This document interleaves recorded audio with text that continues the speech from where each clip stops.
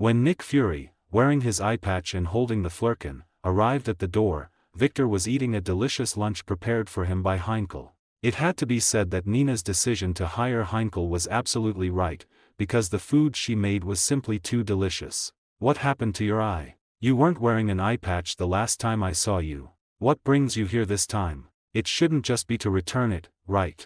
Although Fury indeed hadn't come just to return the cat, as soon as Victor mentioned it, he was filled with endless grievances. As a veteran cat lover, he couldn't have treated the flurkin any better, serving it with good food and drink. He never let it suffer even a bit of grievance, yet it still scratched his eye. Yet he didn't dare seek revenge. Firstly, he couldn't afford to offend the cat's owner, and secondly, he couldn't afford to offend the cat itself. If he pissed it off and it ate him along with the laboratory, that would be a huge disaster. Of course, in the end, this was Fury's own doing. The flurkin had already spat out the tesseract. But Nick Fury wanted to keep Victor's cat for a while, and as a result, the impatient flurkin clawed his eye. With his heart deeply wounded, Fury could only take advantage of the Hulk incident to return the feline. After all, he had cooperated with Victor before and hadn't had his head twisted off. Last time, after the body of the Kree, Minerva, was sent back, it had thoroughly disgusted many people in SHIELD.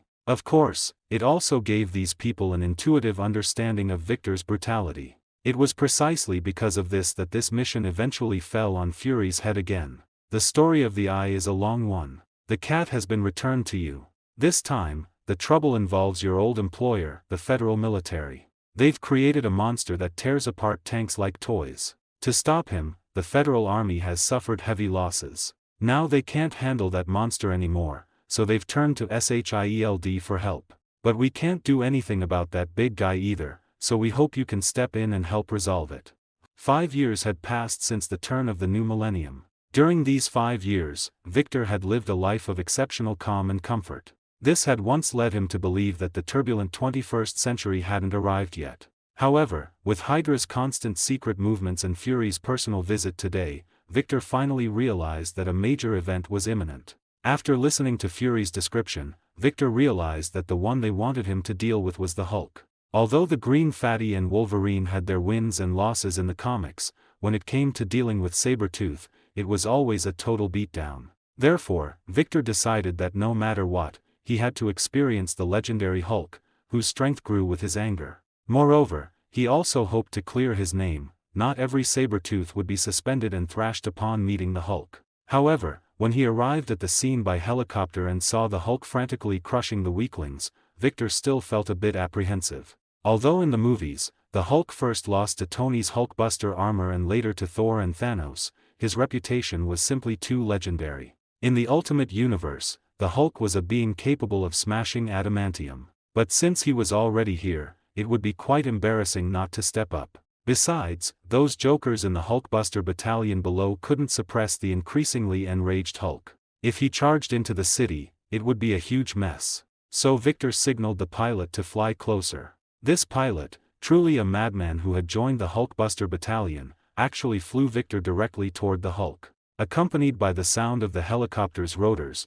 the Hulk knew those flying flies were coming again. Hulk would swat them all down and make them quiet. But this time, the Hulk failed to shoot down the helicopter. Because just as he rushed toward it, a person jumped down from the helicopter and blocked his attack. However, the impact caused by their clash still caused the helicopter to tilt. Fortunately, the pilot's skill was good enough to lead Nick Fury successfully away from the center of their battle. In fact, the moment the Hulk rushed up, Fury thought he wouldn't make it back. Just as he was wondering what he had written in his will, Victor jumped down and successfully blocked the Hulk's attack. Victor's first exchange with the Hulk was with unreserved full power. The Hulk was different from all the other enemies he had encountered. Every time he struck, he went all out. And his strength was equally limitless, which allowed Victor to skip those pointless probes when facing him and simply go all out. Of course, he wouldn't use the Muramasa unless he encountered a life-threatening danger. After all, if Wolverine could kill the Hulk with adamantium claws in Old Man Logan, then he could likewise kill the opponent with the Muramasa. But he wasn't here to kill the Hulk this time, he was only here to subdue him or let him escape the military's encirclement, rather than continuing to smash tanks here for fun. The Hulk, his attack blocked by Victor, completely ignored the frantically fleeing helicopter. He lunged directly at Victor, or rather, he smashed himself toward him. Looking at the Hulk's massive rear descending from the sky, Victor didn't have time to study why his pants hadn't torn yet. Instead, he directly propped up a protective shield, attempting to block the Hulk's attack. Then, the protective shield that could withstand a saturation attack of howitzer shells cracked like glass. It then shattered into a floor full of shards and dissipated into light. But Victor's goal was achieved. The Hulk's massive rear didn't successfully land on his face but instead hit the ground directly. But before Victor could catch his breath, the Hulk opposite him charged straight over. This was the Hulk's way of attacking, endless collisions and smashings. Anyway, his skin was so thick that not many things could hurt him, and his strength was so great that nothing could block him. At least after blocking the first time, Victor didn't want to block a second. Because he found that once you blocked once, you had to be prepared to block countless times after. Furthermore, this brute's strength grew greater with each strike. If he couldn't be restrained, Victor would sooner or later be pummeled into an idiot. Thinking of this, Victor once again dodged the Hulk's charge. Then, he gathered cosmic energy in his hand and slammed it against the ground. The erupting cosmic energy caused a violent explosion underground, and the suddenly surging ground forced the Hulk to stop his charge. And as soon as he stopped, it gave Victor the opportunity to take the offensive. Taking advantage of the moment Hulk paused, Victor rushed forward and unleashed a combination of punches. First, a punch struck his temple, followed by a flurry of heavy blows to his powerful chest muscles, ending with an uppercut. However, while the same combination of punches from Thanos had directly knocked Hulk back into his original form, Victor seemed more like a facial massage for Hulk. Reacting, Hulk threw a punch directly at Victor's face, but Victor successfully caught it with his hand. For the first time, Hulk encountered a little person who dared to compete with him in strength. His expression changed, followed by an excited increase in power output. Victor's veins, which had been bulging initially, subsided as golden cosmic energy surged from his body. His face, which had been contorted from overexertion, returned to its original calm. For Victor, relying purely on physical strength to catch Hulk's fist was indeed too much pressure. He had almost failed to catch it and nearly took a friendship-shattering punch to the face. But after using cosmic energy, the pressure vanished completely. In response to Hulk's increased strength, Victor similarly increased his output of cosmic energy. Thus, after the two were at a stalemate for a while, Victor chose to change his move. He realized that Hulk was thoroughly enjoying this contest of strength. Since he couldn't completely overpower him in raw strength, he had no choice but to switch tactics. Victor suddenly released his grip on Hulk's arm and lowered his stance. With a heavy blow infused with powerful energy striking Hulk's abdomen, the Green Giant's forward-charging body was instantly sent flying backward. Crashing into the ruins, Hulk shook his slightly dizzy head, then bared his teeth and lunged at Victor again as if nothing had happened. Victor had now truly witnessed Hulk's incredible durability. That punch he just threw would have punched through a naval destroyer. Yet hitting Hulk was like being hit by a baseball, there wasn't even a bump.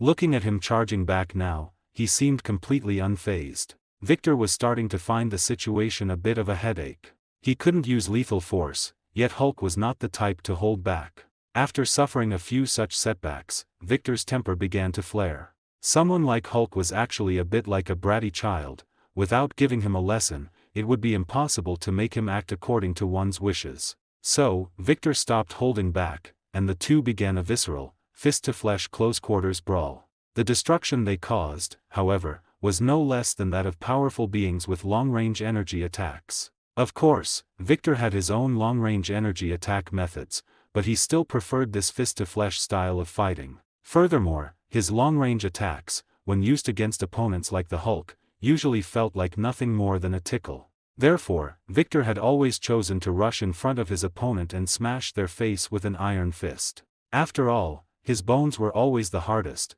the one in pain was always the opponent. However, Hulk was an exception, because when Victor landed a punch, the force was completely absorbed and dissipated by his skin. Only a powerful existence like Thanos could easily make the force penetrate Hulk's skin to achieve the effect of severely wounding him. With Victor at full power, the force of his punches was already no less than that of Captain Marvel. Thus, when his fists landed on Hulk, they could similarly cause him pain and injury. As for Victor, every time he took a punch from the Green Giant, flesh and blood would fly. Fortunately, his self-healing ability could easily recover from such minor injuries. In fact, no matter how severe the injury appeared on the surface, as long as Victor's self-healing ability wasn't suppressed, he could recover afterward. He could even recover instantly if he wished. Even major injuries like the loss of limbs could be restored very quickly. Consequently, as the battle reached its end, Hulk began to feel that this little person was too tough.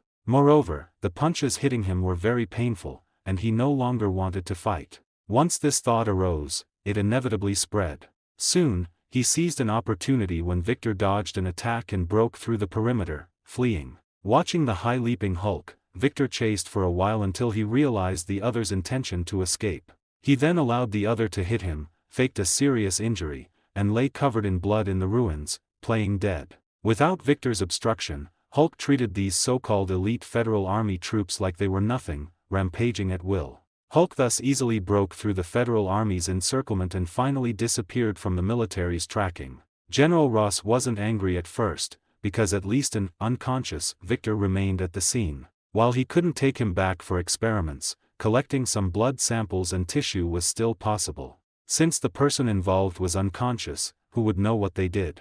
However, when the people General Ross sent arrived at the scene, they found Victor had long since woken up. There wasn't a single wound on his body, his clothes weren't even ruffled, and he was currently drinking wine. Upon learning of this, General Ross was so angry he threw his water bottle. Yet he was helpless, for in terms of both status and seniority, he was far inferior to Victor. Furthermore, Victor was not under his command but was reinforcements brought in by SHIELD. Now that Hulk had escaped, it could only end like this. Although they failed to capture Hulk, they had successfully expelled him, preventing him from continuing his rampage and destruction, which could be considered a job done. Thus, when Victor saw Fury walking over, he felt no guilt at all. On the contrary, he appeared very happy. After all, he had repelled the Hulk, one of the icons of the Avengers. Not long after leaving the Federal Army's encirclement, Hulk reverted to his original human form. To his surprise,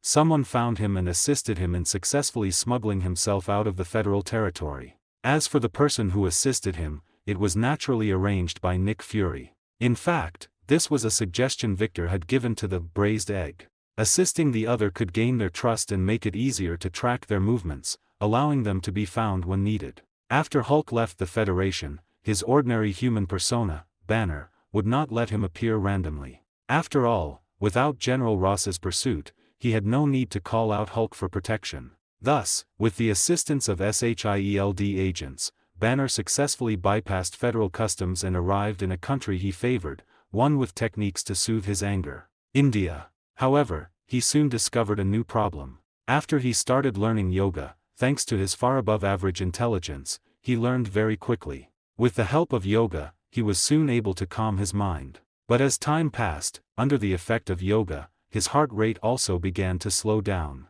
When his heart rate slowed, he began to feel the presence of Hulk again. He knew he was about to transform. So he quickly terminated his yoga practice, but after stopping, his daily anger would trigger the precursors of a transformation. He was forced to resume his yoga practice. After several scares, he created a physiological monitor for himself. After recording his physical condition during the transformation precursors, he wore it on his wrist to remind himself to pay attention to his current actions. Moreover, this little device helped him maintain balance during yoga. He currently used yoga to regulate his emotions and the device to monitor his status. In this way, he began several years of peaceful life in India. During this time, he never gave up his research on curing himself. He constantly conducted experiments and sought help online, hoping to find a way to cure himself. It was during this period that a person called Mr. Lon contacted him. Not far from where Banner lived, an entire SHIELD agent team was monitoring him 24/7.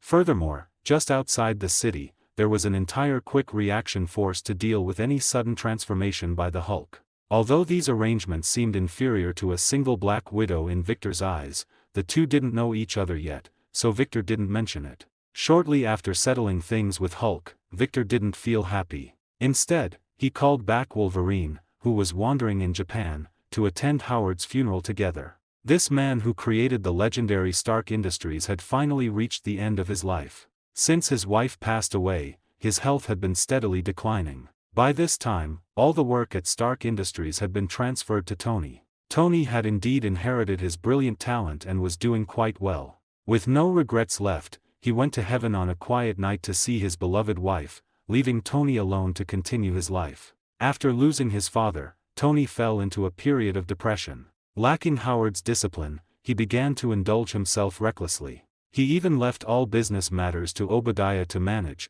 while he himself became addicted to a life of debauchery, unable to pull himself out. Victor had originally wanted to intervene with Tony. After all, given his relationship with Tony, the other would likely listen to what he had to say. But considering that Tony had to experience setbacks to grow, just as Victor himself had come this far step by step, he decided against it. So Victor let him be. After he suffered enough, he would naturally become that excellent Iron Man. Of course, Victor would never let that final event leading to Tony's sacrifice happen again. However, Victor was still worried about Tony. After all, with shrapnel heading for his heart, one wrong move and Tony could be dead. So, when the itinerary for Tony's weapons demonstration in Afghanistan came out, Victor personally rushed to Afghanistan to provide protection.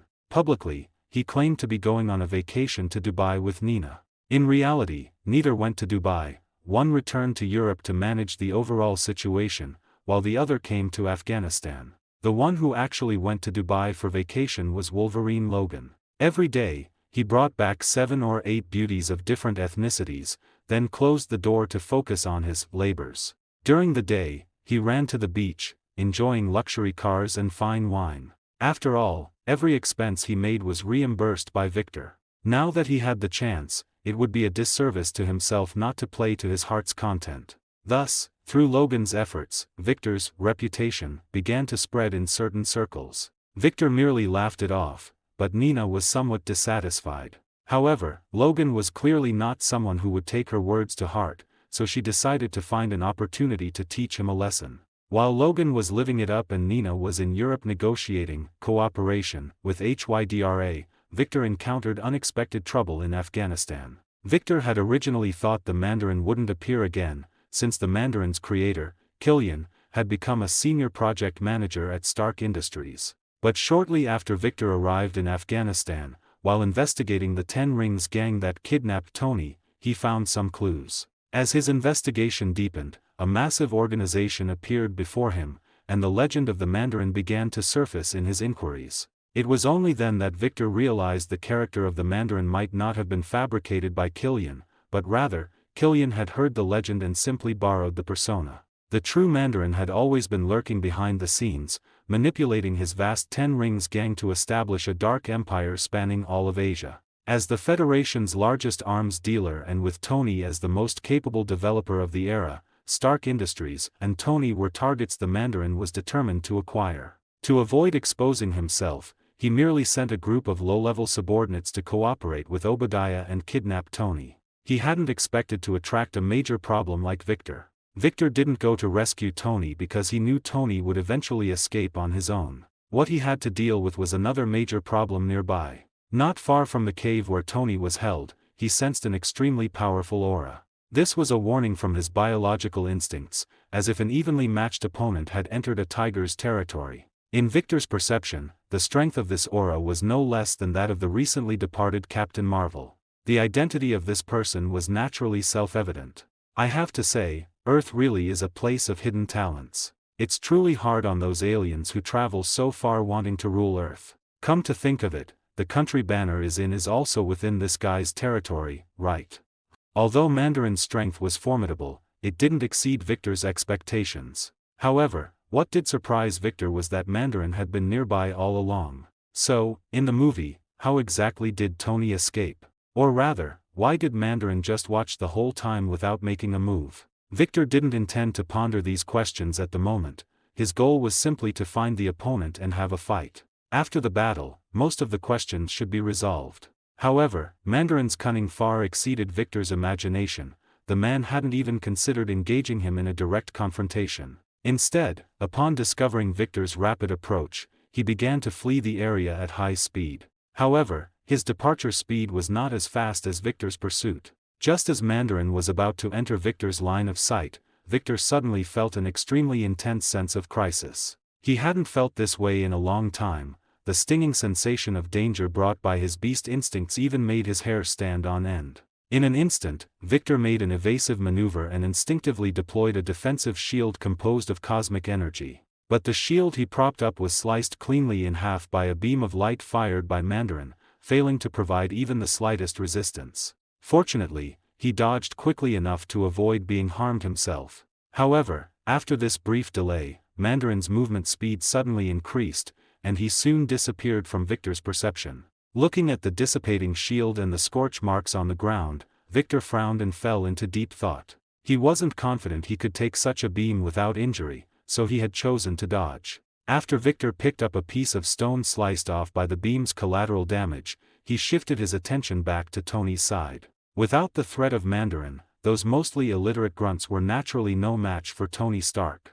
At the leader's demand, Tony began manufacturing weapons for them. First, he built a miniature arc reactor for himself that could hold back the shrapnel flying toward his heart. Then, using this reactor as a power core, he designed the Mark I armor. In other words, the ancestor of all Iron Man armor models was designed and built by Tony in such a godforsaken cave. He took advantage of the fact that these grunts were illiterate and knew nothing about high technology, successfully building his armor right under their noses. In fact, this Dr. Einstein was also a very creative talent.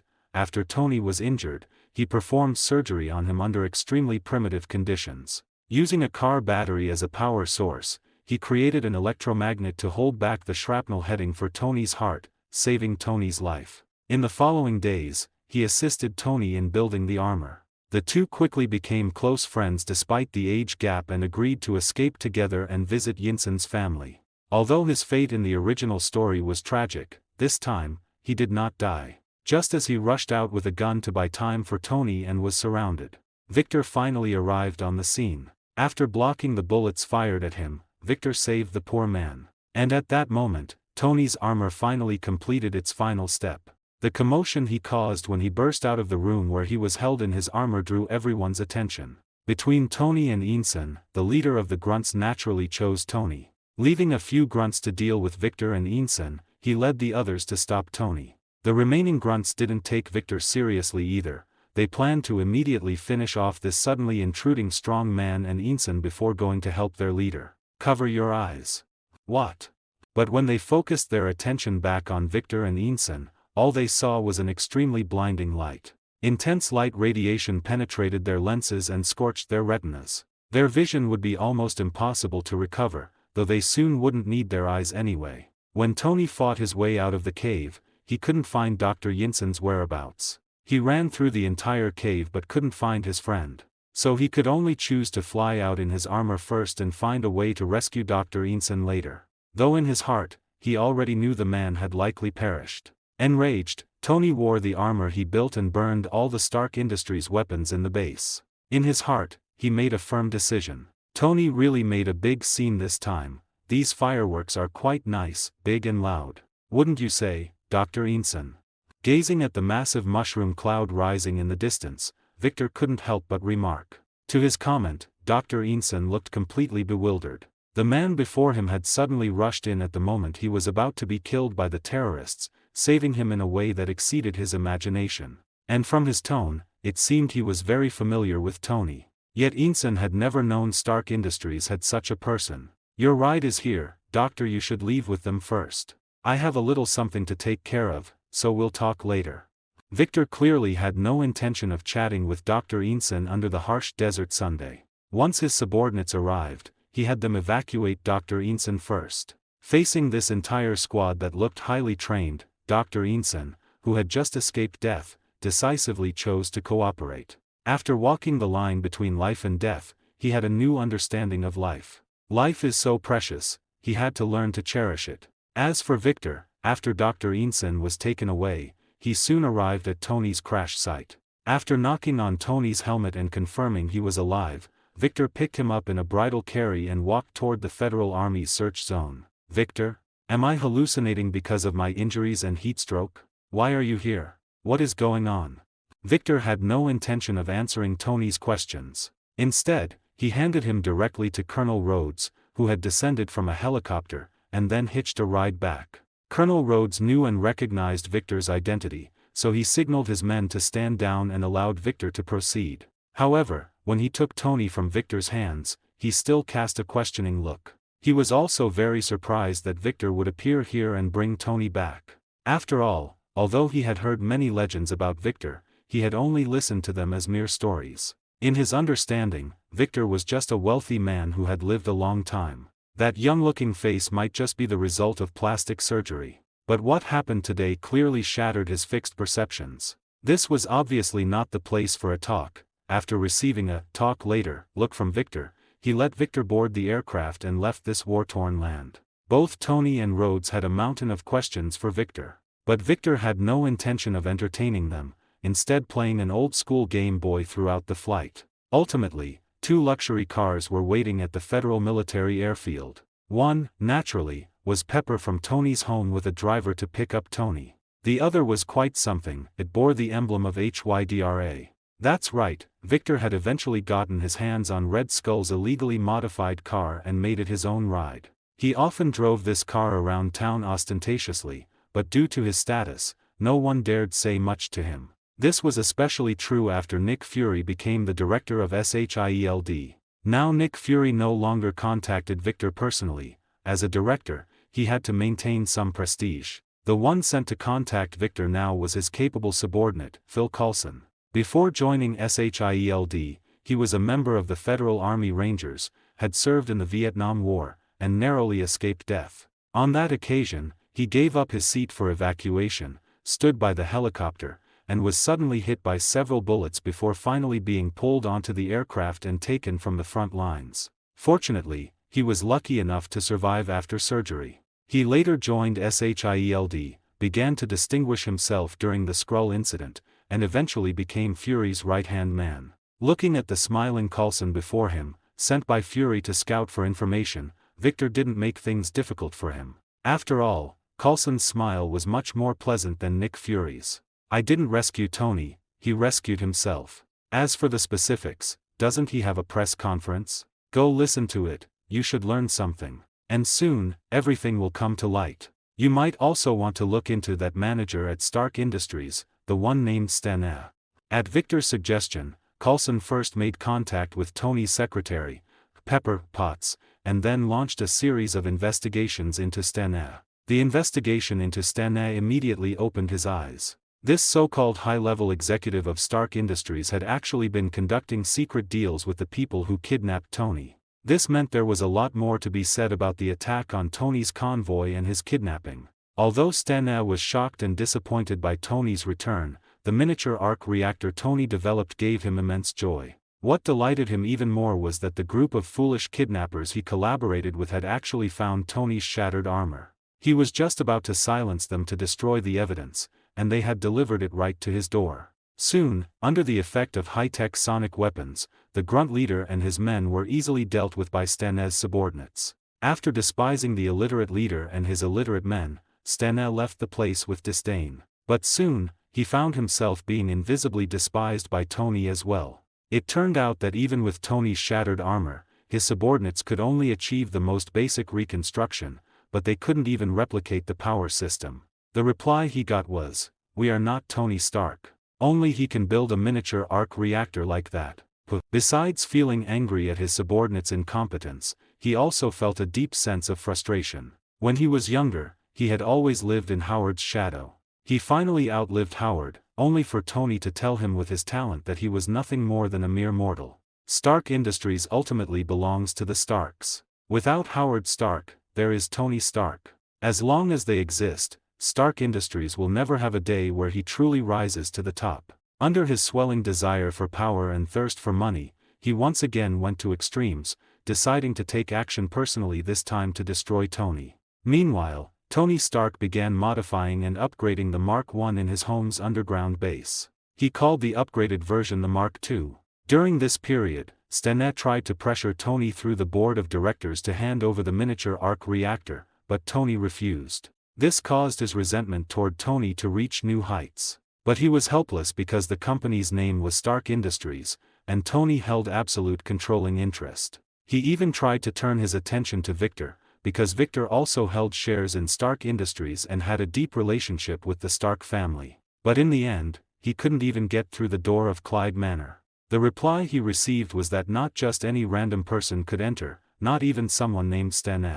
Upon receiving such a reply, Stanley nearly exploded with rage on the spot. He was at least a significant figure in Stark Industries, yet he received such treatment from Victor. This made him decide, in his shame and fury, to add Victor's name to the list after destroying Tony. Fortunately, he ended up clashing with Tony before he could put his plans against Victor into action. Otherwise, he might have wondered why he even came into this world. Tony might not do such things because he's a superhero. But Victor certainly would, because he is, Weapon X, a super soldier.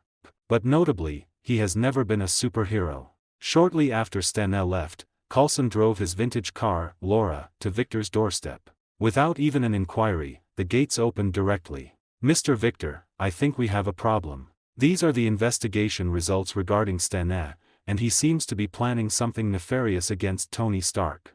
Just as Coulson reached his investigative conclusions, Pepper also discovered evidence that Stanley had hired people to assassinate Tony. Subsequently, she obtained evidence of his crimes without further incident, but Stanley soon discovered this as well. This forced him to act ahead of schedule. Since his subordinates were unable to develop a miniature arc reactor, he chose to launch a sneak attack on Tony and took the reactor from his chest. After Stanley left Tony at home to die, he ran to his lab with the reactor. Tony, however, ultimately survived thanks to a change of heart Pepper had earlier. He struggled into the underground room and found the birthday gift Potts had given him, that small reactor he was originally supposed to throw away. In the moment he was revived, he truly realized for the first time that he had no other choice but Potts. When Colonel Rhodes arrived later and told him that Potts had taken people to arrest Stanley, he immediately realized that Pepper was in danger. Disregarding his physical discomfort, he donned the newly developed Mark II armor and rushed to the scene to rescue Pepper.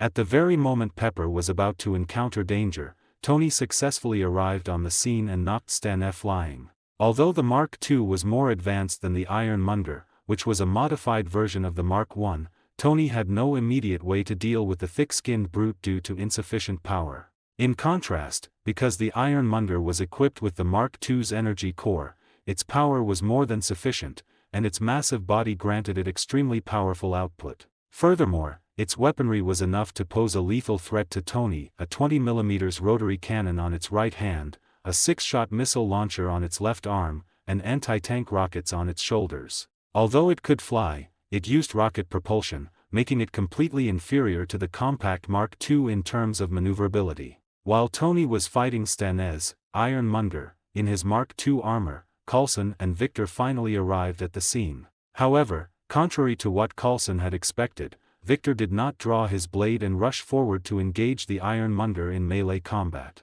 This was because he still needed to take the elevator to reach the roof. As for crawling up on all fours like Sabretooth did in the movies, Victor would absolutely never do that. As for Coulson, Victor left him downstairs. Although the other was not entirely willing, Victor did not want the battle to affect him. Ultimately, at Victor's strong insistence, Coulson had to stay downstairs. Victor, taking the elevator, realized that sitting in an elevator so seriously was actually quite silly. So, he pulled out his Game Boy and started playing. But with the chime indicating the elevator had arrived, Victor reverted to being an expressionless, cold-blooded killer. When he reached the rooftop, he happened to see Tony being beaten and thrown by the Ironmonger. Looking at the Mark II armor that rolled to his feet, Victor smiled. Stanley and Tony also noticed Victor's arrival. One was very happy, as he could kill 2 eyesores at once. The other was very surprised and worried, because Tony didn't understand how Victor could suddenly show up here.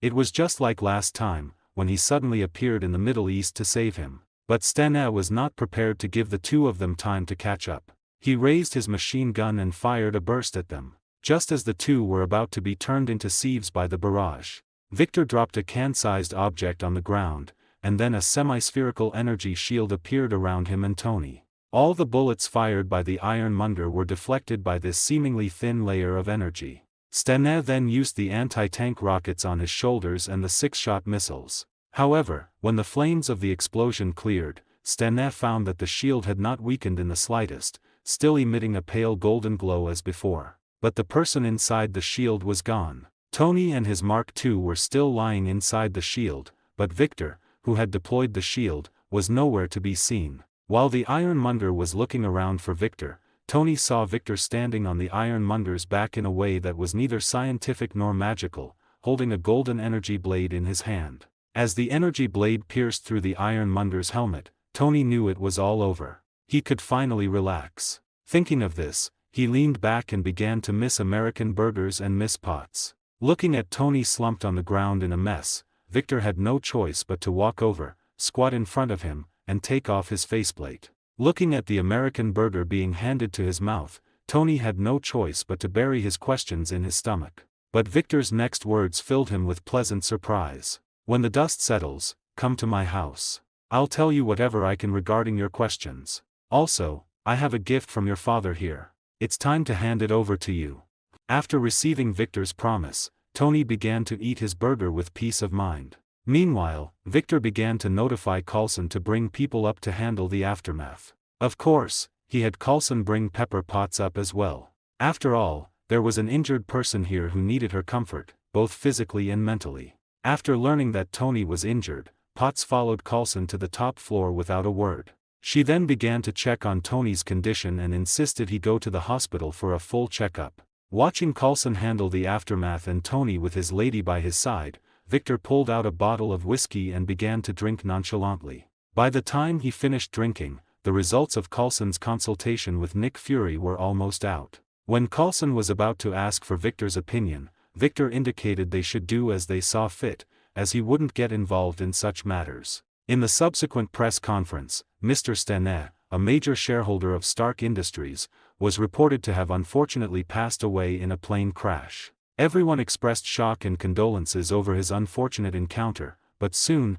people forgot about him along with the incident. This was because, at the following press conference, Tony revealed the fact that he was Iron Man. This caused a frenzy in the US public opinion. The stocks, which had plummeted because Stark Industries was going to pivot, rebounded almost instantly and soared significantly. Victor, who had secretly bought up a lot of retail stocks during this period, made a fortune. Although money was just a number to Victor now, he wouldn't complain about having more. After all, he still maintained a large militarized organization working for him.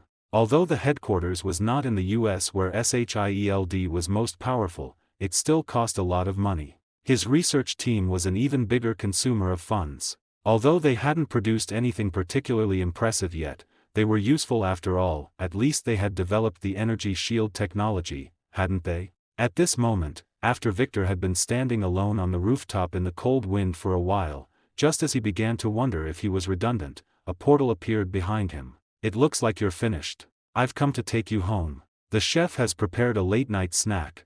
It's the Chinese food you like." Nina's appearance timely resolved the impending awkwardness. By the time Tony thought of him, Victor was already sitting in his warm dining room at home, enjoying a late-night snack with Nina.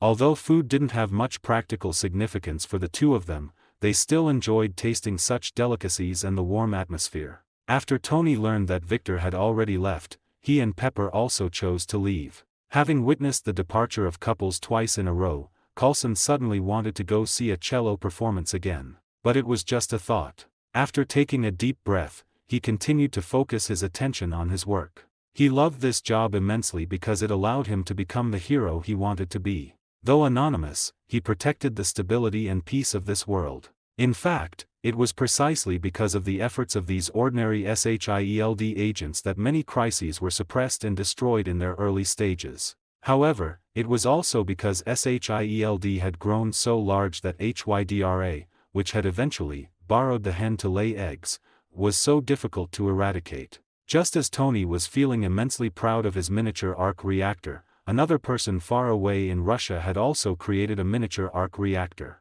This person was the son of Anton Vanko, Ivan Vanko. Because of Howard's accusations back then, the father and son were forced to leave the US, and Anton eventually spent his life in poverty in Russia. After his father passed away and he created a miniature arc reactor himself, his son decided to go to the US to seek revenge on the Stark family. Just as he was setting off, Victor was also receiving a long-awaited visitor at his home, the current director of SHIELD, Nick Fury. He had specifically come to find Victor this time to discuss the plan to form the Avengers. To Nick Fury's surprise, Victor, who had previously been uninterested, showed great interest and enthusiasm this time. Fury had originally just wanted to test the waters and make a final attempt. After all, his real target was actually Tony Stark. But now that he had Victor as a better candidate, he naturally couldn't let Tony go either. As long as these two joined, at least the funding for the Avengers wouldn't be an issue. Furthermore, besides being wealthy, Tony was one of the world's leading scientific talents and one of its wisest minds. As for Victor, he was both wealthy and a formidable fighter. He could even repel an existence like the Hulk, and it seemed he hadn't even used his full strength. He was perfect as the heavyweight to anchor the team. With Victor as the anchor, there was no need to contact the Hulk, who had hidden away in Brazil, for the time being. After all, compared to the very rational Victor, the variables with the Hulk were still too great. And as a spymaster, Fury disliked uncontrollable variables most of all. The triumphant Tony had clearly forgotten about going to see Victor, until he discovered that the arc reactor in his chest was slowly killing him while also protecting him. Palladium, used as the power source, is toxic to the human body. And now, palladium was slowly entering his body through the arc reactor in his chest. Tony, who had just achieved success in both his career and love life, clearly could not accept this reality. When he wanted to seek help from Victor, he learned that he was temporarily away from home. However, Victor had left him a letter. The things Howard had left there back then were handed over to Tony along with that letter. In the letter, Victor explained Howard's expectations and love for Tony, and told Tony that the solution to the problem he was facing lay within the gift his father had left him. Setting aside Tony Stark, who had run off to tinker with his father's relics to save his life, where had Victor gone at this time? In fact, he hadn't gone far, he had just gone to Brazil. According to intelligence from Coulson's side, General Ross's people had discovered Banner's whereabouts. Due to the unique status of SHIELD, it was not easy for them to intervene in what was essentially a family matter within the federal military. Because while SHIELD was an international organization with vast military power, it was also destined to be monitored by many countries to ensure it did not interfere in their internal affairs. Therefore, when Victor agreed to join Nick Fury's Avengers, this matter fell onto his shoulders. After all, he was the only one with a record of defeating the Hulk. After receiving this mission, Victor kept feeling that he had been played by Nick Fury. But what's said is said, there's no taking it back. He had to finish the path he chose, even if he had to crawl. Besides, it was just dealing with the Hulk. Furthermore, the real trouble this time wasn't the Hulk, but the Hulk's flawed derivative, the Abomination. At this time, Emil Blinsky did not yet know how terrible his fate would be. He was still planning how to capture that seemingly very weak Dr. Banner. As a Special Forces commander who had served in the military for many years, Emil Blinsky was currently at his peak in terms of both physical strength and experience. In his view, capturing a mere Bruce Banner would be an easy task. However, the development of events completely exceeded his expectations. Under the stimulation of a crisis, Banner directly transformed into the Hulk. Emil Blinsky and his proud Special Forces elites were utterly defeated by the powerful Hulk. Emil Blinsky, who was seriously injured in the operation, accepted the incomplete super soldier serum provided by General Ross in order to seek revenge and complete the mission. After injecting the serum, Emil Blinsky gained powerful strength far beyond what he had before, and his injuries were healed in an instant. He decided to challenge the Hulk once again. This time, he would certainly not fail. He had to capture that savage green monster. I'll have to ask Banner about the material of his underwear when I get the chance. Victor thought this as he watched the Hulk fleeing ahead. Although the first capture attempt ended in failure, neither Hulk's father-in-law, General Ross, nor the federal military behind him would easily let Hulk go. Shortly after escaping the military's pursuit, Hulk reverted to Banner's form. Not long after he returned to being Banner, his beloved ex-girlfriend, Betty, actually found him. After successfully finding him, she handed over the data she had stolen regarding the experiments from years ago to Banner. Although she hadn't spoken to her father for 2 years, she still hoped her fiancé could reconcile with him. She tried to persuade Banner to go with her to see General Ross and reach a reconciliation. However, Banner told her of General Ross's ambition, her father wanted to extract the Hulk cells from Banner's body to create weapons. Understanding what this meant, Betty had to give up her plan to continue persuading him. Instead, she meticulously prepared everything for Banner and had him leave the next day. Although they had long since established their relationship, for Betty's safety, the two had to sleep in separate rooms and beds. Looking at the empty space beside them, both felt a wave of sadness and emptiness. Though they were close at hand, it felt as if they were worlds apart. Perhaps only these two lovers could understand the bitter taste of this sorrow. While Banner and Betty met, General Ross and Emil Blinsky, unwilling to accept defeat, also returned to their base. After reporting the situation to General Ross, Emil Blinsky told him that if they relied solely on conventional weapons and soldiers, it would be impossible to defeat and capture Hulk. Facing such a monster, even the most elite and well-trained soldiers can only cry and run like children. Our weapons are like tickling him, and tanks are like toys in front of him. If you can't provide more powerful weapons, officer, then it's simply impossible to defeat Hulk. Facing Emil Blinsky's plea, General Ross considered it for a long time before finally deciding to bring out his hidden trump card. In the military's secret base, there still remained the super soldier serum left behind by Howard years ago. That's right, it was the same type that Hydra had tried to seize when they assassinated Howard. Although HYDRA later obtained that batch of serum through other channels, the federal military still had quite a few doses left. However, while this serum could similarly enhance a soldier's physical fitness, it also brought unpredictable side effects. After being injected with this serum, a soldier's personality would gradually become cruel and murderous, eventually losing control completely. Furthermore, there had been no progress in replicating the serum. So, the military eventually froze and sealed away this batch of super serum. But now, in order to capture Hulk, General Ross decided to take the risk and inject Emil Blinsky with this super soldier serum. Of course, he would only inject the other party with the minimum dose of super soldier serum to prevent him from losing control. But if things went wrong, Emil Blinsky would still be captured until he returned to normal. Out of a desire for power and to successfully capture Hulk, Emil Blinsky ultimately chose to take the risk and let General Ross inject him with the super soldier serum. After enduring intense pain, what followed was immense power. He felt that his condition had never been better than it was now. This filled him with confidence for the upcoming capture operation, while General Ross chose to bet on Emil Blinsky for the sake of his own future and the benefits of capturing Hulk. After all, losing a tiny bit of super soldier serum and one Emil Blinsky in exchange for successfully capturing Hulk in a boundless future, General Ross was willing to take the gamble. Meanwhile, his informant at the university sent word that they had found Banner's trail. That damn guy was hanging around with his daughter again. Although he was very angry, General Ross, who loved his daughter, had to schedule the operation for early the next morning after Banner and his daughter had separated. As it turned out, something went wrong during the operation the next morning.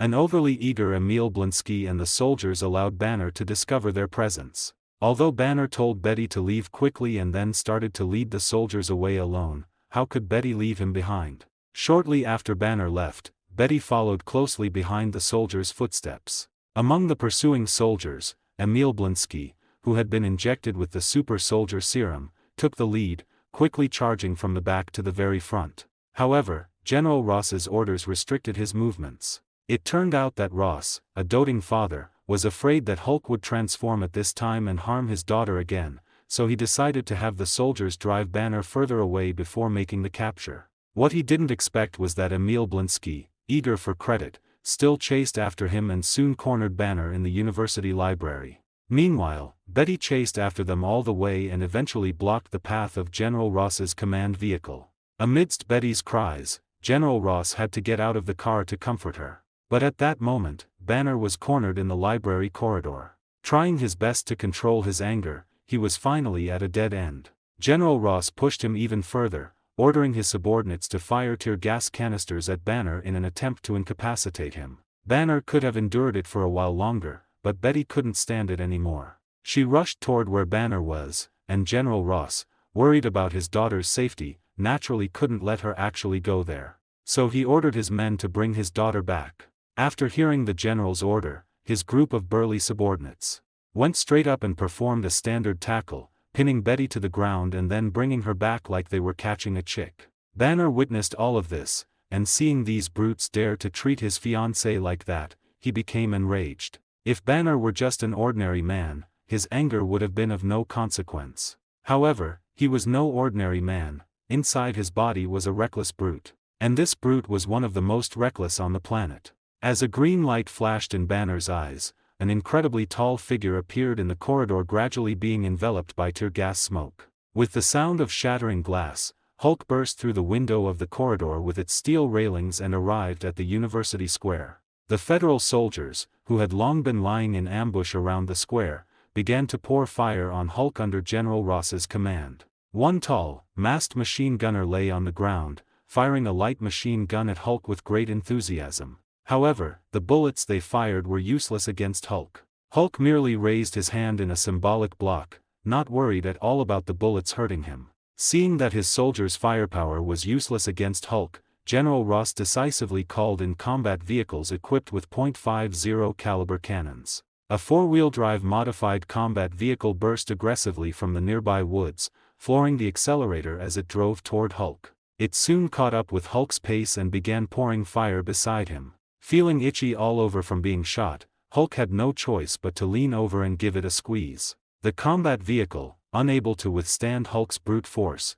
flipped sideways and went flying. After the first vehicle was taken out, its successor quickly rushed out. But the fate of the successor was far more miserable than the first. First, it was stepped on by Hulk on its engine hood, forcing it to stop. Then it was lifted by Hulk and swung around as a weapon, and finally, its engine was thrown out like a shot put. Under Hulk's frantic assault, General Ross's subordinates suffered heavy casualties. Not wanting to see the casualties increase further, General Ross deployed his trump card, Emil Blinsky. Of course, he didn't send Emil Blinsky to engage in hand-to-hand combat with Hulk. Instead, he had him attract Hulk's attention and lure him into a pre-prepared ambush. And Emil Blinsky certainly did not disappoint him. After being injected with the super soldier serum, his body had been greatly enhanced. After easily dodging several of Hulk's attacks, he successfully enraged Hulk and led him on a chase. Eventually, the furious Hulk fell into General Ross's trap during the pursuit.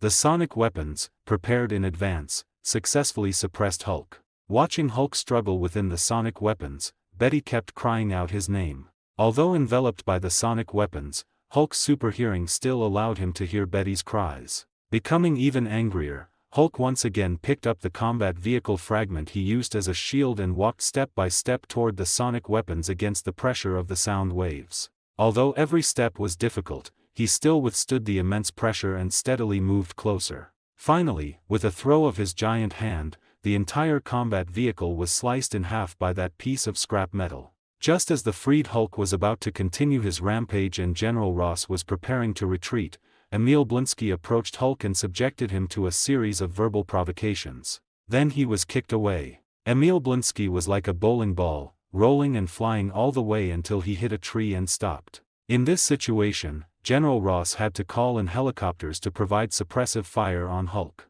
But Betty suddenly rushed to Hulk's side. To protect Betty, Hulk had to use his own body to take the helicopter's attack. And in a rage, he shot down the helicopter. The flames from the exploding helicopter engulfed Hulk and Betty. Just as General Ross thought he had lost his daughter, Hulk appeared in the flames holding Betty. Because of this, General Ross lost his informant. Betty's current boyfriend had never been so regretful. He understood that he shouldn't have been jealous of Bruce. He had informed General Ross of the other's return, which resulted in Betty almost losing her life. Meanwhile, Betty and Bruce set out on the run together. They were going to find Mr. Lon, who had been in contact with Bruce. But what they didn't expect was that General Ross, through the relationship between the Federation and SHIELD, used network queries to find Mr. Lan's identity and location. After determining the other party's location, General Ross still needed someone who could assist him in capturing Hulk. The original best candidate, Emil Blinsky, now had shattered bones throughout his body and had become a cripple. But to his surprise, Emil Blinsky hadn't died, and his heart was still beating strongly. While General Ross was still thinking, his secretary suddenly rushed in and told him there was a problem with Emil Blinsky. Just as General Ross thought Emil Blinsky had finally died and rushed over to notify his family, what he saw was an Emil Blinsky who had fully recovered and was standing up. "Soldier, how do you feel now?" "I feel terrible," so let's start the third round already. After Emil Blinsky successfully returned to the team, General Ross began to regroup, preparing to capture Hulk once and for all. But before that, they had one more thing to do: inject Emil Blinsky with more super soldier serum to make him stronger until he could rival Hulk. After completing all these preparations, Emil Blinsky once again led his men and charged into the academy in New York. By this time, however, Banner had already completed the injection of the Hulk antidote, which made it impossible for him to transform into Hulk for the time being. Banner, unable to transform into Hulk, was taken out by a sniper's tranquilizer dart. Following Banner's capture, Emil Blinsky began to interrogate Mr. Lon, revealing his ambition.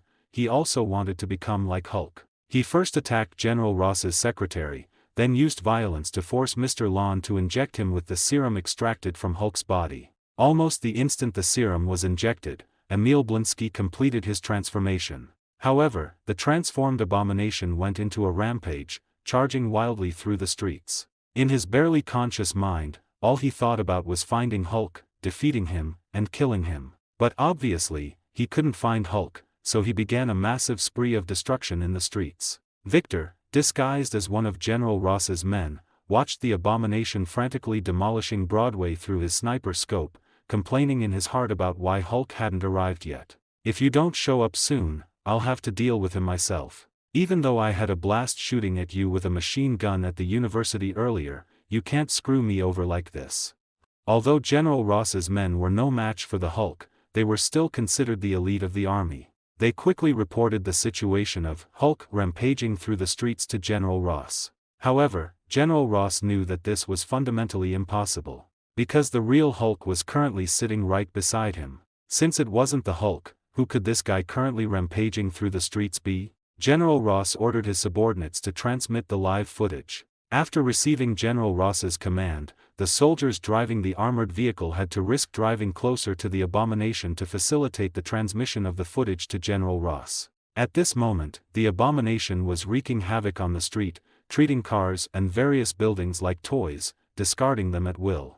As the abomination moved, casualties along the entire street continued to rise. Therefore, the reason these soldiers charged toward the abomination, besides uploading the footage to General Ross, was also to try and stall the abomination's progress, allowing more people to evacuate and reducing casualties. Just as General Ross and the others saw the footage uploaded by the soldiers were also spotted by the abomination. He immediately charged toward them, intending to eliminate these pests who might get in his way. Although these soldiers were constantly beaten by the Hulk year-round, in terms of experience, they were battle-hardened. Especially when it came to dealing with the Hulk, their experience was the most extensive. So when they saw the abomination turn his face toward them, they knew things were bad. Two of the soldiers immediately prepared anti-tank rocket launchers and fired a shot at the abomination. As it turned out, things that were useless against the Hulk were equally ineffective against the abomination. The rocket not only failed to cause any damage but instead drew the creature's attention back to the soldiers. General Ross immediately ordered the soldiers to retreat. However, it was already too late. Even as they reversed at high speed, the abomination had already charged toward them. Ultimately, after a car flew straight at the screen, the image turned completely into static. Amidst his fury, General Ross began to mobilize all his forces to prepare to kill the abomination. Consider this a small gift from your comrade in arms of these past few days. Evacuate quickly. If you wait until these two big guys start fighting to run, you'll be in big trouble. Saying this, Victor set down the car he had caught, and the federal soldier responsible for driving decisively continued to reverse and evacuate the scene. As for why General Ross's screen had turned to static, it was because while Victor was catching the car, he had taken a moment to crush the camera on the soldier's head. He didn't want General Ross to know he was involved in this matter. At least not for now, otherwise, it would be troublesome for the Hulk to escape. Just as Victor had expected, Banner eventually convinced his father-in-law, General Ross, to let him off the helicopter to deal with the abomination rampaging on the ground. Refusing General Ross's kind offer to land the helicopter and let him out, Banner gave his daughter a deep goodbye kiss right in front of the old father-in-law. Then, without any protection, Banner jumped from the high altitude. Under the influence of Earth's gravity, his falling speed continued to accelerate. When he finally hit the ground, his entire body was embedded deep into the earth. However, the transformation everyone expected did not happen. Victor, who was crouching on the front of a vehicle hitching a ride, sensed that the aura belonging to Banner had completely vanished. Victor was stunned. This wasn't scientific. Where was the promised transformation? Banner, you can't just fall to your death like that. You already kissed her goodbye, so hurry up and transform to take down the abomination. If you die from the fall, I can't take responsibility for this. But after waiting for a while, there was still no movement, and the abomination had already started continuing his demolition. Victor grabbed his hair in frustration, only to feel a green steel helmet on his head. In his gloom, he could only lower his hand, then jumped off the vehicle and ran toward the abomination. As he ran, he fired at the abomination with the M4 in his hand, playing out a scene of a federal soldier saving the world. Halfway there, a large green hand suddenly reached out from the crater behind the abomination where Banner had crashed. The abomination didn't know what had happened yet, but Victor saw it. At this moment, Victor was extremely frustrated. He was already halfway through his charge, so why did you have to come back to life now, Hulk? While Victor was dazed by this, the abomination happened to throw a car over. Victor didn't even have the desire to block it, letting the car smash right into his face. Just like that, the charging Victor was sent flying along with the car, eventually becoming embedded in a roadside wall together with the vehicle. Just as Victor was digging through the bricks behind the car to free himself, the bored abomination suddenly discovered with pleasant surprise that the Hulk had appeared behind him. After a round of mutual roars from the two behemoths, a frantic charge followed. The two eventually leaped and collided in midair. Then the Hulk was tackled and sent flying by the abomination. Pinned to the ground, the Hulk suffered a series of physical blows. Ultimately, he was thrown away like trash. The Hulk, who rolled and tumbled quite a distance on the ground, took a good while to climb back up. Suffering another setback, the Hulk grew furious. He first vented his rage on a small car nearby, then tore it in half, using the pieces as boxing gloves to pummel the attacking abomination. The abomination, pinned and beaten by the Hulk, didn't actually take much substantial damage. Once the Hulk stopped, the abomination taunted him and followed up with a kick that sent the Hulk flying into a roadside building. The Hulk, struck in the abdomen, was like a soccer ball flying straight into the building's wall as if it were a goal, and the abomination successfully scored. Seeing his son-in-law take a beating, General Ross decisively ordered the gunners on the helicopter to fire frantically at the abomination. The abomination dodged the bullets, leaping continuously across the surrounding buildings. Just as he leaped toward the next building, he happened to run into Victor, who had finally managed to dig himself out of the wall and was preparing to escape from the rooftop. Looking at the abomination smashing toward him, Victor was speechless. What was with tonight? Who did he offend?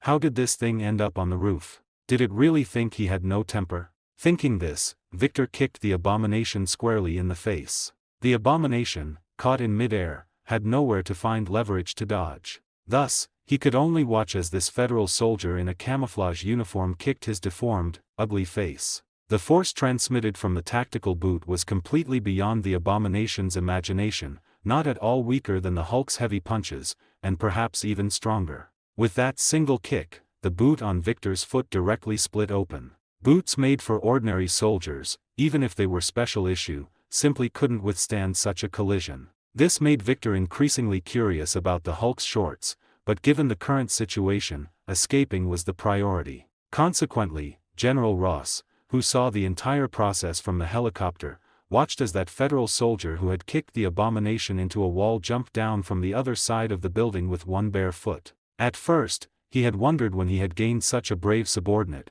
but now he realized that his unit had been infiltrated. However, he didn't have time to be angry, because the abomination had already crawled out of the wall and was lunging toward his helicopter. Fortunately, the Hulk intercepted the abomination in midair, preventing him from lunging directly onto the helicopter. Instead, he ended up hanging onto the fuel tank. Of course, the Hulk was also hanging on. Victor, who had landed in a dumpster in a side alley, watched as a helicopter with two giants hanging from it flew sideways overhead, looking like it wasn't far from crashing. However, Victor didn't pay it any more attention, because he believed the Hulk could solve everything. What Victor needed to do now was go to the street to assist in evacuating the crowds and saving people. Given the current situation, equipment like cranes couldn't get in at all. Many people pinned under heavy objects could only be rescued by manual labor. With Victor mixed in among the rescuers, many people were saved because of it. As for the abomination side, it had basically become General Ross's family matter now,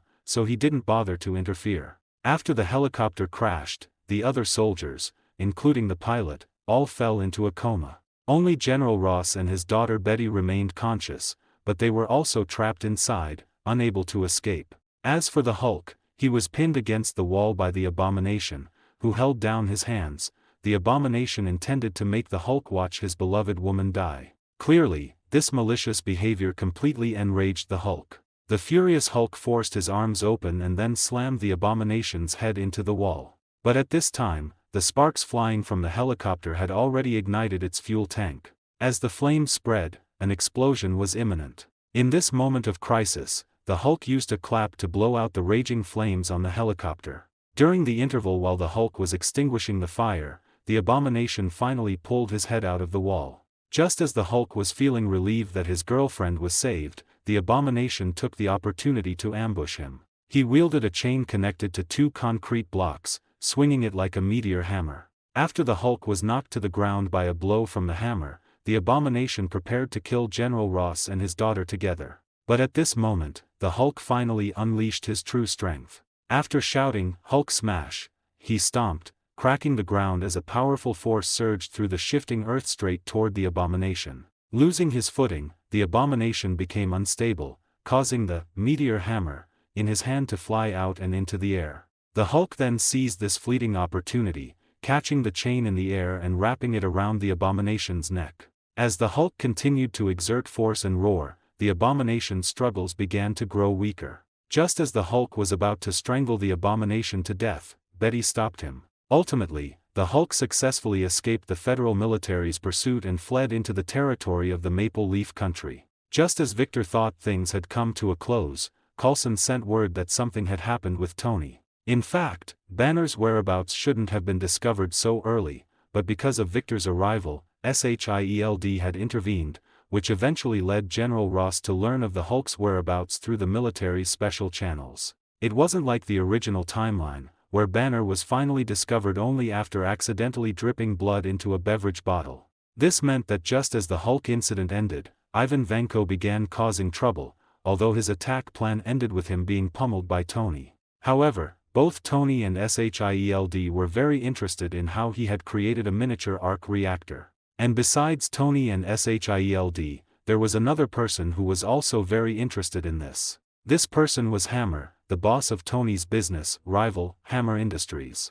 Of course, this Hammer was essentially just a spokesperson put forward by the federal military. But he also wanted to defeat Tony to please the people behind him and gain more wealth and power. However, the first step of his plan met with a setback. Ivan, who was originally held in an ordinary prison, was suddenly taken away by SHIELD personnel. Hammer, knowing what this implied, decisively chose to stop. Because the reason he could get to where he was today was that he knew who he could mess with and what matters were absolutely untouchable. And SHIELD belonged to the category of the absolutely untouchable. Anything associated with them would not have a good ending. Not long after Ivan fell into the SHIELD prison, he was scouted by Hydra members lurking within. Subsequently, he vanished without a trace, and no one knew where he had gone. On Tony's side, after capturing Ivan, he didn't pay him much more attention.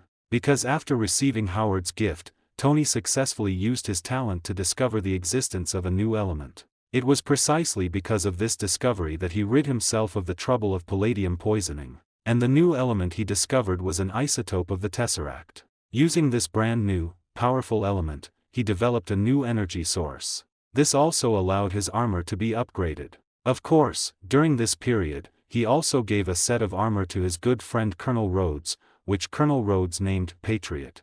The Patriot was inferior to the armor Tony used himself in terms of both energy and firepower, but it was already sufficient to deal with the federal military. Because after Tony admitted he was Iron Man, the federal military had been demanding he hand over his armor. They also continuously pressured Stark Industries through Hammer Industries, and Colonel Rhodes was also affected. Ultimately, Tony chose this subtle way to compromise, gifting a set of armor to Colonel Rhodes, who represented the military. The federal military was also sensible enough not to pursue the matter further and began to fully promote Colonel Rhodes. After all, he had become the bridge between the military and Tony. The rapid resolution of the Ivan incident meant that by the time Victor rushed back, everything had already settled. However, he still didn't get a chance to rest. Even Wolverine Logan was caught and brought back. Because their employer, Odin, had sent word that the Prince of Asgard, Odin's heir, Thor, was about to descend to Earth. The two of them were to protect his safety during this time.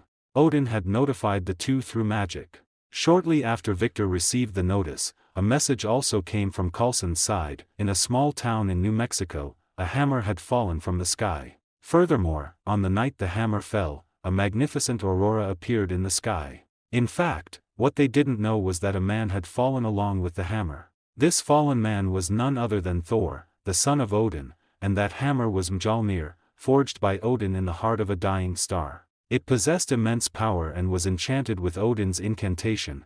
Only one who was worthy could gain the hammer's recognition and lift it. In truth, this was a weapon Odin had specially prepared for Thor to inherit the throne. It was precisely because of this that Loki felt dissatisfied. As the second son, he had once been promised a chance to inherit the throne. But now, Odin clearly favored his eldest son, Thor. This led him to make a highly rebellious decision to collude with the Frost Giants. He had them go to the vault to steal the treasure Odin had taken from them thousands of years ago, the casket of ancient winters, during Thor's coronation ceremony. Of course, the Frost Giants' theft was unsuccessful. Odin discovered the intruders and sent the destroyer to incinerate them. However, this also caused Thor's coronation ceremony to be interrupted. When everyone arrived in the armory and saw the frozen Asgardian guards on the floor, Thor was furious. He swore to make the Frost Giants pay and to send an army to teach them a lesson. This caused Odin's dissatisfaction, as Odin feared that if the current Thor inherited the throne, he might follow in Hela's footsteps and bring endless war to the Nine Realms. Ultimately, Odin severely reprimanded Thor and postponed his coronation. This caused Thor to fly into a rage in his palace, swearing to make those damn Frost Giants pay. His brother Loki also took the opportunity to provoke Thor further. Ultimately, in a fit of impulse, Thor decided to go to Jotunheim personally to investigate the truth behind everything. But to reach Jotunheim, the first person they had to face was the guardian of the Bifrost Bridge, the god of dawn, Heimdall. Fortunately, Heimdall did not make things difficult for them because, for thousands of years under his watch, no one had ever been able to sneak into Asgard. But this time, an exception had occurred.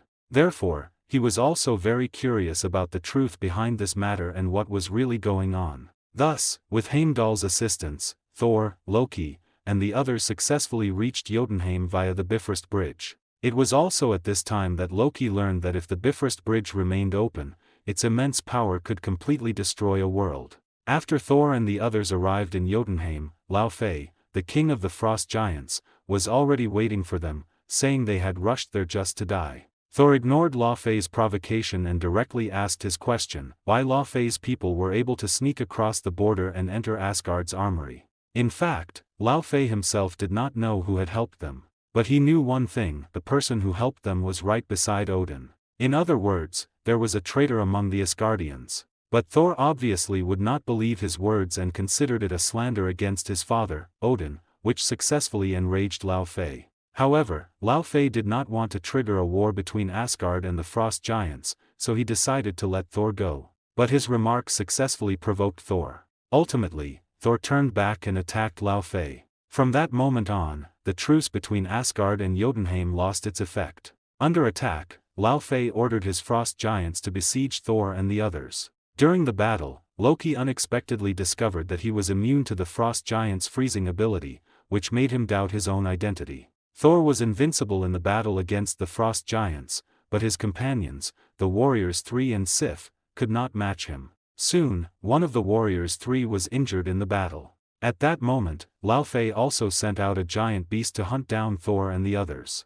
Although Thor used the powerful strength of Mjolnir to successfully kill the beast, he and the others ultimately ended up surrounded by the Frost Giants. Fortunately, at this time, Odin arrived on the scene just in time to save Thor and the others from the Frost Giants. But he could no longer prevent the impending war, and finally, amidst an argument, Odin exiled Thor. Having fallen from the sanctuary of Asgard into the mortal world, Thor continued to search for his hammer. However, having lost his divine power, he was knocked down by Jane's female companion with a taser. After knocking Thor out, they took him into their vehicle and brought him to the local hospital, attempting to have him checked for any injuries. They did not know that shortly after they took Thor away, Mjolnir also fell at the same spot where Thor had landed. Eventually, Mjolnir was discovered by an ordinary person and quickly became a tourist attraction. This was because no one could pull it out, not even with a vehicle.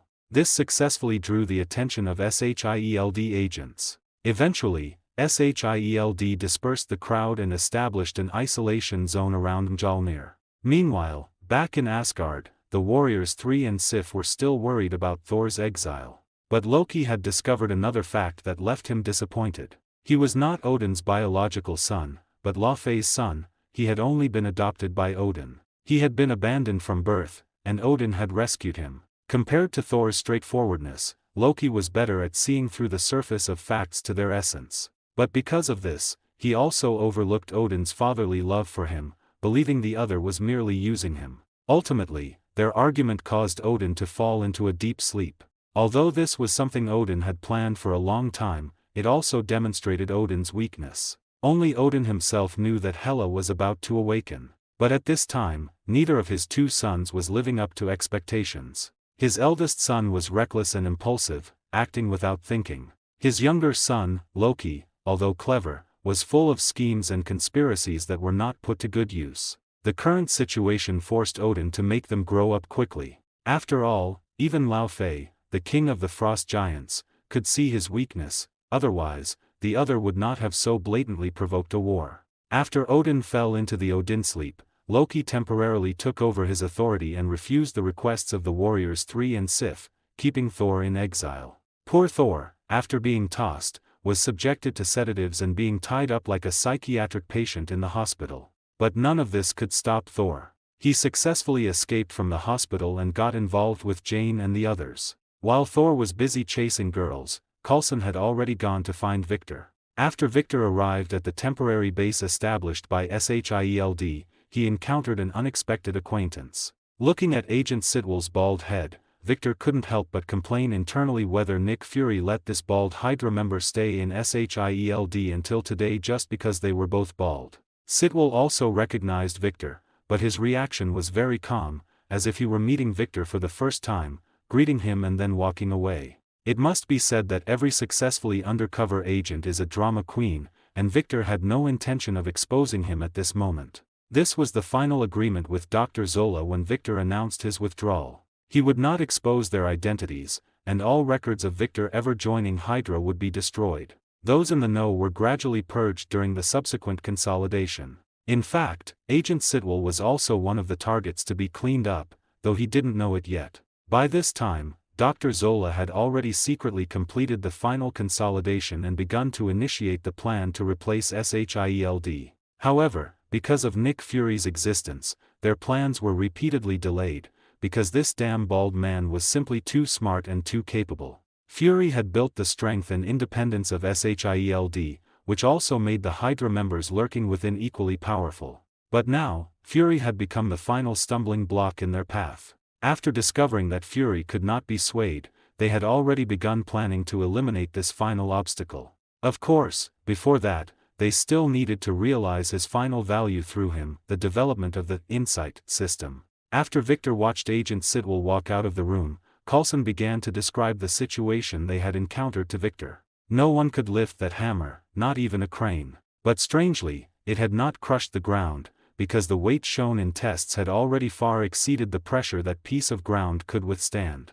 This kind of thing was truly beyond their imagination, and their equipment was also constantly suffering from electromagnetic interference, barely able to function. Victor, who knew everything, found it difficult to explain the situation directly to Coulson, so he requested to speak directly with Nick Fury. After hearing Victor's request, Coulson pulled out his phone, dialed a number, and handed the phone to Victor. Fury, who originally thought it was Coulson calling, did not expect to hear Victor's voice on the other end. At this time, Coulson tactfully left the room and closed the door. After ensuring no one was eavesdropping, Victor told Nick Fury about the origin of Mjolnir and the news that its owner was also on Earth at this time. After hearing this, Nick Fury felt like his hair was about to grow back and then fall out all over again. A legendary god had fallen from the sky to Earth, and his divine artifact had fallen with him. Even more troublesome was that it involved an internal struggle for the throne among the gods. After confirming Asgard's power, Fury's headache intensified.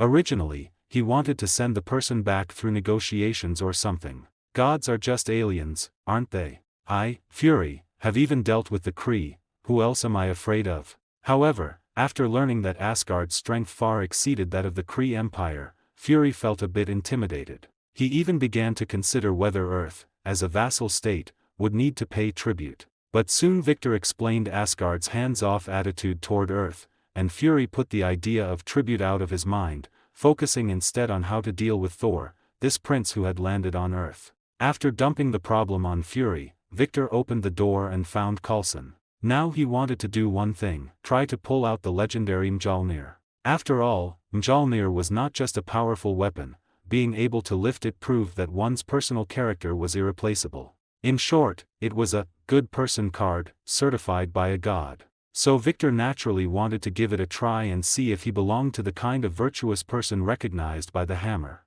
However, when he actually stood before the hammer, he began to hesitate. He was worried that if he couldn't lift it, he would lose a lot of face. Nevertheless, at this point, the arrow was on the string and had to be fired. Besides Coulson watching nearby, Hawkeye was also watching from above, holding a bow in the rain. They were all curious whether this legendary, super soldier, with immense strength could lift this hammer. But Victor knew that, at least in terms of character, he likely wouldn't pass. Because the moment he gripped the hammer and applied force, he discovered that the hammer was resisting him. This meant Mjolnir did not recognize him, and he could not lift this hammer. This made Victor instantly embarrassed, as people were still watching.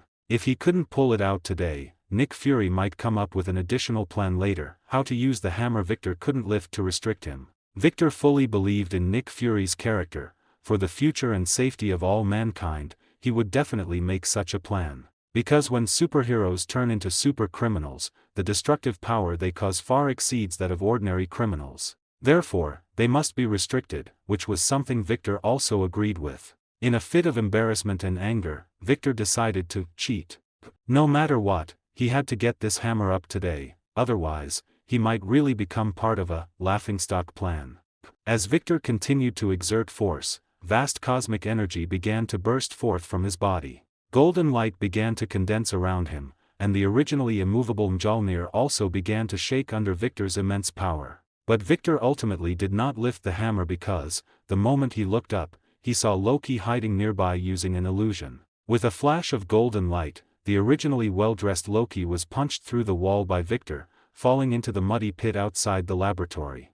This was the first time Loki's illusions had been seen through by anyone other than Odin. He often used the illusions he took pride in to play tricks on the gods of Asgard, and even Heimdall had been deceived by him. But now, on the backward planet of Midgard, his most proud illusion had actually been seen through by an Earthling. This made him feel insulted. In the next instant, an enraged Loki used his ability to teleport directly back to Asgard. As the saying goes, a wise man doesn't fight when the odds are against him. Since this glowing Earthling could see through his illusions and even wound him, it was better to retreat first and talk later. After all, Odin had now fallen into the Odin sleep, and Thor had been exiled. As Odin's only remaining offspring, he was the sole legitimate heir and ruler. Holding Gungnir, the eternal spear, he could simply send a weapon like the destroyer to deal with that person. Only a fool like Thor would go into melee combat personally. However, it wasn't the right time yet. From the situation just now, that Earthling clearly wanted to lift Mjolnir and had almost succeeded.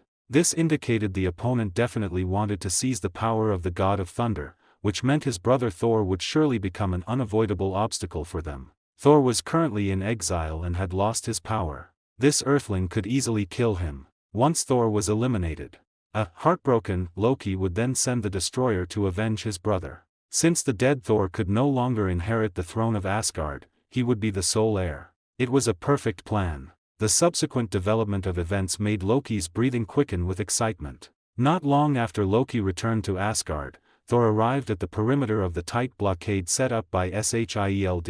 He began an Asgardian-style infiltration, knocking out everyone who discovered him.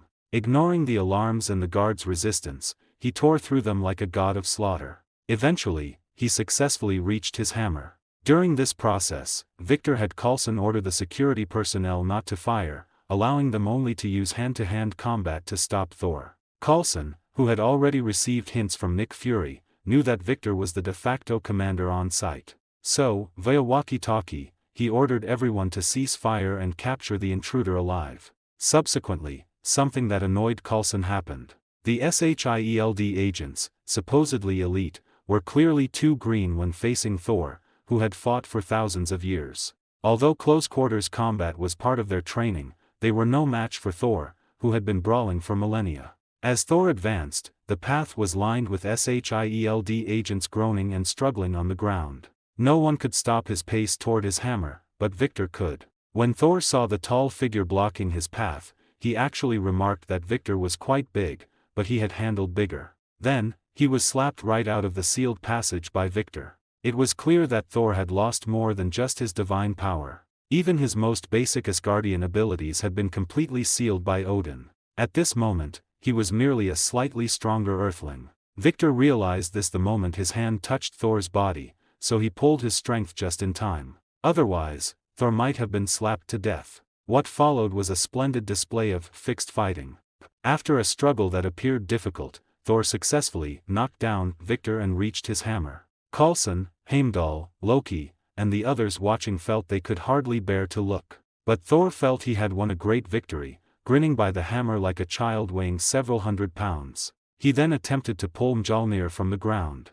However, Thor, who had not undergone any real growth, was rejected by the hammer. Realizing he could not lift his own hammer, Thor understood that he had lost his qualification as the heir to the throne. Utterly despondent, he sat down beside his hammer, allowing the Shield agents who rushed in to arrest and detain him. However, unlike in the movie, he wasn't handcuffed this time. Instead, he was taken to a decent room equipped with all necessary living facilities. Clearly, this was not the treatment of a prisoner. The lead agent told him upon leaving that if he had any needs, he could tell the agents at the door, and they would do their best to satisfy them. But Thor no longer had the heart to care about such things. His mind was filled with the thought that he had lost the right to be Thor and could never return to Asgard. He didn't even notice Victor sitting in front of him, drinking his favorite fine wine. Meanwhile, Loki, who had originally intended to come cause trouble, decisively chose to give up after spotting Victor.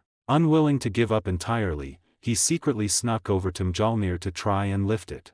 Although he used magic to block Shield surveillance, he did not escape Heimdall's gaze. Though Heimdall's expression was always a stern, poker-faced mask, his heart was already laughing hysterically at Loki's childish display of trying to lift the hammer. However, he also noticed something else. While he could see Loki's figure, he could not hear what he was saying. This allowed Heimdall to deduce in his heart exactly who the traitor was, the one lurking within Asgard who had bypassed him to let the frost giants in. But since he had no direct evidence to prove it was Loki, he chose to stay his hand and see what Loki planned to do next. After failing to lift Mjolnir, Loki also realized that he was likewise not the chosen one for the throne of Asgard. Under this extreme provocation, he chose a path that no one would have expected. He used his abilities once again to sneak into Jotunheim. But this time, he was alone. Facing this Asgardian who dared to break into his palace solo, Laufey immediately ordered his subordinates to slaughter him. Loki, however, told them that it was he who had let the frost giants into Asgard, intentionally sabotaging his brother's coronation ceremony. This made Laufey find things very interesting. The traitor of Asgard was actually one of their princes. And Loki's next words made it even more intriguing. This boy actually wanted to help him sneak in to kill his old father, who had fallen into the Odin sleep, so that he could inherit the throne of Asgard. This display of filial piety almost made Laufey suspect that the boy before him was a cunning frost giant rather than an Asgardian known for being reckless and brave. But Laufey, who knew Odin's nature well, recognized that this Asgardian prince's style of doing things was exactly like Odin's in his youth. Furthermore, Loki gave another promise. After Laufey killed Odin, he would return the casket of ancient winters to him. Because of this promise, Laufey was tempted. He chose to join Loki's plan, a plan that would lead him down a path of no return. When Loki returned to Asgard, Heimdall asked him why, when he was in Jotunheim, he could neither see what Loki was doing nor hear what he was saying. Loki chose to be evasive in response to Heimdall's questioning and instead made an offer to recruit him. Facing Loki's recruitment, Heimdall chose to give a verbal agreement. While Loki was busy recruiting Heimdall, Victor finally succeeded in getting Thor to open up. He first tempted him with fine wine, then brought out the weapons Odin had given him and Logan back then. Upon seeing weapons forged from URU metal, unique to Asgard, Thor's expression finally began to change. "Great Prince of Asgard, God of Thunder, heir of Odin, Thor Odinson, I have been hired by your father to protect you. Rest assured, this is merely a test, but how you pass it is your own business. I am only responsible for ensuring you aren't taken by Earthlings to be sliced up, as for the rest, it's up to you. Oh, and your Earthling friends are here to pick you up. Go with them. Remember, miracles require sacrifice." Thor was caught off guard by the sudden appearance of a bodyguard. But this also meant good news, his father had not abandoned him. This gave Thor renewed motivation. What he had to do next was find a way to pass the test his father had given him and take back everything that belonged to him. Little did he know, the more he wanted to pass the test, the harder it would be for him to recognize his true problems. This was a little bit of extra difficulty Victor had added for him. Victor's reason for doing this was purely out of a mischievous sense of fun. He didn't want Thor to have it too easy on Earth, picking up a girl, fighting a destroyer, and then heading back to Asgard. Although he was eventually picked up by the Doctor as well, Thor's mindset was now completely different from the movie. In the movie, he had been utterly despondent, so he gradually developed feelings for Jane. But now, his head was filled with thoughts of how to pass his father's test, making his relationship with Jane progress far less rapidly than in the movie. However, the masculine and charming Thor still managed to steal the heart of the beautiful Jane. Unfortunately, while the lady was interested, the king had no such intentions. Thor had no mind for romance right now, he was obsessed with how to pass his father's test and return to Asgard to continue being a prince. While Thor was racking his brains for a way home, his friends, the Warriors 3 and the goddess Sif, finally made up their minds to bring Thor back to Asgard, no matter the cost. All their words and deeds did not escape Heimdall's gaze. In his heart, Heimdall fully supported them, but he had sworn to be loyal to the king of Asgard. Thus, he could not actively assist them, but he could use other methods, like forgetting to take the key to open the Bifrost Bridge when he left. With Heimdall's assistance, the Warriors 3 and Sif successfully arrived at what they called Midgard, Earth. Their arrival also did not escape SHIELD's monitoring. Upon learning of their descent, SHIELD quickly dispatched its quick reaction force to the scene. However, their escape via the Bifrost was also discovered by Loki. This prompted Loki to finally make up his mind to send the destroyer to destroy his brother along with the Earthlings. The arrival of the Warriors 3 and Sif brought Thor a huge surprise. In his view, there was no test he couldn't pass when he was with Sif and the Warriors 3. Of course, he naturally underestimated his brother Loki again. In fact, without Loki's assistance this time, he still wouldn't have been able to return to Asgard. Just as the Warriors 3 and Sif arrived on Earth, Loki and Heimdall finally reached the point of showing their true intentions. When Heimdall questioned Loki on how he had deceived him to let the frost giants into Asgard, Loki easily gave him the answer and then relieved him of his duties. And this was exactly the opportunity Heimdall had been waiting for. Since his position had been revoked, he no longer needed to abide by his oath. In an instant, he pulled out the sword inserted into the Bifrost activation device and swung it at Loki. He had wanted to strike Loki for a long time but never had the chance. Now that he finally did, he naturally struck with decisive speed. However, he still failed to hit Loki because he was frozen into a human-shaped popsicle by the casket of ancient winters that Loki pulled out. After dealing with Asgard's gatekeeper, there were no more obstacles to sending the destroyer to Earth or letting Lao Fei and the others sneak into Asgard. Following Heimdall's freezing, the destroyer arrived on Earth shortly after the Warriors 3 and Sif. At this time, Victor and Coulson were leading a team to investigate the landing site. Knowing the destroyer was about to descend, Victor had Coulson and the others stay on the perimeter, while he alone stayed below to tinker with the patterns formed by the Warriors 3's descent. Consequently, when the destroyer arrived, it caused no casualties, except for Victor being blasted into a nearby stone wall by one of its beams. Under Victor's orders, the SHIELD personnel did not try to stop the destroyer. Instead, led by Coulson, they drove at full speed toward the town where Thor was to begin evacuating innocent civilians. As for Victor himself, he chose to stay behind to delay the destroyer. At the very least, he couldn't let it reach the town before the civilians were evacuated. Although Asgardians claim to be the gods of Earthlings, their internal struggles should not involve innocent Earthlings. This was Victor's own belief, so he stayed behind.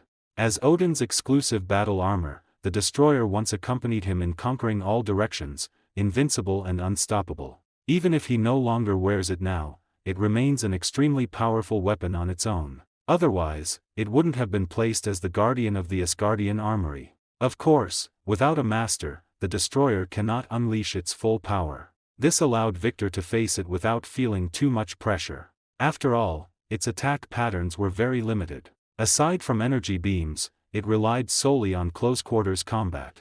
And close combat and energy beams happened to be exactly what Victor feared the least. Because the destroyer's attack speed wasn't fast, although its power was formidable, it hadn't reached the level where it could destroy adamantium. In other words, even if it could hit Victor, it couldn't kill him. As for close-quarters combat, that was even less of a possibility. Victor also had no intention of destroying it. Otherwise, if he just pulled out Muramasa and started slicing, this precious armor of Odin's likely wouldn't survive. Although it would eventually be destroyed by Thor's hands anyway, that being done by Victor was a completely different matter. Thor is, after all, Odin's son, and the one who sent the destroyer is also Odin's son. If the destroyer were destroyed in this battle, it would be a family matter caused by his two spendthrift sons. As for Victor's fight with the destroyer now, it could be explained away as an act of self-defense afterward. Regardless, as long as the destroyer wasn't destroyed, anything would be easy to justify. When Victor first attacked the destroyer, he held back a bit of strength, fearing he might hammer it into pieces. However, Victor quickly discovered that this thing was actually quite durable and even had an automatic repair function. With that, Victor began to let loose and launch his attacks. The situation on the field also began to reverse. Originally, Victor was constantly dodging the destroyer's beam attacks and occasionally being hammered away by it. Now, the situation had changed, and Victor held the absolute upper hand. The beams fired by the destroyer were caught by Victor with his bare hands or directly knocked away in other directions. Every time several beams were deflected, the destroyer would suffer a close-range attack from Victor. Immense force slammed into the destroyer's body, forged of magical metal, sending it flying almost instantly. However, such attacks could not completely destroy the destroyer. Forged and enchanted by dwarven craftsmen, the destroyer armor would repair its own damaged parts. Thus, Victor watched as the destroyer armor crawled out of the crater on its own, and the dents Victor had hammered into its body began to gradually smooth out. Just as it finished repairing the last dent and opened its faceplate window to continue its attack, Victor's Meow Meow punch smashed into its face. Along with the destroyer's head being knocked aside, the light it fired was also deflected. As Victor fought, he found himself starting to like this suit of armor. It was rare to have such a good target that he could go all out on. If it broke, it could automatically repair itself, so there was no need to worry about needing a replacement. However, this was ultimately Odin's private property, so Victor could only take this opportunity to enjoy himself a bit more. While Victor was completely suppressing the destroyer armor, Coulson finally arrived in the town with his men. As soon as they got out of the cars, they began evacuating the town's residents and split off a team to search for the whereabouts of Thor and the others. Fortunately, they had people watching Thor from the beginning, so they only needed to contact the surveillance team to find him, which didn't take much effort. After finding Thor, Coulson didn't even have time to ask about the identities of the warriors 3 and Sif before telling Thor directly, "Victor told me to tell you that your brother has sent the destroyer to kill you." By this time, Thor already knew of Loki's actions in Asgard and clearly understood that the target of the destroyer Loki sent was himself. At this moment, to prevent the conflict between Loki and himself from affecting other innocent Earthlings, Victor was fighting the destroyer. As the son of Odin and the prince of Asgard, he naturally knew how powerful the destroyer armor was. He did not believe that Victor could defeat it. After all, if just anyone could defeat the destroyer armor, wouldn't the Asgardian armory it guarded become a treasure trove for thieves? So, upon learning of the situation, Thor decisively called upon the warriors three and the goddess Sif.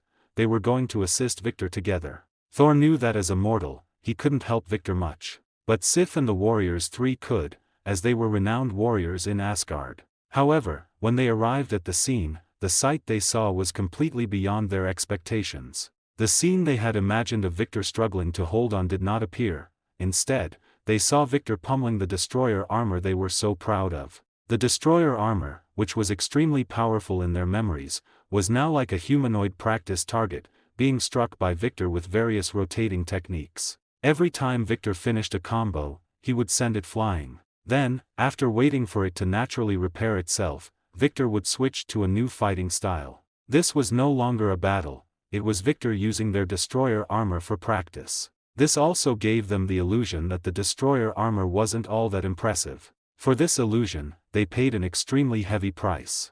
Upon noticing that Thor and the others had arrived, Victor immediately stopped his actions. This caused him to be caught off guard and hit head-on by the destroyer's beam. He was then sent flying, suffering heavy injuries. Seeing Victor suffer heavy injuries, the warriors three and Sif had no choice but to charge forward. To their surprise, the destroyer armor, which had been like a target in Victor's hands, was actually incredibly powerful. As soon as they engaged it, they were completely overwhelmed by its strength. The strongest among them was easily sent flying by the opponent. Subsequently, the remaining two warriors were also quickly knocked away in the clash, falling to the ground unable to get up. However, their injuries created a very good opportunity for Sif. As the goddess of war, Sif clearly wouldn't let any opportunity pass her by. She successfully seized the fleeting moment and pierced the destroyer's neck with her blade. The destroyer armor, with its neck pierced, only lost its function for a few seconds before restarting once again. The rebooted destroyer armor immediately launched an attack on Sif and the others. The trio of warriors and Sif could only choose to retreat in embarrassment, as they now clearly recognized that they were no match for the destroyer armor. Meanwhile, Thor, staying in the rear, finally dug Victor out from under the pile of rocks. To his surprise, Victor was actually completely uninjured. Looking at Thor, who had dug him out, Victor was speechless. He had planned to just lie down there and coast through the rest. He was just waiting for Thor to awaken his power, show off his divine might to destroy the destroyer, and then fight his way back to Asgard to solve all the problems. But why did you dig me out? Now that you've dug me out, it's awkward whether I help or not. Isn't it embarrassing for two men to just stare at each other blankly? But since things had already come to this, Victor couldn't continue to lie still no matter what. So, he sat up as if nothing were wrong and pulled out a bottle of whiskey to drink. Seeing that Victor had no intention of stepping up to help while Sif and the others were about to fall into danger, Thor grew anxious and rushed over to snatch Victor's liquor. But just as he was about to speak, Victor beat him to it, and the words he spoke left Thor speechless. This matter was originally caused by your Asgardian palace power struggles. We in Midgard are just innocently caught in the middle. You are the one who directly triggered everything in this disaster. As a prince of Asgard, shouldn't you think carefully about your responsibilities? In fact, Victor's words were only meant to leave Thor speechless. Because it was indeed he who had triggered all of this, which led him to start reflecting on his actions. From the very beginning, his persistence in wanting to start a war and ignite the fires of conflict between two worlds was just to vent the anger in his heart. At that time, holding Mjolnir, he possessed incomparably powerful strength. He couldn't at all experience the helplessness and fear of the weak in battle. It was only after being exiled and stripped of his divine power that he experienced the helplessness and sorrow of being weak. This, perhaps, was one of the things his father wanted him to experience. Furthermore, it was because of his presence that Loki had sent the destroyer, involving his three close friends and Sif. If not for Victor's intervention, it was very likely that many innocent Earthlings would have been involved, including the several Earthling friends he had just met. As Odin's biological son, he was never stupid. He was simply too concerned about his family and had an impulsive personality. When he began to think, he could quickly discover where his mistakes lay. And with his heartfelt repentance and growth, the power that should have belonged to him naturally returned to his hands. Mjolnir soared into the sky, and after traversing the short distance between itself and Thor, it landed with great precision back into Thor's hand. With the return of Mjolnir, Thor's armor and divine power also returned to him. Brandishing his warhammer, Thor soared into the sky and landed between the destroyer armor and his friends. Looking at the familiar, tall figure before her, Sif felt as safe as ever. As for the other three warriors, they also breathed a sigh of relief. In their memory, as long as Thor held his warhammer, no one had ever been able to defeat him. And Thor indeed did not disappoint them. The destroyer's attacks were easily shattered by Thor's strikes. Subsequently, within the massive storm summoned by Thor, the destroyer armor thus ended its magnificent life. It could be considered to have given its all for Odin and the Odinson family until its very end. From the moment it was forged, it was worn by Odin, accompanying him as he conquered the 9 realms, invincible and unstoppable, taking countless fatal blows for Odin. And after the wars ended, it served as the final line of defense for the Asgardian treasury, eliminating countless invaders and those who coveted the treasures. Now, it was finally destroyed in the struggle between Odin's 2 sons for the throne. And the person who destroyed it was precisely one of the princes of Asgard. Just as Thor successfully hammered the destroyer armor into pieces, Loki's plan finally reached the stage where the dagger was revealed. After successfully freezing Heimdall, Loki allowed Laufey to enter the golden palace of Asgard and come to the chambers where Odin slept. While Laufey was rambling about wanting to kill Odin, Loki launched a sneak attack from behind him. Caught off guard, Laufey was hit directly by the eternal spear, suffering unprecedentedly heavy injuries. Loki, who well understood the way of total extermination, did not waste words with Laufey but directly delivered the final blow to kill this king of the frost giants, who was actually his biological father. While Loki was killing Laufey for Odin, Victor was over here watching Thor call out to Heimdall. Although he had been calling Heimdall to pick him up for thousands of years, for some reason, under Victor's gaze, Thor always felt a strange sense of shame. This caused his heart to grow increasingly anxious. If Heimdall did not respond to him, then he would have no way to return. Moreover, the greater possibility was that something had already happened at the heavenly palace, which made Thor almost as anxious as an ant on a hot pan. Heimdall, still turning into a giant popsicle, finally broke through the freezing of the casket of ancient winters. After struggling to knock down the 2 frost giants guarding him, he thrust the sacred sword into the Bifrost Bridge's activation device, opening the way home for Thor. Thor, the warriors 3, and Sif had just crossed the Bifrost Bridge when they saw Heimdall lying unconscious on the ground. Thor immediately had the warriors 3 and Sif take Heimdall to be treated. As for himself, he was going to find his beloved brother and settle the score properly. Of course, he wouldn't kill him, but the mess Loki had caused this time was truly a bit too large, so when he hit him this time, he would just have to be a bit heavier. While Thor was calculating how to discipline Loki, Wolverine Logan, who had received Odin's notice, finally rushed back to the Federation from far-off Japan. When he arrived at the town where the events had occurred from the west coast, all he saw were the yellow sands blown by the breeze and Victor drinking in the wind. Following closely behind Logan to the scene was Agent Coulson, the head of SHIELD's agents. Seeing that Thor had already departed, he began leading his team of agents to handle the aftermath. Although they had evacuated the town, the destroyer armor ultimately failed to enter it.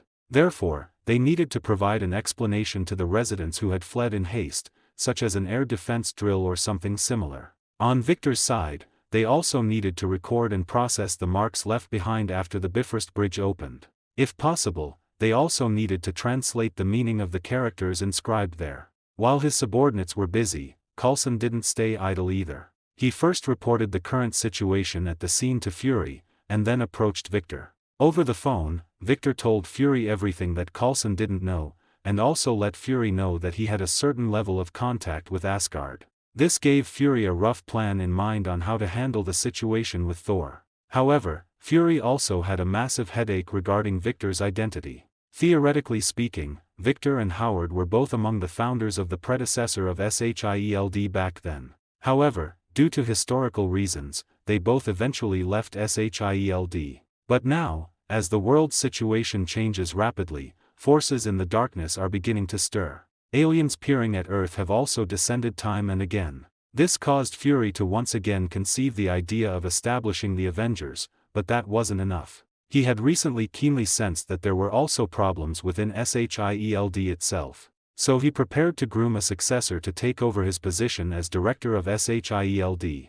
As for himself, he would hide in the shadows and command everything. The best candidate in his mind was exactly Agent Coulson, who was right in front of Victor. Knowing Fury's thoughts, Victor naturally looked at Coulson in a different light. Of course, his high regard for Coulson wasn't just because of Fury. Coulson himself was also a very excellent agent. He had sacrificed too much for his career and for protecting this world, including his own personal life and the love that belonged to him. Victor remained noncommittal about whether Coulson's choices were good or bad. However, he greatly admired such a person who sacrificed his own happiness for the benefit of the majority. It was precisely because people like them existed that SHIELD could continue to operate and keep protecting this world and the ordinary people who didn't know the truth. While grooming Coulson, Fury was also trying to pull Victor, a founder of SHIELD, back into the organization.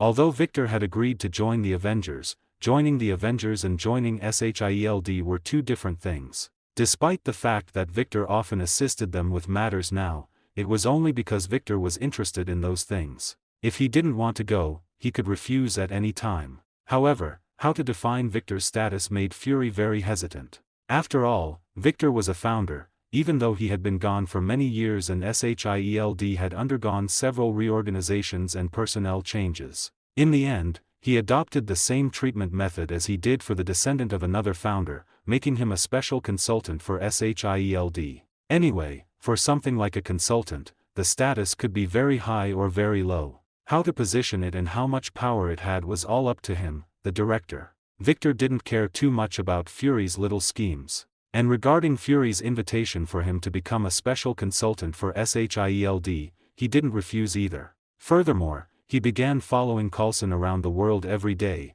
fulfilling his duties as a SHIELD special consultant. As for the other special consultant, Howard's heir Tony Stark, he continued to go his own way as Iron Man. After partnering with Coulson for 2 months, the two of them received another piece of intelligence from Nick Fury. Someone in New Mexico had encountered a skull riding a motorcycle, covered in fire. Although Coulson really wanted to define it as an urban legend, Victor, who knew what was going on, stopped him and said they should go investigate first. Blaze felt he was truly stupid. At the age of 17, in order to save his foster father who was suffering from cancer, he chose to make a deal with a demon, selling his soul to the devil. The demon, who had taken the form of an old man, successfully cured his father's cancer. However, his foster father died in an accident the very next day. It turned out that the agreement he signed with the demon only cured his father's cancer, but did not say it would extend his father's life. So, even if his father hadn't died in that accident, something else would have happened to take his life. Thus, the deceived Blaze lost his soul. Having lost his soul, Blaze lost his basic judgment under the demon's manipulation. So he eventually left his beloved first love and traveled far away. The wandering Blaze still made a living by performing motorcycle stunts, but he was no longer fixed in one place. Instead, he began wandering across the Federation, performing everywhere. He did this on one hand to escape his own past, and on the other hand in the hope that the demon would not find him again. However, he didn't know that since he had already signed the contract, even if he were no longer on this plane, the demon would still find him. An accident that occurred during a recent performance foreshadowed that the demon had come for him again. At that time, he was performing a motorcycle jump show. But when he flew into mid-air, flames suddenly erupted from his body. The fire caused by spontaneous combustion eventually detonated the motorcycle's fuel tank. Miraculously, he did not suffer any injuries in this accident.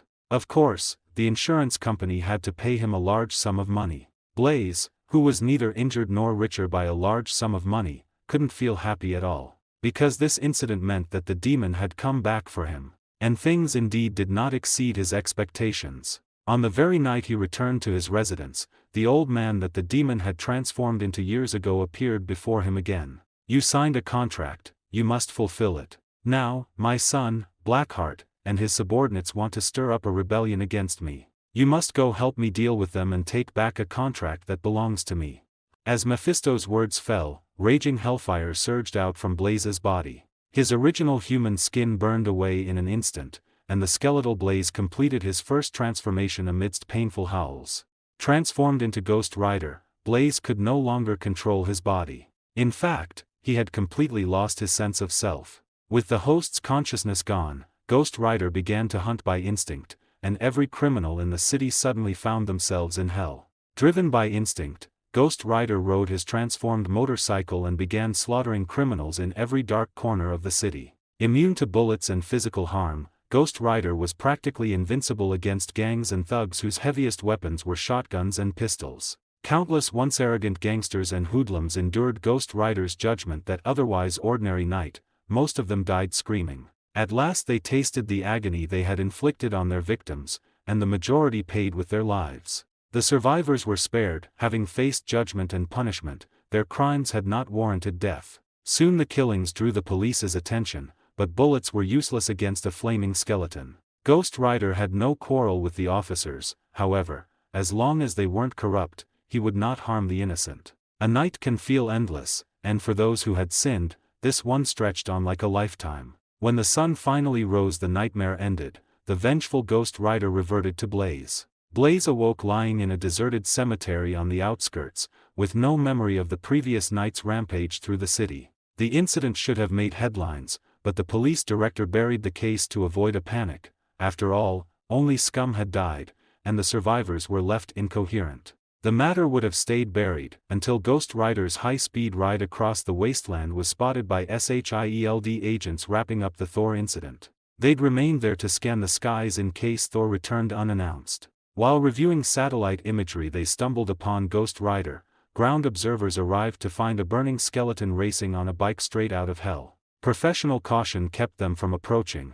They took photos and footage, then reported up the chain. Compared with Thor, a flaming skeleton didn't seem so shocking, though word of Thor was still confined to SHIELD's upper echelons and these observers. Director Fury groaned at the report and the photos.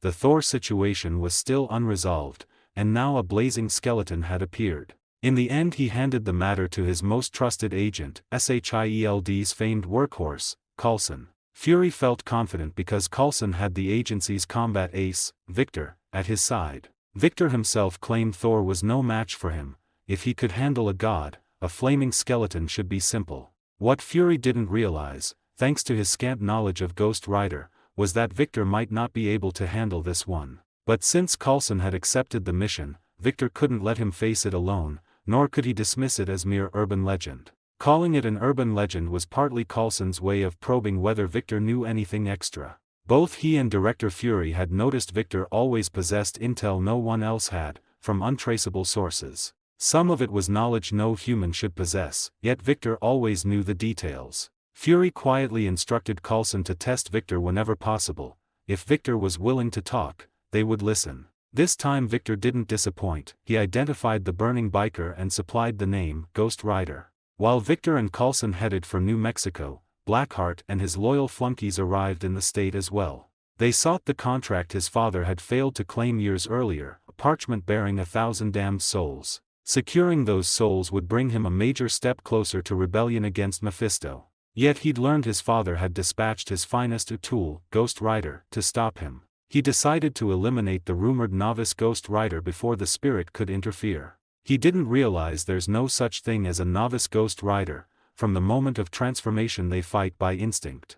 Anything they touch can be transmuted by hellfire into a potent weapon, and if the host regains control, the rider only grows stronger. So Blackheart wasn't wrong to confront Ghost Rider. He threw in every minion, even stepping onto the battlefield himself. Thus Agent Coulson and Victor representing humanity and SHIELD, Mephisto's unwilling champion Ghost Rider, and the rebellious demon prince converged on a patch of New Mexico. What sparks would fly? Only meeting face to face would tell. At the very least, Victor and Coulson's presence ensured humanity had a voice in this infernal dispute unfolding on Earth. The name isn't really accurate. His true name is Blackheart, and he also goes by the nickname Black King. Yes, that nickname happens to be the same as the one used by a certain Shaw in the Hellfire Club. Victor killed a Black King during World War II, and now he's about to face another. As the son of Mephisto, also called, Blackheart inherited tremendous power from his father the moment he was born. Of course, compared with his father, that power is utterly insignificant. At least inside the Hell dimension, Mephisto could crush him one-handed. Yet, as the Demon King's son, he was born to inherit his father's throne, just as Thor will inherit Odin's crown and the Prince of Wales will inherit the Queen's. There's just a tiny problem with this succession. Mephisto, Lord of Hell, possesses eternal life. For Blackheart to take the throne, he must wait for Mephisto to die. So will an immortal being ever perish of old age? The answer, naturally, is no. After asking his own heart, Blackheart realized no crown prince stays heir forever. Thus the heartwarming scene of filial piety unfolded. The rebellious Blackheart was hung up and whipped again and again by dear old dad. The demons who followed his revolt surrendered at the news. Those who didn't were mostly slaughtered, leaving only a handful to flee to Earth with him. Having understood the gap between himself and Mephisto, Blackheart knew he had no chance of victory within the Hell dimension. So during his escape he chose Earth, one of the Hell dimension's soul-harvesting grounds, as his refuge. Thanks to Sorcerer Supreme Gu-E and other gods, demons cannot freely reap earthling souls here. Yet they cannot choose for mortals either. If someone, tempted by a demon, willingly offers his soul, the gods allow it. If Sorcerer Supreme discovers the bargain, demon and human alike are smashed to bits, so demons tread carefully. After all, that bald old woman is terrifyingly powerful, and her long life shows just how fearsome she is. No demon wants to cross Sorcerer Supreme Gu-E, not even Demon King Mephisto, hence he sent the Ghost Rider Blaze to deal with his wayward son rather than asking Gu-E for help. He also dared not let Gu-E learn that Blackheart was causing trouble on Earth, lest the old woman storm the Hell dimension itself. From this angle Blackheart truly disgusted Mephisto. The prince fled to Earth after his rebellion, and now the king had to cover for him to keep Gu-E from noticing. Blackheart picked Earth over other harvesting grounds precisely because, under Mephisto's pact with the gods and Gu-E, he couldn't manifest here in true form. An avatar wouldn't be enough to stop his son. Though Earth has many restrictions and he might be slain by Gu-E, Blackheart knew Mephisto would hide him while finding a way to handle the matter himself. Otherwise the King of Hell's prestige would plummet. Just as Blackheart expected, Mephisto cloaked his presence and dispatched his beloved toy, the Ghost Rider, to dispose of this filial son. Whether the Ghost Rider is capable is hardly a question, though father and son hold opposite views on the matter. Blackheart even chose to strike first, planning to eliminate Blaze right after his transformation. Suggestions that Blackheart should have stayed obediently as Crown Prince are impossible. His demonic instincts forbid submission, and his very birth is part of Hell's law. He exists to replace Mephisto as King of Hell. Even without a rebellion, Mephisto would spare no effort to eliminate him. Demons know no sentiment, and the slightest threat to his throne or life must be erased. Blaze's recent days invite sympathy, waking in the wilderness at dawn, riding back to town hungry, only for night to fall. In a city rife with criminals his vengeful spirit cannot stand idle, so without even a sip of water he transforms into the Ghost Rider. Once transformed, Blaze needs no drink, his mouth spews hellfire, so what use is water? Any swallowed would evaporate before touching his lips. When Blackheart found him, the Ghost Rider was massacring a gang stronghold. The gangsters, having heard of their comrades' fates, had stockpiled enough firepower for a small skirmish, yet they were still slaughtered. One of them emptied an entire magazine into the Ghost Rider's mouth. The rider melted the bullets and sprayed the molten metal over the man's head. Though he never said he would cook the thug's brain, he did exactly that, using molten copper to roast it. As the Ghost Rider prepared his copper brain cuisine, Blackheart and his minions arrived behind him. Sensing the demons, the Ghost Rider set aside the scorched gangster and turned to face his true target. Just as their battle was about to begin, Victor and Coulson finally reached the remote New Mexico town. A three-way free-for-all is about to erupt in this obscure little city, each participant convinced he will be the last one standing. "Looks like they've arranged quite a welcome party for us," Victor remarked to Coulson, who was at the wheel, watching the clash between Ghost Rider and Blackheart in the distance. After Victor finished speaking, he signaled Coulson to stop the car. After getting out, he gestured for Coulson to first contact the city's authorities, while he went to check on the situation with Ghost Rider and Blackheart. After Victor got out of the car, he flew straight towards the location of Ghost Rider. This was also the first time he had demonstrated his flight ability in front of Coulson. After watching Victor soar into the sky and fly away in stunned silence, Coulson could only helplessly continue with the original plan to contact the city's official organizations. After finishing the contact, he also had to gather those SHIELD agents who had been sent in undercover beforehand. Fortunately, because of Thor, SHIELD did not lack manpower in New Mexico. However, Because Victor had once said that conventional weapons were useless against Ghost Rider, there weren't many SHIELD agents entering this city, and they were primarily technical personnel, with only a small number of combat personnel responsible for security. Once Coulson arrived, he immediately became the highest-ranking person in charge on site. When he reached this temporarily established secret base, he found that although the place wasn't large, the equipment was very complete. However, this equipment wasn't of much use. Whether it was surveillance or satellites, they simply couldn't see the situation where Ghost Rider was located. Even the communication device Victor carried started to malfunction intermittently after getting close to that area. But they weren't worried about Victor's safety. After all, his strength was evident.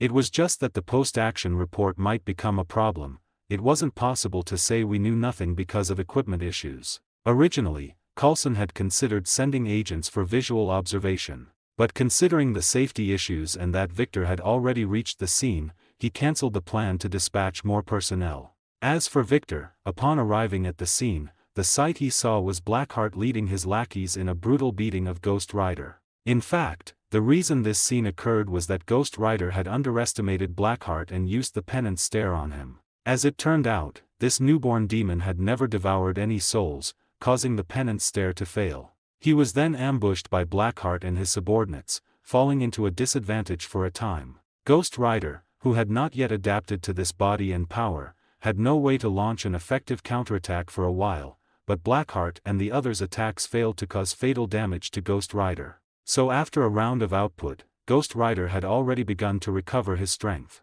However, Victor's arrival attracted the attention of Blackheart and the other demons. After all, not just anyone would dare to stand floating above their heads. To Blackheart, this was a great insult. Subsequently, his subordinate, the Wind Demon, rushed towards Victor. Watching the Wind Demon charging over, a trace of an excited smile appeared at the corner of Victor's mouth, and then he turned and ran. The Wind Demon naturally wouldn't let him leave just like that and followed closely after Victor. In his view, to deal with a mere Ghost Rider, Blackheart, the Earth Demon, and water were enough. This flying human before him actually dared to step above their heads. He had to be killed, and then his soul would be extracted and tortured thoroughly. But after chasing for a certain distance, he found that Victor suddenly stopped. Then he landed on the ground. As it turned out, they had already reached the uninhabited wilderness outside the city. The Wind Demon followed him down immediately and launched an attack on Victor. The Wind Demon's attack method was very simple, consisting of nothing more than wrapping around objects and smashing them into Victor. Or directly wrapping around Victor, using intense wind speeds to tear at his body and smash him against other hard objects. If a normal human suffered this kind of attack, they would certainly have been torn apart by the strong winds long ago. Even if they weren't torn apart, they would be left a bloody mess by the wind blades, finally dying from a fall from a high place or continuous impacts. Unfortunately for the demon, the one suffering the attack was Victor. The gale stirred up by the Wind Demon was nothing more than a light breeze to him. As for hitting him with things, that was even more ridiculous. In this wilderness, the Wind Demon could only take some pebbles and branches, gathering them into a large ball to smash towards Victor. It was then dispersed by Victor with a single punch, failing to produce any lethal effect. After discovering this, the Wind Demon prepared to blow Victor away directly to fall to his death. Yet the funny thing was, no matter how hard he exerted himself or blew the wind, he couldn't move Victor in the slightest. However, he actually just stayed there, not worrying at all that Victor would cause him harm. Because in his view, he could turn intangible into wind at any time and simply didn't fear the opponent's physical attacks. This was the conclusion he reached after using his ability to dodge one of Victor's attacks.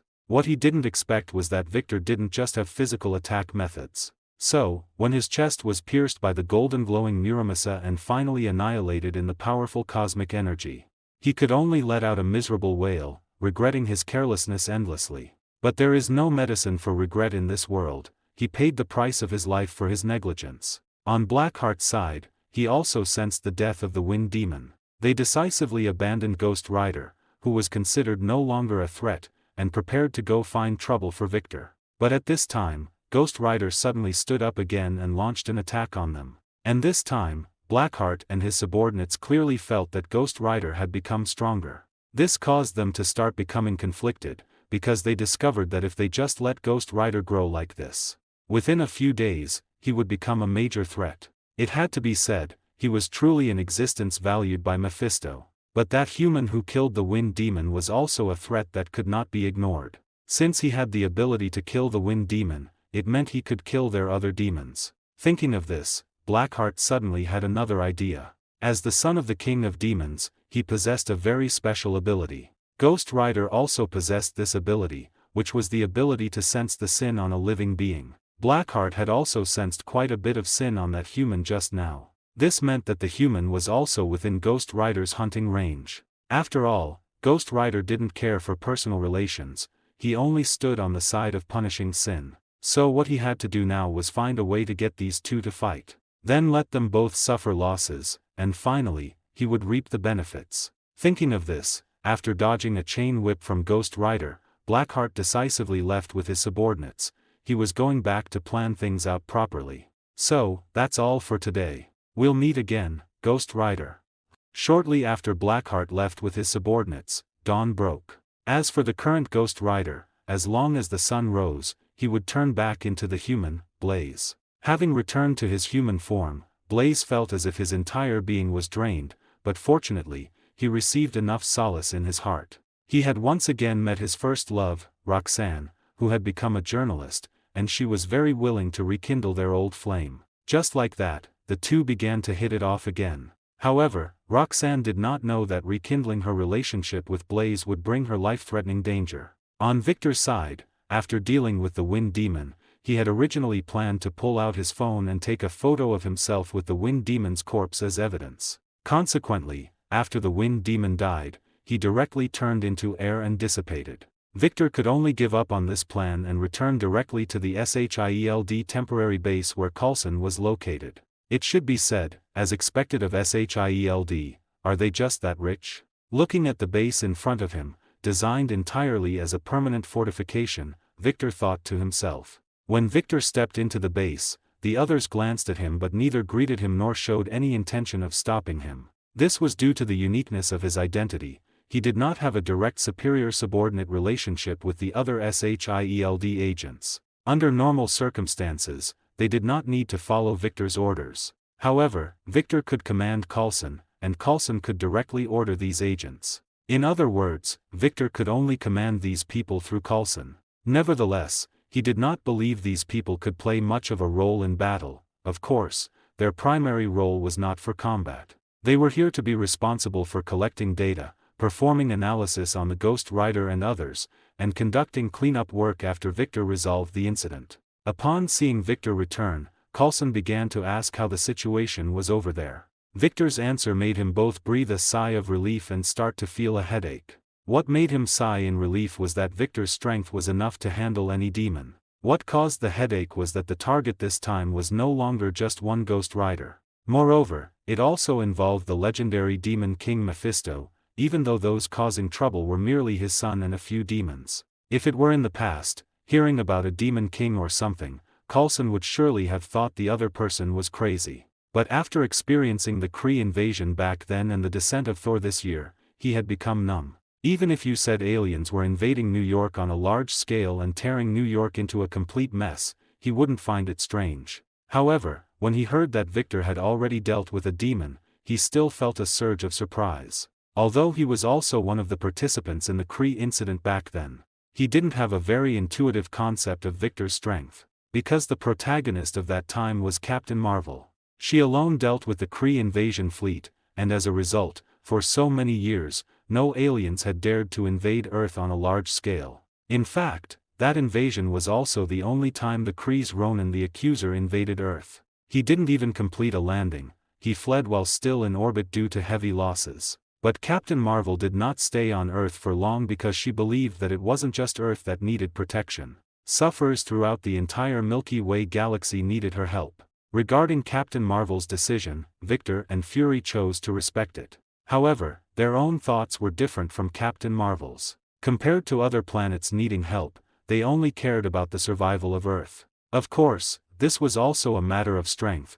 If SHIELD were as powerful as Asgard, then they could go be space police. But being a space policeman in this world isn't easy. After all, with super strong beings like Thanos existing, even the Nova Corps was eventually brutally slaughtered. However, in terms of personal strength, he was not considered a weakling in this world. Even if Thanos were present, as long as it wasn't Thanos holding the Infinity Stones, Victor had the confidence to trade a few blows. Although Coulson had always known that Victor possessed strength no less than Captain Marvel's, it was only after he nonchalantly dealt with a legendary demon this time that Coulson began to have an intuitive understanding of Victor's strength. On the contrary, the Asgard side had already gained some recognition of Victor's strength. Even the current Thor had no way to suppress the destroyer armor so easily. He merely used his own powerful strength to forcibly dismantle it. Victor, on the other hand, treated the destroyer armor like a moving target, toying with it at will.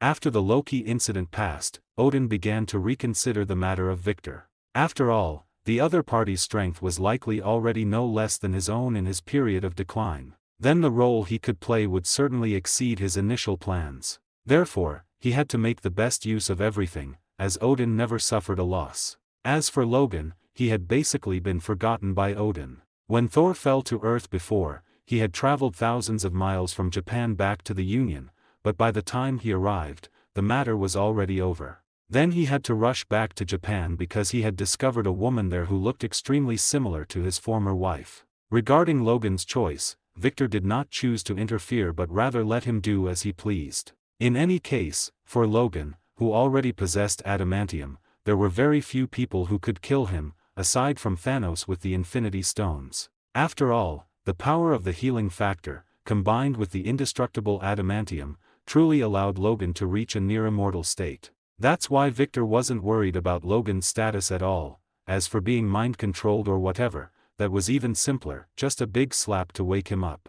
Regardless, up until now, Logan's win rate in battles against Victor was 0. So even if he were mind-controlled, Victor could easily subdue and wake him. Cough cough, let's turn our perspective back to Coulson. Besides bringing back the intelligence that the Wind Demon had been killed by him, Victor also brought back another extremely valuable piece of intelligence, the existence of another Ghost Rider. Furthermore, that Ghost Rider's strength was not as great as this motorcycle-riding Ghost Rider. Therefore, they could try to negotiate with the other party, or capture him, and so on. As for whether to capture or talk, that would require Fury to make the decision. In any case, Victor was only responsible for subduing the target and protecting Coulson's safety. After careful consideration, Fury ultimately chose to negotiate first. Because Victor had also explained that this Ghost Rider was not considered a bad person. It's just that Victor forgot one thing, which was that his own identity determined that he was destined to carry some sins on his back. So when he brought Coulson before Carter Slade, an accident still occurred. The spirit of vengeance within Carter Slade sensed the sin on Victor's body. With the appearance of puffs of white smoke, the raging hellfire eventually consumed Carter Slade. After many years, he once again transformed into the Ghost Rider. And his former sidearm and mount also returned to his side. Seeing these familiar old friends return, Carter Slade knew that he still craved a battle. Victor clearly felt Carter Slade's battle intent. He told Coulson to find a place to hide for a while. After all, that little pistol he just pulled out wasn't enough to tickle the two of them. And although Coulson looked gentle, his excellent qualities as a top-tier agent allowed him to find an extremely solid cover in an instant and hide inside. Just as Coulson was taking cover, the Hellfire shotgun in Carter Slade's hand let out a deafening roar. Victor, hit head-on by the shotgun, was sent flying backward. The bullets caused almost no damage to Victor, but the Hellfire attached to them could effectively suppress Victor's self-healing ability. However, the cosmic energy within Victor's body could neutralize this Hellfire. Interestingly, the neutralization ratio of cosmic energy to Hellfire was actually a 1-to-1 ratio. Or rather, no matter the nature of the energy erosion, cosmic energy could neutralize it with such a ratio. Seeing Victor, who had originally fallen from being shot, recover from his injuries almost in an instant, the Hellfire that was originally burning at the wound also extinguished. Carter Slade knew he had encountered a formidable enemy, and Victor, after intentionally taking a shot, had also gained a general understanding of the Ghost Rider's attacks. The Ghost Rider's most powerful weapon was the never-extinguishing Hellfire on his body. The flames covered the Ghost Rider's entire body. While dealing damage to the enemy, they also protected the Ghost Rider's body, allowing him to quickly reorganize and recover after taking damage. Furthermore, the nature of this fire was extremely special. It could burn any substance, including the soul, yet it also wouldn't damage any items or people the Ghost Rider did not wish to harm. As a weapon, hellfire was also an extremely unique existence. It could be thrown directly to trigger a powerful explosion, used as an energy weapon. It could also be attached to physical objects, transforming them into hellfire weapons, achieving an effect similar to enchantment. Moreover, this fire from hell did not follow Earth's natural laws. Even a vacuum or water could not extinguish it. Even the healing factors of Victor and Logan would be greatly suppressed under the burning of hellfire. However, once hellfire left the Ghost Rider, it could not burn indefinitely. Furthermore, it could not burn through adamantium, so it was also very difficult for the Ghost Rider to kill Logan. As for Victor, it was purely because of the existence of cosmic energy that the burning damage of hellfire was converted into the consumption of cosmic energy. After losing the advantage brought by the always successful hellfire, the Ghost Rider Carter Slade easily fell into a disadvantage when facing Victor. However, the Ghost Rider, who also possessed powerful recovery abilities, would not be easily killed. No matter how many times Victor sent him flying with heavy punches, he would always stand up again and then launch an attack at Victor. In fact, as long as the spirit of vengeance within the Ghost Rider did not abandon the host, the Ghost Rider was an immortal and indestructible existence. At least for now, Victor had no way to kill the other party. But he didn't plan on killing him either, he just hadn't found a way to make him calm down. The only thing he could do was continue the battle until the sun rose the next day. Only then would the Ghost Rider before him possibly turn back into the Carter Slade who could be communicated with properly. Just like that, two beings who both possessed powerful strength and were nearly immortal and indestructible began to launch frantic attacks at each other. They used all their attack methods, trying to completely erase the other's existence from the perspective of physics. But in the end, it all ended in failure. During this time, Victor once used his strength advantage to suppress the Ghost Rider's movements. Then, enduring the burning of the hellfire, he dismantled him into a pile of bone fragments. However, just a few seconds later, the Ghost Rider completed his body's reorganization. Moreover, the hellfire on his body burned even more vigorously. The Ghost Rider's counterattack was powerful and sharp. He tightly hugged Victor. Then, the burning hellfire on his body spread onto Victor. Raging hellfire completely covered the two who were hugged together. Even the interior of Victor's body suffered from the burning. Under the burning of the hellfire, Victor let out a cry of pain. But very quickly, he overcame this pain and transformed it into strength. With a cruel smile, he twisted off the Ghost Rider's skull.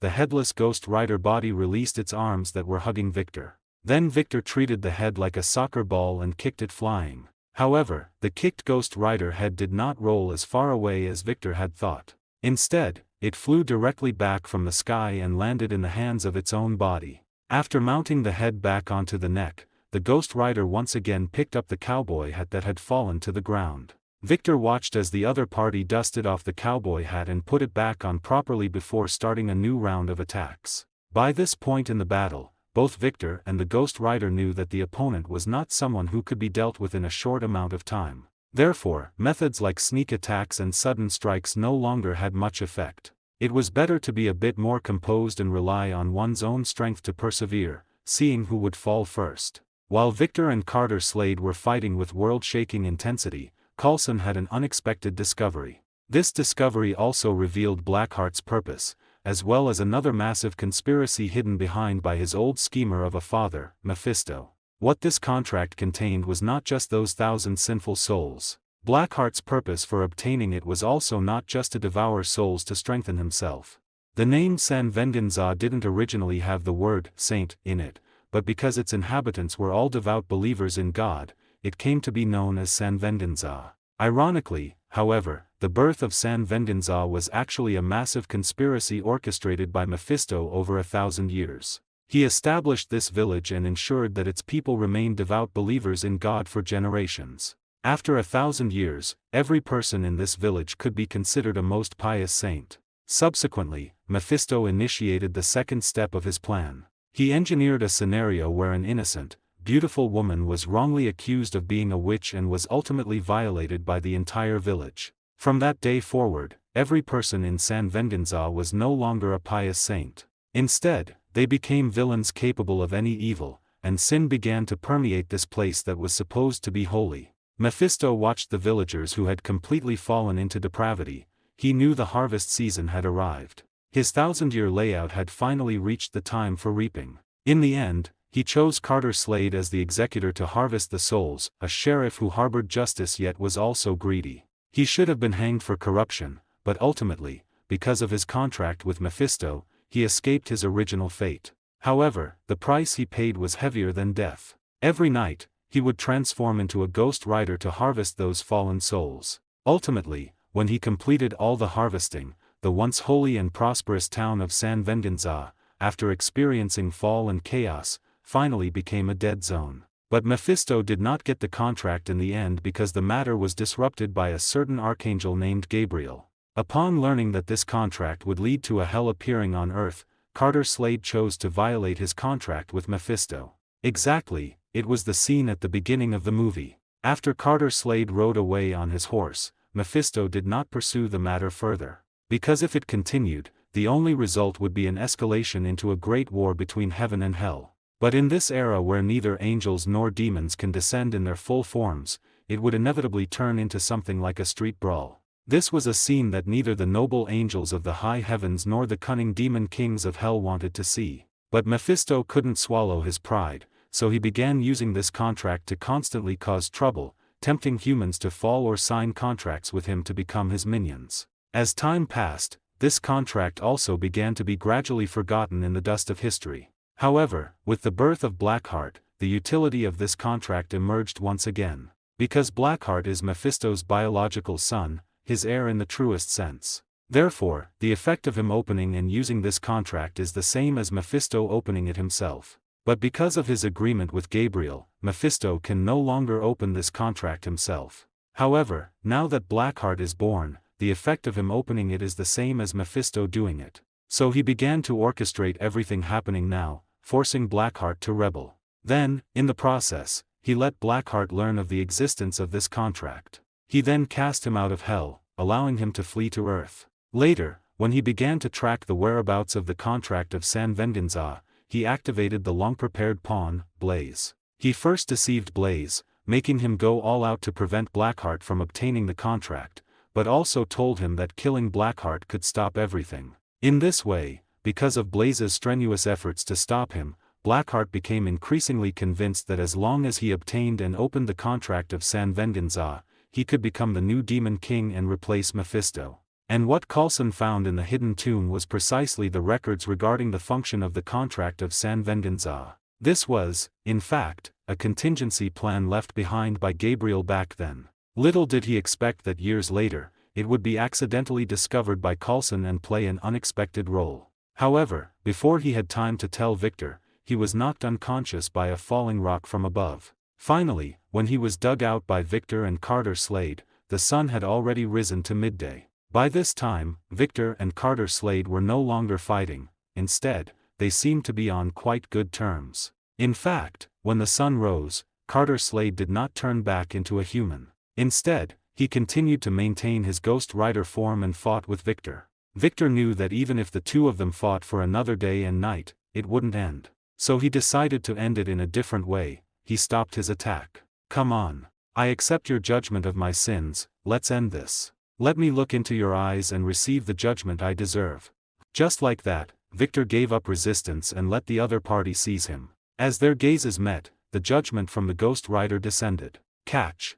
As Victor tossed over a bottle of whiskey, the relationship between Carter Slade, who had turned back into an old human man, and Victor began to close rapidly. After a round of drinking, they finally remembered that there was someone else who seemed to have been forgotten, and then the two began to dig up the tomb where Coulson was hiding. However, because Victor had just undergone a judgment, Carter Slade did most of the work. And in this judgment, Carter Slade also found his value once again. Originally, because Carter Slade had betrayed his contract with Mephisto and San Venganza had been completely destroyed, he had lost his original value, and the spirit of vengeance within him would have left as he aged. But with this judgment, he regained the value a true Ghost Rider should have. It wasn't to harvest fallen souls for the Demon King, but to judge those who are evil. For a Ghost Rider who has regained his value, the spirit of vengeance naturally would not abandon him again.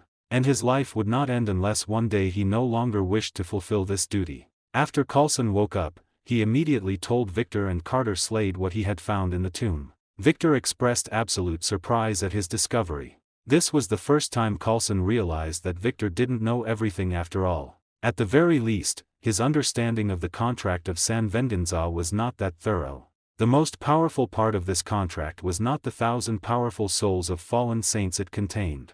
Rather, it was that when it was opened in the location of San Vendinza, it would transform the place into an extremely special existence, a semi-hell plane. At that time, Mephisto's hell plane could use this place as a base point to quietly erode the human world.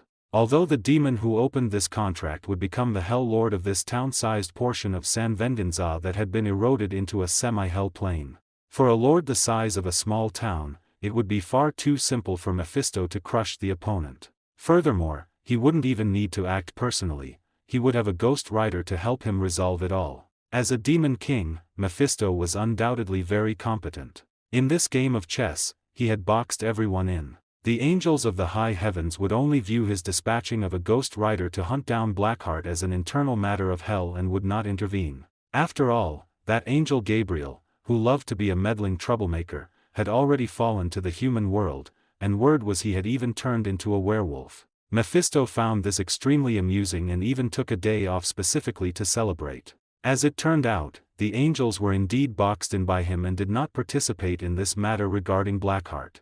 And his son Blackheart and the ghost rider Blaze, those two simpletons, were being played like fiddles. Things were progressing step by step toward the outcome he desired, just as he had initially planned. But at this moment, Victor and Coulson appeared as variables. At first, Mephisto did not take their arrival seriously. After all, they were just two mortals. Even after Victor took out Abigor, Mephisto only began to pay a little more attention to him.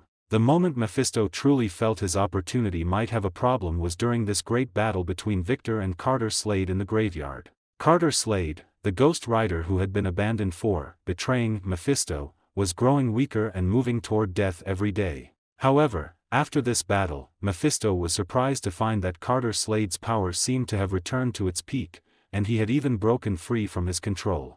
This made him increasingly interested in Victor's existence. However, the truth of the matter was not as he thought, that Victor had directly assisted Carter Slade. The spirit of vengeance was never Mephisto's property to begin with. From the moment he started toying with this dangerous weapon, it was destined that one day the Ghost Riders would escape his control. It was just that in the movie, the first to escape his control was Johnny Blaze, while Carter Slade only partially escaped. But now, in the battle with Victor, Carter Slade's spirit of vengeance had achieved enough of an awakening. Moreover, Mephisto's control over Carter Slade was already unstable, which led to Carter Slade's full awakening and escape from control. With the addition of a second Ghost Rider and Victor, who might be even stronger, whether Blackheart could still get the contract of San Vendinza really became a question mark. Blackheart's performance in the city did not exceed Mephisto's expectations either. This worthless son of his, leading his lackeys in a 3-on-1, was still left looking pathetic by the Ghost Rider. Even the lackey Gressel eventually fell at the hands of the Ghost Rider Blaze. Seeing that defeating the Ghost Rider by force was not working, Blackheart began to scheme to let Victor and the Ghost Rider fight until both were wounded. However, the appearance of Blaze's girlfriend instantly gave him a better choice. He directly kidnapped her and then demanded the contract in exchange for her release. At this time, Blaze didn't know who had the contract, but Blackheart told him that the contract was in the hands of another Ghost Rider. He would take Blaze's girlfriend and wait for him at San Vendinza. Once he received the contract of San Vendinza, they would make the trade. As a result, when Blackheart brought Blaze to San Vendinza, he found that Victor and Carter Slade were already there waiting for him. Unlike Blaze, who was no match for Blackheart, under the joint forces of Victor and Carter Slade, Blackheart suffered a one-sided beating. Blaze's young girlfriend, who had been taken hostage, was also rescued by Victor. By the time Blaze followed his instincts and found this place,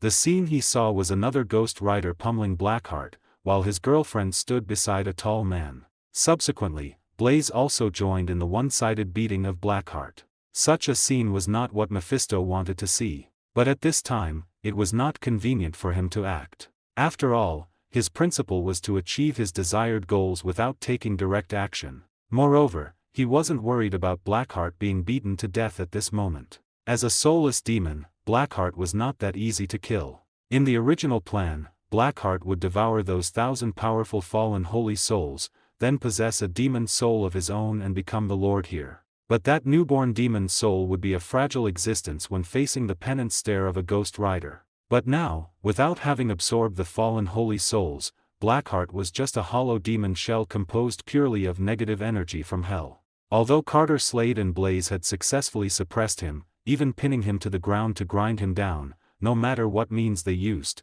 they could not kill the opponent. And facing the fully awakened Carter Slade and the nearly fully awakened spirit of vengeance in Blaze, Blackheart's original methods also lost their effectiveness. This could no longer be considered a battle.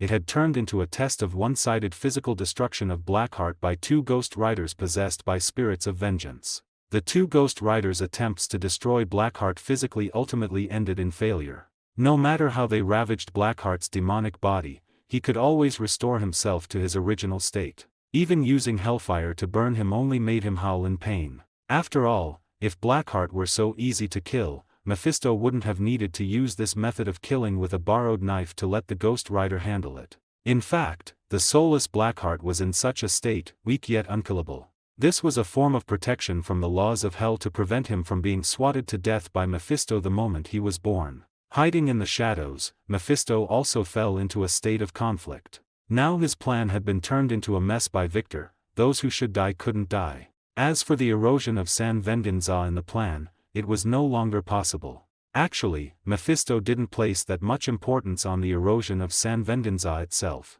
His primary goal was still to resolve the major threat that was Blackheart. After all, as long as Blackheart didn't die, his throne would never be secure. Just as matters reached a deadlock, a suggestion from Carter Slade provided a glimmer of a turning point. Carter Slade's method was simple and brutal. The hellfire unleashed by the two Ghost Riders detonated a colossal explosion. The blast was so powerful it erased the already ruined town of San Venganza, scouring it clean to white ash. Drained of hellfire, both Ghost Riders slumped to their knees, needing only a moment to recover. Yet once the flames died, Blackheart reformed. His face no longer calm, but twisted in terror. Victor's own jaw twitched when he saw who had arrived. He had never expected to meet Sorcerer Supreme Gu-E in a place like this. He had planned to wait a few more years, until the Sorcerer Supreme was slain by her rebellious pupil Caecilius, so this problem would simply vanish. But Carter Slade's stunt had released such a surge of hellfire that even Mephisto could not mask it. The Sorcerer Supreme sensed the anomaly. Mephisto himself fled the instant he felt her presence. Left exposed and abandoned on Earth, Blackheart had to face alone one of the mightiest Sorcerers Supremes the planet had ever known. Had demons been able to cry, Blackheart would have been on his knees sobbing. Yet demons have no tears, and the Ancient One grants no quarter to any fiend that invades this plane. With a few effortless gestures she sealed away the demon Victor and the Ghost Riders had been unable to destroy. After stuffing the sealed Blackheart into a soda bottle, Sorcerer Ancient One turned to the two Ghost Riders, then shifted her gaze to Victor. Mr. Victor Creed, I've watched you for a long time, but we've never had a chance to speak. No time like the present, don't you agree? Victor's every instinct screamed refusal, yet what left his mouth was eager acceptance of an invitation to visit Camartage. He followed the Sorcerer Supreme through the portal she opened.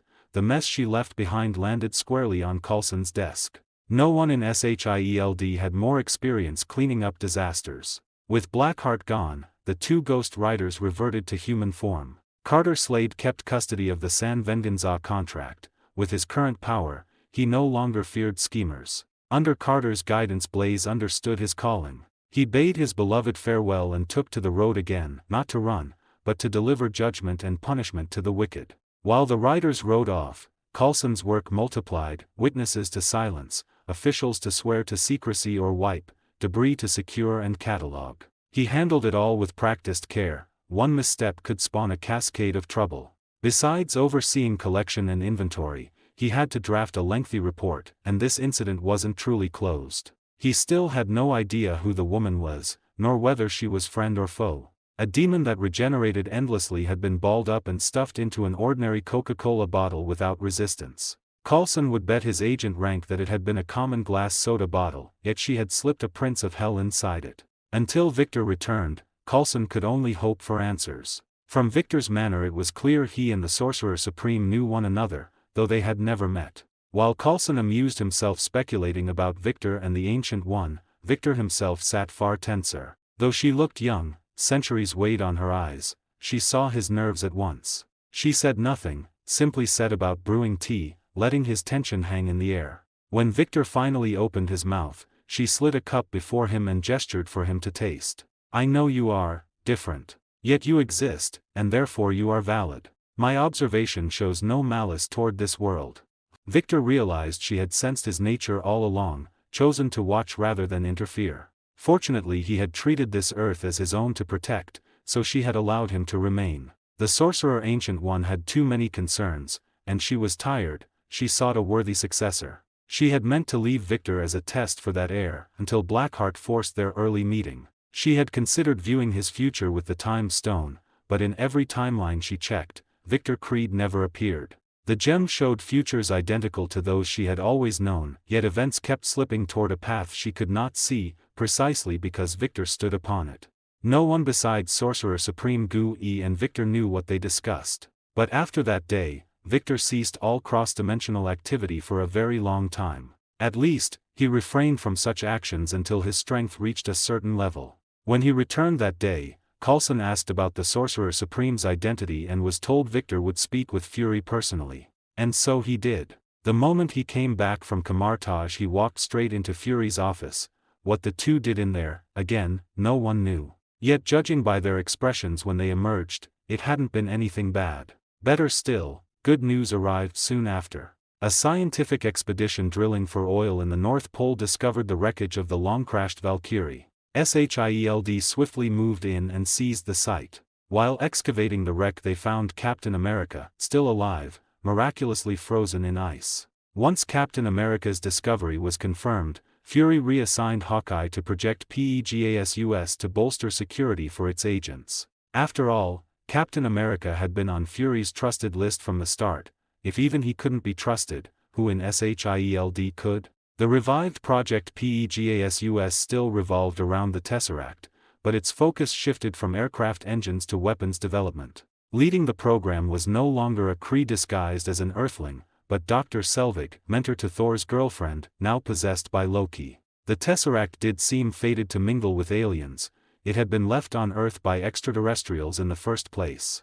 And each time an Earth-based study of it was headed by an alien, or someone alien-possessed, the outcome was the same: invasion from the stars. Possessing Dr. Selvig, Loki used the Infinity Stone within the Tesseract to contact Thanos, owner of the Mind Stone. Thanos taught him secrets he had never known and gave him a scepter set with the Mind Stone to wield as a weapon. Under their bargain, Thanos would lend Loki the Cheetori Horde to conquer Earth, while Loki would help Thanos claim the Space Stone housed in the Tesseract. At this point Loki failed to see that dealing with Thanos was bargaining with a tiger for its skin. He still dreamed of ruling Earth and winning Odin and Thor's admiration. Unlike the daydreaming Loki, Captain America Steve Rogers felt the dream had lasted too long, so long he had missed a date and everything he once held. The only comfort was that many wartime comrades had survived and were living happily. As Commander Victor once said, if this nation was worth dying for in war, then after the war you must live for her. During this time he met Howard Stark's son, Tony Stark, yet he still found it hard to adapt to the new era. What he excelled at remained being a soldier, fighting and following orders, until he met his old commander again, Victor Creed. Seeing that unaged face, Steve Rogers wondered if he was looking at Victor's descendant. But Fury's introduction and a brief spar confirmed the tall, powerful man before him was indeed General Victor, once head of the Strategic Scientific Reserve. Victor, however, had long since left the service. Though his body remained in peak condition, he was no longer suited to high command. Positions had to be yielded to the young to keep vitality alive. Not that this was why Victor retired, but there was no need to tell Steve. As fellow survivors from that era who remained young, Steve soon became a frequent guest at Clyde Manor, where he saw more familiar faces. Half of the old Howling Commandos now lived in Victor's sprawling estate, the half that were freaks. They had new work. Nick Fury planned to rebuild the Howling Commandos. The new unit would still include Werewolf Jack and the others, answering only to Nick Fury. Fury formed the team to handle crises that were neither overtly super nor entirely ordinary. Victor voiced no objection. He told Fury that if he could persuade them, Victor would even fund part of the operation. What Fury did remains unknown, but Victor ultimately opened his wallet, while extracting a promise from Nick Fury. The promise: the Howling Commandos would answer to Fury alone, never be part of SHIELD, and SHIELD would keep no Muramasa files on them. In short, they would be Nick Fury's Howling Commandos, not SHIELD's. After long consideration, Fury agreed, making the Howling Commandos a powerful covert force in his personal arsenal. Of course, powerful is relative. Against a monster like Captain Marvel their strength would pale. Fury had no intention of sending them against such foes. That would be a Suicide Squad's job. When not on missions, the monstrous members still lived at Clyde Manor, which doubled as their home and operational base. Captain America, once their commander and now a new comrade, received a hero's welcome. Yet he declined their invitation to stay, opting for quarters arranged by Fury. Watching the revelry, Victor knew this was the calm before the storm. The coming Battle of New York would be the pivotal clash. Unlike the others who knew nothing, Victor, who knew the future, had far more to think about. For instance, how to make a difference in the Battle of New York and seize the greatest possible gains once it was over, while also ending the battle in a way that didn't attract Thanos. While Victor was still working through those problems, Loki on the other side had already begun to act. Using his possession of Dr. Selvig to his advantage, he leveraged knowledge gained from Thanos to push Project Pegasus far beyond its original schedule. Helicopters roared through the night sky while loudspeakers on ground vehicles broadcast evacuation orders, and security personnel moved to high alert. When the helicopter landed, out stepped Agent Hill and her boss, SHIELD Director Nick Fury. The moment Fury arrived, Coulson hurried forward. Whenever trouble brewed, he was always on scene, coordinating everything. But the current situation was clearly beyond him, which was why Nick Fury had to take the field himself. How bad is it? Sir, the worst kind, no contact at all. We've lost every link to the people inside, we don't know what's happening in there.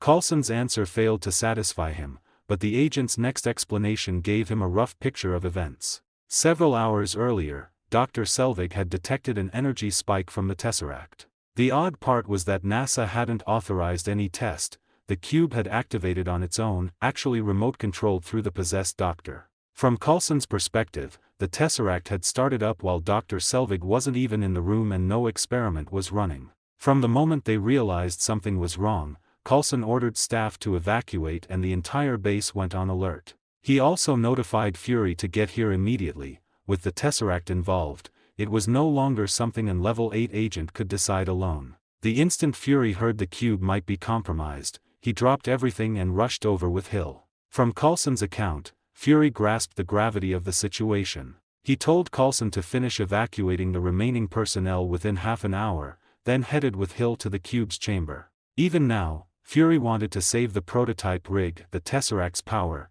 he knew, was humanity's future. He wouldn't give up something so vital until there was absolutely no choice. Talking with Hill, he walked deeper into the room. In the end, though, he didn't let Hill accompany him. He sent her with security to evacuate equipment instead. As he put it, if it isn't the end of the world yet, then life goes on.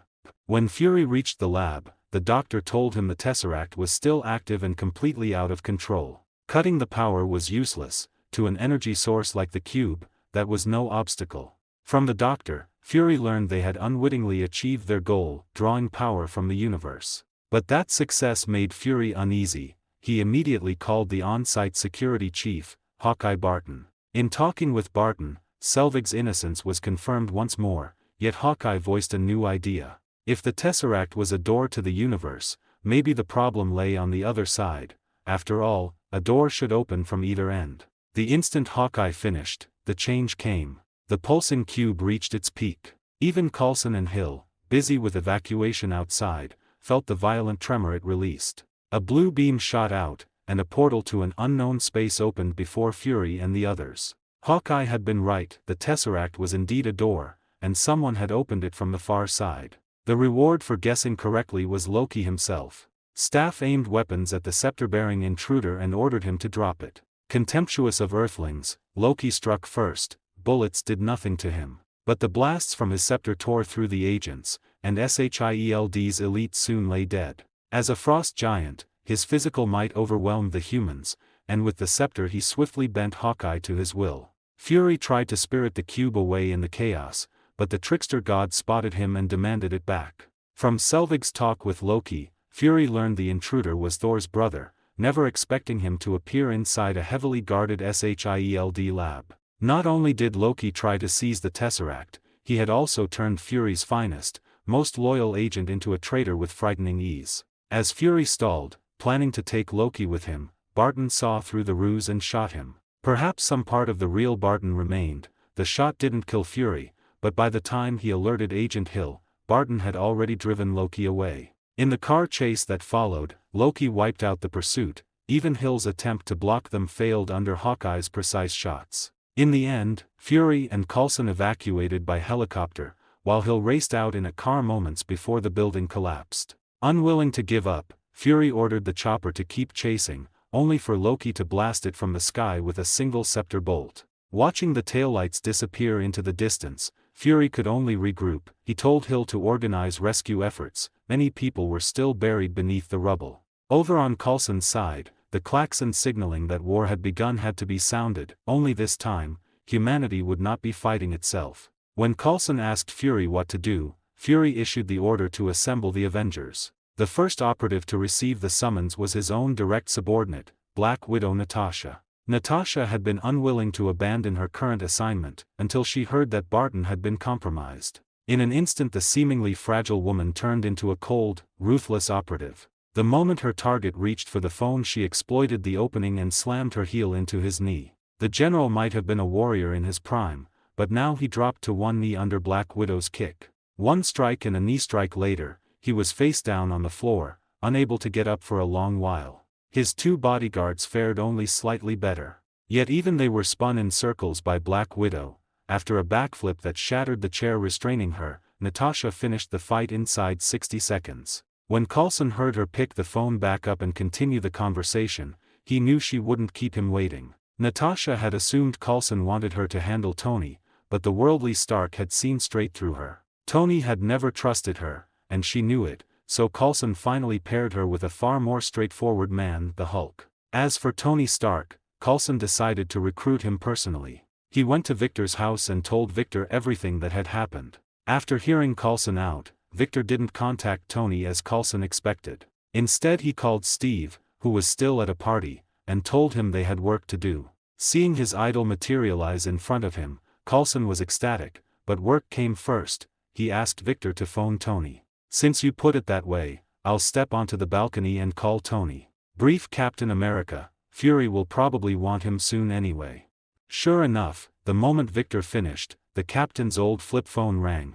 The caller was SHIELD Director Nick Fury. Learning that Steve was at Victor's and Coulson was sitting across from him, Fury simply told Steve to liaise with Coulson and get up to speed. Victor's call to Tony went smoothly. After hearing Victor out, Tony decided to do him the favor and see what SHIELD wanted. Natasha, meanwhile, lured the kindly Banner to the outskirts with a little girl as bait and marveled at how simple the target was. Yet this simple man was also one of the planet's most dangerous, most uncontrollable beings. She didn't know why Fury trusted him, but orders were orders. In conversation she first revealed her identity, hoping to win his trust, and assured him they were alone so he wouldn't panic and transform. Talking to the earnest scientist was far easier than negotiating with the big green guy. She explained that Earth was on the brink and needed his help. Sharp as ever, Banner read between the lines.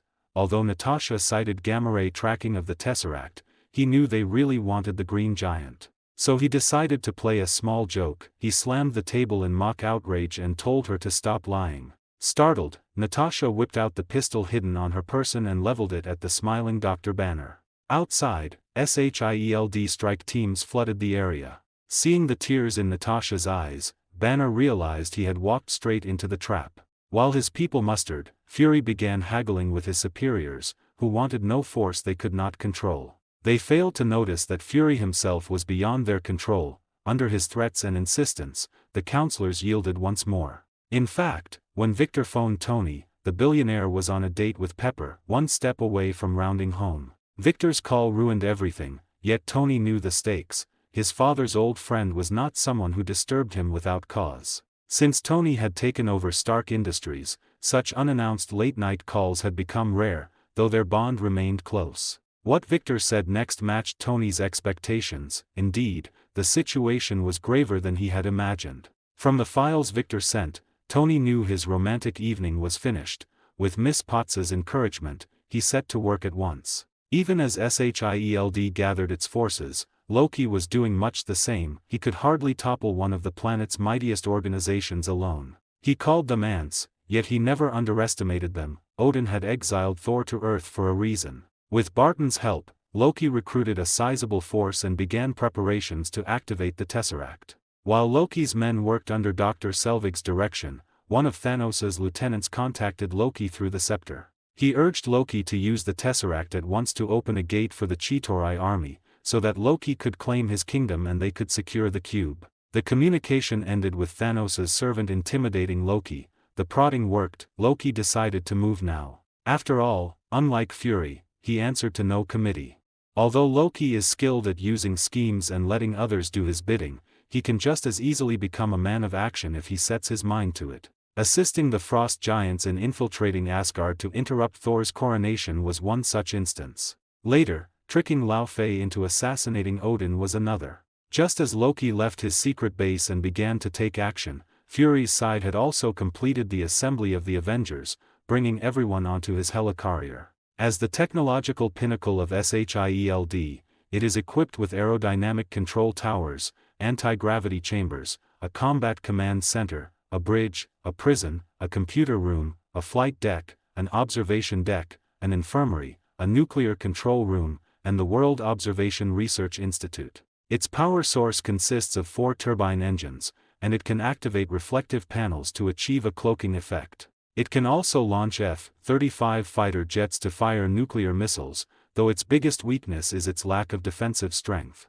Nevertheless, it became the mobile base for SHIELD, where both the Avengers and senior agents of the Holy Shield Bureau assembled.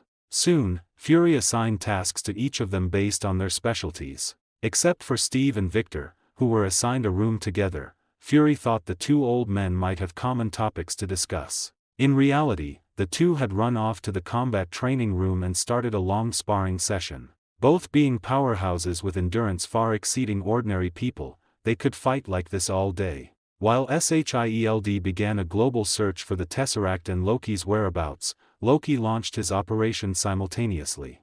Although he recruited many enemies of SHIELD through Barton to serve as his henchmen, the elements needed by the Doctor to activate the Tesseract were not something Barton could obtain. So Loki had to take action himself, heading to Stuttgart, Germany, to seize this element while carrying out the plan he had already designed. As soon as he appeared on camera, he was discovered by SHIELD agents. The agents also realized one thing: the opponent had no intention of hiding at all. While SHIELD was deploying troops to capture Loki, Loki had already infiltrated the party where the target was located. As for the security personnel, they were easily dealt with by SHIELD's formerly best agent, now Loki's loyal lackey, Barton. These security guards originally thought it was just another peaceful night. After all, peace had reigned in this country for many years, and they had almost forgotten the feeling of war. Under the cover of night, a gentle breeze blew against everyone's faces. At that moment, a faint sound of someone falling to the ground caught the attention of the rooftop security captain.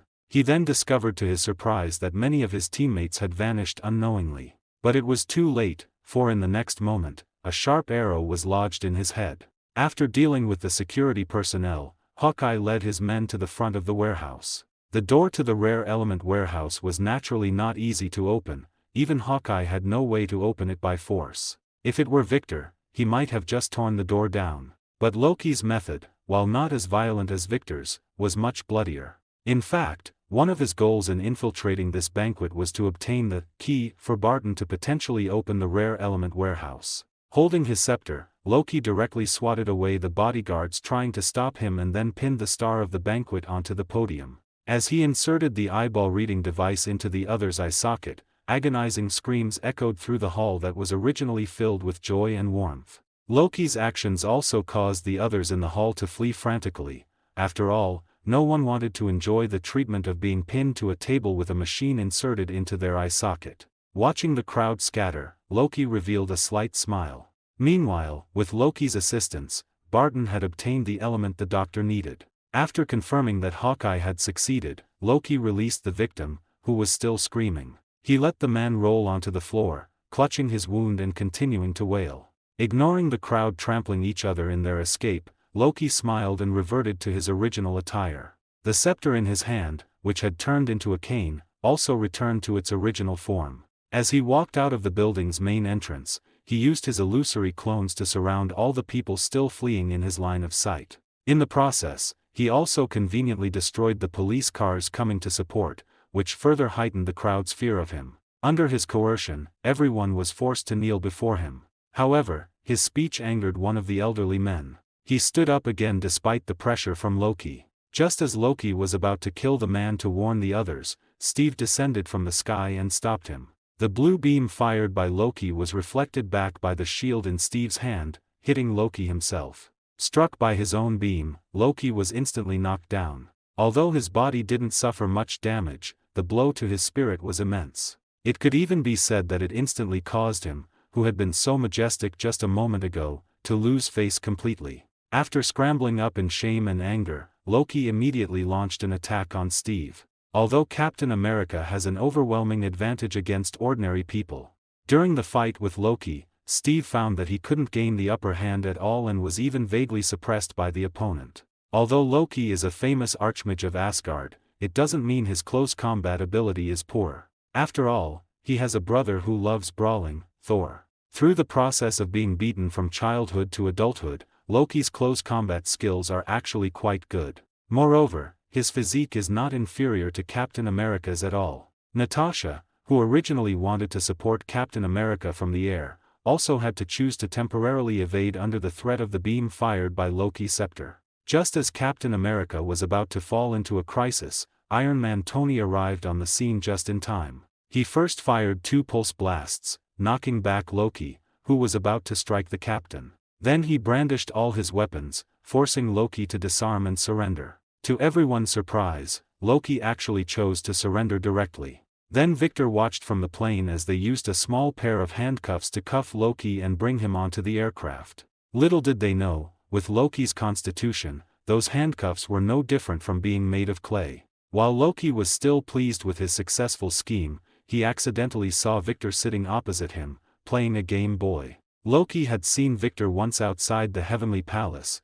At that time, Odin was secretly meeting with Victor and Logan. He hadn't expected to be seen by Loki, who was hiding in the shadows. At that time, Loki didn't know Victor and Logan's identities, but he knew that anyone who could be secretly summoned by Odin would definitely not be simple. But he never expected to meet the other party in such a place and such a scene. This greatly exceeded his expectations because Victor was not factored into his plan at all. Seeing Loki pretending to be calm while his eyes held a panicked expression, Victor grinned and gave him a friendly smile. Then he didn't make things difficult for Loki but lowered his head to continue playing his Game Boy. He had already sensed that someone willing to take responsibility for Loki had arrived. The night sky, which had been fairly clear, suddenly began to thunder. Watching the lightning streak across the sky, Natasha, who was piloting the jet, asked curiously why there was sudden lightning. The lightning is because Loki's brother is here. Did you forget? In mythology, isn't his brother Thor, the god of thunder?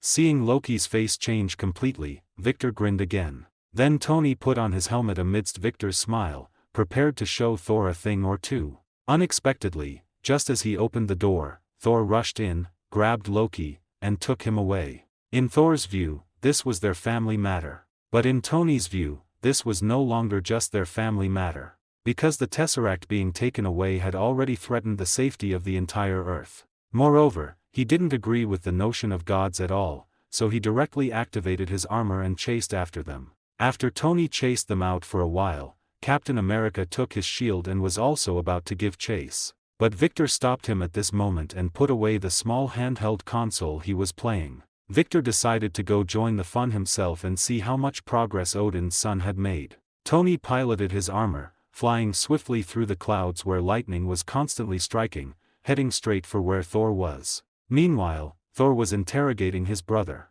He had originally thought his brother was dead and had been deeply saddened by it. He hadn't expected that the other party had secretly come to Earth again to cause trouble. He had also stolen the tesseract that Odin had left on Earth years ago. Clearly, he wanted to make some big news again. While Thor was interrogating Loki, Loki spoke of knowledge he shouldn't have known. This instantly made Thor alert. It turned out that this time, someone else was pulling the strings behind Loki. As Thor continued to press Loki, Tony arrived on the scene in his armor and directly knocked Thor away. Clearly, Thor wasn't willing to have a conflict with Tony just like that, but who was Tony? He easily succeeded in taunting Thor, drawing the aggro onto himself. Of course, Thor was not to be outdone and called Tony a Tin Man. The two arrogant men soon got into a scuffle, losing all the poise a superhero should have. While Loki stood bound to the side, he was inwardly watching the two big shots fighting more like street thugs than heroes. At that moment, a hand reached out from behind him and patted his shoulder. Loki, who hadn't felt anyone behind him at all, was so startled that his body jerked. "I see you're laughing so happily, I couldn't bear to disturb you. Tell me, did you see something or think of something that made you so happy? Why don't you share it with me?" Saying this, Victor put his hand on Loki's shoulder and walked right up to his side, revealing a very kind smile. But halfway through his smile, he and Loki were both hit in the face with dust from Tony and Thor's battle. It shouldn't have blown toward them, but unfortunately, one was too careless, and the other was overly startled. "I'd better go deal with those two brawling kids first, then come back and slowly solve your problem. By the way, if you get the chance, say hello to Thanos for me." Loki, who had been smiling along with Victor, could no longer maintain his smile after hearing the name Thanos. Instead, it began to gradually stiffen. Compared to Captain America's way of throwing a shield to get their attention, Victor directly stood between the two and then caught both of their attacks with his bare hands. The arm with which Thor held Mjolnir high was gripped by Victor. No matter how hard he tried, he couldn't pull his arm out. As for Tony, he stopped directly because he recognized the identity of the newcomer. He didn't want to get a beating again. Getting a beating once in private was enough. "Long time no see, Thor. I thought when you came back to Earth, you'd run off to find Jane to rekindle your romance. After all, that little girl likes you a lot, and you have feelings for her too, don't you?" Thor was clearly caught off guard by Victor's immediate mention of him and Jane. But bearing a heavy responsibility, he still knew what was important. "Lord Victor, I am sorry that Loki came to Earth and caused you so much trouble. But I came here precisely to stop his conspiracy." Victor believed Thor's words. Because from the beginning, he knew exactly what Thor had come for. But the problem was, how would Thor prove to others that his purpose was as he said? After all, he had just arrived and immediately snatched someone away, and then had a very intense conflict with Tony. "Why don't you put down your hammer first, and then we can have a good talk? Though I suspect you won't do that, because I know you love your hammer very much." Hearing Tony's sudden mockery, Victor took a deep breath. Then, a faint golden light radiated from his body, and the Meow Meow hammer, which was originally flying toward Tony, was caught in his hand. Seeing Mjolnir motionless in Victor's hand, Thor was instantly stunned. But Victor knew that besides his own strength increasing, Odin's weakening had also progressed further. This meant that the original enchantment on it could no longer take effect when facing Victor's extremely powerful strength. Seeing Victor grab the opponent's hammer, Tony, who had wanted to provoke him again, chose to look away and didn't speak further after Victor looked at him with eyes radiating golden light. In the end, Victor grabbed Loki by the collar and brought the second princess, who was as quiet as an ostrich, back to the jet. Thor and Tony Stark followed closely behind. Although the two temporarily stopped their conflict under Victor's pressure, they were still very much dissatisfied with each other in their hearts. Compared to the two jealous men, Loki was doing his best to spin his clever head, trying to find a way to deal with Victor's sudden intrusion. Originally, Fury had prepared an entire fully armed detachment to escort Loki, but it turned out to be completely unnecessary. Because Victor decided to escort him personally, under Victor's watch, Loki had to honestly let himself be locked into the cage originally prepared for Hulk. "This thing is well designed, it probably wasn't prepared for me. Speaking of which, just how desperate must you be to find a beast to protect you?" Listening to Loki's description, Fury knew he was talking about Hulk. However, Fury's eyes kept darting toward Victor. Clearly, Victor's nickname, Sabretooth, made him seem more like a beast than Hulk. Especially given Victor and Logan's early conduct, they truly lived up to their nicknames. Enemies of that era also referred to them as beasts. Fury had seen all of this in the files related to Victor at SHIELD. So when Loki mentioned a beast, he subconsciously glanced at Victor a few times. Looking at the way Nick Fury was glancing over from time to time, Victor knew almost instantly what he was thinking. Thus, he could only take a deep breath and then glare at Fury. After glaring at Fury, Victor turned to smile at Loki. When Loki's scalp began to tingle from his smile, Victor spoke. "Your father once hired me to be a bodyguard for your exiled brother. Now, my boss is this wretched-looking guy smiling next to me. I think you'd better stay in there honestly, because this cage will protect you from being torn apart by a beast." Victor emphasized the word beast particularly heavily. This made Loki realize that he had inadvertently offended this dangerous fellow. His original plan was to use words to sow discord among the Avengers and then find a way to make Hulk appear, creating an opportunity for his escape.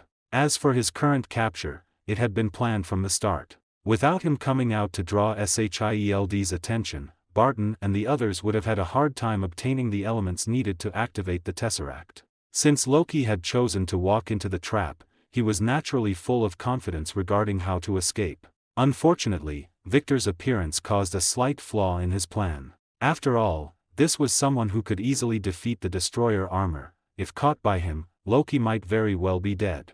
However, Loki still comforted himself, thinking that as long as the plan was successfully implemented, the chaos caused by Hulk's transformation would surely draw Victor's attention away. In any case, his ultimate goal was to successfully escape. If he could take out a few Avengers along the way, that would be for the best. If not, it didn't matter, the Chitauri army Thanos lent him would solve everything in the end. Actually, Victor originally wanted Fury to gag Loki, but after thinking about it, he gave up on that decision. After all, the first collaboration between the Avengers still relied on that mouth of his to get things moving. Compared to Loki, who would temporarily remain a prisoner, Victor was more interested in the data Tony had stolen from the SHIELD database. When Victor walked into the room where the Avengers were, Thor was giving Captain America and the others a rundown on Loki's new subordinates, the Chitauri army. The Chitauri do not have a planet of their own, their race survives by being subordinate to Thanos. The entire race is in a state of total mobilization, where every individual is a warrior. From Loki's role as a facilitator, everyone guessed that one of his goals in taking the Tesseract was to open a portal so the Chitauri Legion could descend directly upon Earth. This way, the Chitauri could directly take over and protect the Tesseract upon arrival. After all, this was a treasure they were determined to get.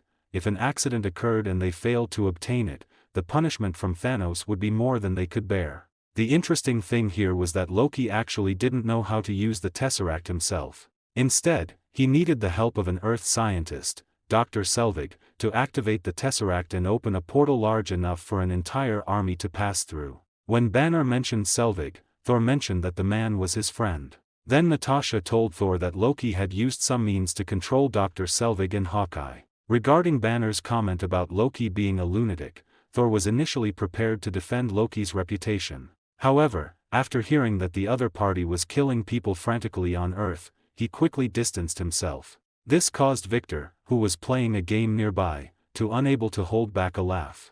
Then, everyone's eyes in the room turned toward him. Seeing everyone's gaze, Victor shrugged innocently and gestured for them to continue. Given Victor's special status and strength, the group could only continue to ignore him. Thor knew his strength, while Steve and Natasha deferred because he was a superior. As for Banner, he wasn't the type to care anyway, otherwise, the bridge would have been torn down long ago. As for the other agents on the bridge, including Hill, Fury had already instructed them. As long as Victor didn't dismantle the ship, they weren't to care what he did. If he wanted to dismantle the ship, they probably couldn't stop him anyway, so it was better to find a parachute and evacuate early. Thus, the agents also chose to turn a blind eye. While everyone else was agonizing over the meaning of Loki's actions, Tony had already found the answer. The enemy wanted to build a larger and more stable portal, though the location was still unknown. Later, as Banner and Tony returned to the lab to continue their efforts to find the Tesseract, the Mind Stone embedded in Loki's scepter began to exert its influence. The members of the Avengers gradually gathered in this room. Then, the negative emotions in their hearts began to be amplified, and they started having verbal arguments and conflicts with one another. At the same time, the Mind Stone also discovered an anomaly on the ship, someone who was completely unaffected by it. His body radiated powerful cosmic energy, which caused the fluctuations emitted by the Mind Stone to completely dissipate into nothingness upon reaching him. But Loki's goal was still achieved. The group no longer had any heart for work and instead began focusing on trivial matters, arguing incessantly. Eventually, because everyone was being too noisy, Victor pressed a wrong key. Looking at the "game over" on the screen, Victor felt he shouldn't be the only one frustrated, so he spoke up. Stark Tower. To build a portal large enough for an entire army, he needs a high-density energy power source. There's a ready-made one right under that crappy tower of yours. If you rush over now, you might catch a final glimpse of it. Just as Victor's words fell, the room exploded. Clearly, Hawkeye's attack had begun. At this moment, Hawkeye could no longer be called Hawkeye. He had lost all his original spirit and looked like a walking corpse. But this didn't affect his formidable combat ability in the slightest. He still took out one of the 4 engines of the SHIELD helicarrier with a single arrow. Taking advantage of the chaos on the helicarrier, he successfully completed the boarding operation.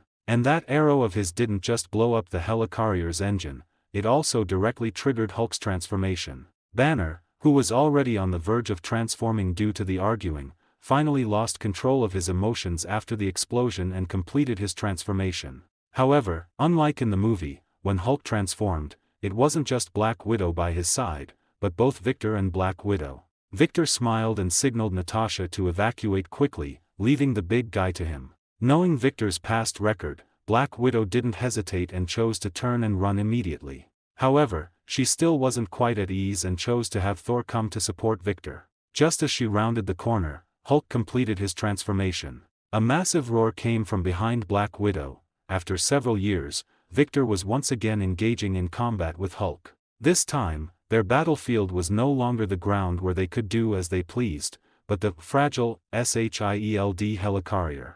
Of course, to ordinary people, this steel-constructed carrier was incredibly strong. But to guys like Hulk and Victor, it wasn't much different from a toy. And unlike Hulk, Victor knew just how easily this thing could be dismantled. If Hulk were allowed to go all out, it wouldn't be long before everyone fell from the sky. So, Victor wanted to try the method Thanos used to deal with Hulk in Avengers 3, a series of combination punches to knock him down. This would minimize the damage caused by the opponent. In short, because of the rapid growth of his power recently, Victor had become overconfident, truly believing he was on the same level as Thanos. Especially the moment he gripped Thor's hammer, the arrogance in his heart became insurmountable. If others were influenced by the Mind Stone, Victor was purely because he had let it go to his head. His refusal to participate in the group's discussions, choosing instead to sit alone and play games, was also due to this mindset. This not only caused him to be isolated from the others for a time but also led him to do something so stupid when facing Hulk.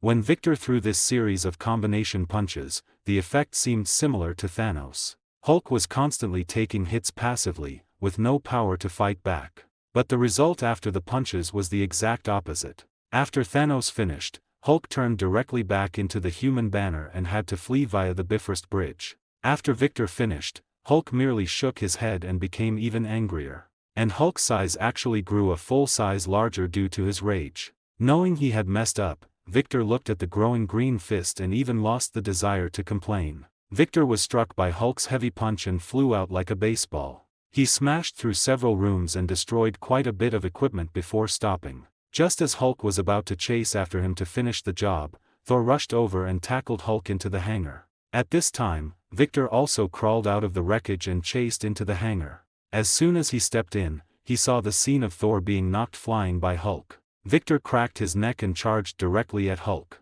Hulk also spotted the charging Victor. This was the guy who had just hurt him. So Hulk also decisively launched a countercharge. In the blink of an eye, the two, charging almost simultaneously, collided. Hulk's fist was caught by Victor's hand, but to catch this punch, the energy surging from Victor's body almost solidified. Therefore, he didn't hesitate and directly swung his other hand. Struck heavily by Victor's punch, Hulk enjoyed the same treatment Victor just had. He flew out like a green shot put, with no object along the way able to block his path. Ultimately, he smashed through the outer armor of the helicarrier and fell directly off the ship.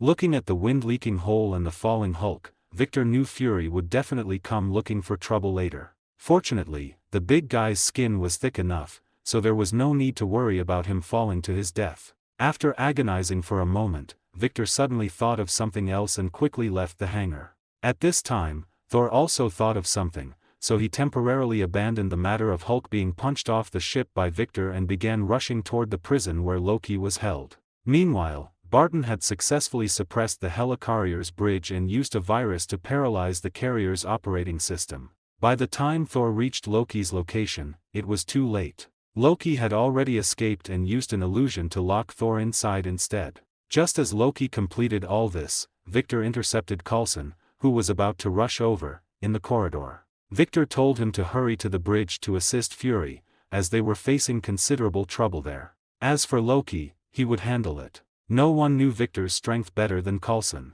For Coulson, Victor had already become an idle second only to Captain America.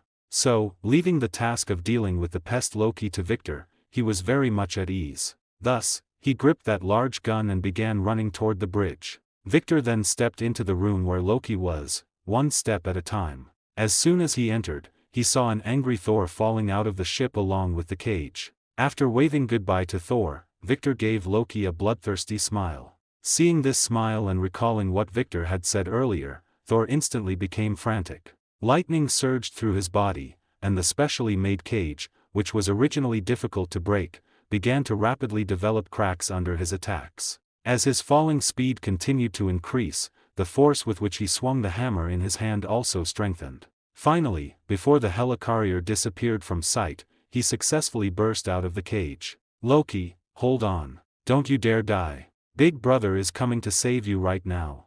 When Thor flew back to the carrier, he saw Loki hoisted by the throat in Victor's grip. Victor seemed about to say something when a flying hammer sent him sprawling. Victor finally understood the phrase, brother worshipper. True, Loki was ultimately saved by Thor, but Victor had only meant to teach him a lesson. How could you swing at me, Thor? As Thor hurled Victor away and reached to help Loki, he found the fallen trickster dissolve into an illusion. The real Loki had already slipped away. Realizing he might have acted rashly, the god of thunder watched Victor crack his knuckles and advance. After a moment's hesitation he shouted. Even if Loki did wrong, he was only misled. How could you try to kill him?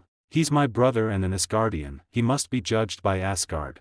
Victor bared his teeth in a grin, then punched Thor square in the face. Even your father Odin wouldn't talk to me like that after smashing me with a hammer.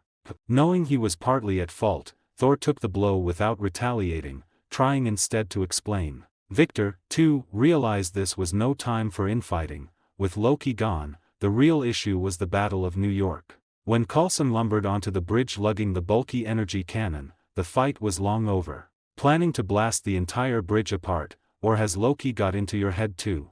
Fury began to draw on Coulson. From the moment chaos erupted he had suspected Loki was loose. Coulson appearing with a classified heavy weapon left Fury no choice but to suspect mind control and a looming massacre. At his boss's word, Coulson dropped the cannon and submitted to being escorted away for investigation. Elsewhere, Natasha and Hawkeye's duel turned white-hot, a former Soviet super assassin versus America's elite special operator. In skill they were evenly matched, yet in close quarters without his bow Barton gradually lost ground. Though adept with every weapon and hand-to-hand style, his true mastery lay in silent archery. Against Natasha, a specialist in every form of close combat, he came up short, despite once pressing a knife to her throat. Because he had yanked her hair earlier, she repaid him in kind. During the clinch she sank her teeth into his wrist.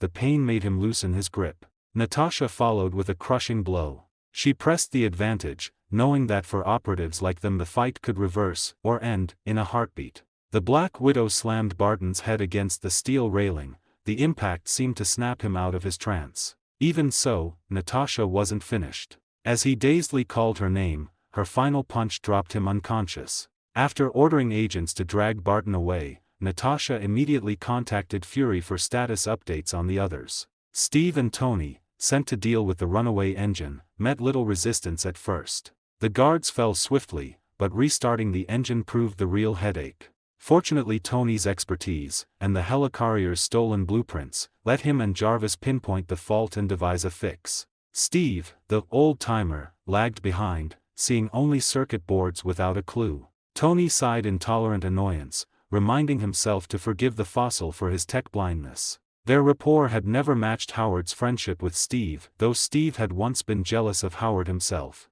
Back in the Strategic Scientific Reserve, Steve embodied brawn and Howard brains.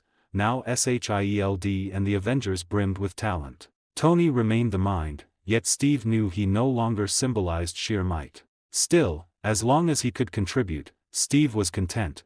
Meeting Victor and the old Howling Commandos had eased his anachronism. Yet regrets lingered. Bucky and Carter were losses he could never mend. So, despite scant technical skill, he did everything he could to help Tony repair the engine. True to genius form, Tony, with Steve's aid, soon had the damaged engine running again. It became the ship's sole power source. While they worked, a mind-controlled Barton had used a virus to shut the other three down. Under that single engine, the SHIELD carrier managed an emergency sea landing instead of crashing ashore as scrap. By then Loki had vanished for good. With every condition met, he would summon the Cheetori to conquer Earth. With the immediate crisis over, the Avengers regrouped and turned on Nick Fury. Mainly Tony and Thor blamed SHIELD's Tesseract weapons for drawing alien attention and invasion. Fury countered with Earth's helplessness. Kree and Asgardians alike wielded power humanity could not. Developing Tesseract weapons, he argued, was merely self-defense, and the Avengers, grudgingly, accepted. More importantly, now was not the time to hold SHIELD and Fury accountable. An even bigger headache was waiting for everyone to handle. The most anxious of all was naturally Tony Stark, for Victor had tipped him off that the other party intended to make a move right on top of his own building. By the time he rocketed home in the armor, the Doctor, already under Loki's control, had successfully activated the Tesseract device. Although he had Jarvis cut the arc reactor's power feed remotely, the Tesseract itself was a colossal energy source. So it only needed the arc reactor to supply the massive burst required for ignition. After that, maintaining the portal, or anything else, it could manage on its own. Realizing he was too late, Tony simply opened fire on the machine, but the strike did not deliver the result he expected. Instead, the Doctor standing beside the device was caught in the blast and knocked unconscious. Just then Victor arrived as well. Seeing the machine shielded by Tesseract energy, Victor told Tony to land with him on the roof of Stark Tower. Then he sent Tony off to suit up in his newest armor while he went to deal with Loki himself. When Loki saw Victor walk out of the room, his scalp tingled. Compared with the others, this man, about whom he knew the least yet whose power rivaled, even surpassed, that of his brother, was the one he truly feared. While stroking Tony's liquor table, Victor smiled and walked toward Loki. He had meant to flash his claws right away, but remembering Tony's extravagant tastes, and that the table probably cost a fortune, he thought better of it. After all, it wasn't his property, a little respect was in order. As Victor closed in, Loki thought of a way to handle him. In the instant before Victor could act, Loki managed to jab the Mind Stone scepter against Victor's chest. The moment it touched him, Victor's movements froze. Then the Mind Stone on the scepter began to shine with a brilliant golden light, something Loki had never seen before. Until now, enslaving others had been almost effortless. This time, however, the two entered a stalemate. Victor kept resisting the Mind Stone's intrusion. He had strong natural resistance to telepathy, but the Mind Stone was no ordinary mind control power. Victor might still have held out, yet the Tesseract, busy opening its portal nearby, delivered the finishing blow. Under the resonance of the two Infinity Stones, the Mind Stone clouded Victor's senses and consciousness. He found himself locked inside a mental space. He could feel his body but could no longer control it, as if another self had replaced him. When Tony, now armored, stepped out of the room, he saw exactly that, Loki withdrawing the scepter from the bowed Victor's chest, and Victor lifting his head with eyes glowing amber. Fangs sprouted from Victor's mouth and claws from his hands in an instant. He lunged straight at Tony. Tony cursed, "Damn it," and fired without hesitation. The pulse blast sent Victor crashing through the window. Clearly, under the Mind Stone's brute control, Victor had lost most of his abilities, retaining only savage instinct, indestructible bones, and powerful regeneration. Tumbling through the air, Victor quickly found his balance, before hitting the ground he caught the side of Stark Tower and began climbing back up toward Tony. While Victor scaled the building, the Tesseract finally tore open the portal above New York. Watching the Chitauri army pour through, Tony could no longer spare attention for Loki or Victor. He rocketed straight toward the portal's mouth and launched every micromissile in his new armor. Yet he was still only one man. Even after wiping out nearly 100 Chitauri who had just come through, their numbers were overwhelming, and he could stop only a fraction. As the Chitauri broke past Tony's line and began ravaging the streets of New York, General Ross, whom Tony had always despised, appeared, leading troops to evacuate civilians and mount a counterattack.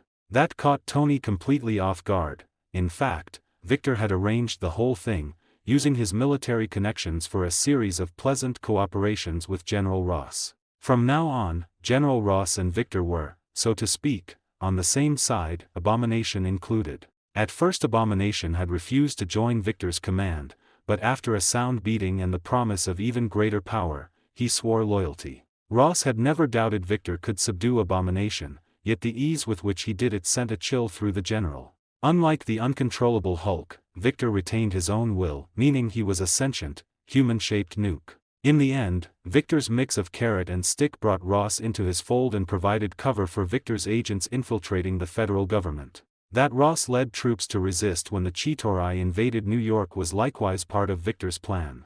The excuse for marching armies through New York was simple: while transporting Abomination, the monster had accidentally escaped, so Ross was mobilizing forces to recapture him. I was chasing Abomination when a big hole opened in the sky and aliens charged out. What could I do? I was desperate, so I decided to beat the hell out of those aliens. That was what General Ross told reporters afterward. Only he and Victor knew the real story. By the time Barton flew in with the rest of the Avengers, General Ross, along with his own men and Victor's, had already cleared the area and thrown up a defensive line. General Ross breathed a quiet sigh of relief the moment he saw the Avengers' aircraft. He'd never intended for his ordinary grunts to repel the Chitauri invasion. The real heavy hitters were still these freaks and oddballs of the Avengers. As for himself, borrowing Victor's words, he was just here to ride the coattails. All he needed was to strike a pose to harvest plenty of political capital later on. The Avengers' arrival also took real pressure off Ross. Although Tony had been holding back the bulk of the Chitauri, Ross's main job had been evacuating civilians. One thing puzzled Ross, though: the man he considered the true ace, Victor, hadn't shown up. At that moment Victor was in rough shape. After Tony blasted him off the roof of Stark Tower, he'd climbed back up the facade, only to run into Loki the instant he hauled himself over the ledge. Under the Mind Stone's influence he didn't attack Loki, but Loki chose to push his luck, since Victor had once left him half dead. So he levelled his scepter and fired a blast that blew the edge of the building Victor clung to into rubble. Along with the falling masonry, the hapless Victor was hurled outward. During the long plummet his mind began to break the Mind Stone's grip. Mind Stone control isn't unbreakable, in fact it's rather unstable, especially once you're out of the stone's effective range. Loki's decision to attack Victor with the stone clashed with his original intent to control him, accelerating Victor's escape from its hold and returning control of his body. When Victor opened his eyes again, he was staring at New York's black asphalt. Like most fall victims he'd landed headfirst. Unlike most, his skull hadn't burst like a watermelon but had simply punched straight into the road. Buried along with his head was Victor's entire upper body. Fortunately the area beneath the portal had already been cleared, so no bystanders were hurt. As Victor yanked himself out of the crater, several Chitauri spotted him and detached a two-man team to finish him off. Watching the Chitauri skiff swoop in, Victor grinned, then vanished beneath the dust kicked up by their plasma fire. The Chitauri assumed he was done for and flew past, but before the smoke could clear Victor exploded upward. Once aboard he honored his usual tradition by twisting the gunner's head off. A snapped cervical spine proved just as fatal to a Chitauri. With the gunner dead the pilot tried to fight back, only to end up even worse, hoisted by Victor into the line of fire of another skiff's cannon. The unfortunate pilot was vaporized mid-air by his own side. Victor commandeered the skiff and began closing on the next enemy craft. After several successful boardings he decided the method was too slow and switched tactics, using captured Chitauri weapons to blast the others from the air. Which brings us to the laughable universality of Chitauri tech. Chips and guns alike functioned perfectly in Victor's hands, no biometric locks, nothing. And the firepower was serious, each shot comparable to a howitzer. Under Victor's unerring aim, whole formations of skiffs were blown from the sky. The Chitauri finally marked the hijacked skiff as a nuisance and, led by a commander, a dozen craft dropped behind Victor and opened fire. Victor held them off with a cosmic energy shield, but when it began to buckle he simply dropped it and let the enemy blow his skiff apart. As the Chitauri assumed him dead, a flaming Victor burst laughing from the fireball. He boarded the commander's skiff first. Its officer liked leading from the front, so his head came up like a radish. The gush of foul fluid made Victor boot the corpse overboard. After that example the pilot and gunner received the comparatively merciful neck snaps. The instant their commander died the pursuing skiffs, no longer worried about friendly fire, opened up on the command ship. But Victor had already wiped the crew and leapt to the next craft. He quickly realized the Chitauri war machine cared nothing for casualties. They happily blasted any skiff he boarded in the attempt to kill him along with it. After swapping ships 7 or 8 times the hunters were down to a handful, keeping their distance and calling for reinforcements to box him in. They forgot, however, that Victor wasn't the only problem. The rest of the Avengers had now entered the fight. Thor went straight for Loki, scepter in hand, and the brothers settled into a furious brawl. Ask Thor why he didn't just hammer Loki and he'll tell you, he's my only brother. If I kill him, how do I explain it to Mother? In short, Thor believes Loki can still be saved. He wants to subdue him and drag him back to Asgard for a proper lesson. Sure, he swung the hammer, but when the chance for a finishing blow came he chose to tackle Loki instead. After tackling Loki, the two of them quickly slipped into their old Asgardian routine. Thousands of years on, Loki had still never come out on top in a close-quarters brawl with Thor. Yet he never tired of courting death, needling Thor until the inevitable clash erupted and his big brother pounded him senseless. This time, however, Loki wasn't so easily pinned. He seized the instant Thor's attention wavered, rolled off the rooftop, and leapt aboard a Chitauri skiff. Natasha's jet, having interrupted the brothers' scuffle, was blasted out of the sky by a furious bolt from Loki's scepter. Once the forced landing was complete, Steve led the trio off the craft. None of them could fly, which made for an awkward ride. Banner was still putt-putting toward the fight on a little e-scooter, while the Chitauri's heavy units were already stomping onto the battlefield. Watching the Chitauri drakes disgorge troop after troop, Loki smirked. How could the Avengers hope to win when he had air superiority? His gloating lasted seconds. Victor commandeered a Chitauri skiff, energy-charged Muramasa in hand, and rammed the blade through a drake's flank. By the time Tony swooped in, Victor had already gutted the beast. Chitauri corpses and steaming entrails rained onto the street below. Surveying the gory chaos and the stench rising sky-high, Victor figured New York sanitation crews would be earning overtime tonight. In the end, the cleanup wasn't left to street sweepers. SHIELD and Tony Stark Industries handled it. During the mop-up, Tony pulled a few strings, an act that would, in time, birth the Vulture-themed villain of the first Spider-Man film. At heart, the man was just another desperate soul from the bottom rung, cornered into choices no one should have to make. But that's a story for later. Back in the moment, with the Drake down, Tony turned his attention to thinning the Chitauri infantry. The earlier dropship had already torn chunks out of New York, property damage only. The human toll fell almost entirely on General Ross's federal troops. On Victor's advice, they switched to special armor-piercing rounds. Up close, Chitauri plate couldn't stop even Natasha's compact pistol, let alone AP rifle fire. Yet the aliens still pushed Ross's men back, thanks to total command of the air. The jets Ross called in couldn't match the Chitauri flyers for speed or agility and were swatted down one after another. To limit further losses, Ross stopped requesting air support. His F-16s were simply outclassed by SHIELD craft. Pilot skill played a part, but his efforts weren't wasted. When the aliens came, he stood on the front line. He also evacuated civilians first, sparing countless lives, an achievement no politics could erase. From here on, short of outright treason, Ross could scheme all he liked. His rank was bulletproof. With the Drake finished, Victor brought the captured skiff down to Hawkeye and the others still on the ground. "Looks like you need a lift," he said.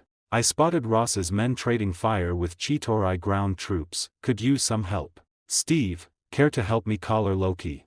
So Victor ferried Hawkeye and Black Widow to Ross's position to spearhead a counterattack, then banked toward Loki's fleeing craft with Steve aboard. Victor handled the stick and the chin gun while Steve worked captured Chitauri cannons, swatting pursuers off their tail. Freed from Loki's taunts, Thor unleashed his trademark devastation. Perched atop Stark Tower, he called down lightning that felled a third of the Chitauri force. Such a spectacle drew every gun the invaders had. Squadrons broke through to circle the Thunder God and unload on him. For the moment, Thor was in no danger. The real trouble brewed for Ross, whose lines buckled under the renewed assault. Then a runner dashed up, an old acquaintance trailing behind. Banner had arrived. Ross had half expected it, yet seeing Banner again now stirred a tangle of feelings. He signaled the troops to let the scientist pass. As Banner walked toward the line, Ross suddenly called out. After a pause, he offered the only words that fit. Come back alive. Whatever history lay between Ross and Banner, even they probably couldn't untangle it anymore. Today, they shared an enemy. Banner gave no answer. Instead, he showed the best reply of all. His frame swelled, borrowed clothes shredding, though, true to form, his shorts held. The Hulk roared and slammed into the Chitauri like a living battering ram. Meanwhile, Victor and Steve caught up with Loki. One look at his pursuers, and no scepter in hand, and the trickster's bravado collapsed. Then Victor's voice, cold enough to freeze blood, drifted over the comm. Tough luck, you've ticked off every Avenger. They're going to come for you, one by one. I'm just first in line. Shortly after Victor finished speaking, he first tossed Steve onto the Chitauri ship where Loki was located. Then he jumped up himself. With the arrival of the two, Loki truly panicked. He first turned back in an attempt to knock Steve, who had boarded first, off the ship, but he didn't expect Victor to jump up right after Steve. If facing Captain America alone gave Loki full confidence, facing both Captain America and Victor at the same time made Loki consider jumping ship himself. After he thought it, he did it. However, his plan to jump ship failed. Victor grabbed him by the collar and hauled him back. Contrary to what Loki imagined, Victor didn't kill him, nor did he even trouble or torture him. Instead, he controlled his movements and brought him back to the top floor of Stark Tower. In front of Victor, Loki didn't erupt like he did in front of Hulk. This was because he couldn't gauge the other's temperament and knew that if the other truly wanted to kill him, Thor might not be able to protect him. From this perspective, he was much more sensible than his brother. No wonder in Ragnarok, Hela said he and Odin were more alike. After Victor tossed Loki into the living room, he began calling the others to come here and settle accounts with Loki. In the end, the only ones who actually ran over were Thor and that simpleton Hulk. Thor was worried his brother would be beaten to death, while Hulk truly came to settle accounts with Loki. Moreover, because Thor had to delay the Chitauri army, he arrived a bit later than Hulk. Watching the live-action version of Hulk slamming Loki left and right, Victor marveled in his heart that it was indeed different from watching it in a cinema, while also taking out his phone to record the entire process. Steve watched from the side, feeling quite awkward. From a standpoint of allegiance, Loki was their enemy. However, according to his moral standards, Victor's current action seemed somewhat inappropriate. But soon he didn't need to worry anymore, because Thor flew in through the window. Behind him, Victor saw another massive Chitauri Leviathan flying through the sky. After a sigh, Victor had to call on Hulk, asking him to join him in dealing with that rampaging Chitauri Leviathan. As for Tony, who was originally attacking, he had received an answer from Jarvis that the armor's energy would be exhausted before it could penetrate the enemy's armor. He decisively chose to give up the attack, knowing that reinforcements capable of dealing with this tough big guy had already arrived on the battlefield. The facts were exactly as Tony had predicted. The previously unstoppable Chitauri Leviathan was hammered directly into the ground by the impact of the flying Hulk. Subsequently, Victor's attack was even more lethal. After the Muramasa sword, infused with cosmic energy, was inserted into the Chitauri Leviathan's body. An energy blade extending far beyond its original length emerged from the sword's body. This was the reason Victor could cause fatal damage to the Chitauri Leviathan. After dealing with the Chitauri Leviathan, Hulk began roaming around again to eliminate Chitauri soldiers. After Victor cleared the soldiers on a Chitauri ship, he accidentally discovered the scepter Loki had left behind on the Stark Tower helipad. He then piloted the ship beneath his feet to the scepter's side. He glanced left and right, and after finding that no one was paying attention to this area, He decisively pried the Mind Stone embedded in the scepter off, then stuffed it into a specially prepared box he had ready and pocketed it. Just after Victor completed all this, he took the scepter to the location of the device where the Tesseract was opening the portal. Then he took the scepter, now missing the Mind Stone, to poke the Tesseract, and as expected, he was blocked by the Tesseract's energy shield. This was a headache.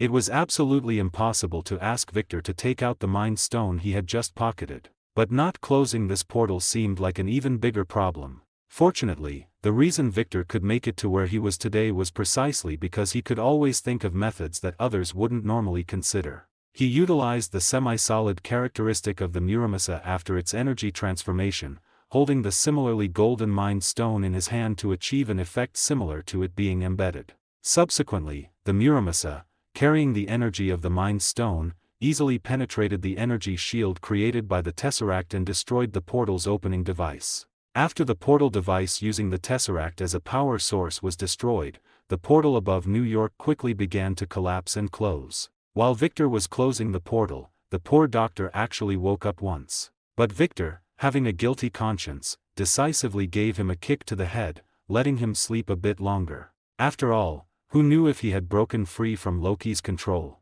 What if he fixed the portal opening device again? So, it was safest to keep him unconscious. Tony and the others, upon noticing the portal over New York gradually closing, knew that someone must have destroyed the portal opening device. The Chitauri also discovered this. The Chitauri on the other side of the portal began to frantically mass their forces, trying to deploy more troops before the portal closed. After all, in their view, they didn't need to conquer Earth, they only needed to crush the current resistors to directly reopen the portal. Amidst the frantic crowding of the Chitauri, the portal finally collapsed and closed. One Chitauri Leviathan was even cut into 2 segments by the closing portal. It wailed as it fell from the sky, looking as though it would crash directly onto the top of Stark Tower, destroying the building Tony had poured so much effort into. At that moment, a green figure suddenly rushed over, crashing directly into the falling half-section of the Chitauri Leviathan and knocking it away. Just as Tony was inwardly praising Hulk for a job well done, a large squad of Chitauri ships swarmed in again, attempting to shoot him down. Meanwhile, after Hulk dealt with the falling Chitauri Leviathan, he encountered a small interlude. He unexpectedly ran into the escaped Abomination. This old acquaintance was actually also fighting the Chitauri. Abomination, whose strength and recovery abilities were inferior to Hulk's, had passed his early period of invincibility. Having attracted the attention of many Chitauri, Abomination was targeted by concentrated fire and was soon pinned down by the powerful concentrated firepower, much like Hulk in the movie. This was the scene Hulk saw as he passed by. Unlike Hulk, Abomination could not become infinitely stronger through anger, so he had no way to launch a counterattack after accumulating rage like Hulk. In short, under the concentrated fire of the Chitauri, Abomination had fallen into an unprecedented crisis. And he had never imagined that the person coming to save him would be the Hulk, whom he had always wanted to defeat. After sweeping through the Chitauri who were focusing their fire on Abomination, Hulk chose to leave immediately, continuing to other areas to clear out the rampaging Chitauri. After the portal closed, the Avengers' victory was only a matter of time. As for the council members who originally wanted to launch a nuclear missile, the reason they didn't was all thanks to Nick Fury successfully persuading them. Actually, the way Fury persuaded them was quite simple. I think you should consider one person still on the scene before you decide to sacrifice the Avengers and launch a nuke, Sabretooth, Victor Creed. At first, the council members didn't take Fury's words to heart and were still bent on launching the nuclear missile. That was until Fury produced a classified document left behind by the Strategic Science Corps, the predecessor of SHIELD. Content-wise, the subject of this document wasn't Victor, but Victor's brother, Logan, known as Wolverine. Back then, Logan had survived a nuclear explosion without any lingering side effects or radiation issues. And at that time, he hadn't even been injected with adamantium yet. Victor Creed, who possessed the same abilities and an even stronger recovery factor, would naturally be able to survive a nuclear strike as well. Moreover, the special skeleton in his body further guaranteed his survival rate. In other words, I, Fury, don't know if the Chitauri will die after a nuclear strike, but you lot are definitely dead. Because without the Avengers, no one could stop an enraged, saber-tooth Victor. I, Fury, have said my piece. If you want to fire, then go ahead and fire. At Fury's words, framed as advice but perceived as a threat, the council members began a new round of discussion. People who could reach their positions were no fools. Once Fury saw through their plan to use the Chitauri invasion as an opportunity to wipe out both the Avengers and the Chitauri in one fell swoop, they knew the scheme might not work. They didn't realize that Fury was genuinely saving their lives. The result of the meeting came out quickly because before it even finished, General Ross sent word from the scene. The portal above New York was beginning to close. Since the alien invasion was nearing its end, the Avengers' victory was only a matter of time. The council members and Fury all breathed a sigh of relief and began discussing how to handle the aftermath. Although the Chitauri deployed one last large wave of forces just before the portal closed, it wasn't enough to stand against the Avengers. Compared to the pressure brought by an endless Chitauri army, the dwindling number of Chitauri soldiers was clearly now just prey for the Avengers. General Ross, who had been pinned down by the Chitauri, took the opportunity to launch a counterattack with the assistance of Hawkeye and Natasha. Of course, there was another reason for his confidence. Abomination had run back on his own and, under the pressure of the Chitauri, chose to cooperate with General Ross. Having acknowledged each other with a look,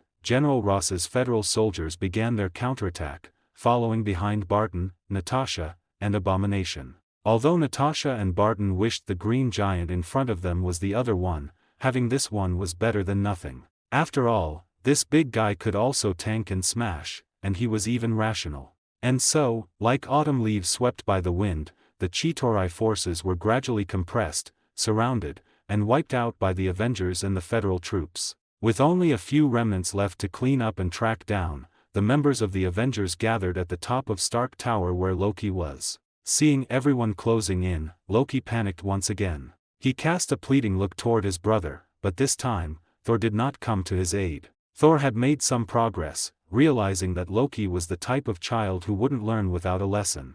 Besides, the Avengers would ultimately show him some respect and wouldn't beat Loki to death. So, he didn't interfere. Instead, he waited until everyone had their fill before going over to apprehend Loki and take the Tesseract. This experience might have been a shameful memory Loki would never want to mention, but for the others, it was a wonderful memory. After all, following Victor's suggestion, they lined up according to their rank, and everyone was satisfied. Of course, the most satisfied was Thor, as he could take his brother back. This was evident from his happy smile, though Loki's expression was quite miserable. Another thing that made Thor happy was the recovery of the Tesseract. Once Asgard reclaimed the Tesseract, the Bifrost Bridge could be repaired quickly. This way, the 9 realms, which had fallen into chaos, could soon return to peace with the help of Asgardian truth. After all, this chaos was originally caused by Thor destroying Asgard's Bifrost Bridge, which led the ambitious figures of the 9 realms to start making their moves.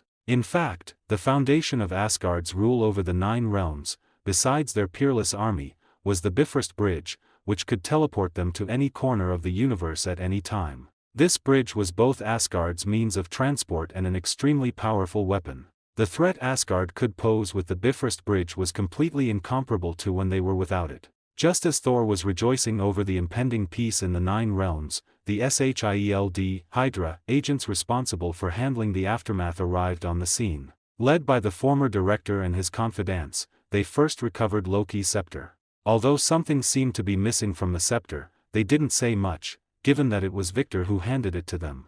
Although after entering the elevator, a certain fellow who had inherited the title of Crossbones complained about Victor. He certainly didn't know that these words were heard by Victor through the elevator, which would bring him a catastrophic disaster later. And soon they had no mind to think about it, because the elevator door suddenly opened, and Captain America appeared before them. What happened next surprised them even more. Steve Rogers spoke their superior's name and shouted the slogan he could never possibly shout. Hail Hydra!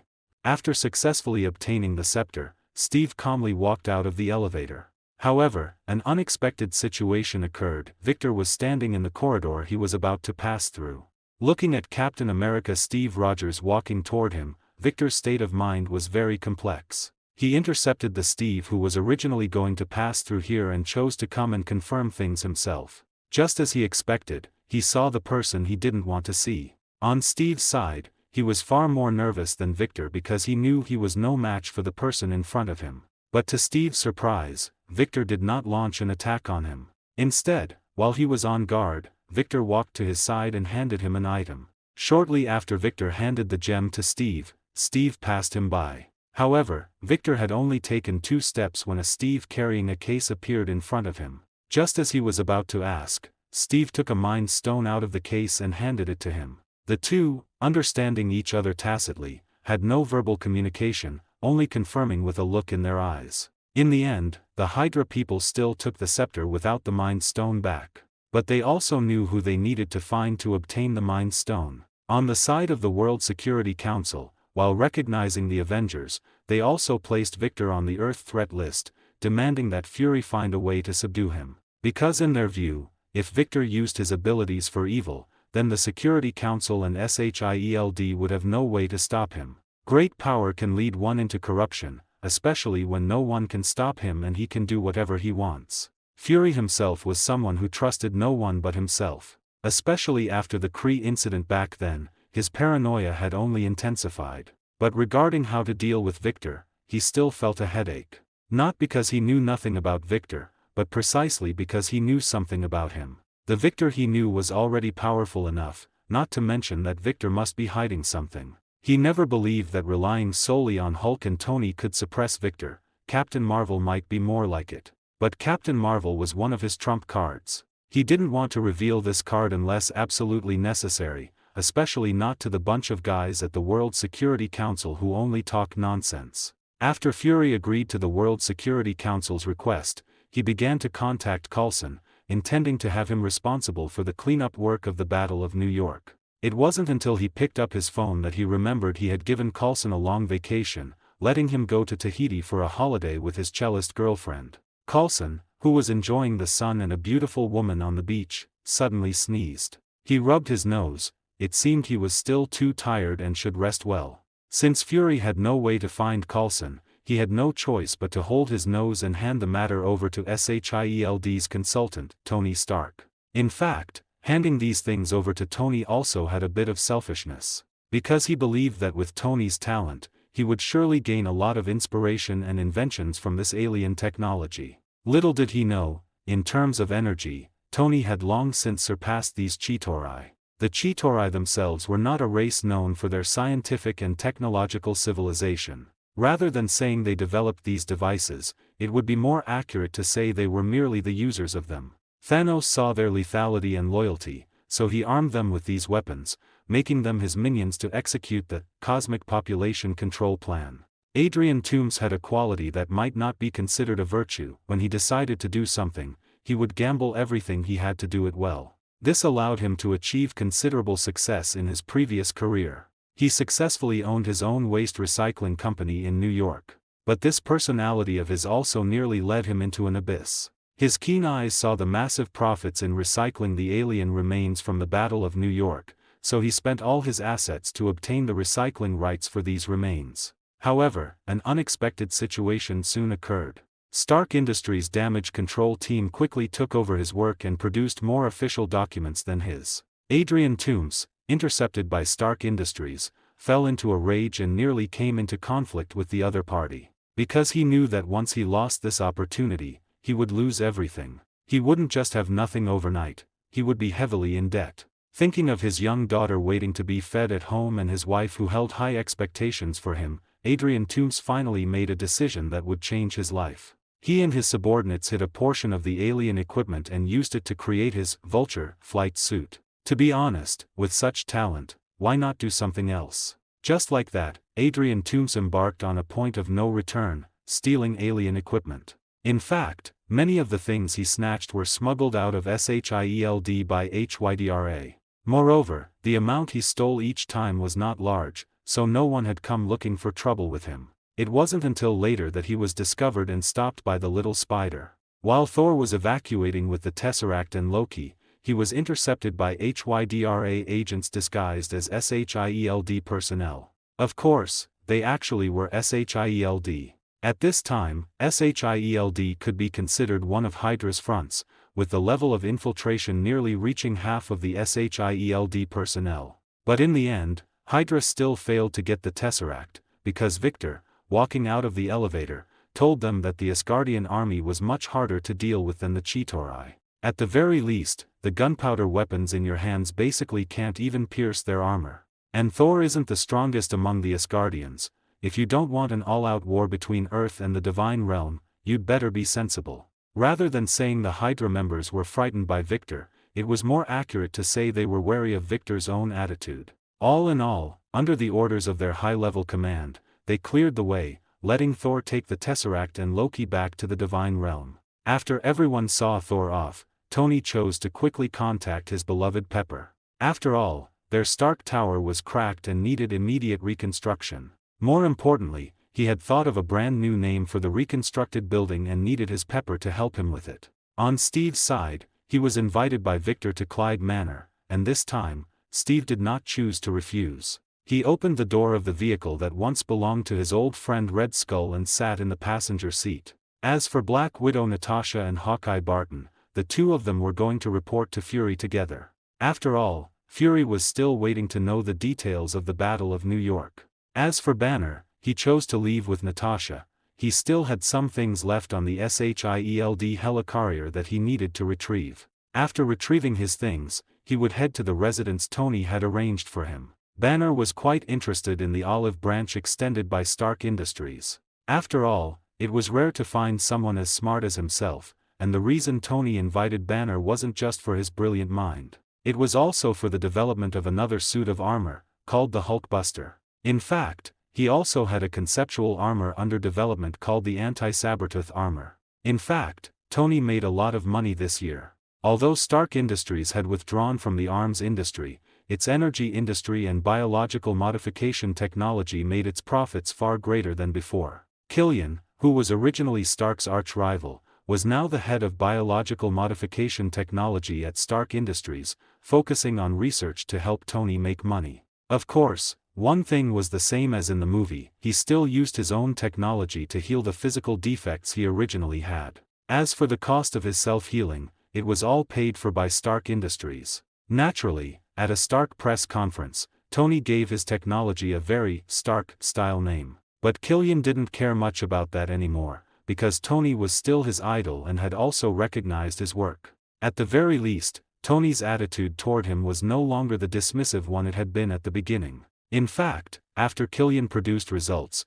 Tony had changed his original attitude and provided great support. Of course, Tony also assigned him a lot of extra work, to prevent him from chatting with Miss Potts whenever he was free. After the battle on Earth ended, the battle in Asgard had only just begun. Previously, because Thor destroyed the Bifrost Bridge, it led to chaotic outbreaks across the 9 realms. The Chitauri invasion of Earth was just one microcosm of it.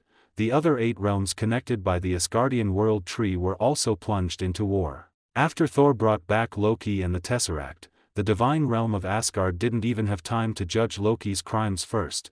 Instead, they used the Tesseract to repair the Bifrost Bridge that Thor had destroyed. Subsequently, Odin began to assemble his forces, letting the Asgardian army, led by Thor, the Warriors 3, and the female warrior Sif, begin to quell the flames of war in the 9 realms. Of course, this was actually an aid for Thor's future succession to the throne. In fact, the rebels in the 9 realms were not very strong. Back then, Odin was able to suppress the 9 realms because he and his Asgardian army had once stepped on every corner of the 9 realms. Of course, his offspring did the same, so in the hearts of the 9 realms, the most recognized king of Asgard would be Odin. But regarding Odin's successor, the one they recognized most was the eldest daughter whose name had already become a taboo. Because Hela was also a conqueror of the 9 realms, and her power was unrivaled in the 9 realms. The Asgardian army she led had once suppressed the 9 realms. If Thor wanted the 9 realms to recognize him,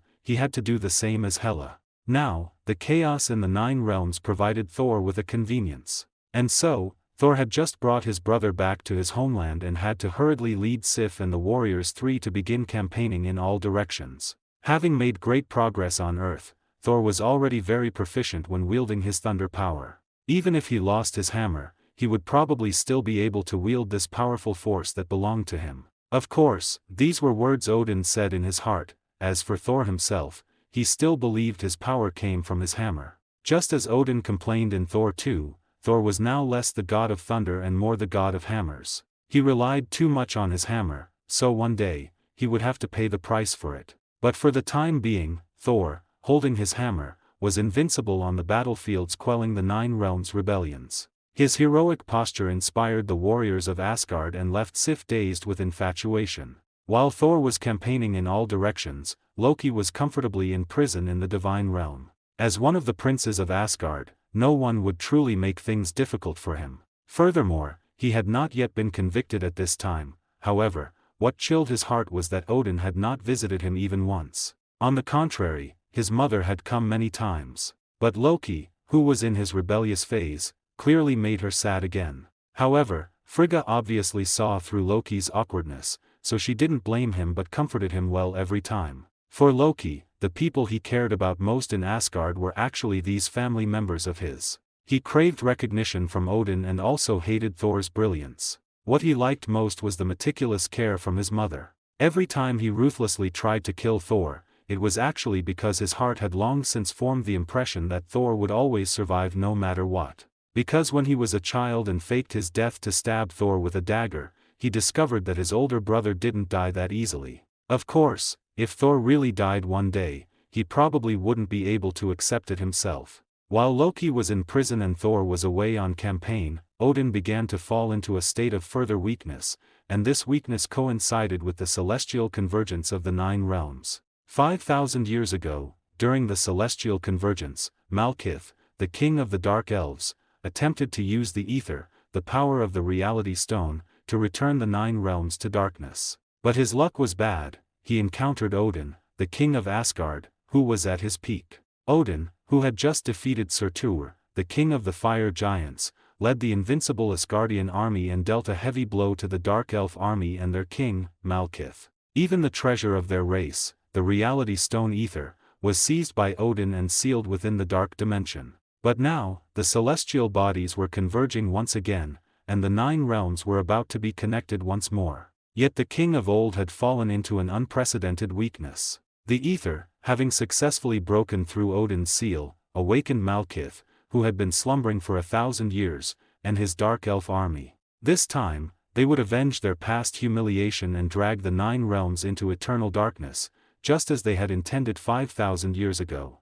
Svartalfheim, the world from which the Dark Elves were born, is likewise one of the Nine Realms ruled by Asgard. The original masters of this planet were none other than the Dark Elves themselves. Born from the primordial darkness of the universe, this race is said to be a remnant of the previous cosmic cycle, survivors of a universal cataclysm. Contrary to their name, the vast majority of Dark Elves possess snow-white skin. This is because they almost never expose themselves to light, though a rare few do have darker complexions. As one of the earliest races in the universe, they possessed extremely advanced technology and one of the cosmos's greatest treasures, the Reality Stone. Precisely because of this, they conceived the idea of plunging the entire Nine Realms, and indeed the universe, into eternal darkness. Unfortunately, they chose the wrong opponent first. When the Dark Elf chieftain nicknamed Spicy Chicken Shreds, Malekith, attempted to activate the ether and drag the Nine Realms into endless night, Asgard's armies, led by Bor, arrived on Svartalfheim. The light of the Bifrost Bridge tore through the boundless darkness of space, and Asgard's forces poured out. Even the mighty Dark Elves could not withstand the assault. As the Dark Elves steadily retreated, Malekith deployed his ace unit, an army of cursed warriors to hold back the Asgardians. The source of these cursed warriors' strength was a dark red crystal. In essence, it was a sliver of ether power, burning through their life force to unleash every ounce of potential. Though these foot soldiers turned cursed warriors could crush individual Asgardians in single combat. When faced with several fearless Asgardian elites, they could still be brought down and swiftly slain. When Malekith realized that even his elite cursed warriors could not defeat the Asgardian host, he resolved to stake everything on activating the ether and taking Asgard with him in mutual destruction. Instead, Asgard's Bifrost was planted directly above the ether's location, whisking it back to the sanctuary of Asgard. Deprived of the Reality Stone and with their armies nearly annihilated, the Dark Elves met a tragic fate, exiled from their homeland and cast into an almost eternal slumber. Now, as the realms align once more, the buried treasure of the Dark Elves, the ether, has awakened them. Meanwhile, Victor's subordinate monitoring Jane and the others in London reported that Dr. Selvig had again contacted Jane for help with his research. Their technicians in London had also located the gravitational anomaly Victor had predicted. Upon receiving the news, Victor rushed to London. Arriving at the site, he found a group of children about to play there. Victor was still wondering how to keep them out, but the kids, taking one look at his sinister face and deciding he was clearly no good, turned and bolted. One of them even tried to call the police as they ran. With no other choice, Victor stepped into the anomaly. He could sense the reality stone was here. The moment Victor sensed the reality stone, it sensed him too. Unlike the other infinity stones, the reality stone is truly realistic. It is utterly unfussy about its host. Upon detecting Victor's vast life force, it instantly chose him. Yet once inside his body, it discovered he already housed another infinity stone. The Mind Stone, embedded in Victor's Muramasa, had likewise been drawn into his body, an accident born of Victor's earlier experiments. After successfully enchanting Muramasa with the Mind Stone, Victor had tried to semi-permanently affix it to the blade, much like Loki's scepter. The upshot, the Mind Stone became part of the sword, but Victor could neither draw upon its power nor release it. In short, he had committed the extravagance of using an infinity stone as mere ornamentation.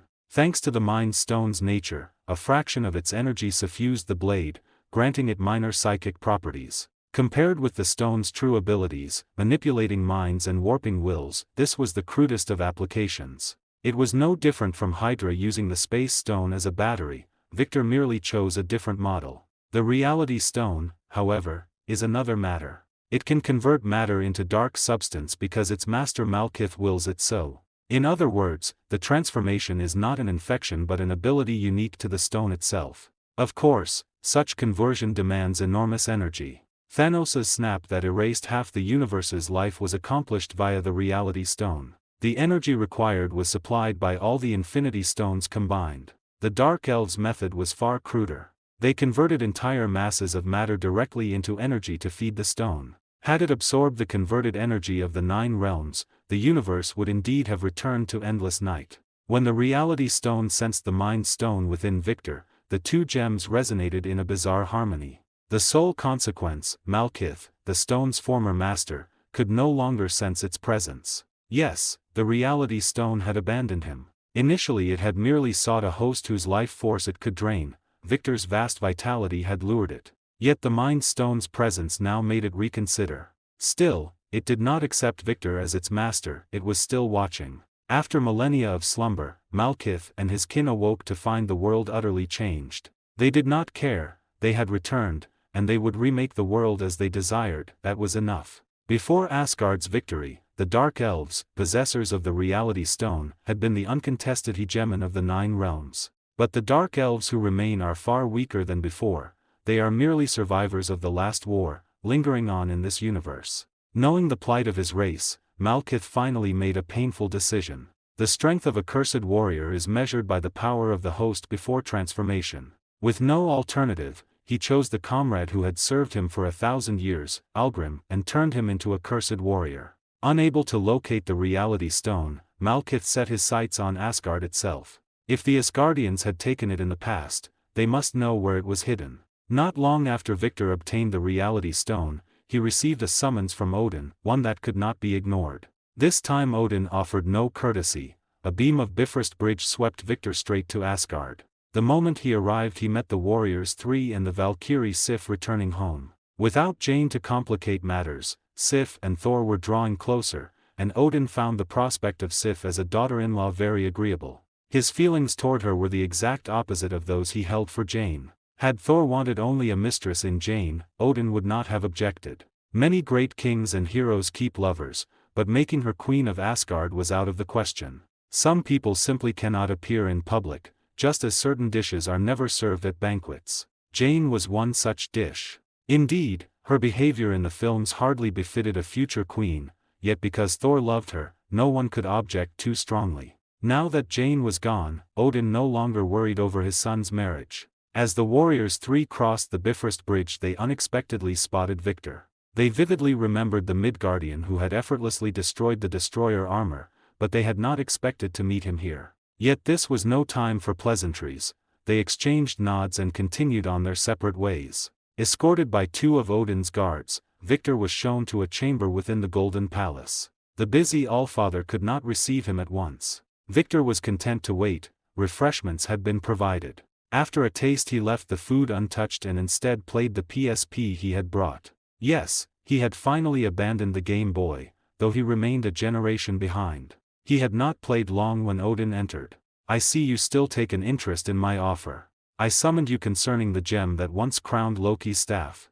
Unlike the films, Odin had sensed the uniqueness of the Mind Stone and recognized it as one of the Infinity Stones. That recognition forced Victor to make the journey, for Odin's summons had openly named the Mind Stone. Victor understood the implication: the object was too dangerous. Would Victor trade it for another treasure? But Victor had come not to bargain with Odin. He wanted the dwarves, through Asgard's patronage, to set the Mind Stone into his Muramasa. And if possible, the Reality Stone as well. Unaware of this, Odin assumed Victor sought an exchange. In truth, Victor had never intended to trade. Before they could speak further, news arrived that the Asgardian dungeons had erupted in riot. Odin had to break off the audience to quell the uprising, and Victor realized the events of Thor, the Dark World, had begun. Expecting to be confined to the chamber, Victor was instead ordered to accompany Odin. Extra blades were never wasted. Thus Victor fought beside the warriors three once more. The inmates of Asgard's dungeons far outmatched any Earth criminal. Victor could unleash his full strength, and his performance quickly drew every eye. Where Asgardian guards traded blows, Victor's foes simply fell. Fortunately the prisoners were sturdy, pulling his punches. Victor need not fear killing them with a single blow. By the time Thor arrived the riot was nearly over. Every ringleader lay unconscious, and the rest surrendered rather than face Victor's fury. Victor now stood outside Loki's cell, attempting conversation, but Loki kept his eyes on his book and ignored him. Both knew the cell's barrier could not stop Victor, yet they also knew he would not break in. As the revolt ended, the Dark Elves' assault began. With Jane absent, Thor's mother had no need to hide in her chambers. And because Victor was present, Malekith sensed no need to seek her out. Upon reaching Asgard he once again felt the ether particle. The Asgardians, caught off guard and already weakened by the prison riot, could not man the outer defenses in force. The Dark Elves broke through with little effort. The Golden Palace's shield, battered from within by the cursed warrior's suicide strike, collapsed. Dark Elves poured into the Golden Palace, striking at the heart of Asgard in a way Laufey's stealth infiltration never had. Only Odin grasped the full gravity of the moment.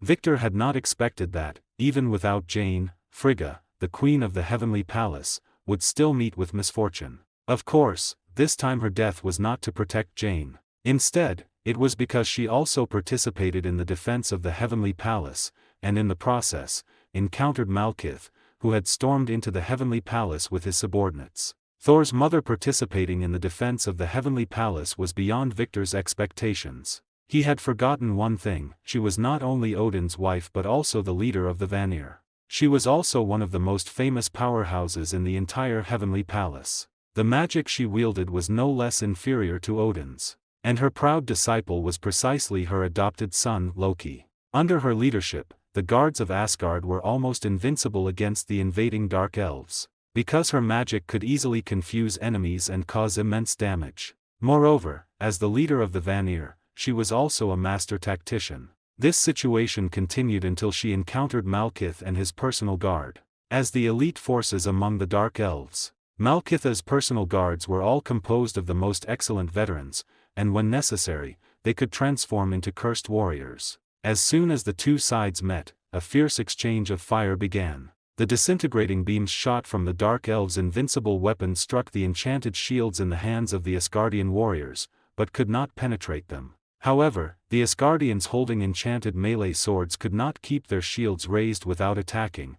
As soon as they attacked, a weakness would inevitably appear. This caused casualties to rise sharply as soon as the two sides engaged. But overall, it was still a stalemate. And the leaders of both sides each sought out their opponent, beginning a one-on-one duel. Then Malekith was astonished to discover that after sleeping for 1,000 years, he couldn't even defeat a woman. Whether in magic or close combat, Frigga was in no way inferior to Odin. Otherwise, she would not have been married by Odin back to the Heavenly Palace to rule Asgard with him. Just as Malkith was about to have his throat slit, his secret trump card finally arrived in time. As the existence second only to Malkith among the Dark Elves, the cursed warrior transformed from Algrim was unimaginably powerful. Even Malkith himself was no match for this cursed warrior. And Frigga, who was only slightly stronger than Malkith, was also not. Just like in the movie, when Thor arrived, all he saw was Frigga slowly falling. He didn't have time to save his mother, and Victor, who was with him, was also stunned. Although he changed Jane's fate, he failed to change Frigga's fate. Thor ultimately suffered the pain of losing his mother, and the enraged Thor threw his warhammer. The Mjolnir thrown by Thor, who was on the verge of awakening in his rage, could not be stopped even by a powerful cursed warrior. Finally, Algrim protected Malkith onto a small dark elf spaceship and evacuated from Asgard, which was rapidly turning into a sea of fire. Asgard, which had just celebrated the restoration of peace in the Nine Realms, held a funeral that saddened everyone the next day. Their benevolent and powerful queen, Odin's wife, the leader of the Vanir, had left them. One of Asgard's most powerful guardians was gone. Her funeral was grand, no less than the revelry before. Previously, the Asgardians had held an all-night celebration to commemorate their victory. Men, women, young and old, all participated in this carnival. Endless wine and inexhaustible delicacies were only a small part of it. If there was anything else the Asgardians were as good at as fighting, it was their ability to enjoy themselves. However, they did not expect that after the celebration, what awaited them was not the peaceful and prosperous era they imagined,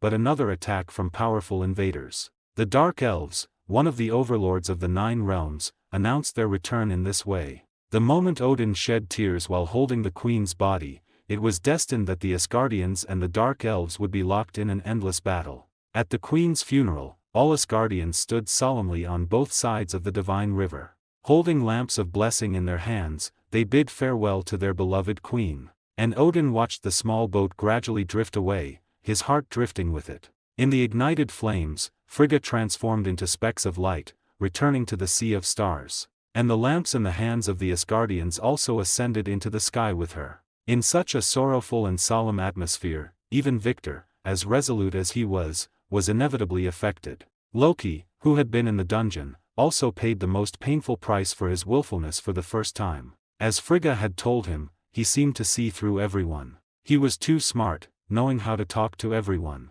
Just as he knew that no matter how much he hurt Thor, Thor would always protect him. He also knew how to use words to provoke Odin's anger and guilt. Even Frigga, he knew, he would always be just a child in her eyes. What he didn't know was that only when these people truly passed away did he realize he didn't care as little as he imagined. Rather than saying he didn't care about them, it was because for thousands of years, they had always been there, never leaving or being lost. They would always tolerate his pranks and willfulness, so he often overlooked the emotions contained within. Until he learned from the guards that his mother had been killed by the Dark Elves. The string in Loki's mind suddenly snapped. When the cursed warrior escaped from prison, he still held a mischievous attitude, and in order to make Asgard more chaotic, he deliberately pointed out a path to them. The path he pointed to was the one leading to the defense core of the Golden Palace. It was precisely because Loki showed the way that the cursed warrior was able to find the core's location so smoothly and destroy it before the guards arrived.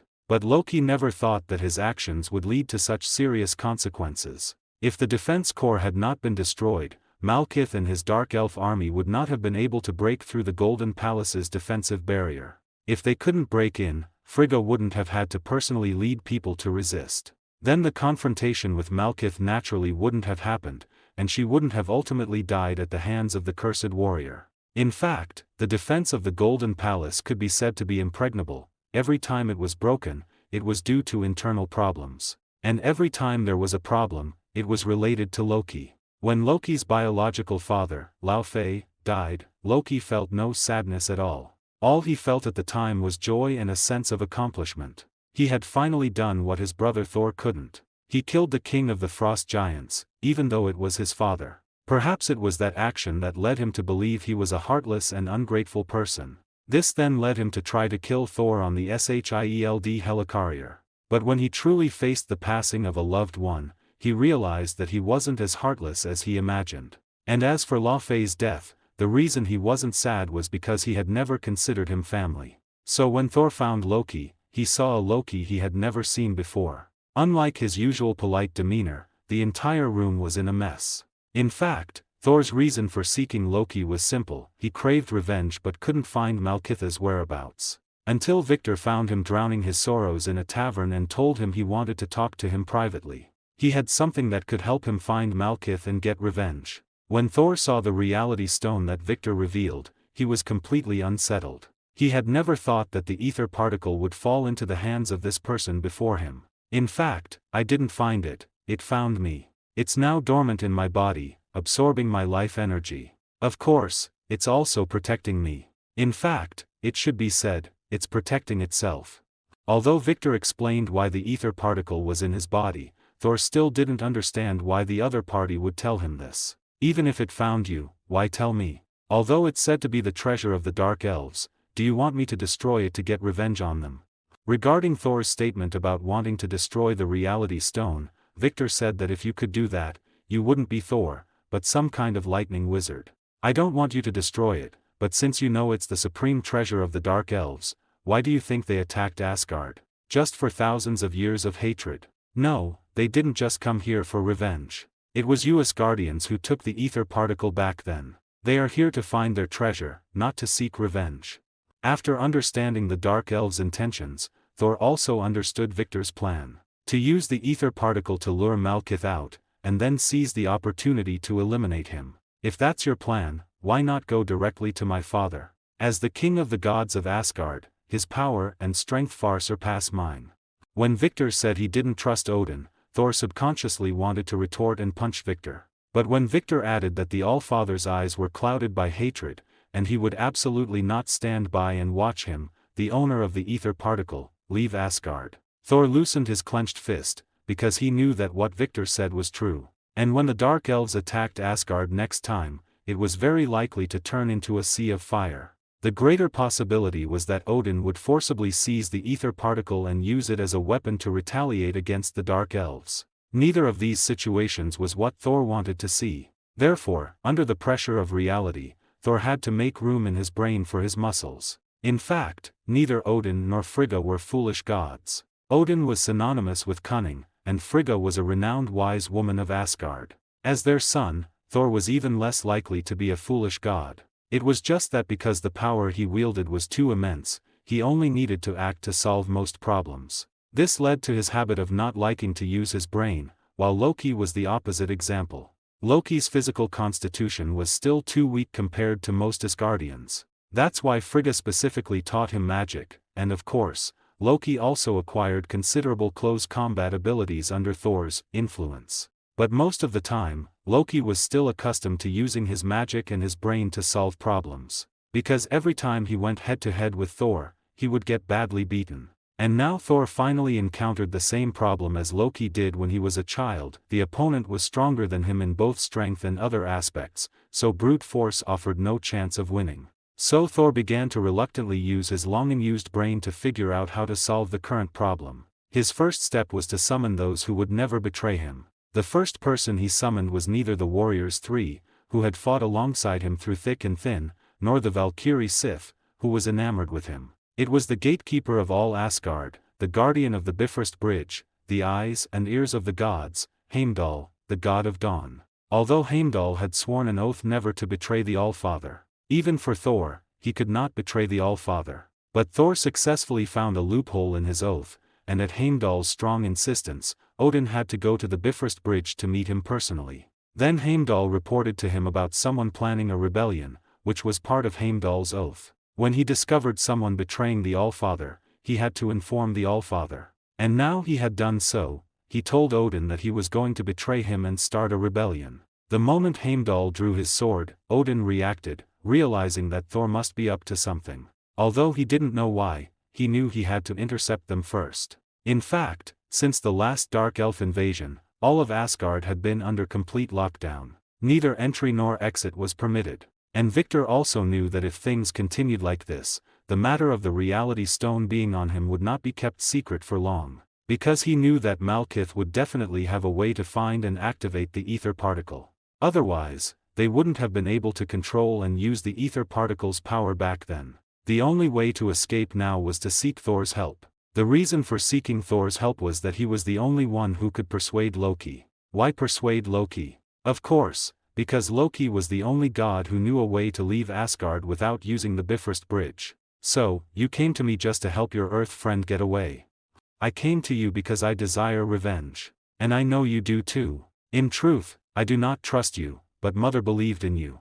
Loki's originally playful expression stiffened visibly upon hearing Thor's last sentence. After looking at Thor in silence for a while, Loki spoke once more. Then aren't you worried that I'll betray you during this process? Actually, I'm quite curious, just how desperate are you to have thought of coming to me?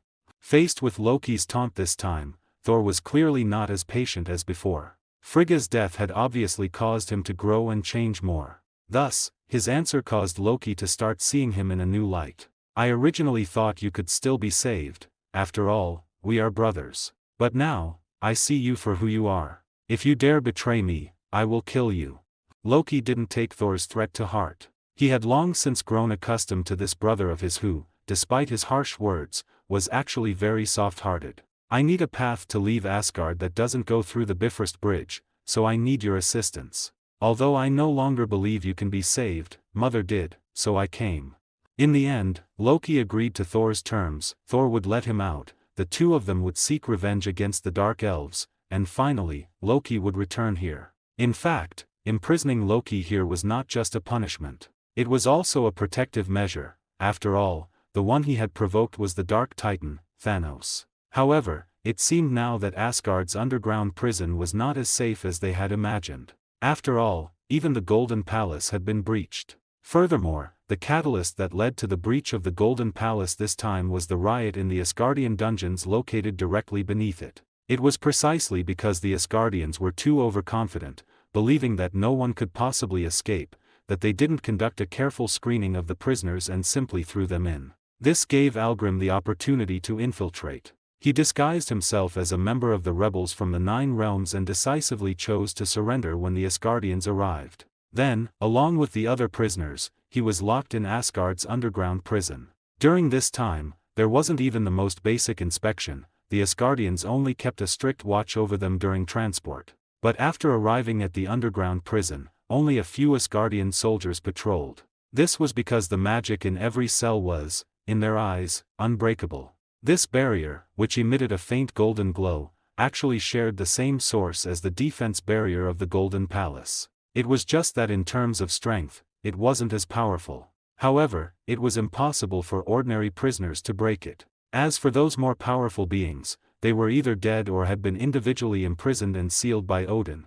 They wouldn't be kept here at all. Coincidentally, due to the Asgardians' negligence this time, Algrim, the lieutenant of the Dark Elf leader, had blended in among the rebel prisoners. Originally, it would have been impossible for Algrim to break this cage relying on his personal strength. But after transforming into a cursed warrior, it became a completely different story. This power, which originated directly from the Reality Stone, caused a qualitative change in his strength. He sacrificed everything he had in exchange for pure power. Consequently, the reward he received was a level of strength several times that of Thor. This power was so immense that it almost overflowed from his body. To disguise his identity, Algrim clad himself in layers of thick armor and a fully enclosed helmet. This equipment could ensure he wouldn't die in the chaos of war and perfectly conceal his identity. Furthermore, in the end, it served an unexpected purpose. When the power contained within the fragment created by the Reality Stone poured into his body, the surging energy tore through his skin, nearly causing him to explode on the spot. However, the armor on his body prevented his body from continuing to swell, and the suppressed power began to enter his body and heal his injuries. Ultimately, his shattered and melting skin fused with the armor he wore, becoming his new skin as a cursed warrior. This set of armor, meticulously forged by the Dark Elves, already possessed extraordinary defensive capabilities, and this defense became even more indestructible after receiving the power of the Reality Stone. Even being struck by a blow from Thor's hammer in his rage caused almost no significant injury. Furthermore, Algrim, having transformed into a cursed warrior, also gained an extremely powerful self-healing ability. Even if he were injured, he could recover at an incredible speed. Even so, when he transformed, a significant amount of power still overflowed from his body, triggering a substantial explosion. The force of this explosion directly caused heavy casualties among his cellmates, even though they had sensed something was wrong beforehand and were frantically pounding on the cell's barrier, trying to escape. But in the end, they couldn't escape their destined fate. The only 2 survivors were ultimately used as gauntlets by Algrim to break through the cell's prison. At that time, only a few Asgardian soldiers were responsible for guarding the underground prison. Therefore, by the time the garrison forces rushed in, the riot had already become irreversible. During this period, a small episode occurred. Although Algrim released the vast majority of the prisoners, he did not release Loki when he passed in front of his cell. This was because he sensed danger and other things from the fellow before him. But Loki didn't care at all and even kindly pointed out the location of the Heavenly Palace's defense core for him. Of course, Loki would deeply regret what happened afterward, but at that time, his mindset was solely focused on causing trouble for Asgard, Odin, and Thor. It was precisely because he did that back then that his current regret and desire for revenge were actually even greater than Thor's. If there was one person in this world who loved him more than his brother Thor, it was Frigga, the mother who raised him. And now he had lost her. The last thing he had said to her was actually a denial of her status as his mother. At the thought of this, Loki couldn't help but want to lose his mind again. But seeing him lose his composure like that once was enough for Thor. He must never be allowed to see it a second time. Also, since he hadn't been able to make Frigga proud of him while she was alive, then he would do so after her death. It must be said that it was from this moment on that a transformation Loki himself hadn't noticed began to occur within his heart. This caused his actions to start deviating from what he said.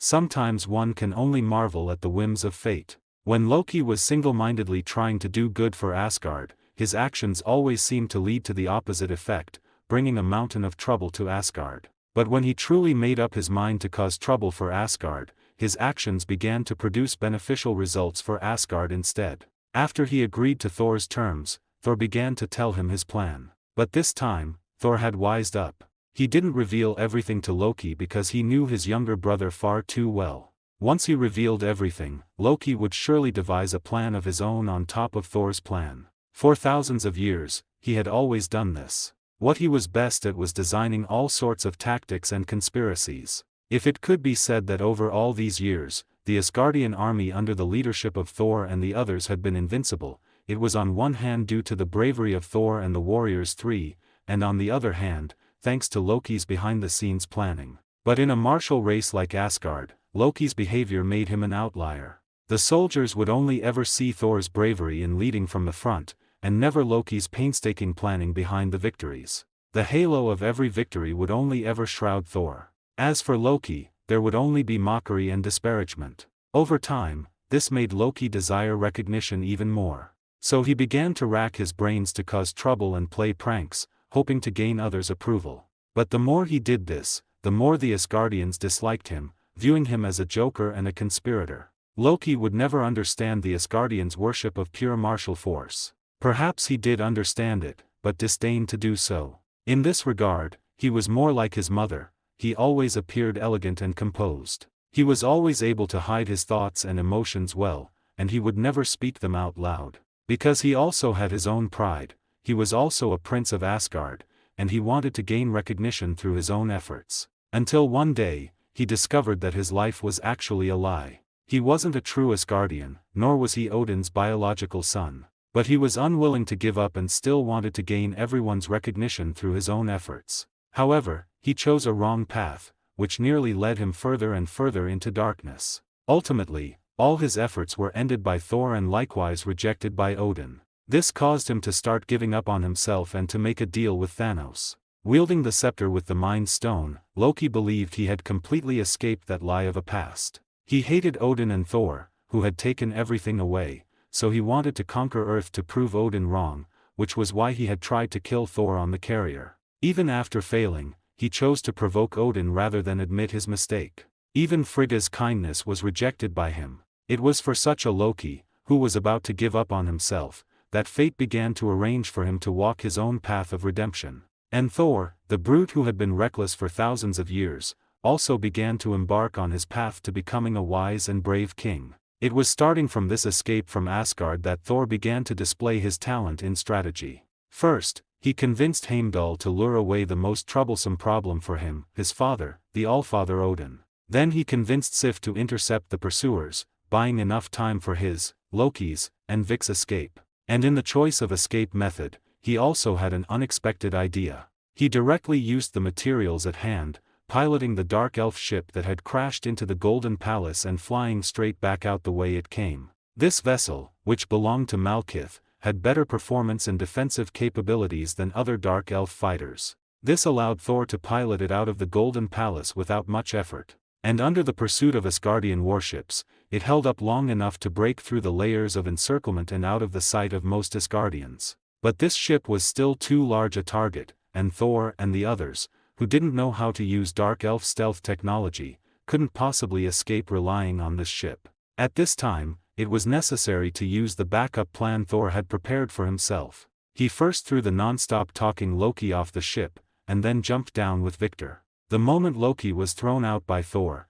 he thought he had been sold out by him. But when he landed on the Asgardian warship below and saw that the pilot was Fandral, he knew he had actually been fooled by Thor. That's right, Thor the god of thunder, who had always been the one deceived by him, had actually deceived him today. This made him feel, besides incredulity, a slight sense of loss. However, this sense of loss didn't last long. Although the vast majority of Asgardian warships had chased after that dark elf ship, one still noticed their suspicious-looking companion and pursued them from behind. Thus, Fandral had to take action personally to deal with this final pursuer. As one of the warriors three of Asgard, Fandral naturally possessed strength that matched his reputation. Facing the several Asgardian soldiers on the warship, he didn't spend much effort to incapacitate them. Watching Thor and the others gradually distance themselves, he could only offer his final blessings. And he stayed where he was, waiting for the impending uncertain fate. Instigating a rebellion in Asgard was a very serious crime.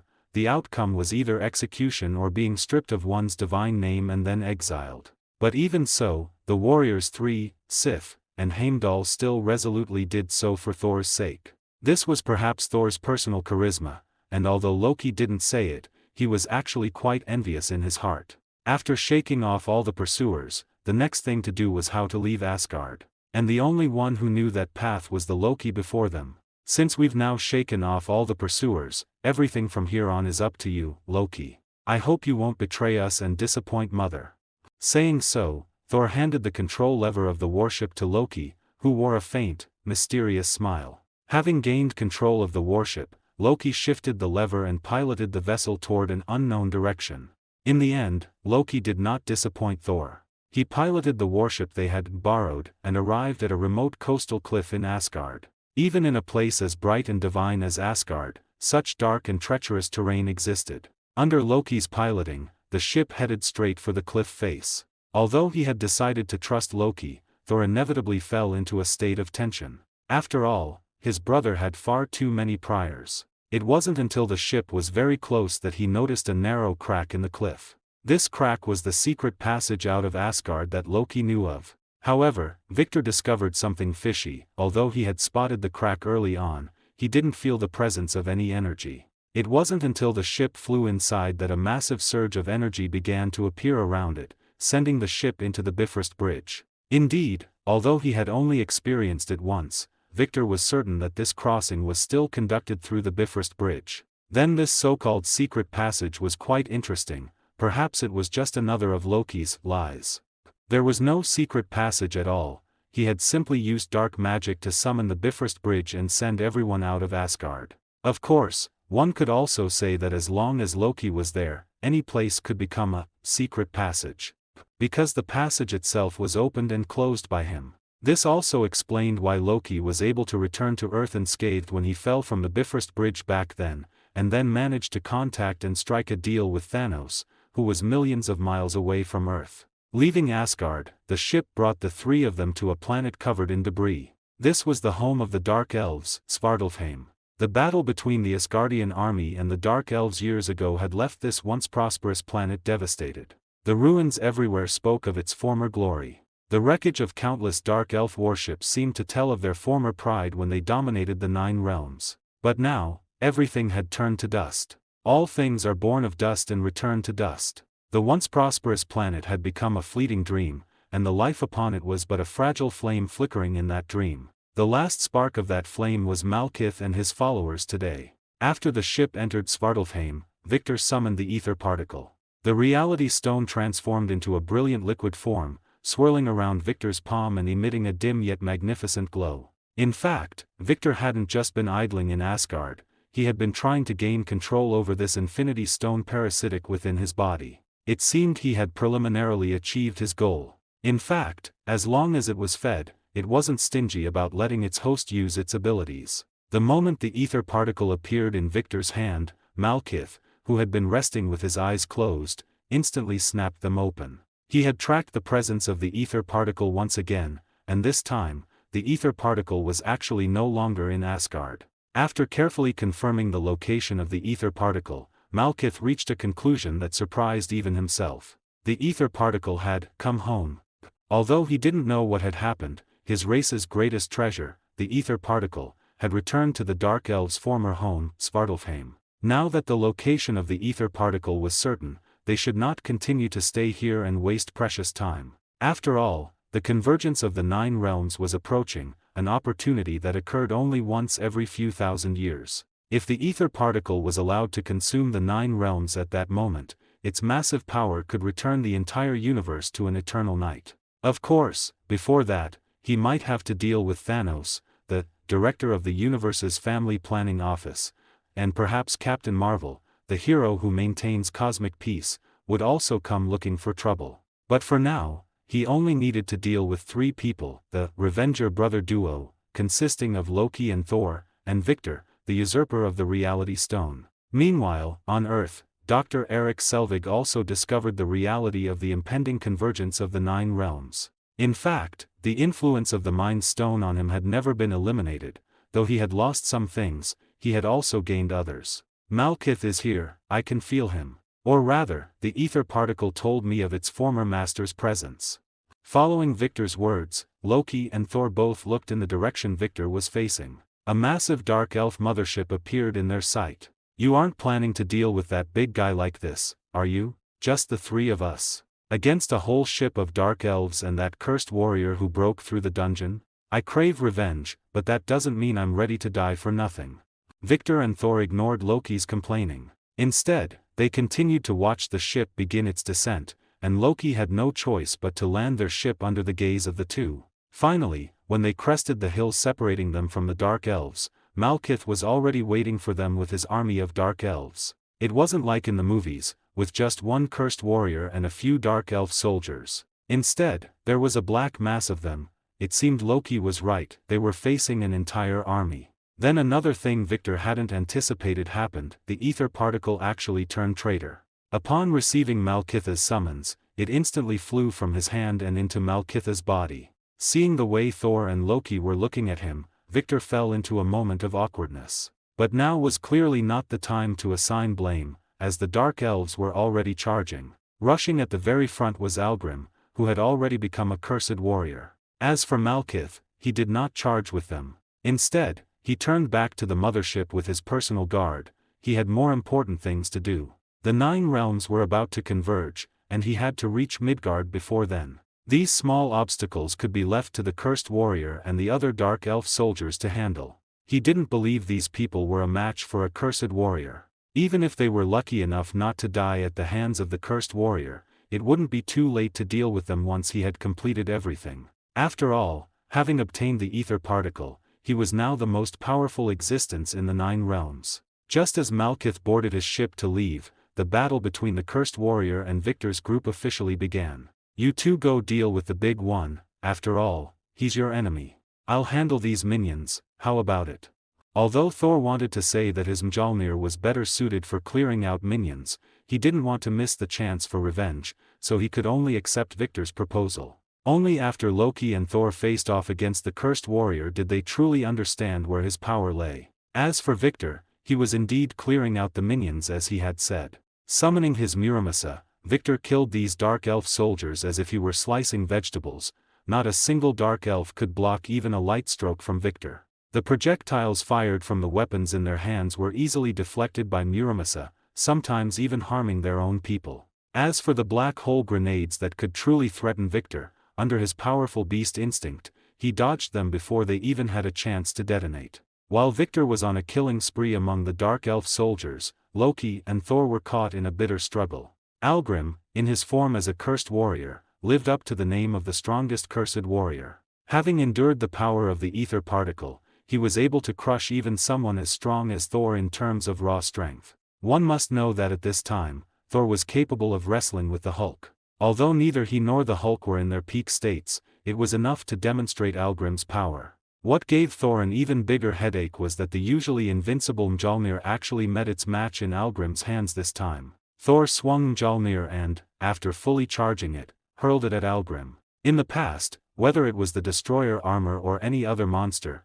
none could withstand such a charged throw. But this time, the flying Mjolnir was actually swatted away by Algrim's palm like a baseball. Its flight path forcibly altered, Mjolnir smashed through a nearby mountain before flying off into the distance. Thor fell into a state of shock, forgetting even to recall his hammer. Before he could react, Algrim's heavy fist smashed into his head. The struck Thor was like a cannonball, sent flying horizontally. After flying several hundred meters, he slammed hard into the ground. Thor tumbled another 100 meters on the ground before stopping. Even with his constitution, he inevitably bled. In the past, even the Hulk hadn't inflicted such heavy injuries on him. Usually, it was only Loki who could injure him with a sneak attack. But that was because Loki's daggers were gifts from Frigga. In essence, they were divine artifacts second only to the hammer in his hand. Yet Algrim had achieved this through pure brute force. Just as Algrim was about to deliver the final blow to the grounded Thor, a spear pierced through his heart. However, Algrim did not die even with his heart pierced. He grabbed the wretched sneak attacker. Just as he was about to deliver a fatal blow, a golden light flashed. Loki and Algrim's hands fell to the ground together, and then the black hole grenade at Algrim's waist began to explode. The powerful suction killed Algrim while also pulling Loki into its gravitational range. Unlike in the movie where he faked death by being impaled, this time Loki was truly in a life-threatening crisis. At this critical moment, Thor threw himself forward recklessly and pulled Loki out of the black hole grenade's gravitational range. The two then looked at Victor. It was obvious that the person who had just cut off Algrim's hand and saved Loki was Victor. Feeling Loki and Thor's gaze, Victor raised his hand in acknowledgement before swinging his blade to cut down another charging Dark Elf soldier. In fact, there were very few Dark Elf soldiers left on the field. Under Victor's clearing of the field with the blade energy extended from his charged Muramasa and flying light blades, the Dark Elves had suffered heavy losses. If it weren't for the fact that they knew they had to die for this cause, they would have likely scattered long ago. But now it seemed that even dying had no effect. However, they did not fall into despair, because they believed their sacrifice was effective. All of this was for a better future for the Dark Elf race. Born in the long night of the universe's beginning, they had been out of step with other life in this universe, and even the entire universe itself, from the moment of their birth. What they loved was a universe possessed of an endless, long night, rather than this current one filled with various life and light. Although they used technology to shroud the light of their home's sun, they still couldn't achieve complete darkness. After living like this for countless years, they were almost forgetting the era without light. Until one day, they obtained one of the Infinity Stones, the Reality Stone, which is the current treasure of the Dark Elf race, the Ether Particle. This Infinity Stone possessed an extremely magical and powerful force. It was perhaps the most powerful of the 6 Infinity Stones. All universal laws and any physical constants were meaningless before it, because it could modify them at will. It was not just capable of creating illusions indistinguishable from reality. As long as the user willed it, it could become complete reality. It could turn any of the user's thoughts into reality, but this ability was not without a price. To gain a certain amount, one had to pay a corresponding price. This was the true essence of the Reality Stone, and what Malekith wanted to do was return the entire universe to the long night. The price he had to pay was to let the Reality Stone consume all of the 9 realms, including their home, Svartalfheim. Malekith accepted this price, because a universe plunged into darkness was the true home of the Dark Elves. And the other user of the Reality Stone, the Dark Titan Thanos, wanted to eliminate half of all life in the universe at once. The price he paid was equally heavy. With all his strength, after using the Reality Stone, he lost half his life, and the second use of the reality stone completely transformed him from an immortal eternal titan into a mere mortal. Although the price of use was heavy, the power of the reality stone was undeniably strong. And Victor and the others, having dealt with Algrim and the Dark Elf minions, were about to head to Earth to face Malekith, who now wielded the reality stone. With Victor's interference, Loki's original plan to fake his death and escape was ruined. Moreover, since Thor had just saved his life, he followed the two back to Earth, feeling quite moved. At this time, due to the convergence of the 9 realms, various strange phenomena began to appear on Earth in an endless stream. With Jane's help, Dr. Selvig built a set of equipment. Originally intended for observation, the device unexpectedly gained the ability to influence the phenomenon of the 9 realms' convergence. Of course, it only served this purpose during this specific moment. It could arbitrarily deflect the planes of matter within the 9 realms. Because at this extremely special moment, within the macroscopic dimension, the 9 realms had essentially become a single planet. They were together, yet not together. Unlike the original plot where they reached Earth from the convergence point via Jane's phone positioning, this time, because Loki hadn't died, Thor and the others arrived on Earth by sailing a ship directly through a passage opened by Loki. Seeing Thor's meaningful gaze, Loki chose to throw caution to the wind. Since he was already exposed, there was no need for further concealment. Upon arriving on Earth, they appeared directly in the sky not far from the convergence point of the 9 realms. By then, the Dark Elves' mothership had already arrived. Its massive hull gradually emerged from its cloaked state, then descended from the sky to the ground. Due to its immense mass, it caused a massive tremor upon landing. Since the landing site was at Greenwich University in London, the students initially thought it was just a minor earthquake. But as the Dark Elves poured out of the ship, a massacre began. Unlike in the movie, the ship didn't contain a force of fewer than 100 Dark Elves. Loaded within this massive mothership were the last survivors of this race. Almost all Dark Elves lived within this final arc of their species. And now, they would give their all for the future of their race. They knew that if they lost this time, there might never be another chance. They didn't have much time left to wait for the universe to naturally evolve into the next long night. The current universe was becoming increasingly unsuitable for their survival. The once mighty Dark Elves were no longer that peerless, powerful race.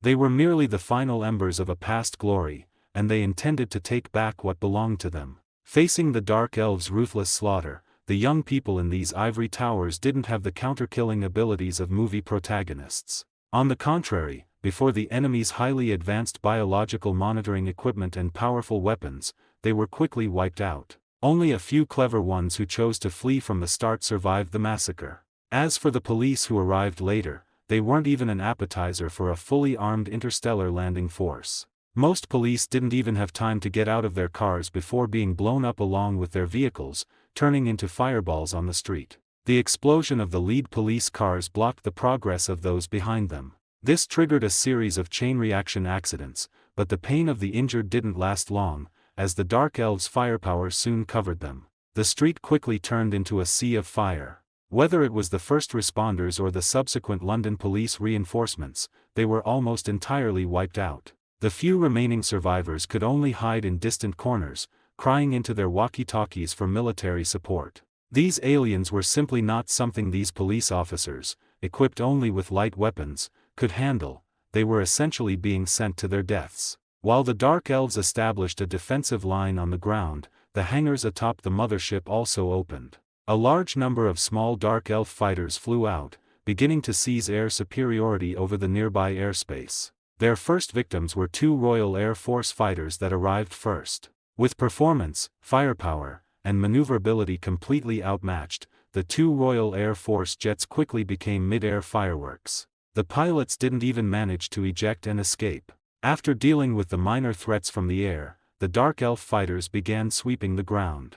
Most of the survivors and stragglers among the London police died in this air-to-ground assault. Dr. Selvig, Jane, and the others would have also become part of these corpses, but their luck was simply too good. As they were driving here, the phenomenon of the 9 realms convergence happened to appear right in front of their car. This spatial tunnel, invisible to the naked eye, sent them to the home of Hagun, one of the warriors 3 of Asgard. Due to the previous wars in the 9 realms, Hagun's homeland had also been embroiled in conflict and had become one of the main strongholds for the rebels. Although the Asgardian army later liberated the place under Thor's leadership, the destruction brought by the rebels was irreversible. So Thor had Hagun stay in his homeland to lead his people in rebuilding their home, after which he would return to Asgard. As a legendary hero of his homeland and one of the warriors three of the Asgardian heavenly palace, Hagun indeed had the responsibility to lead his people in rebuilding their home. Thus, while Hagun was rebuilding his home, Selvig and the others' car suddenly appeared outside the village where he was located. This Earth-exclusive mode of transport quickly caught the villagers' attention. Hagun, upon being notified, came to the car and recognized it as a vehicle from Midgard. He also recognized the Midgardians inside the car. They were the friends Thor had made on Earth during his exile years ago. Hagun welcomed them warmly and introduced them to his people. Selvig and the others were then kept and treated as guests. As for the matter of the Nine Realms convergence, Hagun simply said Asgard would handle it, as Asgard had resolved the last convergence as well. With Hagun's assurance, Selvig and the others felt at ease staying there, enjoying Hagun's warm hospitality. After all, in their view, since the Heavenly Palace could solve the problem of the Nine Realms convergence, there was no need for them, a group of mortals, to worry about it anymore. They would just need to record the data later and could take this opportunity to study the unique characteristics of Hagun's homeland. After all, not everyone gets the chance to conduct research on an alien planet, let alone one of the legendary Nine Realms. While Selvig and the others were enjoying warm hospitality, the official London government was in a state of total chaos. They had begun an emergency evacuation of the royal family and high-ranking officials. If they didn't run now, it would be a joke if they were wiped out by these alien invaders in one go. While evacuating key personnel, the military stationed nearby also began to mobilize in full force, engaging in combat with the Dark Elf forces. The first to battle the Dark Elves were the elite members of the SAS. They were equipped with the most advanced weapons and possessed the most combat experience. This prevented them from becoming victims under the enemy's destructive weapons like the unfortunate London police. However, these brave lads also discovered that the weapons they took pride in were no different from wooden sticks before the enemy's ray weapons. The combat proficiency shown by the Dark Elves was a completely different concept from the movie. As a powerful legion that had once conquered the Nine Realms, how could they possibly act as amateurishly as in the movie? The tactical proficiency they displayed far exceeded the SAS members' imagination. During the brief engagement, the SAS team suffered heavy losses. They quickly retreated to the rear, bringing back extremely valuable intelligence. These aliens invading London were not the same race as those who had previously invaded New York. This could be distinguished by both the shape of the ships and the race itself. However, this batch of aliens was far more difficult to deal with than those who invaded New York. After all, New York had the Avengers to hold the line. What did London have? Merlin and King Arthur? Clearly, Merlin and King Arthur had no time for such minor matters as an alien invasion. Moreover, the invading Dark Elves clearly belonged to the Norse pantheon's affairs, so it was naturally up to the Norse gods to clean up the mess. Just as the Dark Elves had consolidated their positions and sent several counterattack forces organized by the Grating Empire running for their lives, the Norse gods responsible for cleaning up the mess finally arrived late in their warship. By this time, the Dark Elves had occupied more than half of London and killed every Midgardian they saw. While killing living beings, they didn't forget to blow up buildings that could be used as cover, turning them into ruins. Under the heavy fire of the Dark Elf fighters, a burning London was reduced to rubble. The ground was covered with the bodies of victims and piles of rubble from buildings. The Dark Elf patrols moving through them remained vigilant, searching for survivors. After the government forces failed, they contacted the World Security Council, requesting SHIELD support and, if possible, the Avengers. However, the World Security Council ultimately only agreed to send SHIELD agents for support, rejecting the request for the Avengers. On one hand, they simply couldn't mobilize the Avengers, on the other hand, they were unwilling to watch the Avengers grow too powerful. They preferred to deceive themselves, saying SHIELD could handle the situation. Anyway, if the situation deteriorated further, it wouldn't be too late to contact the Avengers then. It was precisely because of their bureaucratic style that many innocent people in London were killed. Upon receiving notice from the World Security Council, Fury immediately thought of contacting Tony and the others. However, the members of the World Security Council stopped him. Ultimately, under pressure from the Council, Fury had to temporarily yield. But he also told the Council that once the situation became uncontrollable, the Avengers must be contacted immediately. They had no right to gamble with the safety of all mankind. No one had that right. Evidently, while SHIELD could do some things the government military couldn't, that definitely did not include taking down an entire interstellar fleet in a state of combat readiness. The team sent out by SHIELD also suffered heavy losses. But just as Fury was preparing to contact the Avengers, a video sent back from the front made him abandon that plan. A ship shaped like a small Norse boat suddenly appeared from a warp in the sky, and he recognized all 3 members on board. 2 of them were major combatants of the Avengers, Thor and Sabretooth Victor. As for the remaining one, his impression was even deeper, because that guy was the one who shot down his precious mothership and nearly turned all of New York into ruins. Although Fury was puzzled as to why Loki wasn't imprisoned, now was not the time for that. He was more concerned with what Thor and the others were there to do and whether they had the ability to resolve this matter. The Asgardian warship appearing abruptly in the sky quickly drew the attention of all the Dark Elves. Almost instantly, the Dark Elf fighters that were previously scattered on patrol flew toward the Asgardian ship. Looking at the surrounding Dark Elf ships, Loki flashed a manic grin. Then Thor and Victor felt the ship beneath their feet suddenly accelerate. Just as Loki piloted the ship to charge out, the Dark Elf fighters had nearly completed their encirclement, so they chose to open fire immediately. Flying dark red rays constantly brushed past the Asgardian ship where Victor was. Several times, if not for Loki's quick reactions, they would have become fireworks in the sky. Of course, while fleeing for his life, Loki didn't forget to return fire. Since there were quite a few Dark Elf fighters in the air, he actually managed to shoot down 2 of them. As the Dark Elf ships chasing them increased, the fire became increasingly dense. Ultimately, Victor had to expand a golden energy shield to block the dark red rays that occasionally hit the ship. I didn't expect you to have such a trick up your sleeve. How about it, interested in teaching me? I can also teach you some things you're interested in. Victor didn't take Loki's proposal seriously at first. But after thinking about it carefully, he realized Loki did have quite a few good things he was interested in. However, before Victor could speak, a series of fire hit his expanded energy shield again. The cracks on it were now visible to the naked eye. It seemed it was time to land. Under Loki's operation, the Asgardian ship beneath them successfully utilized the corner of a building to complete a landing before the shield shattered. Although they had landed on the ground, it didn't mean they were safe. On the contrary, they now had to face attacks from both the air and the ground simultaneously. Although they had to face attacks from both the air and the ground, it was hardly a problem for Victor and Thor. The Dark Elves were indeed stronger than the Chitauri, but their numbers were far fewer. Yet when the opposition numbered only 3, it made little difference whether the enemy was tens of thousands or hundreds of thousands, unless they could slay thousands every second. Even Thor and Victor, with their wide-area strikes, clearly couldn't wipe out dozens of Dark Elves each second. So they were quickly surrounded. To fight more effectively, the trio split up once more. The shattered ruins the Dark Elves had created offered perfect cover, letting them slip from encirclements and counterkill with ease. The only real issue was the low kill rate, but they hadn't come to slaughter Dark Elves.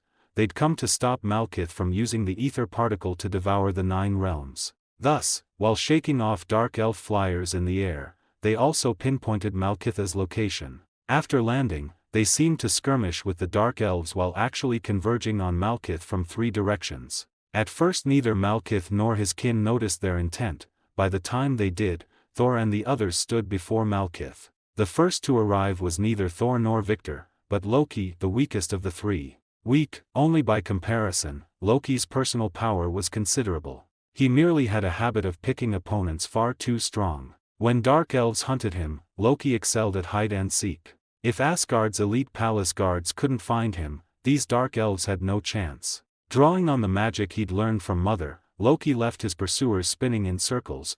Every shot they fired either hit an illusion or an ally he'd disguised. Most of the damage they suffered while chasing him came from mutual slaughter under his phantasms. Only a handful of soldiers fell by Loki's own blade, which was why he advanced fastest, barely slowed at all. In truth he could have reached Malekith without fighting, but he needed to wait for Thor and Victor, and he wanted vengeance for every dark elf he killed. After all, these shadow-dwelling degenerates had murdered his noble mother. Where Loki killed unseen, Thor made a far greater spectacle. He whirled Meow Meow hammer, vast divine power surging through him. Lightning he summoned raged around him, roaring to ash every foe in his path. Whether in sky or on land, the dense bolts effortlessly obliterated dark elves and their craft. Thor in full stride became a true war machine, sweeping the battlefield like a hot knife through butter. Ringed by lightning, the unstoppable thunder god of Asgard rekindled ancient terror.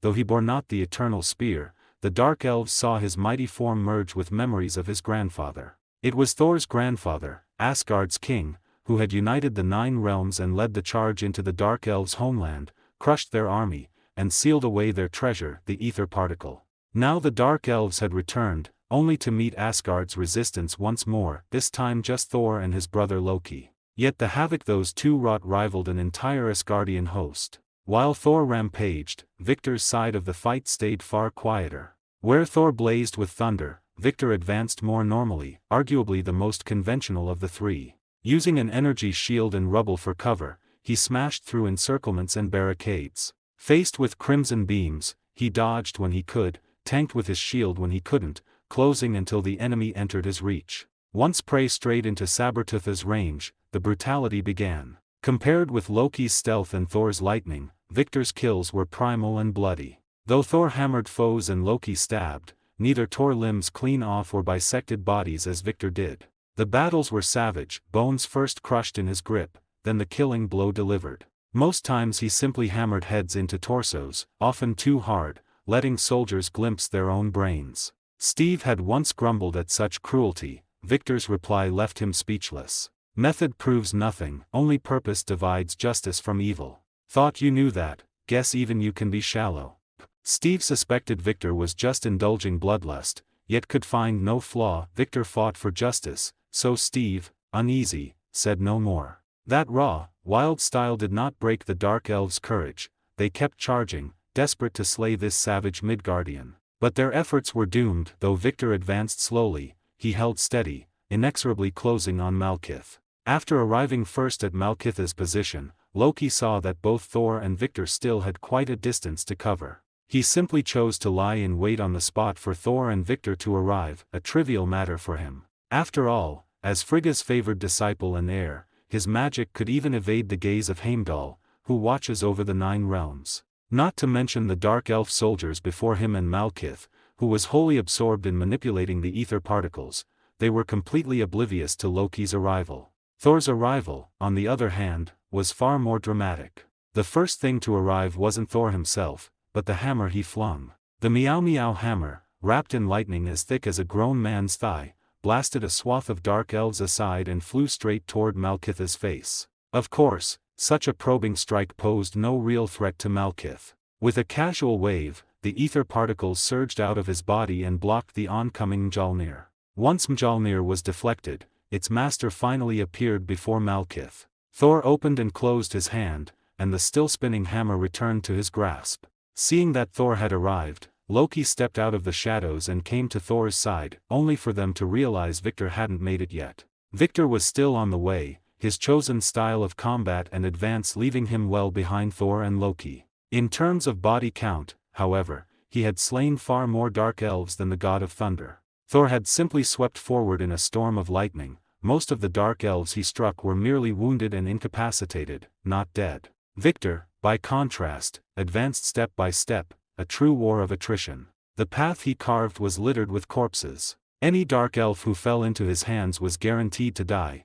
Because of that, the later waves stopped rushing blindly into close combat with him. Though it took more time, Victor finally reached Malekith's location, by which point Loki and Thor were already exchanging blows with the enemy. If the cursed warrior Algrim could be called extremely powerful, then Malekith wielding the ether particles was at least twice as strong. No matter whether Thor called down lightning or swung his hammer point blank, he couldn't injure Malekith at all. The face Malekith had once scarred with lightning was even restored to its original state, thanks to the ether particles he now possessed. While Thor's attacks were almost useless, every strike Malekith delivered was devastating. Even Thor grimaced when hit. As for Loki, a single direct hit would likely kill him outright. Realizing this, he vanished from sight the instant things turned sour. Of course, Loki hadn't quietly fled. Instead, he slipped away to assist Victor. Since neither he nor Thor could handle Malekith alone, getting Victor into the fight sooner was the logical move.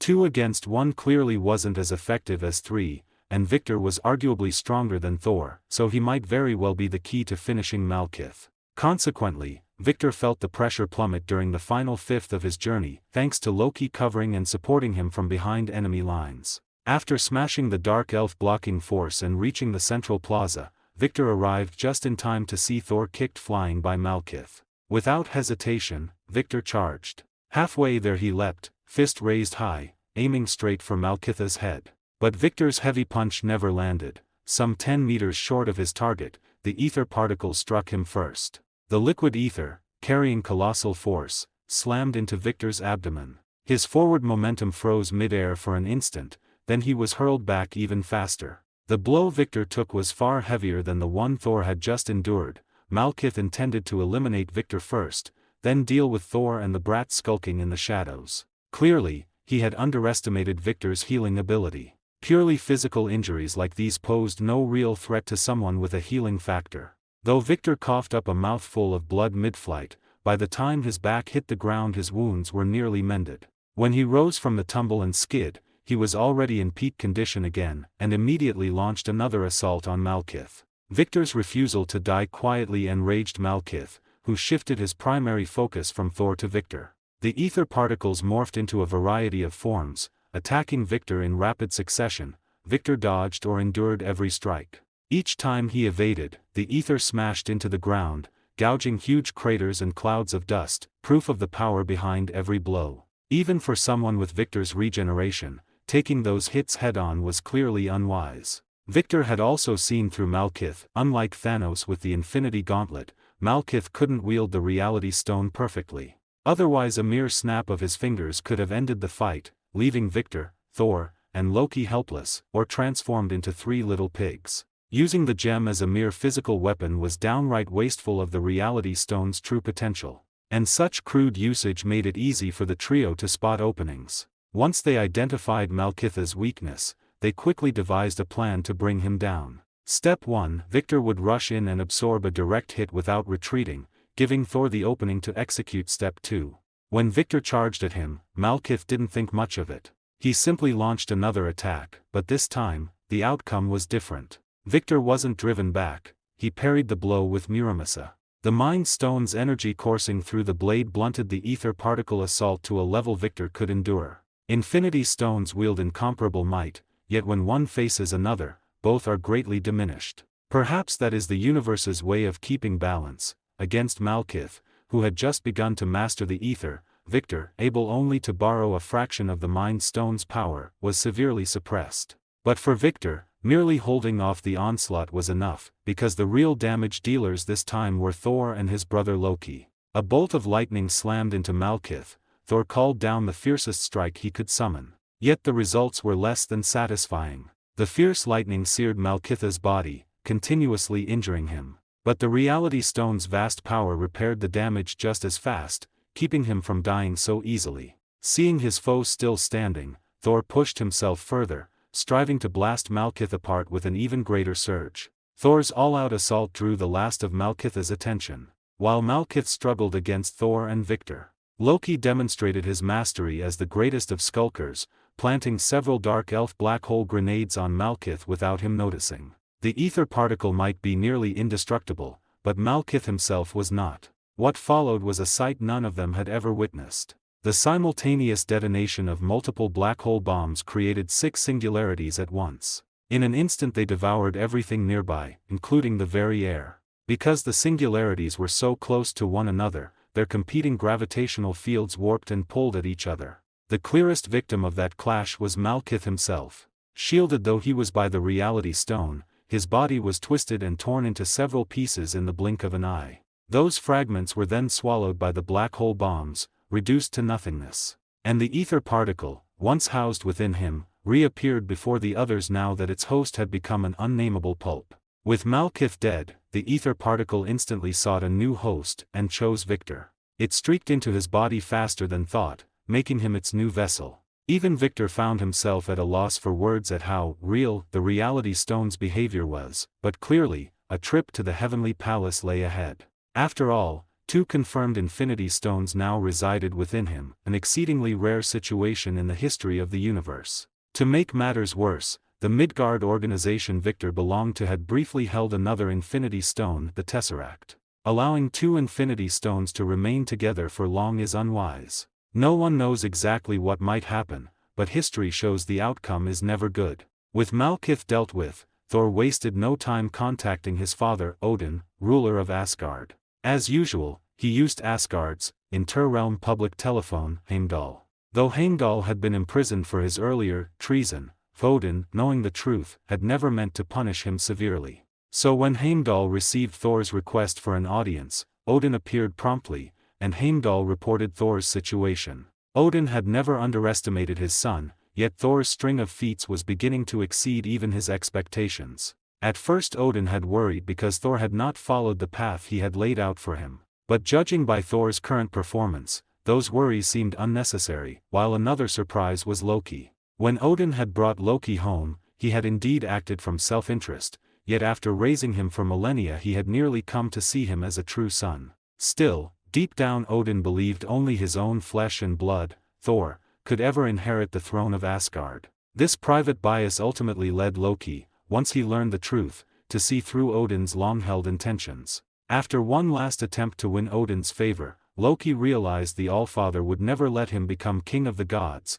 From that moment, father and son became enemies. And Odin's character and station meant that once he deemed Loki a threat, he would stop at nothing to eliminate him. The only one who could sway him was his beloved queen, Frigga. Even Thor could not change his mind. Events proved that although Loki might no longer be Odin's son, he would always be Frigga's favorite little boy. Besides, after Frigga pleaded for him, Odin had felt a quiet relief himself. Duty-bound, he had to punish Loki. Loki had committed a capital crime. Odin could not bend the law for him without shaking the very order of the heavenly palace. Yet a mother begging for her son's life is natural, and Odin found it hard to refuse, so he took the excuse she offered. Loki's stubbornness still gave him headaches, yet Odin had sensed something. Loki was not entirely indifferent to his mother. Though the moment that truly proved it came only after they had forever lost Frigga, the queen's death granted her beloved family a chance at reconciliation. Once again the Bifrost Bridge stretched across the skies to Earth, but this time it did not deliver a mere handful of warriors. Out marched an organized Asgardian host led by the Warriors 3, come to help Thor wipe out the last remnants of the Dark Elves. When the Asgardian army led by the Warriors 3 poured out of the Bifrost Bridge, every heart beat to a different drum. The most conflicted of all was SHIELD director Nick Fury. For the first time he saw the might of the divine realm and measured the chasm between Earth and Asgard. If he had ever doubted Asgard's strength, that doubt died on this battlefield. The Dark Elf host, unstoppable by mankind, was butchered before the Asgardian ranks with barely a whimper. True, their leader had already fallen to Victor and Thor, yet the power of the Asgardian host was beyond dispute. Humanity had no answer to the Dark Elves' weapons, but an Asgardian could shrug them off with a flick of his shield. The sight rekindled Fury's old impulse to offer tribute, until a call from the World Security Council pushed it down again. When the invasion began, the Council's bureaucrats had stayed calm. Privately they trusted the Avengers to keep the Dark Elves from winning. Now Asgardians and Dark Elves were waging open war on Earth's soil, both wielding arms far beyond mankind's reach. Though the Asgardians came as allies, their presence bred deep unease, and the Council's faith in the Avengers quietly shifted. The first beneficiary, however, was still Fury's SHIELD. Frozen funds and stalled projects were approved in a single call. The Asgardians had certainly rattled the bureaucrats. Fury, hiding his smile, pocketed every concession they offered. While Fury counted his gains, the Battle of Greenwich drew to its end. Leaderless Dark Elves collapsed before the overwhelming might of Asgard. Most fought to the last breath, yet a handful surrendered or were taken alive. Asgardians are no devils, they style themselves gods, and will not wipe an entire species from the cosmos. The survivors will spend long years in Asgard's dungeons. Their final fate rests with Odin or Thor. The trio who averted the Nine Realms' doom became heroes of legend, and foremost among them stood Thor Odinson, Crown Prince of Asgard. Victor and Loki were the bonus heroes. A few cheers reached them, but beside Thor's adulation they were almost invisible. Watching the scene, Victor began to understand Loki's resentment, an emotion that peaked when two royal guards appeared. They bore Odin's command, bring the traitor Loki and the Midgardian who now held 2 Infinity Stones, Victor Creed, before the Allfather. Victor bridled at the Asgardian's sudden hauteur. Loki merely wore an "I told you so" smirk. As the guards moved to take them, Thor intervened, choosing to escort Loki himself to their father. Reading the silent exchange between the brothers, Victor glanced at the guards and saw his own thought mirrored. The 3 of them were now the spare pieces. Once Sif had the army clear the field, the Bifrost descended again and swept the entire host, prisoners included, back to Asgard. Only then did human troops dare approach the site. Staring at the suddenly silent Greenwich, they could almost believe no aliens had ever come, save for the smoke and blood. As always, SHIELD agents took charge of the aftermath, and the agency's stock rose once more. Created to shield Earth from future storms, they could not stand idle now that a new tempest had shown itself. Yet the agents found that Asgardians were as meticulous in scavenging the field as they were in fighting it. Even scouring every inch, SHIELD salvaged almost nothing of the Dark Elves' core tech. The great mothership itself had vanished with the Bifrost. Coulson grumbled that the Asgardians seemed determined Earth should gain nothing. Fury, hearing this, showed no anger. Thor had already warned him Asgard preferred humanity not grow too mighty. Perhaps their motives were less noble than claimed, but a spy who walks in darkness expects nothing less, and sometimes Asgard really is that noble. After all, they style themselves gods across many worlds, and in some matters they are flawless. The Infinity Stones, coveted by every power, they simply gave away. Welcome home, my sons, and you, warrior of Midgard, Victor Creed. Each heard Odin's greeting differently. Only Thor answered with unshadowed joy, while Loki and Victor felt far more complicated things. Although Thor had incited a series of rebellions, and even released prisoners from the dungeon without permission, even allowing Malekith to obtain the ether particle, nearly causing the destruction of the 9 realms. Ultimately, all of this was overshadowed by the military merits he had now achieved. He remained the Prince of Asgard and the heir to the God King. However, he didn't want to inherit the throne that much anymore.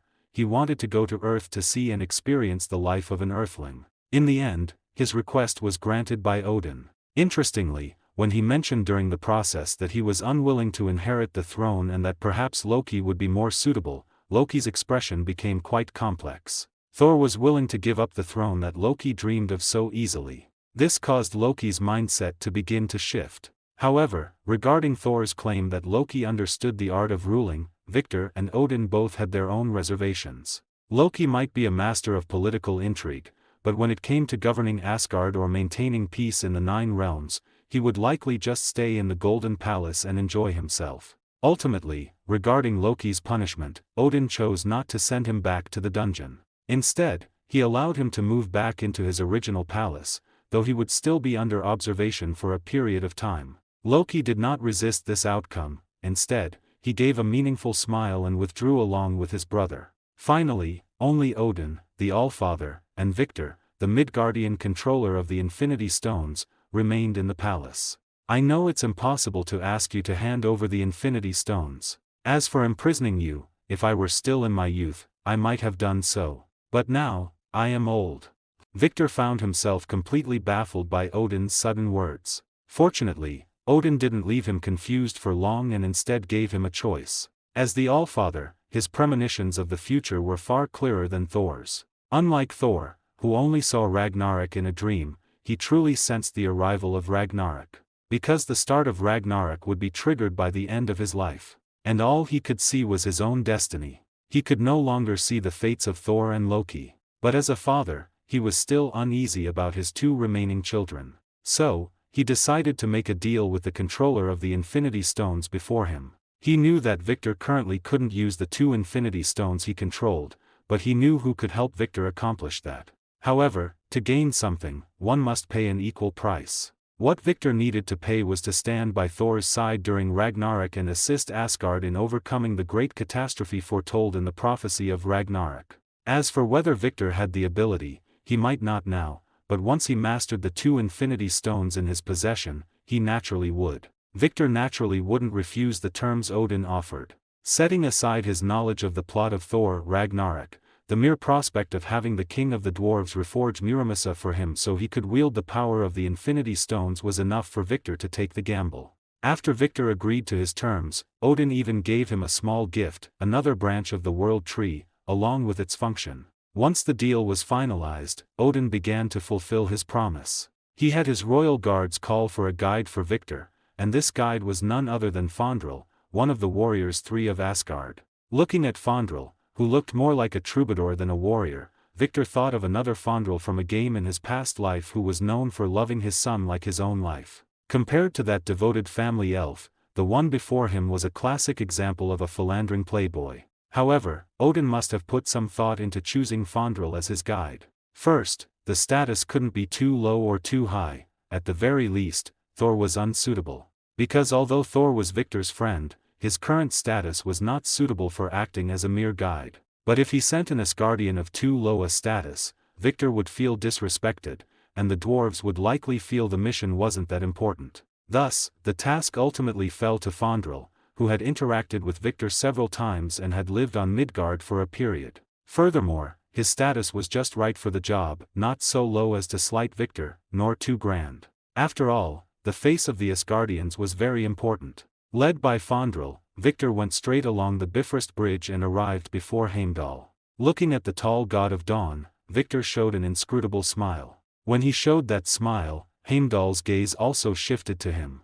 In fact, Heimdall was also quite curious about this Midgardian before him. After all, with his eyes that could observe every corner of the 9 realms and even the universe, he had recently seen legendary events on this Midgardian that an Asgardian would never experience in a lifetime. Not to mention that Victor's strength had already far exceeded the level of an ordinary Asgardian. Even facing himself or Thor, he would have a great chance of winning. However, Heimdall's personality dictated that he wouldn't waste a single word. After confirming Odin's orders, he merely glanced at Victor and then opened the gates to Nidavellir for them. No matter how many times he entered the Bifrost Bridge, Victor would always find this one of the wonders of the 9 realms amazing. The Bifrost itself was a part of the World Tree, and the one the Asgardians used was merely something they manifested through special magic. It was precisely because of this that the Bifrost Bridge could transport the Asgardian army to every corner of the 9 realms at any time. And even after the Bifrost on Asgard proper was destroyed and Asgard itself no longer existed, Heimdall could still summon the Bifrost through dark magic to transport Hulk from space back to Earth. As the light of the Bifrost Bridge pierced the sky, the Dwarf Kingdom once again welcomed distinguished guests from their protectors, the Asgardians. This also meant that another divine weapon destined to shake the 9 realms might be about to be born. The light of the Bifrost Bridge illuminated the night sky over Clyde Manor, and it was on this very night that this massive mansion welcomed back its true master. With the assistance of the dwarves of Nidavellir, Victor successfully reforged Muramasa, allowing it to be embedded with 2 Infinity Stones and harness their power. However, due to the unique nature of the Infinity Stones and the material of Muramasa itself, the dwarves actually only created 1 slot on it. In other words, Victor could only embed 1 Infinity Stone at a time and utilize its power. It was impossible to use all 6 Infinity Stones at will like with the Infinity Gauntlet. Even if it were possible, Victor could not withstand such massive power. At least for now, Victor could not endure such unrestricted use. So he had the dwarves create only 1 reusable slot, making it convenient for him to switch the embedded Infinity Stone after retracting Muramasa into his body. After embedding an Infinity Stone, Victor did not need to summon Muramasa to use the stone's abilities. Of course, the Infinity Stone embedded in Muramasa could also add the properties of the current stone to this already incomparably sharp blade. The most direct benefit was the massive energy, followed by the application of their respective properties. Naturally, Victor would need to experiment with and apply these in actual combat. For now, what he used most was still the manifestation of various alcoholic beverages. Unlike before, when he could only manifest whiskey, the types of drinks he could manifest now were enough to open a bar. Of course, he could also make small-scale changes to the surrounding reality, though the cost of each permanent change to reality was enormous. If the changes to reality weren't permanent, the cost wasn't very high, but the effect was inferior to simply using the Mind Stone on an opponent. The experiments conducted in Nidavellir were limited to giving him this much understanding. After completing the reforging of Muramasa, he also returned to Asgard. When he returned to Asgard, he learned that Thor had already left to go to Earth to investigate matters concerning Ragnarok. Loki, meanwhile, remained in the heavenly palace, living his life under observation. However, when Victor reconfirmed their agreement with Odin, he felt that something was off about him. Not overthinking it, Victor chose to return directly to Earth from Asgard. After all, Ragnarok hadn't arrived yet, and there was no need for him to meddle too much in Thor's family affairs. When the Bifrost Bridge dropped Victor in his own yard, the security personnel, who had already noticed the commotion, surrounded him with a large array of heavy weapons. There was even an armed helicopter in the sky, approaching him directly with a searchlight. Even when Victor stepped into the light, they did not choose to withdraw. Although the security captain recognized Victor's face, there were too many people, gods, or whatever else with shape-shifting abilities these days. Thus, they were still unable to confirm Victor's identity, but the situation was enough for them to notify the other master of the manor. The moment Nina saw Victor, she confirmed it was him and not some fake transformed from something else. However, the feeling Victor gave her had also undergone some minor changes. There seemed to be a slight sense of unreality, and his blood contained an extremely massive amount of energy. Although Victor's blood had contained energy before, it was nowhere near as massive and terrifying as it was now. Yes, the magnitude of this energy could already be described as terrifying. Victor didn't leave Nina in doubt for long. Shortly after returning to the living room, he told her about the recent events. For her part, Nina briefly recounted what had happened while he was away from Earth. There weren't many major events, aside from Coulson coming to look for him several times. The only other thing was Logan, far away in Japan, who seemed to have clashed with the Hand once again. It must be said that the ill-fated connection between the Hand and Logan had always been a tangled mess. Clearly, with Logan's current strength, he was more than capable of handling whatever the Hand threw at him. Therefore, Victor didn't need to worry about him too much. Instead, it seemed something had come up on Coulson's end. In fact, that was exactly the case. After the Battle of New York, Coulson had taken a long vacation, solidified his relationship with his girlfriend, and held a wedding shortly thereafter. Actually, for an agent like Coulson, marriage was a great luxury, especially as the world became increasingly dangerous. However, Tony eventually convinced him. After all, the reason they shed their blood and made countless sacrifices for this world was precisely because they hoped to protect the ones they loved. If you love her, then marry her and bring her home. Then, simply protect her well and keep the danger away from her. Coulson had originally thought about inviting Victor to his wedding, but by that time, Victor had already left Earth for Asgard. The last time he returned to Earth was for the battle against the Dark Elves in Greenwich. It was precisely because of that Dark Elf invasion that Coulson's honeymoon was ruined. After being recalled by Nick Fury halfway through his honeymoon, Coulson received a brand new order. He needed to immediately establish a special SHIELD field team. This special operations team would serve as SHIELD's rapid response unit to handle the various strange incidents that had been cropping up in recent years. The purpose of this team sounded very similar to the X squad that Victor once led. In fact, Victor was indeed one of the prospective members of this detachment. However, because he had been away from Earth, Coulson had been unable to contact him, leaving his position vacant. But the other personnel were largely in place. There was May, who was at the same level as Coulson, the Agile Ward, and the scientist duo, Fitz and Simmons. Unlike their original first mission involving the Rising Tide organization, the first task Coulson received was to assist Hill with the aftermath of the Dark Elf invasion. Although in terms of resisting the invasion, SHIELD hadn't achieved much. But during the cleanup, they certainly did a thorough job, scouring every inch of the ground. Only after ensuring that no alien artifacts would fall into the hands of criminals did Coulson give the order to lift the blockade and prepare to leave. Just as he was finishing his current task, another piece of good news reached his ears. Sabretooth Victor, whom he had been waiting for, was back.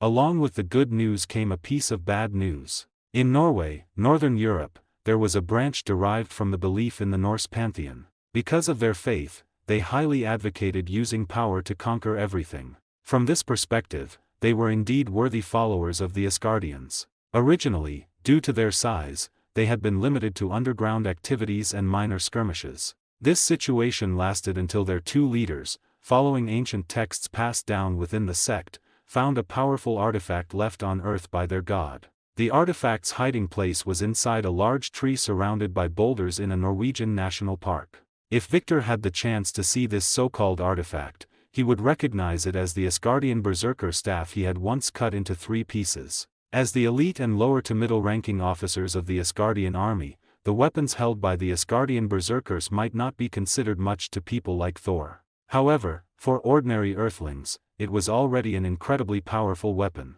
Especially its unique properties made it a perfect fit for the needs of earthlings. The essence of this weapon was to stimulate the potential of the human body through negative emotions such as anger, allowing its wielder to unleash power far beyond their own limits. Furthermore, its forging material was Uru metal, unique to the Heavenly Palace. It was also a precious property of the Heavenly Palace. The berserkers were merely users, not owners. It was for this reason that when he decided to stay on Earth, he hid the staff instead of keeping it for himself. To avoid forgetting their hiding place, he even specifically left notes. Little did he know that it was because of these notes that someone had now found the fragments of the staff he had hidden by following a transcript of his records. Ultimately, he had been too trusting of Midgardians, which led to someone among his servants having ill intentions and copying his notes. This allowed the pagans to obtain extremely powerful strength through the fragment after they found the staff piece he had left behind.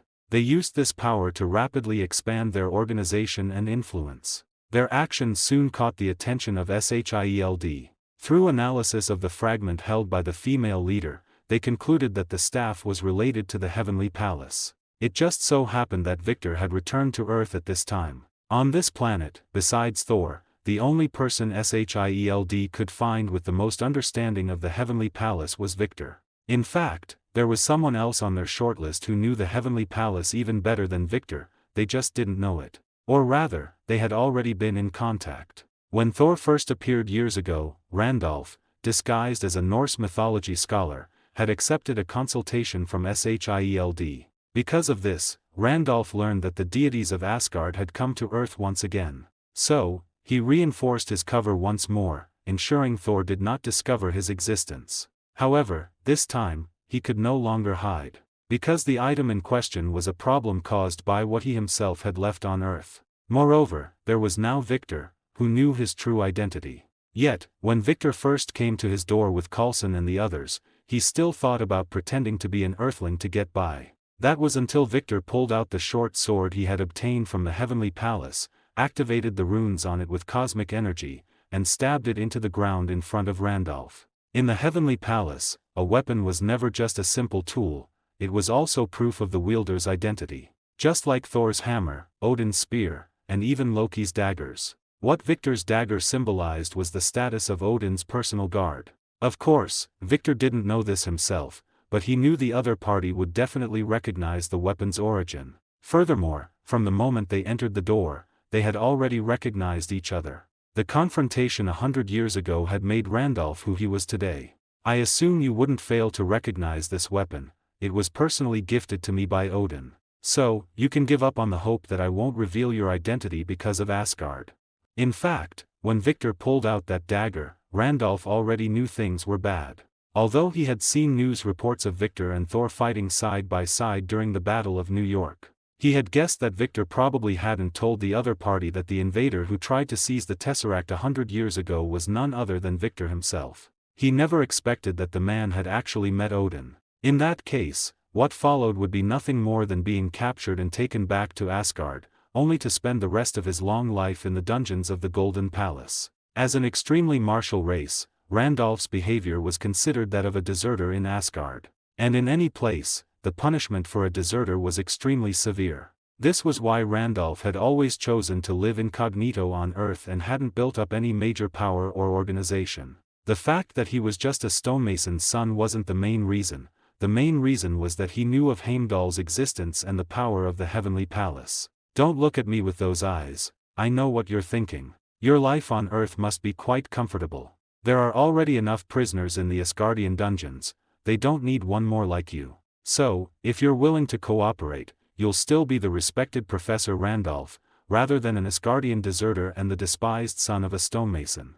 Victor's words and actions were like the legendary devil tempting one to fall, stirring the mind of the Asgardian berserker, Randolph. In the end, he was successfully persuaded by Victor and chose to reveal the location of the remaining staff fragments. To show his sincerity, he was willing to take them there personally. Seeing the other party being so cooperative, Victor gave Coulson a look. Understanding the hint, Coulson immediately ordered May and Ward to handcuff Randolph and then bring him onto the aircraft. Victor watched as the two SHIELD agents put a pair of ordinary police handcuffs on Randolph. This was a kind of tacit understanding between them. After all, they had to follow procedure, even though everyone knew these things were useless. And so, led by the one who buried them, Randolph, Coulson, Victor, and the others quickly found the remaining fragments. During this time, Victor also tried to hold the two joined fragments of the staff in his hand. However, he felt nothing at all. He almost thought the thing was a knockoff.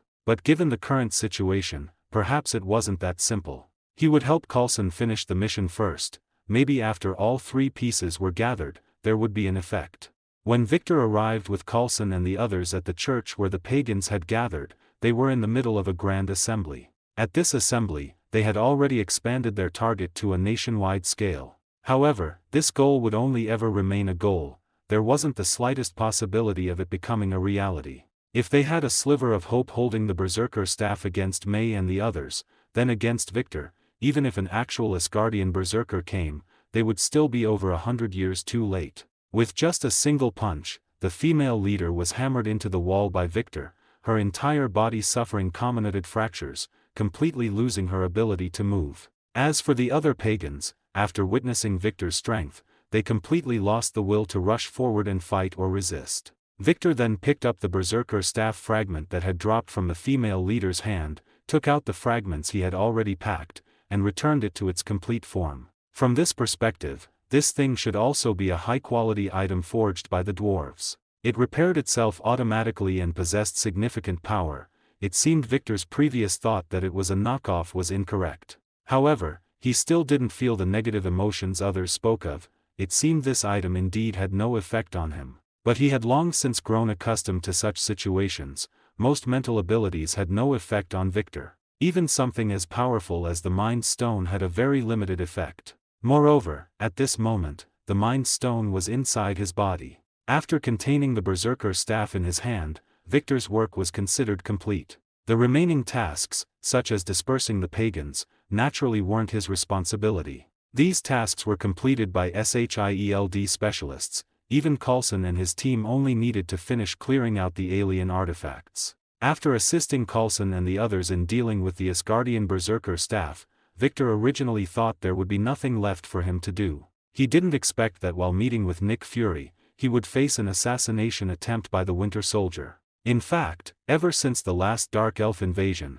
an upgraded version of the Insight Project had been put on the agenda. However, after Steve learned about the Insight Project, he expressed his opposition as always. Under his persuasion, Fury had also begun to waver. This time, when Fury met with Victor, he also brought up this matter, hoping to get Victor's opinion. In truth, Victor didn't think much of the Insight Project, because those three massive and clumsy helicarriers were only useful for dealing with average terrorists and ordinary people. Once they encountered an opponent of Thor's level, they would turn into flying coffin lids. Not to mention something like the Dark Elves' large-scale interstellar fleet. This kind of half-finished spaceship couldn't even leave the atmosphere, whether in terms of firepower, maneuverability, or anything else. It had no way to compete with a systematic interstellar warship. After Victor voiced his views, Fury pondered for a moment. He was considering whether to mention the idea of paying tribute to Asgard, since Victor knew more about Asgard. But before he could speak, a sniper bullet pierced his office window and flew straight toward his head. However, Victor, who had already sensed it, deployed an energy shield in the bullet's trajectory the moment it pierced the window. The moment Victor blocked the bullet, an RPG was fired in. It seemed the other party was determined to take Nick Fury's life. While gesturing for Fury to escape quickly, Victor directly demolished the wall in the direction of the attack and chased after the assailant. When he saw the assailant, he instantly felt between laughter and tears. It turned out the person attacking Fury was his own subordinate, the Winter Soldier, Bucky. After the collapse of the Far East superpower, Bucky had returned to Victor's control. But most of the time, he was active in the dark dimension as a mercenary. Victor truly hadn't expected that Hydra, without control over the Winter Soldier, would actually hire him directly. At this time, Bucky still hadn't recovered his memory. It wasn't that Victor didn't want him to,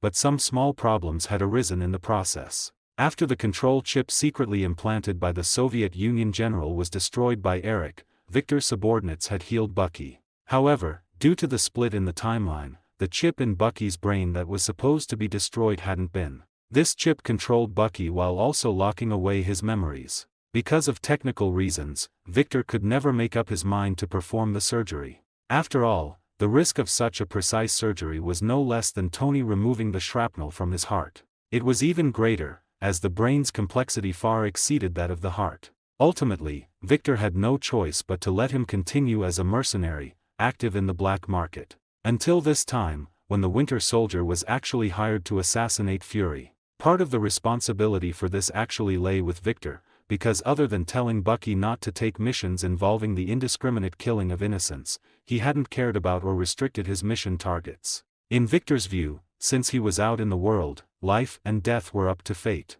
Even if someone hired the Winter Soldier to assassinate himself, it would have to be carried out. Of course, whether it would succeed wasn't up to the Winter Soldier. After all, he was only at the peak of the assassination world, not an omnipotent god. However, Victor truly hadn't expected that Hydra would still send the Winter Soldier to assassinate Fury. Did they not know that the person behind the Winter Soldier was himself? Perhaps they did it on purpose, as everyone knew the Winter Soldier's true identity. And since he was one of the most important people to Steve, if Steve found out what Victor had done to Bucky, their relationship would likely face significant problems. Clearly, they also knew their little schemes couldn't be hidden from Victor, because they no longer cared about provoking him. In their view, with the Insight project nearing success, Victor, as one of Hydra's threats, would surely be blown to bits by the carriers. After all, no one fears a dead man, unless that person cannot die. Unfortunately, the one they provoked was a guy who didn't fear death and couldn't die. A provoked Victor would let these Hydra fellows know what Sabretooth's fury meant. Of course, before that, he had a small problem to solve. After all, he still needed to give Steve an explanation. Back then, both Bucky and Steve were considered Victor's subordinates and students. When Victor returned home, it was already late at night. Yet the vampire girl was waiting for him, just as she always did, though she never showed it. The moment Victor pushed the door open and saw the burning fireplace, and the girl sitting quietly beside it, he knew she had been waiting for him. "I'll probably need you to go to Europe soon. Hydra's operation is about to begin. Only if you take charge over there can I feel at ease." Though she still looked like a girl and, in terms of lifespan, was one, Nina had lived far longer than any human elder. Many years ago she had begun helping Victor run the organization beneath him. In truth, Victor was more a figurehead, she was the real manager. Because of her, Victor could step away from the mundane chores of leadership and do what he wanted. Most of the time Victor played the part of the legendary freeloader, a single word from him for intel or support, and Nina arranged everything else. One could even say that without Nina's silent efforts, many of Victor's endeavors would never have gone so smoothly. Even so, Nina had never asked him for anything. In her mind, it was Victor's initial kindness that had given her a future. Had he not taken her in, she might have become a mindless beast, or the toy of some disgusting vampire, fates she would rather die than accept. To Victor, sheltering Nina had been a casual act, yet he had indeed intended to use her. A high potential asset was best kept in his own hands. Everything after that was simply a matter of doing the best for someone now under his protection. She was family, after all. So back then Victor had poured every resource into training both Nina and Raven. But later, a shift in the timeline changed things. The coursework originally meant for Nina and Raven together ended up being completed by Victor alone with Nina. Victor remembered it all, yet he also possessed another set of memories, leaving him wondering which reality was true. In those memories, to test Nina's abilities, Victor did something seemingly cruel. He dropped her into a slum alley. The alley was a gathering place for thugs, drifters, and human refuse, people whose deaths would be no loss, and they were capable of anything. Perfect test subjects for Victor. After shoving her into the pitch-black alley, Victor drove off. Yet Nina sensed he hadn't gone far. He circled the block and returned to a vantage point nearby. Nina never mentioned it. She tracked him by the unique method only a werewolf possessed. She felt a pang of disappointment when he drove away. Though she knew those humans couldn't harm her, she disliked being tested that way. But when she sensed he had secretly come back, hope rekindled. Perhaps it wasn't his action that moved her, but her need for one last reason not to abandon faith in humanity and the world. In the dark alley, the white-dressed girl was soon surrounded by tall tramps. Cornered, she retreated until her back touched the wall. Just as the vagrants anticipated the usual horror, what followed surpassed anything they had seen in their lives. The girl they considered easy prey lifted her head. Her once clear eyes glowed blood red, and her canines lengthened beyond human limits. Unlike other vampires, her face did not twist into a hideous mask. Yet her appearance was enough to terrify these uneducated drifters. At the sight of her crimson pupils they recalled alley legends of vampires. As they scrambled to retreat, the girl vanished. A moment later some felt a sharp pain in their throats and knew no more. Victor watched as the vampire girl flashed past every vagrant at superhuman speed, slashing each trachea and carotid with a flick of her fingers. Nina's nails weren't that long, she used razor-sharp wind blades that formed at her fingertips. When Victor later asked how she'd done it, she answered that she didn't know, the knowledge had simply surfaced in her mind and become instinct. After that reply Victor said nothing and simply began the second test. The bodies were cleaned up by his people. In those chaotic times no one cared about a few dead vagrants, not the government, not even the vagrants themselves. The second test subject was a small local gang. This time he couldn't just drop her at their door. Gangsters aren't as gullible as tramps. Because Victor had chosen a gang dealing in human trafficking, Nina was delivered disguised as a lured girl.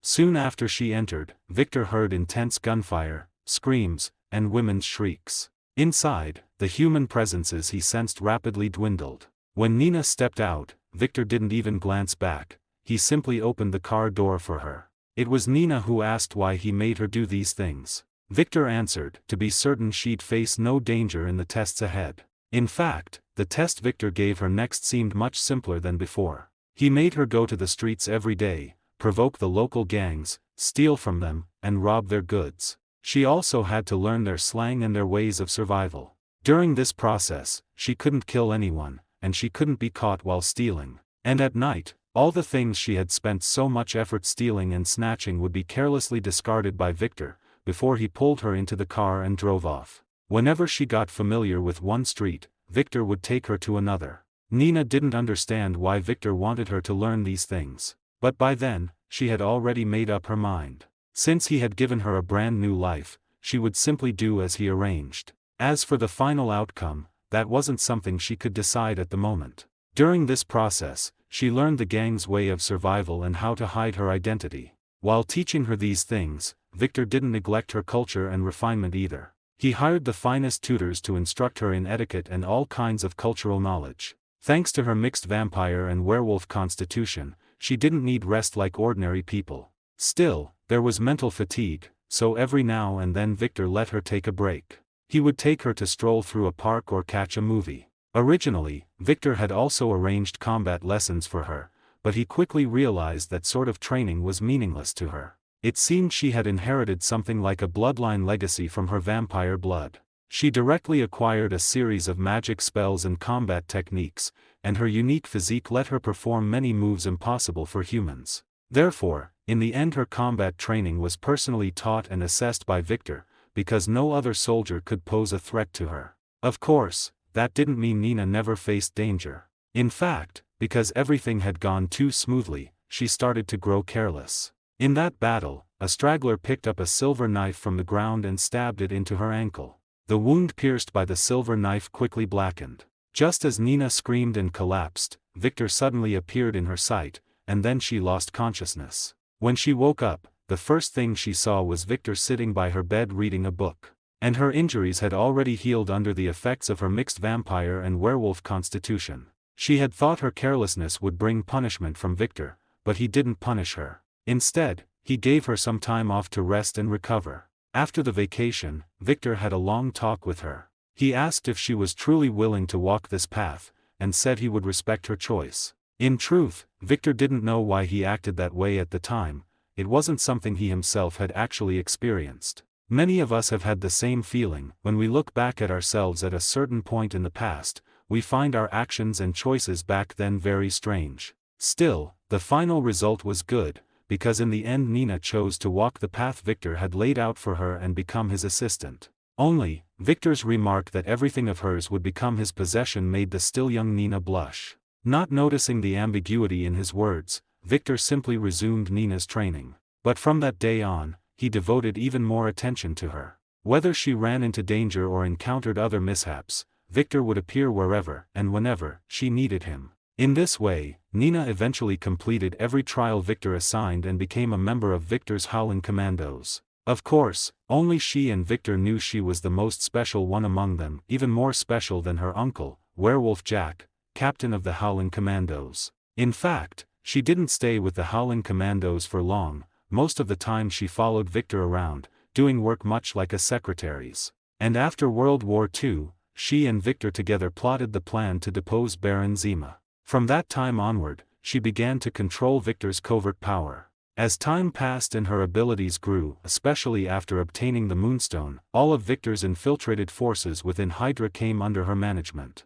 Though her appearance barely changed, that was simply the result of a vampire's lifespan. Yet her abilities and knowledge kept increasing day by day. Her methods of managing people became ever more skillful. That she could command so many Hydra members and even alter their beliefs didn't rely solely on her special powers. Her leadership tactics also contributed greatly. In the end, Victor's successful split from Hydra was basically all thanks to her. Of course Victor's role wasn't non-existent, his formidable strength was her best backing. Precisely because of Victor's existence, the other Hydra bigwigs were wary of acting against her, allowing her to succeed. So by now, her authority among Victor's subordinates was no less than Victor's, sometimes even greater. Precisely because of this, Victor had her return to Europe to take charge at this crucial moment against HYDRA.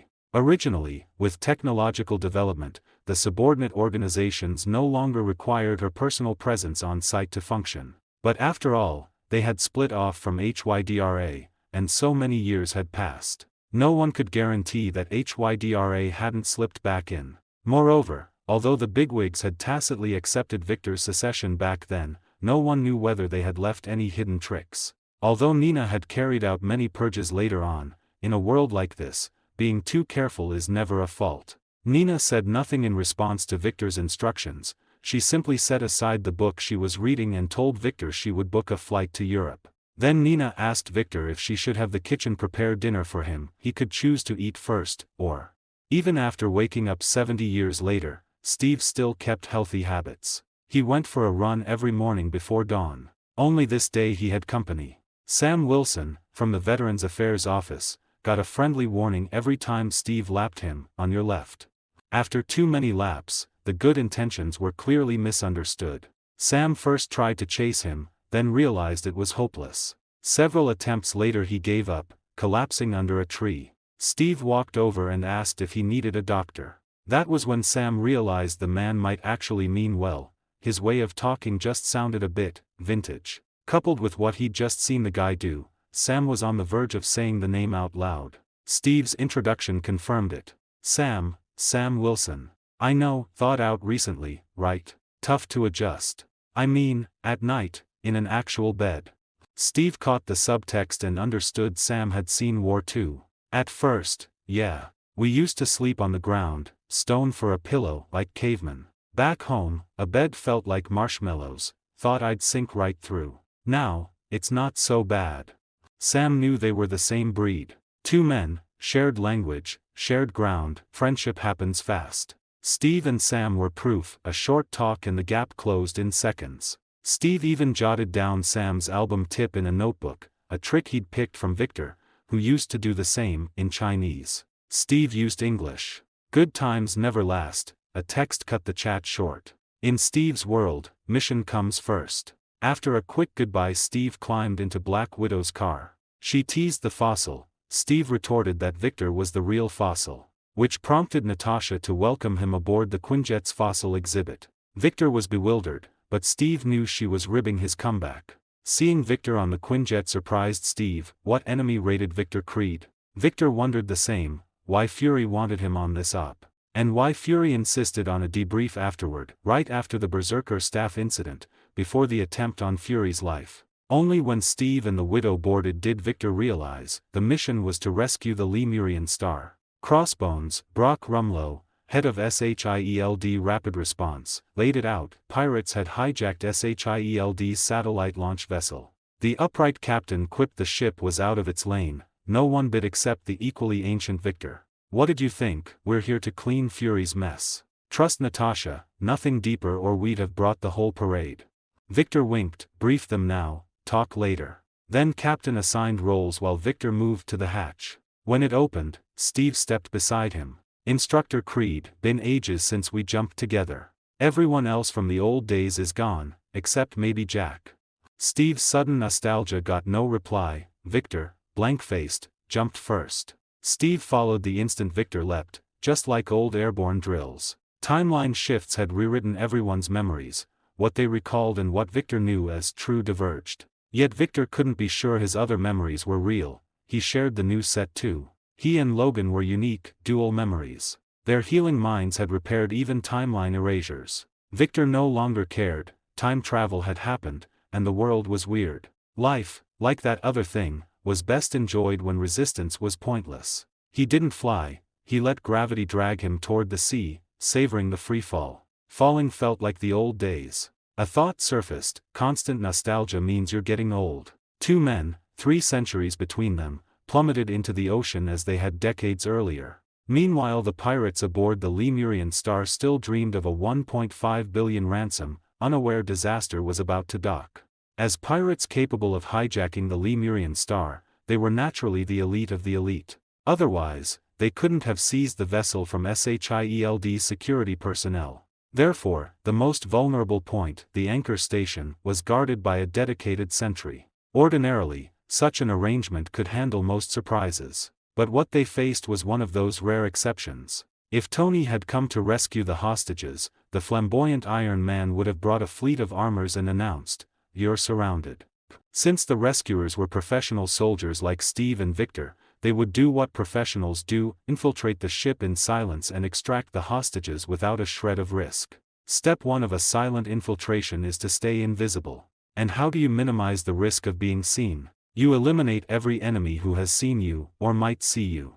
As the saying goes on this ship, anyone standing is an enemy, anyone lying down is a well-trained enemy, anyone fighting back is a stubborn enemy, anyone running is a hopeless enemy. Only a dead pirate is a good pirate. For Victor and Steve, whose physiques far exceed ordinary humans, handling these so-called elite mercenaries was child's play. Usually, before the enemy could react, Victor and Steve's strikes had already landed. With their strength, a second blow was rarely necessary. Covering each other, they knocked out every visible hostile along the way, another textbook perfect infiltration. Thanks to Victor, by the time SHIELD agents drifted down onto the deck under parachutes, they couldn't find a single enemy left standing. And so they achieved a flawless infiltration of the Lemurian star. A happy ending for the opening act, wouldn't you say? Under the captain's direction, Natasha and Brock led their teams to prepare for the main operation. Natasha's task was, as usual, multifaceted: assist Steve in securing the engine room and carry out the clandestine mission Fury had entrusted to her.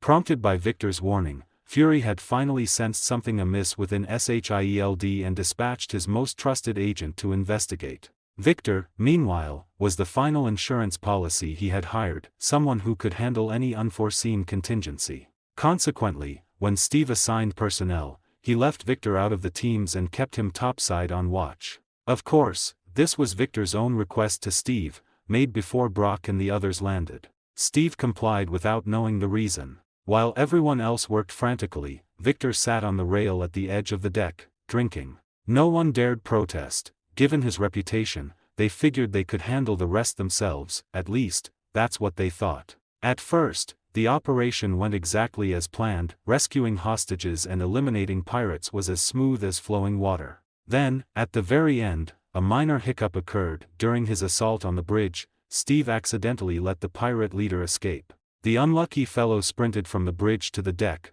planning to flee, only to run straight into Victor, who was drinking like a fish. He didn't know why a drunk was there, but the uniform clearly marked the man as SHIELD. An enemy, then. Without thinking, he charged, intending to kill the drunk agent and escape. The instant he traded blows with Victor, he regretted it. His full-force punch to Victor's face didn't even make the man flinch. Instead, the crunch of breaking bones rang from his own hand. The last guy this reckless was a boxer in some movie who fought Wolverine. After one punch against Logan, the recoil from the adamantium shattered his hand. A mere fracture wouldn't have subdued the mercenary leader, but the nature of the injury told him he'd provoked someone he must never provoke. Indeed, after taking the punch, Victor paused. He had never been one to swallow a hit without retaliating. Considering the scumbag, butcher, and intelligence asset before him, Victor moderated his strength. He mustn't kill the man. So when Steve arrived, he witnessed a textbook demonstration of hand-to-hand combat.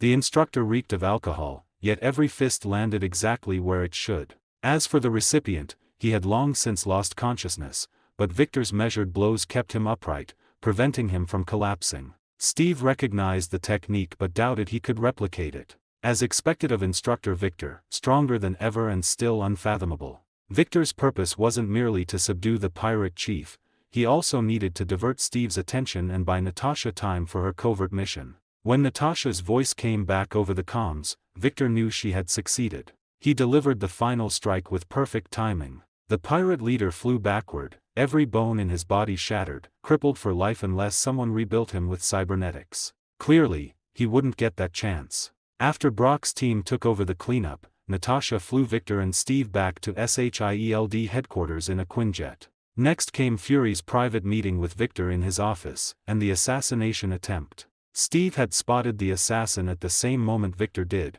but he managed only a glimpse of a retreating figure. And that figure felt heartbreakingly familiar. A name Steve treasured in his heart flickered back to mind: Bucky.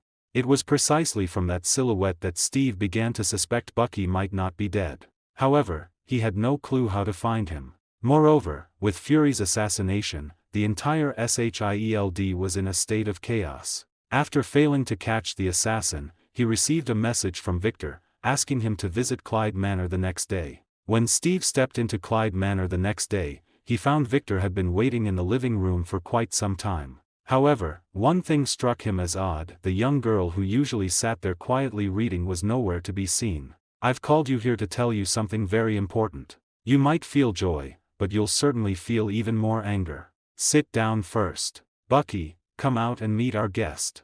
The moment Victor called out that name, Steve, who was halfway through sitting down, stood back up instantly and fixed his gaze on the direction from which the Winter Soldier emerged. Seeing Bucky's familiar face, Steve's eyes instantly began to blur. Vision problems were almost impossible for Captain America. Thus, there was only one reason for his vision to blur: he was actually crying. It might be hard for others to imagine, but Bucky's significance to Steve was unique. Without the super soldier serum, Bucky might have been the only friend in Steve's life who truly cared about him. In the days before Steve became Captain America, few people knew how much suffering he had endured as a sickly child. But Bucky knew, and it was precisely because of Bucky's companionship and support that he was able to grow up normally and eventually become Captain America. Instead of being beaten to death by some thugs in a dark alley or becoming a cynical person due to bullying and discrimination, Steve had once thought he had lost him forever, until this very moment and place,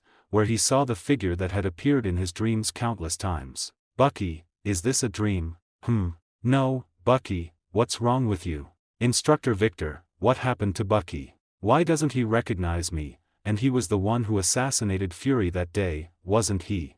Facing Steve Rogers' questions, Victor signaled him to sit down again. At the same time, he had Bucky, who had already become the Winter Soldier, sit in the chair next to Steve. Seeing the situation, Steve had no choice but to sit down. Next, it was time for Victor's storytelling. Through Victor's narrative, Steve finally learned what had happened to Bucky after he fell from the train all those years ago. Of course, Victor didn't just rely on words, he also produced Hydra's archival records from back then as proof to show that everything was true. According to the records, when Hydra found Bucky at the bottom of the cliff, although he wasn't dead, he had lost an arm and was completely unconscious. Are you saying that for Bucky to survive, we have to thank HYDRA? And not just because they saved him, but also because of that half-completed modification surgery during my first mission.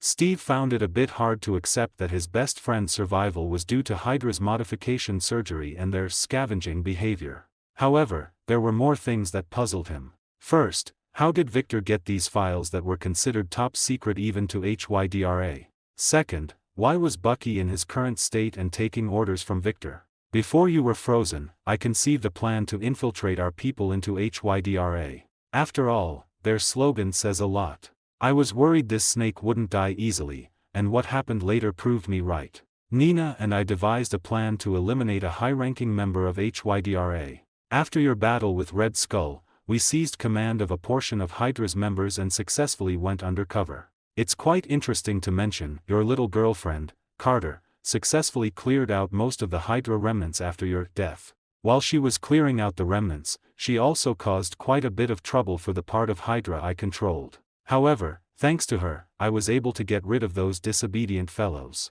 I thought everything was under my control, but I didn't expect Hydra to grow new heads. And the place where they grew was right on its destroyer. Hearing this, if Steve still didn't know that something was wrong within SHIELD, he wouldn't be worthy of being called Captain America. Of course, Bucky was discovered after that. You could even say it was SHIELD that found him, though back then, SHIELD was still called the Strategic Scientific Reserve. Through Victor's explanation, Steve learned that Dr. Zola, whom he had captured alive, had actually joined the Strategic Scientific Reserve, which later became SHIELD. It was he and the Hydra remnants who found and rescued Bucky. Victor's role in this was as one of the leaders of those remnants.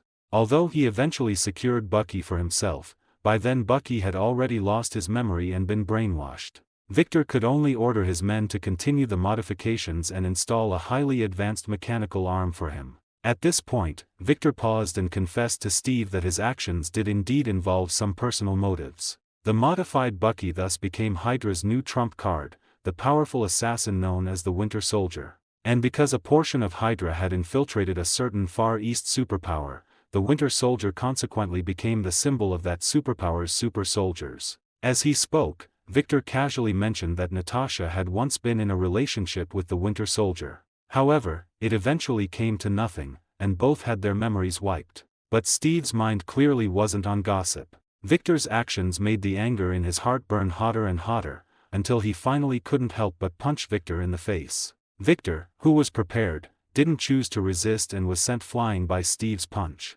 He only came to a stop after smashing through a pile of furniture. The moment Steve attacked Victor, Bucky, who had been sitting upright on the sofa, also launched an attack on Steve. Although he took a punch from Captain America, Victor still made Bucky stop his attack. He had already charged that punch and the broken furniture to Hydra's account. As for what happened afterward, part of it was indeed my responsibility. So in the end, I brought Bucky back and froze him, only thawing him out recently. This was also why the Winter Soldier had become active again. As for why he was allowed to continue acting as an assassin, Victor's answer was to test his physical condition. Although Steve's heart was still filled with anger, things had reached this point, and there was nothing he could do. At this moment, he was more concerned about how to return Bucky to his original state. Actually, there's a reason I only recently thawed Bucky. Due to the level of technology back then, the chip in his brain couldn't be removed at all, which made it difficult for his memories to recover. But now, I've found a way. Upon hearing this, most of Steve's boiling rage instantly vanished. After all, the past was irreversible. At least Victor had found a way to cure Bucky, hadn't he? Seeing Steve, who had been ready to continue fighting but suddenly stopped, Victor knew he had grasped the key point of the matter. Victor then mentioned the two methods he had found. The first was direct surgery. With the improvement in technology, Victor's subordinates now had sufficient technological capabilities to perform such an operation. However, the success rate of the surgery still couldn't be guaranteed at 100%. The other method involved a mysterious country, Wakanda. Speaking of which, this country had ties to both Steve and Victor. One of the raw materials for Captain America's famous shield, vibranium, was something Victor had found a way to obtain back then. For that reason, he had even clashed with the then King of Wakanda, who was the Black Panther at the time. Now, they would have to deal with this secluded country once again. Of course, Victor had actually dealt with Wakanda again in the last century. However, he had always stayed behind the scenes and never got involved personally. Upon hearing Victor list Wakanda as one of the alternative options rather than the only option, Steve knew this matter likely wouldn't be easy to handle. According to Victor's description, if Bucky could get help from Wakanda, then the success rate of the surgery would be nearly 100%. Yet Victor still included the self-performed surgery with a lower success rate, which indicated that the possibility of Wakanda helping Bucky was not high, though not impossible. While Steve was agonizing over Bucky's memory, Victor spoke again, pulling his thoughts back. No matter what they decided to do in the end, they had to solve the immediate problem first. After Dr. Zola was recruited by Operation Paperclip, he relied on the assistance of Hydra's remnants and his own ingenuity to rebuild Hydra using the shell of SHIELD. In other words, the current Hydra had merged with SHIELD. The two were inseparable, yet distinctly separate. They were inseparable because Hydra personnel accounted for nearly half of the members in SHIELD, while they were distinct because those unaware SHIELD members were still working to protect the future of humanity. This was undoubtedly a massive irony, but regardless, SHIELD, which had already slipped from Fury's control, was about to become a front for HYDRA. Thus, exposing and dismantling Hydra was imperative. The resulting collapse of SHIELD could only be seen as a necessary sacrifice. Moreover, both Victor and Steve believed that Fury would always find a way to rebuild SHIELD. As for why they had such confidence in him, it was naturally because he was Nick Fury. Even HYDRA, while knowing the danger, had no choice but to let him be the SHIELD director. However, Victor and Steve had little idea how to dismantle and expose HYDRA. This required a true professional to devise a strategy. As he spoke, Victor turned to look at the door. A Nick Fury, no, it was Fury's large bald head, poked through the open door. It was clear he had escaped safely and reached Clyde Manor through a secret passage. "It looks like you've hidden quite a lot from me too. Putting you on the danger list was indeed the right choice. But first, let's deal with these damn Hydra agents. This time, we must cut off all their heads." Fury then began to organize the few personnel he had left. As the director of SHIELD with branches all over the globe, he felt short-handed for the first time. Soon, under his arrangement, Steve returned to SHIELD headquarters with the newly arrived Natasha. Steve also happened to receive a recall order from SHIELD at that moment. After Steve and Natasha left, Fury did not leave immediately but sat on the sofa opposite Victor. Victor knew he had to give the man an explanation today. Otherwise, things wouldn't be good for either of them in the future. "You should understand that many things are due to historical reasons. Besides, most people have their own selfish motives, don't they?" Fury did not respond to Victor's blunt opening. Instead, he poured himself a cup of tea, took a sip, and continued to look at Victor, waiting for him to continue. Looking at Fury like this, Victor felt a headache. He knew that lying to the current Fury was useless, but so was telling the truth, because this guy trusted no one. He probably even doubted himself. He used to trust Victor somewhat, but now, probably not even God knew how much he still believed. Nevertheless, Victor picked out what he could say and said it, while not uttering a single word about what couldn't be said. After finishing, he also picked up his teacup and took a sip. Seeing that Victor was signaling the end of the visit and knowing the other man would only tell him this much, Fury finished his tea in one gulp, stood up, and left. Shortly after Fury left, Victor also finished his tea. He then stood up, grabbed his coat hanging by the door, and left Clyde Manor. Since Fury and Steve had gone to complete their missions, it was time for Victor to complete what he needed to do. After all, no one could provoke Sabretooth and walk away unscathed. He would make Hydra pay the price. Even if they weren't completely wiped out, they wouldn't dare appear before him again. While Victor was preparing to deal with HYDRA, Logan in Japan also encountered a bit of trouble. A group of ninjas dressed in black night suits and holding katanas surrounded him in a small hut in the suburbs. Although Captain America Steve Rogers was successfully recalled, something caught SHIELD, or rather HYDRA, off guard. Since they had already learned from Victor that SHIELD had been infiltrated and corrupted by HYDRA, Steve and Natasha were on high alert from the moment they stepped into the headquarters. Brock, who was responsible for welcoming the two, was a special operations elite. While he might not have been as strong as Steve and Natasha, his experience was not to be underestimated. He quickly noticed that Steve and Natasha were on guard. Although puzzled, he signaled his subordinates with his eyes to be fully prepared. But his small movements did not escape Steve and Natasha either. Thus, with both sides wary of each other, they arrived at the SHIELD command center under a pretense of civility. Waiting for them there was Pierce, the former director of SHIELD and Nick Fury's superior. He had once worked diligently for SHIELD, but that did not change the fact that he was now a member of HYDRA.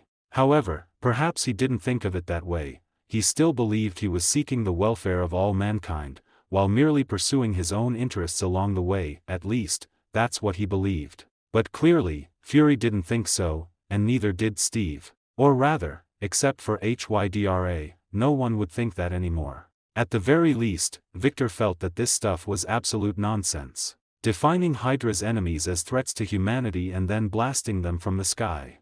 How could that be for the benefit of mankind? It was clearly a reign of terror. He didn't know what Fury was thinking, actually letting such a project get approved. Fortunately, Fury was able to pull back from the brink, though he suffered a bloody calamity because of it. But soon someone would come to avenge him. Just as Steve and Pierce were confronting each other, General Ross, who had received news from Victor, immediately dispatched the army to surround the SHIELD headquarters building. As for how many of the soldiers he dispatched were Victor's subordinates, only he and Victor knew. Speaking of which, he had to thank the Hulk. It was precisely because of the incident with Banner that General Ross and Victor eventually joined forces. Consequently, Victor was able to re-infiltrate his European influence back into the Federation. After all, to some extent, the core of this universe was still the Federation, and the vast majority of the Avengers members were also citizens of the Federation. Of course, the most convincing point was Thor.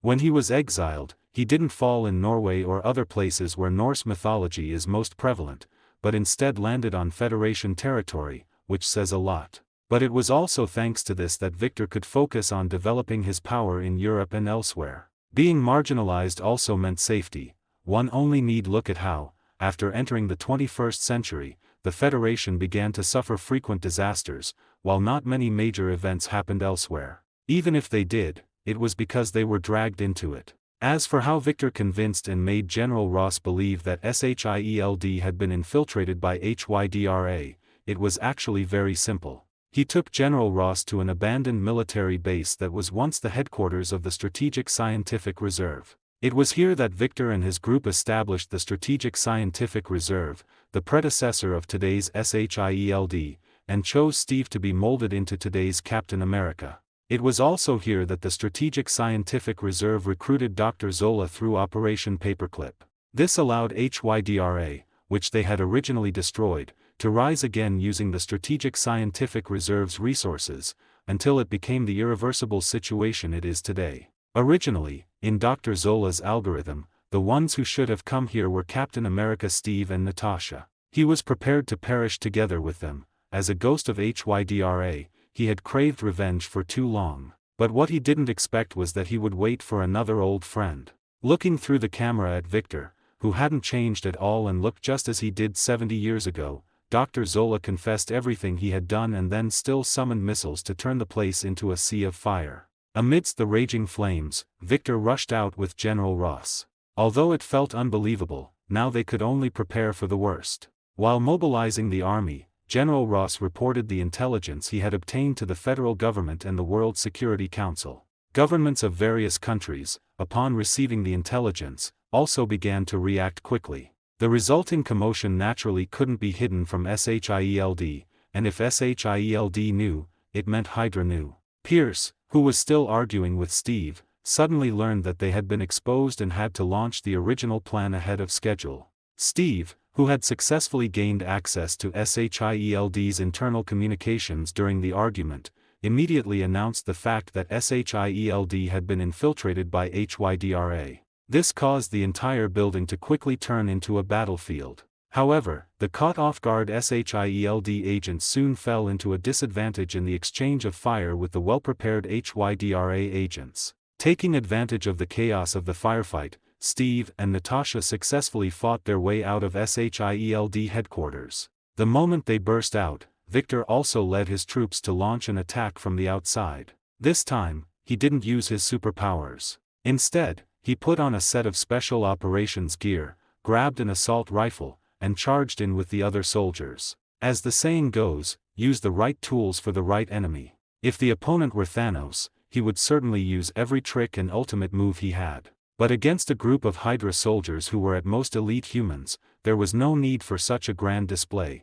He wasn't a show-off like Iron Man. It turned out that even after many years, Victor's military skills had not been lost. Relying on his outstanding physical fitness, he could perform many tactical maneuvers that even elite special ops soldiers couldn't do, and he used his assault rifle with the precision of a sniper rifle. With Victor as the point man, the detachment was unstoppable. All personnel who dared to resist were shot as HYDRA agents. As for those claiming to be SHIELD agents, they were disarmed and taken into custody to be identified and judged later. In this way, under Victor's leadership, they fought all the way to the SHIELD headquarters control center without any casualties. Only a few soldiers suffered minor injuries during the firefight. The teams attacking from other angles were not so lucky. SHIELD agents were originally the elite of the elite chosen from the various national militaries. Although countries still kept their own trump cards, the combat capability of SHIELD's special forces was evident.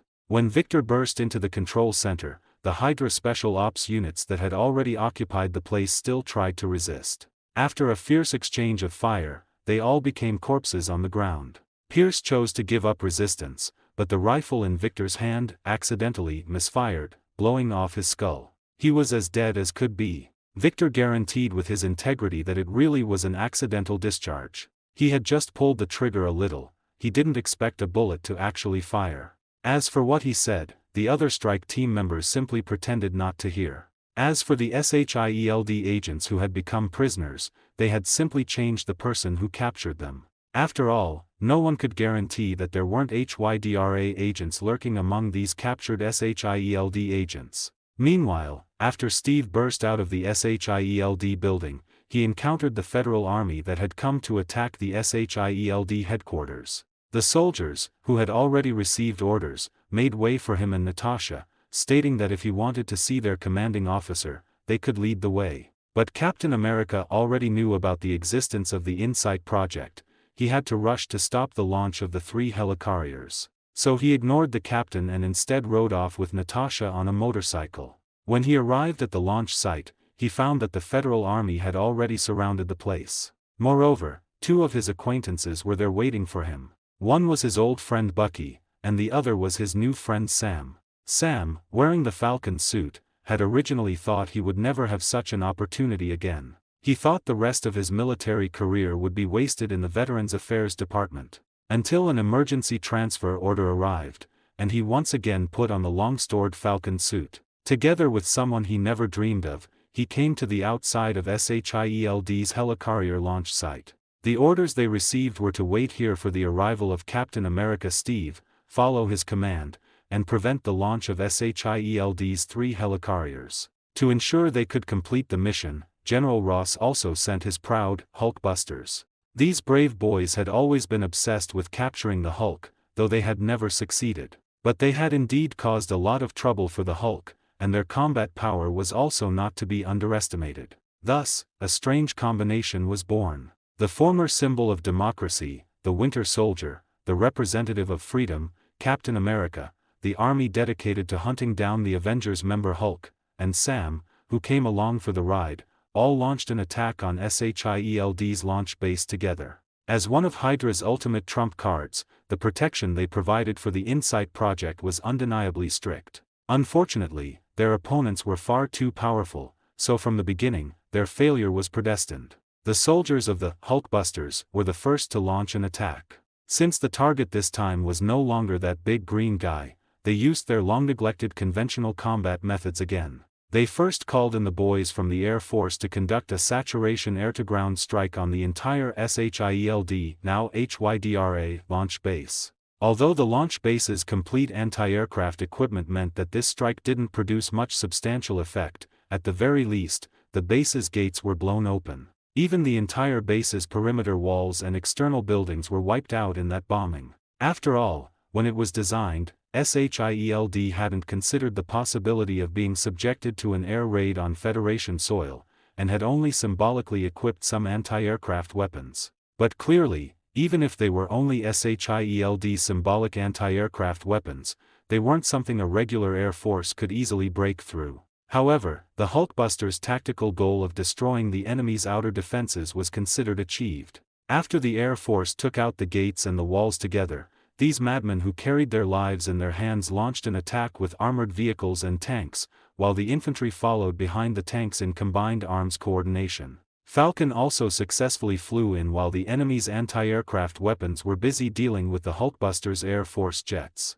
As for Steve and the others, they followed the Hulkbuster units and charged together. The ensuing battle could almost be considered a one-sided massacre. Although equipped with a small amount of heavy weaponry, the Hydra soldiers, who focused on special operations, were not suited for this kind of positional warfare against a regular armored unit. Moreover, because the opponents were used to fighting the Hulk, they didn't fight with guns at all. Instead, they would blast you away along with your cover. After all, if they didn't demolish it, the Hulk would. So every time they finished hunting the Hulk, the combat zone would become a flat plain. A small part of it was the Hulk's doing, but the majority was blown away by the Hulkbuster's heavy firepower. In fact, the goal of this infantry charge was not to occupy the launch base, but to paralyze the base's anti-aircraft facilities. Indeed, under the combined strike of Cap and the Winter Soldier, the already limited anti-aircraft facilities were quickly paralyzed. But the helicarrier's launch was also about to be completed.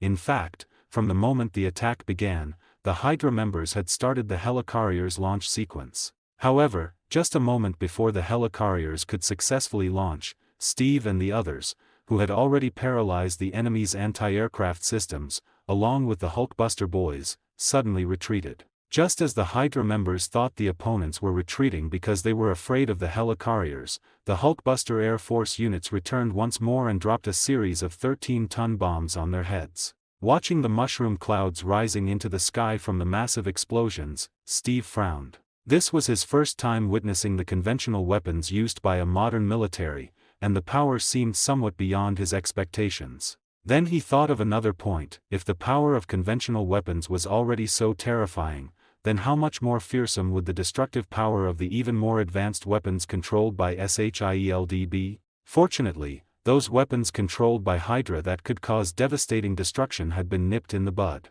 But from today on, the originally massive SHIELD would be dismantled. Although this was a heavy price, Hydra was also being dismantled at the same time. Therefore, the price was worth it. As someone who had dealt with Hydra for the longest time, he knew how difficult and terrifying they were. Just as Steve's side finished up, Victor also completed the occupation of SHIELD headquarters. While he was sitting in the director's office reviewing SHIELD's classified documents, a subordinate suddenly burst in and told him that a tandem wing, 6-engine C-17, CXD-23, the bus, had landed at the SHIELD airport. They had surrounded it and asked him to go and handle it. Victor knew at once from the description that it was Coulson's plane. Although he had expected them to rush back to SHIELD headquarters at this hour, Victor still hesitated when the moment came to place them under protective custody. While weighing how to handle Coulson and his people, Victor walked onto the rooftop hangar of the headquarters building where Coulson's aircraft sat. Victor realized Coulson's team could watch the outside through the aircraft's external sensors, so he opted to speak to them directly. "Agent Coulson, I believe you know what's happened to SHIELD. The federal government and General Ross have taken over. I trust you'll make the smart choice." Coulson dearly wanted to make the smart choice. The problem was he had no idea whether Victor was friend or foe. Though the two of them had always worked well together and Director Fury trusted this founder of SHIELD, these days anyone could be HYDRA. His heart told him to follow Victor's lead, but his head made the opposite call. So when the hatch finally opened, Victor saw no sign of Coulson or his team. They had chosen to fight their way out and find their own answers. "Looks like you picked the hard road, but I'll still give you and your detachment one chance." Victor signaled the soldiers to pull back and surround the plane, then boarded it alone. Seeing Victor step aboard unaccompanied, Coulson, like most of his team, allowed himself a glimmer of hope. That hope died when Victor subdued them all, clapped them in cuffs, and marched them off the aircraft. Yet instead of handing the prisoners to the federal troops, Victor led them outside the building and set them free. Right now you're probably the only one Fury can still trust. Letting you go is my way of buying goodwill with the SHIELD that'll have to be rebuilt. He even tossed over a set of car keys, transport provided, though he doubted Coulson would use it. After releasing them, Victor pulled the radio from his chest rig.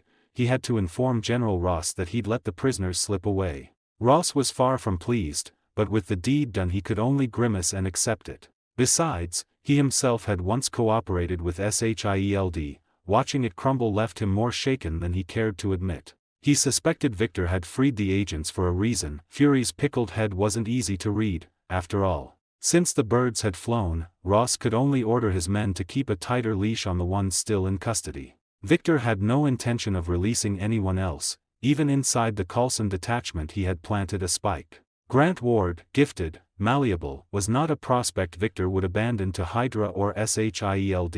He had had the troubled youth watched and steered him personally toward an agent's career. Thus Ward's path into SHIELD diverged from the original, recruited out of intelligence, much like Fury had been. Before intelligence he had served in the army, and once Victor had reshaped his life he told the boy exactly what he wanted in return. Ward accepted without question. To him Victor was practically a foster father. Coulson, unaware of the traitor in his ranks, began his escape the moment he was free. The outlook was grim. The World Security Council had declared SHIELD illegal and notified every government that the agency was HYDRA. Under that dual blow the once global organization splintered overnight. Scores of agents doubted their faith and choices, some were arrested, others driven underground. The remaining so-called SHIELD agents, better termed HYDRA, finally cast off their masks and stepped brazenly into the light. Using the vast resources SHIELD had left behind, they slid into the shadows and struck back at intelligence services hunting them. They had inherited most of SHIELD's assets, so crushing foreign spies was child's play. Though Victor had bloodied them at headquarters and the helicarrier launch bay, they opened a new front in Europe. The architect was the son of Victor's old World War II adversary, the young Baron Strucker. The new Hydra leader contacted Victor again, asking to borrow the Mind Stone for experiments on a gifted brother and sister pair. Knowing exactly who the siblings were, Victor agreed and handed the Mind Stone to Baron Strucker. The price was only the trove of SHIELD resources and intel they had stolen, plus shared results of the experiment. The reason for such easy surrender was simple. The Mind Stone's true owner had come calling the very night Victor freed Coulson. Victor had been resting in his command vehicle, eyes closed, planning the next purge of Hydra cells, when he suddenly realized he was dreaming. He could not explain how he knew, but he was certain he was inside a dream. Around him stretched a resplendent star field, yet he had no eye for its beauty. At its center stood a throne of metal. On it sat the storied Dark Titan, Thanos. Facing that purple visage, Victor found he could not joke as he might through a screen. The pressure Thanos exuded was crushing. Victor had once assumed the Titan's strength matched Captain Marvel's, and therefore his own. Reality proved how wildly he had miscalculated. No one takes what is mine without paying. Still, I will deal. You give me what I want, I give you what you desire. Agreed. While Victor was dealing with trouble from Thanos, Logan, who had just finished his trip to Japan, also encountered significant trouble in New York, though he did make some new friends. Logan's trip to Japan did not lead him to the person he was looking for, but he unexpectedly ran into an old adversary he hadn't seen in a long time, the Hand. He would forever remember everything the Hand had done to him, and he had also inherited all the abilities and knowledge the Hand had once granted him. Therefore, when he saw the Hand's secret communication mark, he instinctively tracked it down. Then he met another old acquaintance, and this acquaintance was a woman. As one of the few women who had been entangled with Logan but never shared intimacy with him, Alexandra could certainly be proud. However, as one of the Hand's 5 fingers, it was highly likely she looked down on Logan. After all, even if her strength wasn't top tier, her standards were quite high. What Logan witnessed was an ancient and sinister dark ritual. The ultimate goal of this ritual was to resurrect a dead person.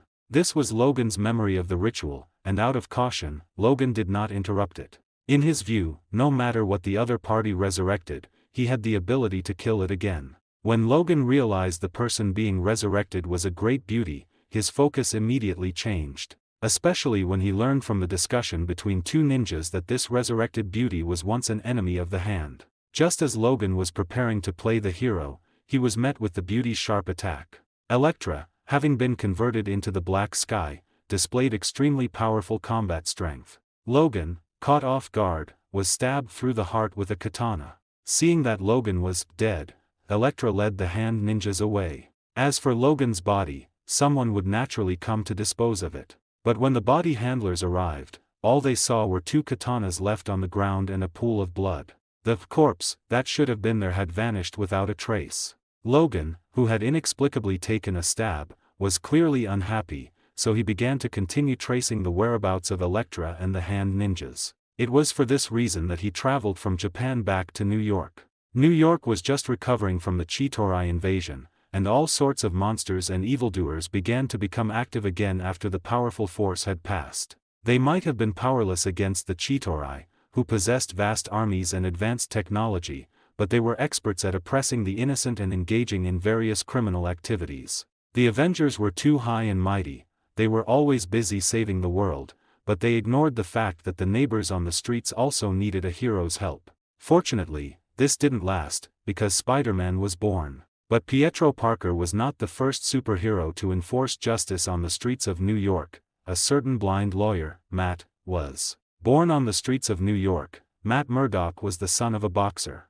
His father, Jack Murdock, was a boxer controlled by the mob and had seen the dark underbelly of society. Therefore, he did not want his son to follow his old path, and he constantly encouraged Matt to study hard. For the sake of his son, even though he had passed his prime, he continued to struggle in the boxing ring. Born into such a complicated environment, Matt also knew that studying hard was his only way out. However, Matt, who came from poverty, was always the target of bullies at school. But he did not announce it publicly. Instead, he chose to bury his grievances and anger deep down, enduring everything while secretly training. Thanks to Jack's great paternal love, the unfairness of life did not extinguish Matt's kindness and bravery. On his way to school one day, Matt saw a loaded truck speeding toward a blind man, about to run him over. The young Matt acted bravely and saved the blind man, but he himself was blinded by the radioactive materials spilled from the truck. This was a massive blow to Matt, who was determined to become a lawyer.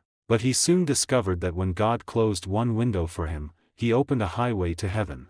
Although he lost his sight, his other 4 senses were astonishingly enhanced, and his physical fitness far exceeded normal human limits. It was at this time that Stick, the leader of the Chaste, the Hand's archenemy, took an interest in Matt. Well, Stick was also blind, which is why he could see Matt's talent. Thus, Stick began to appear in Matt's life, and he started secretly training Matt. He guided Matt to utilize his super senses combined with his martial arts, turning Matt into an extraordinary warrior. While receiving training from Stick, Matt did not neglect his studies. Even though he had lost his sight, he continued to learn using every resource available to him. Finally, he achieved his wish, entering Columbia University with excellent grades to study his beloved law. However, tragedy struck the night before his graduation. To allow his son to continue his education and live, Jack had no choice but to remain under the control of the mob, spilling blood and sweat in the ring every night.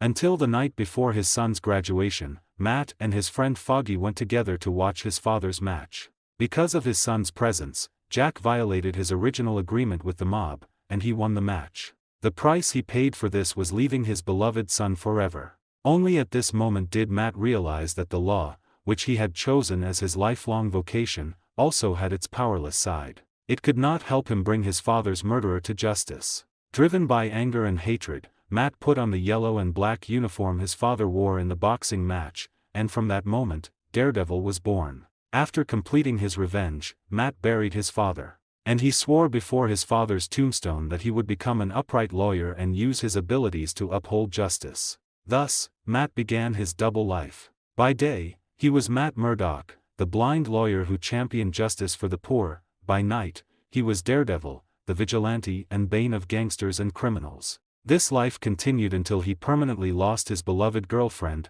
Elektra. After Elektra was killed by the Hand, Matt abandoned the Daredevil identity and turned to charitable legal aid work. Until one night, he once again discovered Elektra fighting a man, wielding sharp blades. Struggling alongside Matt was our protagonist, Victor. Faced with Thanos' proposal, Victor had neither agreed nor refused. And Thanos did not make things difficult for him. This time, he had merely come to see who had thwarted his plans and taken the Mind Stone. After severing the connection with Thanos, Victor made plans to hand over the Mind Stone to Hydra. Clearly, Thanos was able to contact him because of the Mind Stone. After two Infinity Stones stay together for a long time, some indescribable changes occur. Therefore, Victor lent the Mind Stone to Hydra and then notified Tony that Hydra had stolen the gem from Loki's scepter. In fact, what Victor really wanted to do was use Hydra as a middleman to transfer the Mind Stone to Tony. Only Tony could remain uncorrupted by the Mind Stone's subtle influence. In exchange for the Mind Stone, Victor obtained a spaceship left behind by the Kree. In fact, Victor was the one who captured this ship after slaughtering the invading Kree Special Ops detachment.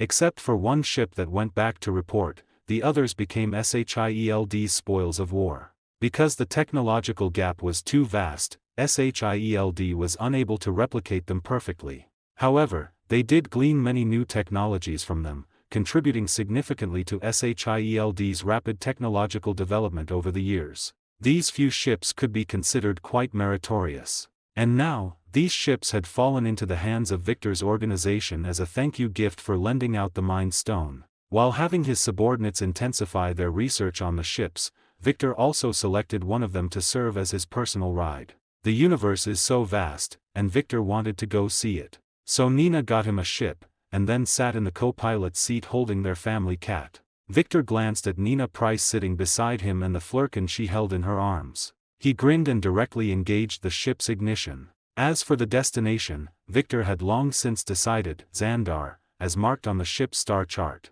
As old rivals of the Kree, their coordinates were naturally on the star chart. While Victor Creed was about to leave Earth, the other members of the Avengers were also busy with their own affairs. Although SHIELD had once faced collapse, Fury quickly completed the reorganization of SHIELD through Coulson. On this foundation, he also established SWRD. While Steve assisted in dealing with the remnants of Hydra across the Federation, he was also secretly investigating information related to Wakanda. Before leaving, Victor left the Winter Soldier by Steve's side, telling him to follow Steve's commands. Regarding this situation, Steve was both happy and helpless. He was happy because Bucky was finally back by his side, though it was slightly marred by the absence of Carter. But with Bucky there, he was still quite content. His helplessness stemmed from the fact that Bucky's memory was slow to return. Although some shadows of the past appeared intermittently, full recovery was still a long way off. However, the risk of rushing into surgery was too great, and Bucky's current situation wasn't as bad as he had thought. Aside from the memory loss, his personality hadn't actually changed much. It was just that because he had been in a frozen state, only being thawed for missions. This had resulted in his own personality and traits being unable to manifest. But now that he was following Steve and was no longer being frozen, his original personality began to emerge. However, the roles had swapped, with Bucky now taking care of Steve. But the reality was that Sam was leading these two out-of-touch fossils as they adapted to society. Meanwhile, Tony was much busier. Because of the dissolution of SHIELD, Tony, who enjoyed the government's trust, began to take over SHIELD's legacy and hired a large number of former SHIELD agents. In fact, this was also the result of Fury's secret arrangements. A vast amount of SHIELD resources and black technology were taken over by Tony, ultimately serving the Avengers. Working alongside him was the famous scientist Bruce Banner. The Scientist Alliance formed by the two of them had become the intellectual backbone of the Avengers. As for Natasha, she was responsible for dealing with reporters and court issues. She was actually very good at handling such problems, as her experience was already quite extensive. The happiest one was likely Hawkeye. He received a long vacation and could go home to spend time with his wife and family. Compared to the Avengers who were in the public eye, life was not as easy for the SHIELD agents who had gone underground. They had to deal with government pursuit while also resolving the actions of HYDRA, who were also operating in the shadows. Furthermore, besides HYDRA, inhuman organizations began to appear on SHIELD's radar. Coulson's detachment even managed to recruit a newcomer during this crisis. That's right, Quake, after drifting for a while, eventually joined Coulson's detachment by chance. One must say that fate is sometimes so wonderful, but many people's fates have also been changed. This is thanks to Victor. Because of his existence, many people have embarked on destinies different from the original ones. But only Victor himself knew all this. And now, he also had to pay the price for this behavior. The reality stone, which should have fallen into the hands of the collector, was now parasitic on him. And originally, the mind stone would not have fallen into Hydra's hands again. It was only because he interfered once more that the mind stone ended up with Hydra. Furthermore, after handing over the mind stone, he got himself a spaceship, preparing to personally witness how strong Thanos was. Although in his previous sensing, Thanos was stronger than expected, he felt the other party shouldn't be that strong, so he prepared to face him personally. As for why he chose Xandar as the first stop, it was because besides Xandar, Victor was not familiar with any other relatively friendly planets. The other planet he knew better belonged to the Kree, and the Kree were not exactly a friendly planet. Not to mention, back then, Victor had wiped out their elite squad. Going there now would be like delivering meat to their door. Just as Victor headed into space, the already restless universe began to surge with even more turmoil. First, the rebellious youth, middle-aged man, Star-Lord Peter Quill finally couldn't stand Yondu's criticism and nagging anymore, and he chose to run away from home. After stealing a ship belonging to the raiders, he slipped away just like that. Regarding Quill's departure, Yondu saw it but did not stop him. Because this was the result he wanted, although he always threatened to eat him, in his heart, he had long since regarded the other as his own son. Speaking of which, one must complain about Quill's biological father in the movie. As a deity, Ego didn't even know his own origins. Yet he sowed his seeds all over the world, attempting to create an heir who could inherit his power. Upon discovering that an heir failed to inherit that power, he would coldly and ruthlessly kill them. Furthermore, he was the murderer of Quill's mother, truly the scum of scums. Of course, he is a deity, so he might not have any humanity to begin with. Yondu, the adoptive father who truly raised Quill as a son, could not clearly express his love for his adopted son. As a result, a good prospect was raised by him into an interstellar rogue. It was precisely because of this that when the collector gave the mission to find the cosmic orb to Yondu, his adopted son, after getting the goods, bypassed his adoptive father and chose to contact the buyer directly. Just as the cosmic orb appeared here, Xandar and the Kree Empire, after fighting and negotiating for a long time, finally signed a peace treaty. In fact, after Victor eliminated the Kree's elite squad, they never gained the upper hand again in the war with Xandar. According to the calculations of the Kree superintelligence, the Supreme Intelligence, continuing the war would only result in mutual destruction, so this war had to end. Thus, the Kree chose to sign a peace treaty with Xandar.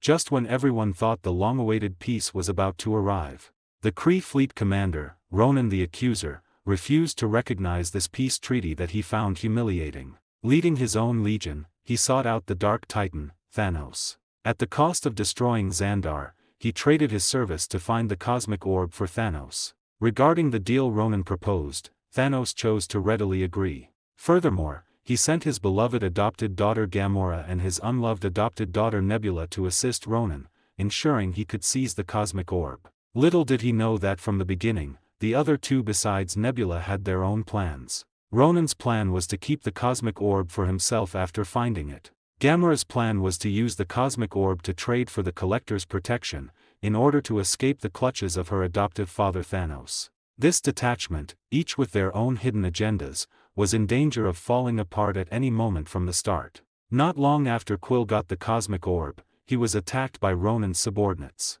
It turned out that Ronan's subordinates' intelligence capabilities were quite good, as they actually found Star-Lord Quill so quickly. Unfortunately, their combat strength was not up to much and they were quickly dealt with by Quill. Quill's actions here also enraged his adoptive father, Yondu. To bring him back, Yondu had to put out a 40,000 bounty to capture Quill, and demanded he be brought back alive. Yondu's subordinates also expressed their dissatisfaction due to Yondu's repeated indulgence of Quill. Fortunately, his long-standing prestige and formidable strength allowed Yondu to suppress his subordinates' dissatisfaction. Shortly after Yondu issued the bounty, the interstellar mercenary rocket Raccoon found Quill's whereabouts. Quill bypassed Yondu and came directly to Xandar, attempting to trade with a middleman. As it turned out, the other party chose to abandon the trade out of fear of Ronan. When Quill was kicked out by the other party, he met the love of his life. Thanos' adopted daughter, the green-skinned Gamora.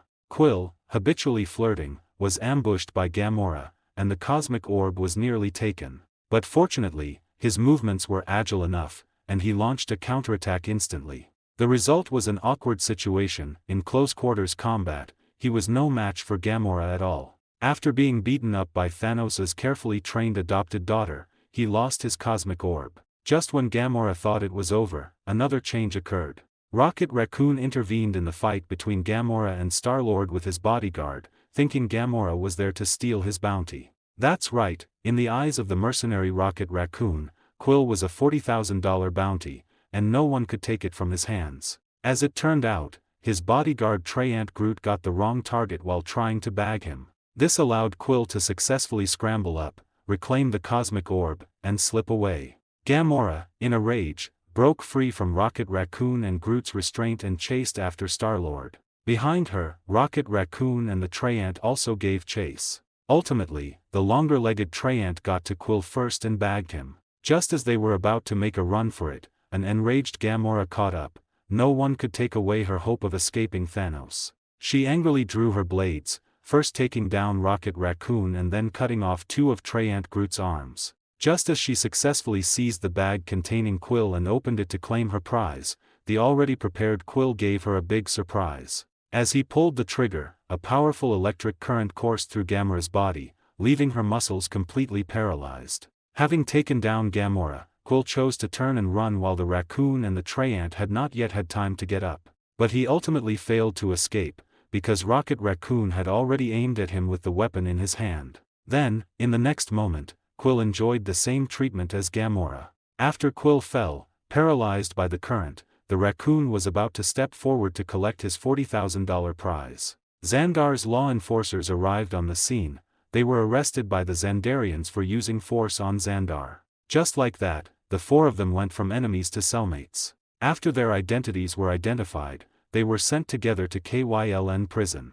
The first thing they thought of upon stepping into this prison was breaking out. For people like them, being arrested and breaking out was just a common occurrence. While they were being arrested and imprisoned, Victor, piloting the Kree fighter, finally arrived in Xandar's orbit. Or rather, almost as soon as he exited the jump state, he was surrounded by Xandarian core fighters. Because of his appearance and the ship he was piloting, he looked too much like an invader from the Kree Empire. Unidentified Kree vessel, state your purpose. Otherwise, you will be deemed an invader, and we have the right to destroy you. Surrounded by the Xandar Imperial Guard fleet, Victor decisively gave up resisting. He had come to broaden his horizons, not to fight a Star War. Besides, he wasn't exactly a Jedi Knight. Towed by a Xandar Imperial Guard frigate, Victor's ship was quickly brought into a heavily guarded port. When the two of them stepped off the ship, they were met by the Nova Corps and members of the Xandar Guard, all standing in formation and ready for battle. A Flurkin. And you still claim you aren't Kree terrorists? Did Ronan send you? The Nova Corps never fears a challenge. Prepare for combat.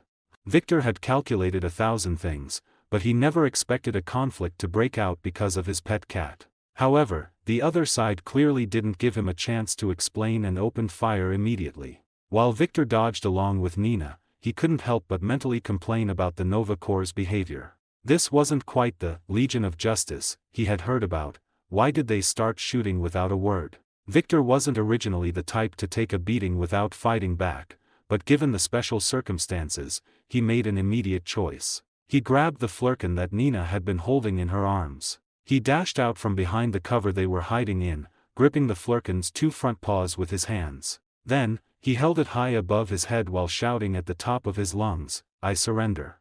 Next came the classic trial scene. Under the analysis of Xandar's high-tech instruments, Victor and Nina's secrets were laid bare.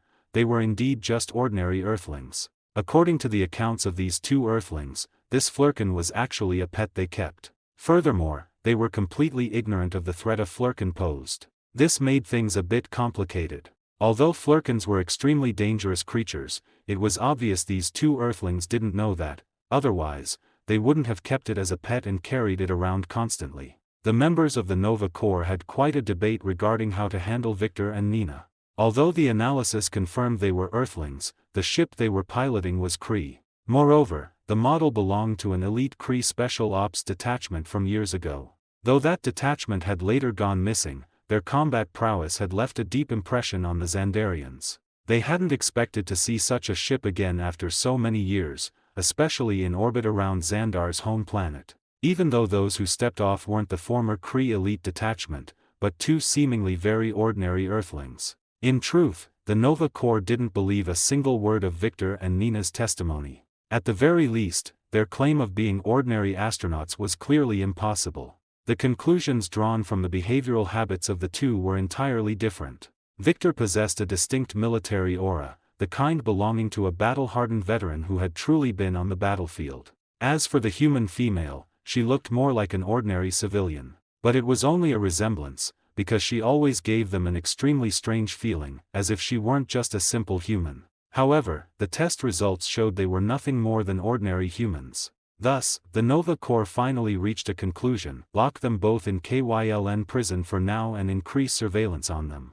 In a prison filled with all sorts of characters, it wouldn't be as easy for them to continue hiding their true selves. Once the decision was made, the subsequent processing was simple. All weapons and equipment were confiscated, the ship was impounded, and the people were sent to prison. As for the Flurkin they treated as a pet cat, it was far too dangerous. Therefore, as the guardians of cosmic peace, Xandar first confined it in one of their own laboratories. By the time Victor and the others were escorted to KYLN prison, a major event had already occurred there. From the moment the Xandarians locked up the dance-off squad, the prison's fate was sealed. Originally, they only had Drax held there, but now that the entire galactic dance troupe had arrived, the future of KYLN prison was quite pathetic. In fact, when Quill and the others were locked up, they had already attracted everyone's attention. Their identities were simply too peculiar. First, there was an Earthling, a rarity in the Milky Way galaxy.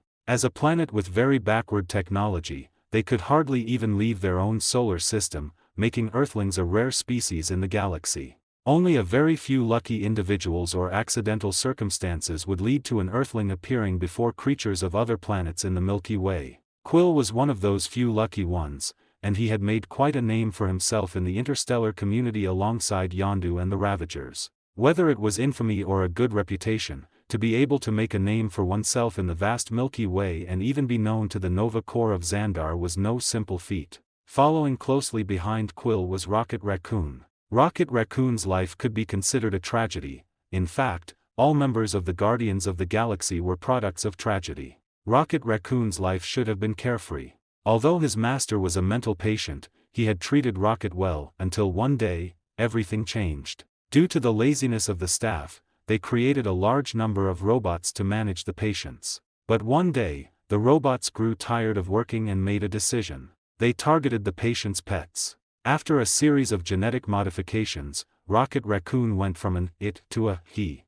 And his originally simple life turned into a nightmare. The modified pets became the caretakers of their former masters, a role that continued for hundreds of years. For hundreds of years, Rocket Raccoon and his companions worked continuously. Until one day, they found a way to cure the patients. After curing the patients, Rocket Raccoon left that half-world. For a long time, he and a female otter named Lila formed a duo of master thieves. That was probably his happiest time, but for a thief, happy times are always fleeting. After one particular job, his lover and partner ruthlessly betrayed him. This heartbreaking romance once sent Rocket's spirits to rock bottom. Fortunately, not long after, while in prison, Rocket met his lifelong friend Groot. After escaping, they formed a new duo and began long-term adventures together, this time as bounty hunters. It was precisely because they decided to become bounty hunters that they took the bounty posted by Yondu on Xandar, eventually clashing with Star-Lord and becoming his cellmates.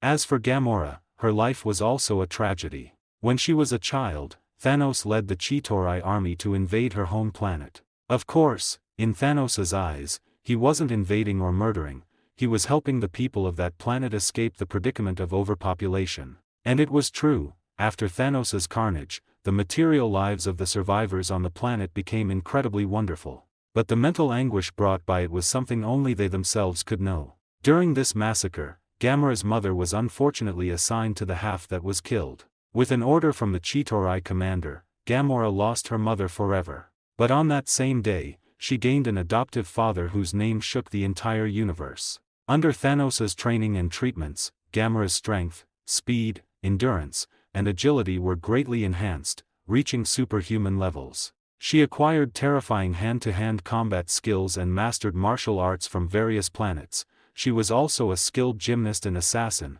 proficient in all known weaponry in the Milky Way. But her favorite was the gift Thanos gave her, the dagger known as God Slayer, capable of killing even the godlike, immortal Thanos. Of course, as one of the most dangerous assassins in the universe, she was also extremely skilled in stealth infiltration. During her years by Thanos' side, she assassinated countless opponents of his. However, she didn't actually like this life, especially after she discovered that her mother was also a victim of Thanos' purification process. Finally, after Thanos ordered her and Nebula to assist Ronan in seizing the cosmic orb, she was able to leave Thanos' side for an extended period. She chose the path of freedom. She betrayed Thanos and decided to take the cosmic orb to trade with the Collector in exchange for her freedom. It was because of this decision that her path crossed with Quill's on Xandar.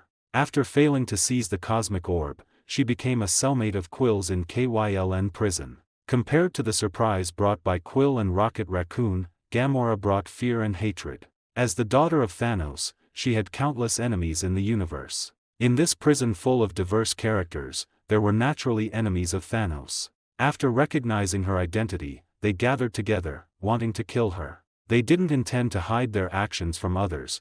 They paraded Gamora through the prison and prepared to kill her in the showers. During this process, Quill saw Gamora in danger. Although his personal morals were a mess, he was definitely top tier when it came to being a knight in shining armor for a lady. Therefore, seeing Gamora in crisis, he immediately chose to follow. Although he didn't know exactly what these people were planning, he could guess the general situation. After Quill followed them, the two bounty hunters who had already considered him their prize naturally followed along as well. After all, when Yondu issued the bounty, he required Quill to be brought back alive. And Quill's current behavior was clearly a path to certain death. They couldn't let him die like that, or 40,000 units would fly away. However, before they could act, someone stopped the others a step ahead of Quill. This person was Drax the Destroyer. Unlike in the comics, it wasn't Thanos who killed his wife and daughter, but Ronan. So he planned to seek revenge on Ronan.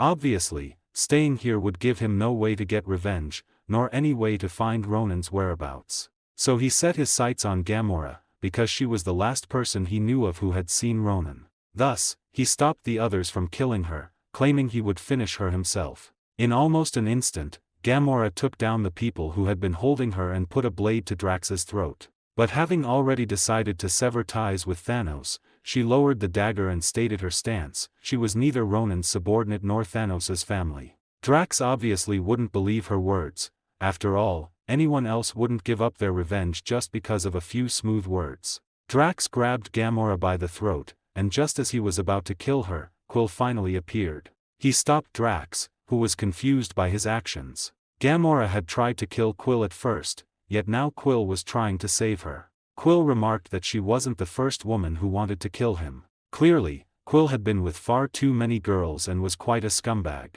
Ultimately, Quill successfully persuaded Drax. By using Gamora as bait to lure Ronan here, Drax could have his revenge. After all, Gamora had betrayed Ronan, and Ronan would definitely come looking for trouble. Drax thought about it and decided it made sense, so he gave up the idea of killing Gamora. In fact, the sentence that truly moved Drax was the one Quill said unintentionally: "Don't be Ronan's executioner." This sentence reminded Drax of his own past experiences. Finally, he put away his knife and let Gamora go. After rescuing Gamora, Quill began planning their prison break. In truth, he didn't care about Gamora's life or death. What he cared about was the buyer behind her. Because Gamora wouldn't have tried to steal the cosmic orb for no reason, her actions meant there must be a buyer behind her, and one who paid very well. Only the richest person in the universe could afford to hire the most dangerous woman in the universe. But she clearly had no way to escape from this prison. However, Rocket Raccoon could solve that problem. After all, he had successfully escaped from 22 prisons. It's just that after escaping, he planned to trade Quill for 40,000 units. When he heard the price was 4 billion, he immediately changed his mind. After all, 4 billion and 40,000 were two very different concepts. As long as he wasn't stupid, he knew how to choose. As for Traiant Groot's opinion, his opinion was, I am Groot. Just as the Galactic Dance Troupe began planning their escape, Victor and Nina happened to arrive at the prison. In fact, the reason Victor and Nina were detected as ordinary Earthlings was entirely thanks to the effect of the Reality Stone. After Victor extracted the Mind Stone, the interference from another Infinity Stone vanished, and Victor's control over the Reality Stone significantly increased. However, this was not without a price. Nearly all the cosmic energy in his body had been absorbed and devoured by the Reality Stone. Even though he was constantly absorbing cosmic energy, no matter how much he took in, it would be devoured by the Reality Stone without a trace left behind. Under this bizarre equilibrium, Victor's original skills regarding energy manipulation became unusable. It could be said he had almost returned to square one overnight. But after paying such a heavy price, the rewards were naturally significant. He seemed to have gained the Reality Stone's recognition, allowing him to modify reality for short periods or even permanently. Of course, the cost of using this stone was so heavy that it was almost unbearable, even for Victor. Without sufficient personal strength, one would end up like Jane Foster in the movie. Life force would be drained by it, making it impossible to wield its power, and leading quickly to a near-death state. As for the Dark Elf leader Malkitha's utilization of the Reality Stone, it was actually very limited, otherwise,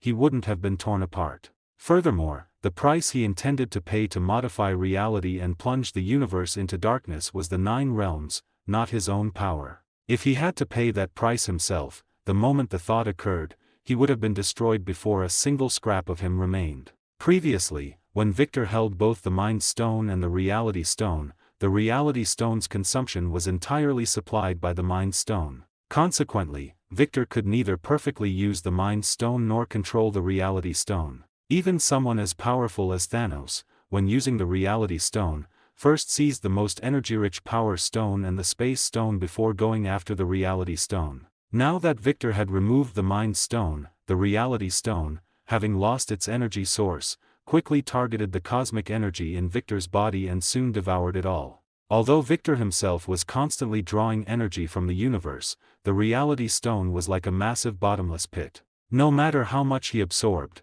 it could never reach the level of an Infinity Stone, so there was no way to fully activate the Reality Stone's capabilities. However, satisfying the Reality Stone's most basic requirements was enough. Beyond that, there was a surplus, allowing him to use a portion of the Reality Stone's power. For instance, he used the Reality Stone to transform himself and Nina into ordinary humans, bypassing the monitoring machines of Xandar. But that was the extent of what he could do. Some things simply couldn't be changed. For example, a person's aura, and the fact that a Flurkin couldn't truly be turned into a cat, or perhaps all cats are actually Flurkins. So in the end, he and Nina were still sent to KYLN prison, and the Flurkin was taken away muzzled by members of the Nova Corps. However, when the escort personnel delivered Victor and Nina to KYLN prison, they found that the place was already in total chaos. After saving Gamora, Quill and the others immediately began planning a prison break. The Traiant Groot, who had been sleeping, immediately rolled out of bed upon hearing there was money involved. The relationship between Groot and Rocket Raccoon dates back to when Rocket Raccoon was betrayed by his girlfriend and sent to prison. At that time, the two freaks in the same prison were locked up together by the guards. Groot could only say one thing, I am Groot. No matter what you said or did, Groot's response was always that one sentence. Thus, ordinary people could not understand Groot's inner feelings. In this cosmic prison, once the guards learned of Groot's trait, they often teased him, treating it as a game for entertainment. Rocket Raccoon was also very dismissive of Groot at first, looking down on him, but after several months together in that prison, their bond grew deeper by the day. Even though Groot only ever said I am Groot, Rocket Raccoon could understand the meaning behind every single utterance. It was from that time on that they became inseparable partners. Shortly after, they broke out of that prison together. After leaving that prison, they became bounty hunters together. Rocket Raccoon's subsequent 21 prison breaks all involved Groot's assistance and participation. This time would naturally be no exception. While Quill and the others were planning their escape, Ronan also received word that Gamora had betrayed him. In fact, Ronan couldn't believe it at first, as Gamora was Thanos' daughter. But his intelligence source told him that she had indeed betrayed him and Thanos and had other plans. One must say, as expected of Ronan, he still had informants even within the Nova Corps' prison, and could easily have information transmitted out. But the reality was that the person providing the information was not Ronan's subordinate, but one of Thanos' men. After informing him of Gamora's betrayal, he notified him that Thanos wished to see him. As soon as Ronan saw Thanos, he fully vented his dissatisfaction. He said she was supposed to be the most dangerous woman in the universe, yet she lost to a few savages and ended up captured in a Nova Corps prison. Regarding Ronan's dissatisfaction, Thanos' subordinate told him to fix his attitude first. Thanos had given him his daughter to command, yet he let her be captured by the Nova Corps. During the argument, Ronan directly killed the mouthpiece representing Thanos. Watching Ronan's actions, Thanos' other daughter, Nebula, was simply stunned. It was the first time someone dared to be so insolent in front of Thanos and even kill one of his people.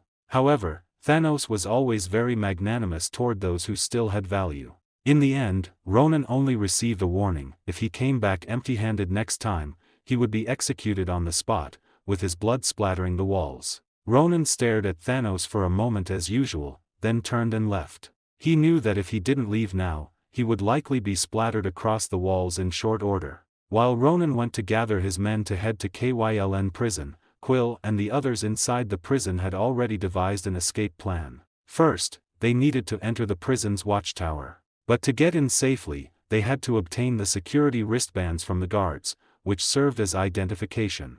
This task was given to Quill. After all, petty theft was what he was best at. Then Rocket Raccoon took a liking to a prosthetic leg on a nearby prisoner, a job Quill also took on. But in the end, this series of plans wasn't used because Groot directly completed the final step by pulling out the energy battery. In this situation, Quill and Gamora had to scramble to secure the leg and the wristband respectively. Rocket Raccoon, meanwhile, went into a frenzy because the prison drones had already been deployed. And after one "I am Groot" from Groot, they began firing wildly at him and the other prisoners. Just as Groot was being suppressed by the drones, more guards arrived with guns to join the suppression. As they prepared to take Groot out first, Drax made a choice. With a roar, Drax knocked down all the armed guards, and the entire prison began to descend into chaos. But the real chaos began when Drax threw a guard's gun to Rocket Raccoon. A Rocket Raccoon with a gun and one without were two completely different concepts. Wielding an automatic weapon, Rocket Raccoon cleared out all the armed drones surrounding them in less than 5 minutes. While Rocket Raccoon and the others were wreaking havoc below, Gamora and Quill also obtained what they each needed: the prosthetic leg and the security wristband. Subsequently, they easily entered the watchtower where the warden was located. During this process, Drax also joined their team. Then Gamora realized something: in this team, she was the only one who was even slightly normal. Everyone else was a bit not right. Shortly after they entered the watchtower, guard reinforcements arrived. They began concentrating their fire, preparing to take out Quill's group inside the tower. However, Rocket Raccoon successfully used the obtained battery to sabotage the prison's gravity system before they could be killed. The prison, which was already floating in space, saw everyone drift upward once the gravity system failed.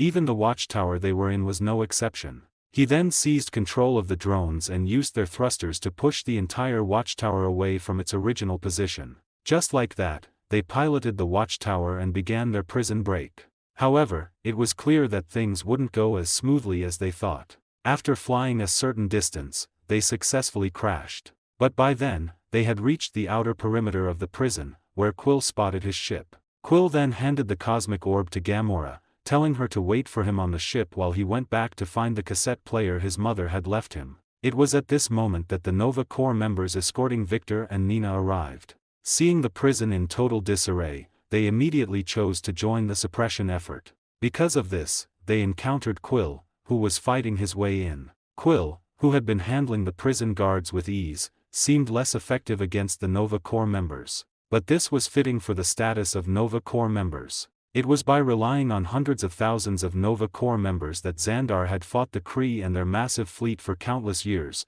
eventually forcing them to start creating their own super soldiers. Just as Quill was seized by 2 Nova Corps members and was about to become a prisoner once again, Victor made his move. The handcuffs that originally bound him turned into a pile of noodles, which he then easily snapped apart. The Nova Corps members, discovering the prisoner had broken free, tried to immediately restrain Victor, but they found they were no match for him at all. One of the Nova Corps members was struck in the abdomen by Victor's fist and went flying, crashing into the prison corridor wall and failing to get back up. The other member fell under Victor's headbutt. After dealing with the 2 guards watching him, Victor walked toward the 2 Nova Corps members who were capturing Quill. The last thing the final Nova Corps member thought before losing consciousness was that these 2 Earthlings were indeed no ordinary Earthlings. Quill did not drop his guard toward Victor, who had suddenly saved him. On the contrary, he initially planned to slip away during the chaos, only to be knocked to the ground by Nina, who was waiting nearby. Victor then grabbed him by the neck, bringing him face to face. The young boy taken by Yondu years ago had now grown into a major rogue. "I must say, kid, you've got guts. Did Yondu's men not eat you? The little shrimp from back then has grown up." From Victor's words, Quill concluded that the man knew both him and Yondu. But searching his memory, he found he had no impression of the man whatsoever. However, Victor had no intention of explaining further and signaled Nina to take the 2 of them out of the prison and toward Quill's ship. Originally, Rocket Raccoon, Gamora, and the others were prepared to leave Quill behind and take off, but they discovered that Quill had taken the cosmic orb with him. In fact, if it weren't for that, Quill wouldn't have let them board the ship first while he stayed behind in the prison alone. What he hadn't expected was to run into Nova Corps members on his way back and provoke 2 more significant pieces of trouble. Inside the ship, Gamora and the others watched as Quill, Victor, and the others flew toward them.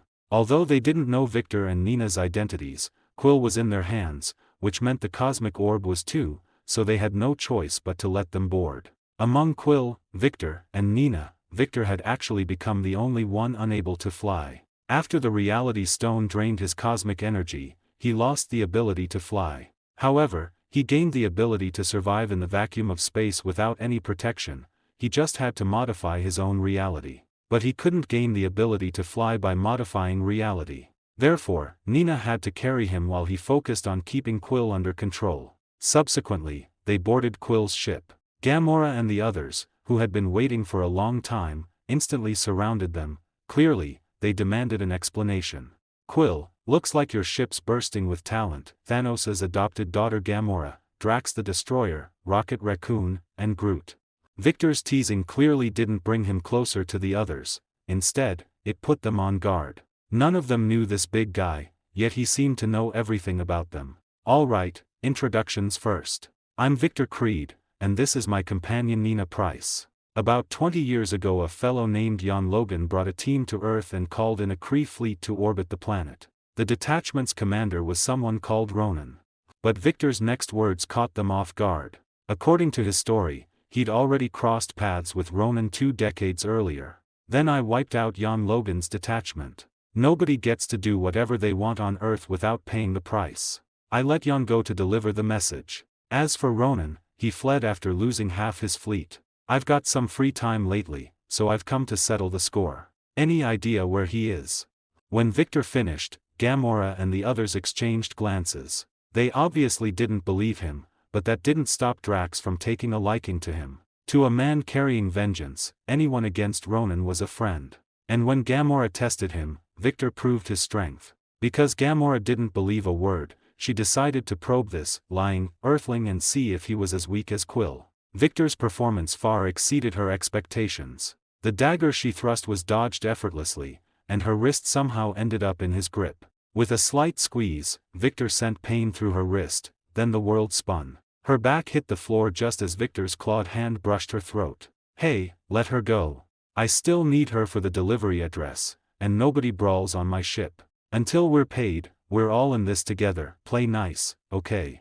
As Victor subdued Gamora, Quill drew his pistol on him, Rocket Raccoon backing him up. Neither wanted to lose 40 billion credits. But before they could act, Nina blasted them aside with golden energy. Just as Groot and Drax were about to join in, Victor released Gamora. At Victor's signal, Nina freed Quill and Rocket. Victor had only meant to teach Gamora a lesson, not start a war. "Relax, I won't hurt your girlfriend."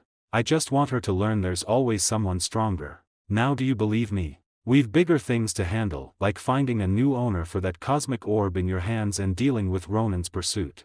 While Victor used truth to win Quill's crew over, Ronan led his men into Kyln prison. He breached the already chaotic facility but didn't find what he sought. To keep the arriving Nova Corps from learning he'd been there, he had Nebula and his men slaughter everyone inside. Meanwhile, worried about his runaway protege, Yondu followed Quill's trail all the way to Xandar. He found the original broker and easily pried out the client's identity. Turns out these Sakarans are all bullies who fold under pressure. Fearing Ronan, the broker had refused poor Quill, yet fearing Yondu's deadly threat, he spilled his backer's name. Though the client's status was indeed lofty, as the Grandmaster's brother, the collector has his own peculiar tastes. Where the Grandmaster loves gambling, he prefers amassing the universe's rarest items and creatures. Clearly, whatever lies within the cosmic orb is another coveted piece for his collection. The two brothers developed these hobbies over their endless lives to keep boredom from driving them mad. Right now, in No Here, the collector waited impatiently for Quill's arrival. At long last, an infinity stone would soon be his. He even hurried his servant, reminding her what happened to her clumsy predecessor, showing that, like his brother, he's capricious and hardly a good man. When Quill's ship reached No Here, Victor, though prepared, was still awestruck by the Celestials' colossal severed head. Even mighty, deathless beings like the Celestials couldn't escape decapitation and ultimate demise. That sight stoked Victor's hunger for power. As his fists clenched, a red gleam flashed in his eyes before fading. But as the vampire girl stepped to his side and gently took his hand, his tight fist slowly unclenched. Whoa, what kind of freak place is this? What's that? A skull the size of a planet. Are buyers inside that thing? Answering Quill, Gamora explained Nowhere's origin and warned Rocket, who was piloting, that the locals here are outright lawless. Once inside No Here, Victor saw it had long since been mined out and turned into an industrial city. But as the original resources dried up, it became a haven for outlaws, the Milky Way galaxy's own outlaw territory. Clearly everyone, Nina aside, loved the place, including Victor, who's always been the lawless type. Given the chance, he planned to return and make his mark, but for now he had more urgent business. Led by Gamora, they entered a local entertainment venue. Rocket and two others lost themselves in the casino. While Quill and Gamora waited on a balcony for the buyer's agent, Victor treated Nina to a drink, only to run into thugs looking for trouble. Looks like no matter where you go, there's always some idiot stirring up trouble. Huh, seems the chaos isn't just on my end, Rocket's having quite the party too. With that, Victor hurled the troublemaking thug aside,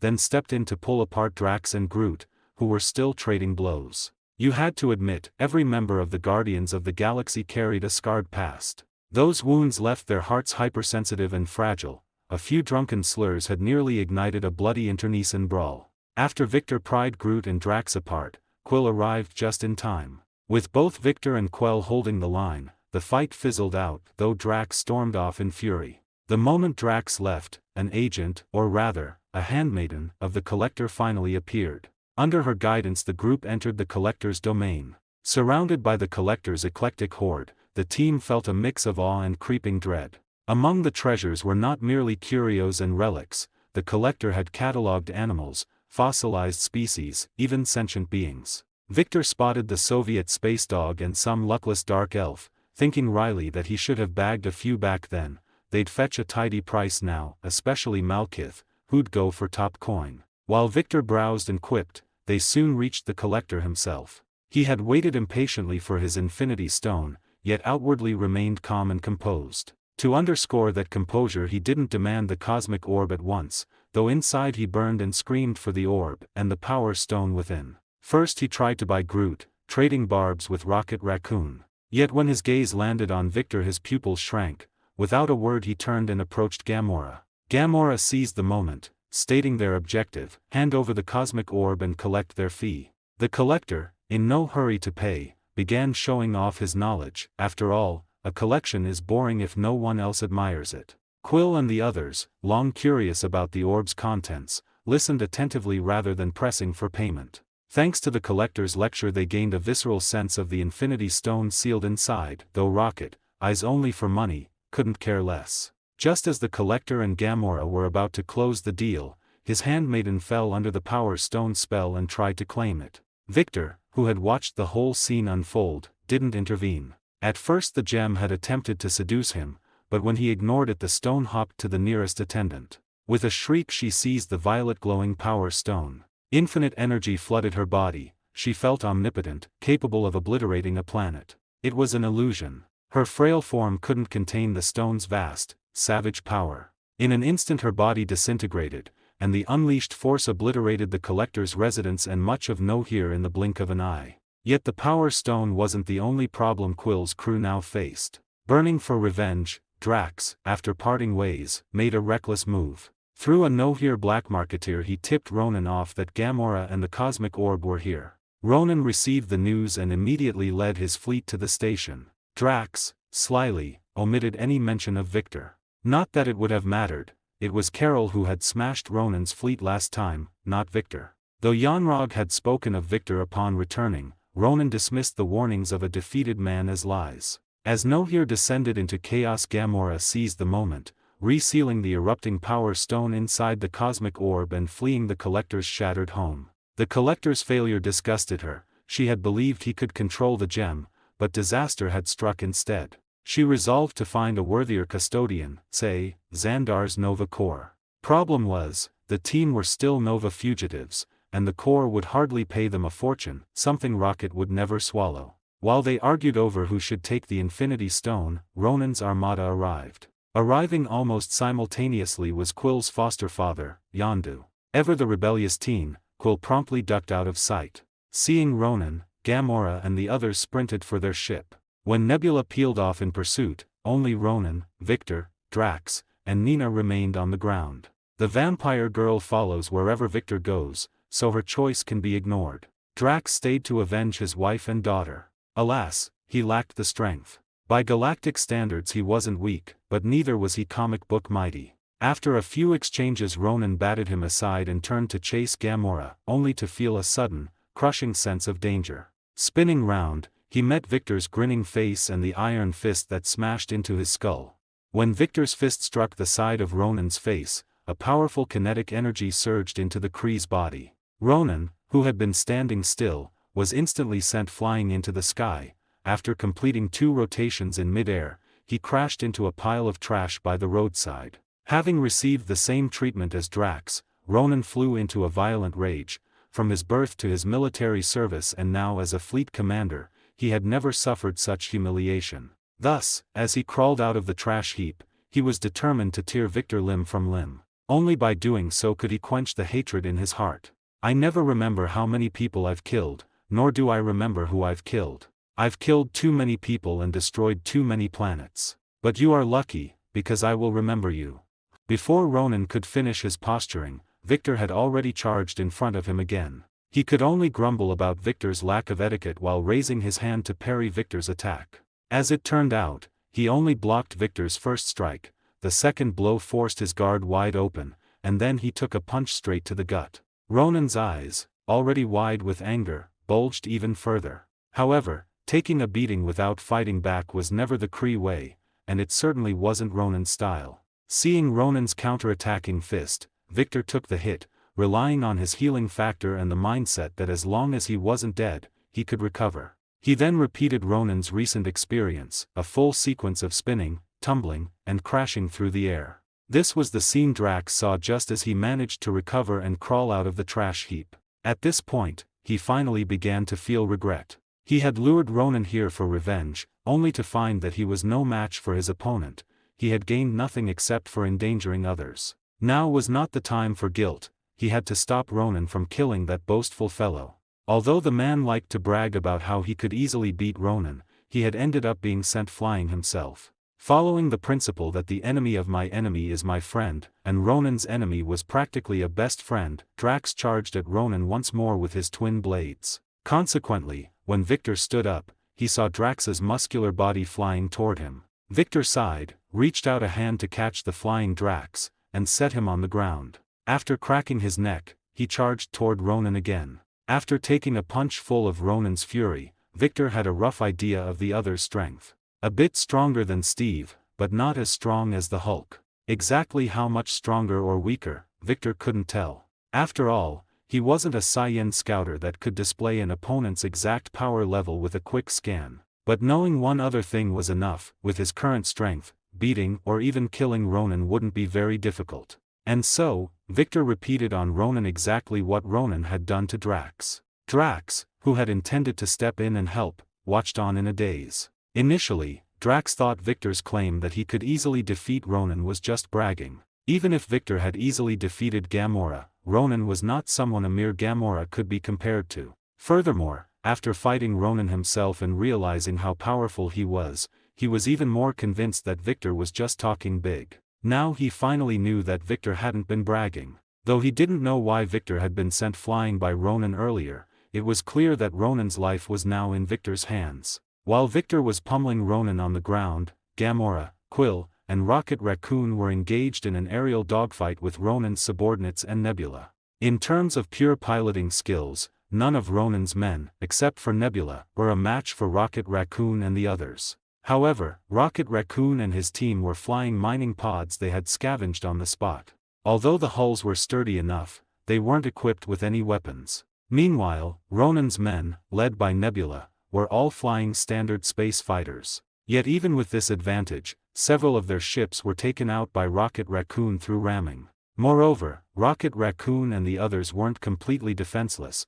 Quill was piloting a fighter he had commandeered from one of Ronan's men. In terms of piloting experience and combat capability, he far surpassed Ronan's subordinates. Thus, flying this fighter, he easily took down several of Ronan's ships. However, the enemy's numbers were simply too great. The few of them had no way to deal with an entire fleet, especially with Nebula constantly chasing Gamora and distracting him. Ultimately, Nebula succeeded in cornering Gamora. Under Nebula's pressure, Gamora flew her ship into outer space. This type of ship, designed only for use within an atmosphere, began to disintegrate within seconds of entering space. Almost instantly, Gamora was cast from the protection of her ship into the desperate environment of open space. The cosmic orb she had been carrying also slipped out, drifting in space. It was eventually seized by Nebula, who was right behind her, while Quill witnessed everything. Quill looked at Gamora, floating in space with her eyes closed,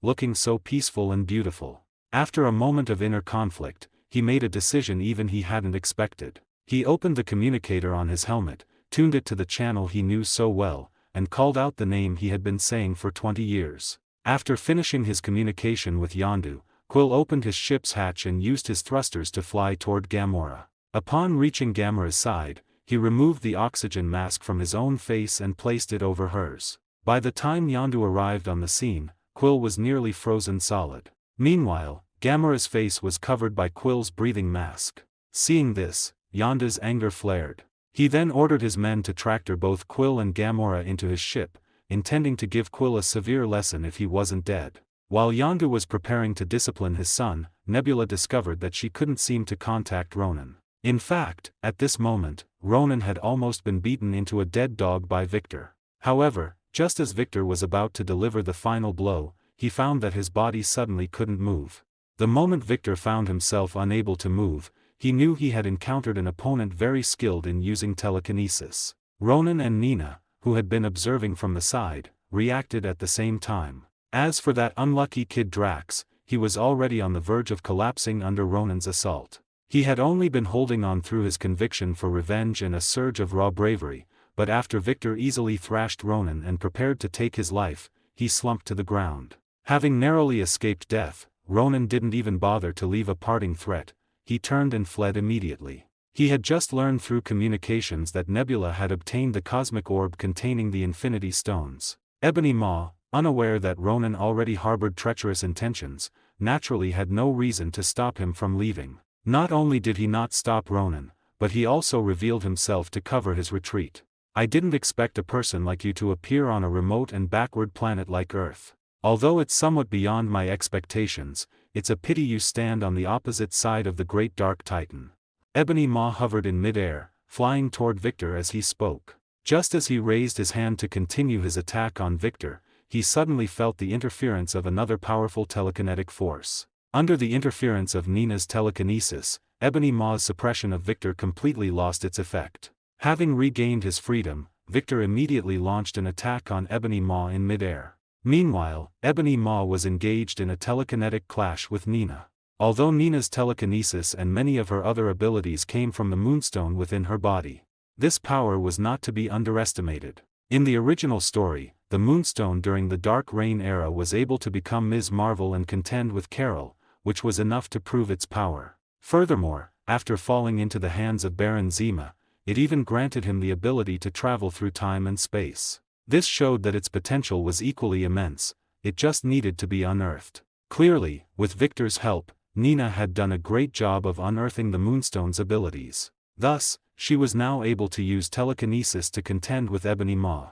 Although telekinesis is something that cannot be seen or touched, the risks involved are no different from walking on the edge of a blade. Ebony Maw, currently clashing with Nina, was clearly unable to defend against Victor's attack, but he had not come to this place alone. He had also brought Black Dwarf along specifically to prevent this kind of situation. So, when Victor lunged at Ebony Maw, a suddenly flying giant axe immediately knocked him flying. Looking at the hulking Black Dwarf stepping out from the shadows, Victor grinned. He hoped this one would be a bit stronger than Ronan and not just another paper tiger. It turned out that Black Dwarf was indeed no paper tiger. His strength was not at all inferior to a Hulk who wasn't going all out. No wonder he could hold his own against the Hulkbuster armor in the movies, and the high-tech battle axe in his hand was extremely sharp while also being able to extend and transform. At the very least, because Victor wasn't paying attention for a moment, he had a large gash opened in his chest and was sent flying by the strike. Although he hadn't suffered such an injury in a long time, for Victor, who possessed a healing factor, such an injury didn't affect him in the slightest. After all, while the battle axe in Black Dwarf's hand was sharp, it still couldn't cleave through his skeleton, which was comparable to adamantium. Since it was merely a superficial wound, he had already recovered by the time he climbed back up. However, his original clothes had already been ruined. So, after Victor stood up, he casually tore off the shredded clothing from his body. Not a single scar could be seen on his muscular upper body. Instead, it was filled with aesthetic power and a sense of oppression. However, Black Dwarf's own muscles were even bulkier, so he simply picked up his axe and hacked over again. This time, Victor grew wiser and didn't try to take the opponent's attack head-on again. With his reaction speed, dodging the opponent's slashes was not a very difficult task. The reason he was hit just now was that Black Dwarf had taken advantage of a sneak attack, and at that time, all of Victor's attention was focused on Ebony Maw. Now, as Victor dealt with Black Dwarf with all his might, he discovered that although the opponent had a lot of strength and the axe in his hand was very sharp, his mind didn't seem very flexible, and his movements were slightly clumsy. After discovering the opponent's weakness, Victor began to use his own advantages to toy with him. The two were roughly equal in strength, so as long as he wasn't hit directly by the axe, Victor could withstand Black Dwarf's attacks. On the other hand, Black Dwarf, who lacked healing abilities, had no way to recover as quickly as Victor and launch another attack as if nothing had happened after being hit by Victor. He swung his battle axe frantically, but every one of his attacks missed Victor by a hair, ultimately leading to a result that was poles apart. Victor's attacks, however, were precise and ruthless every time. He wouldn't strike lightly, but once he did, he would inevitably take a piece of flesh from Black Dwarf's body. Black Dwarf's proud, super strong defense was useless against Victor's claws, which were made of the same material as the Muramasa. On his indestructible skin, Victor constantly left huge gashes with his claws. If the battle continued like this, Victor would eventually be able to whittle him down to a skeleton. But in the end, Victor didn't get to do that because, on the other side, Ebony Maw had already developed the intent to retreat. Although the Collector rarely showed his strength to others in the Milky Way galaxy, his status had never been challenged. Even Gamora, who wanted to escape Thanos, considered him a trump card. From this, it could be seen that the Collector was actually not as weak as he appeared on the surface. Only this time, for the sake of the Infinity Stones, Ebony Maw and Black Dwarf chose to take a risk and came to the Collector's territory. Since the Infinity Stones were now in hand, there was no point in lingering any longer, especially since Black Dwarf had completely fallen into a disadvantage and he himself was entangled by this female vampire and couldn't get away. Making a prompt decision, Ebony Maw unleashed a powerful burst of telekinesis at the moment he decided, repelling both Nina and Victor at the same time. Then, He and Black Dwarf retreated from the area and returned to their spaceship. Victor did not choose to continue pursuing Ebony Maw and the others. Instead, he went to Drax's side to check on his condition. Not long after Ebony Maw left, Treyant Groot arrived, and an angry Rocket Raccoon also descended from the sky at the same time. Where are Quill and Gamora? Were they captured? It looks like besides my cat, there are 2 more people who need rescuing. Although Victor knew long ago that Quill and Gamora would fall into Yondu's hands and that there was no real danger, he couldn't explain how he knew, so he could only guess, as he was doing now. However, Rocket Raccoon didn't quite agree with Victor's suggestion to go rescue them. Unfortunately, 4 out of the 5 people present agreed to go. Just like that, Rocket Raccoon reluctantly piloted the spaceship onto the path of rescuing Quill. Of course, during this time, he still had to make some preparations. Meanwhile, Ronan, who had returned to his flagship, reopened communications with Thanos. Thanos seemed very happy about Ronan successfully obtaining the cosmic orb, but soon he wouldn't be smiling anymore. According to our agreement, you help me seize the cosmic orb, and I help you destroy Xandar. Now fulfill our agreement and give me the cosmic orb. Ronan's subsequent action immediately plunged Thanos into anger. After learning that the cosmic orb in his hand was actually an Infinity Stone, Ronan lost the last shred of reverence he had for Thanos. Indeed, we had an agreement, I help you seize the cosmic orb, and you help me destroy Xandar. But now, since the cosmic orb contains an Infinity Stone, I can destroy Xandar myself. I will make Xandar face the judgment of the Kree. And no one calls me boy, no one. Arrogant as Ronan was, he absolutely could not accept the fact that Thanos called him a child. However, previously he lacked the strength to resist, so he chose to endure it silently. Now with the Infinity Stones in hand, the entire galaxy would bow at his feet. Therefore, he decisively chose to turn against Thanos and planned to kill Thanos after destroying Xandar.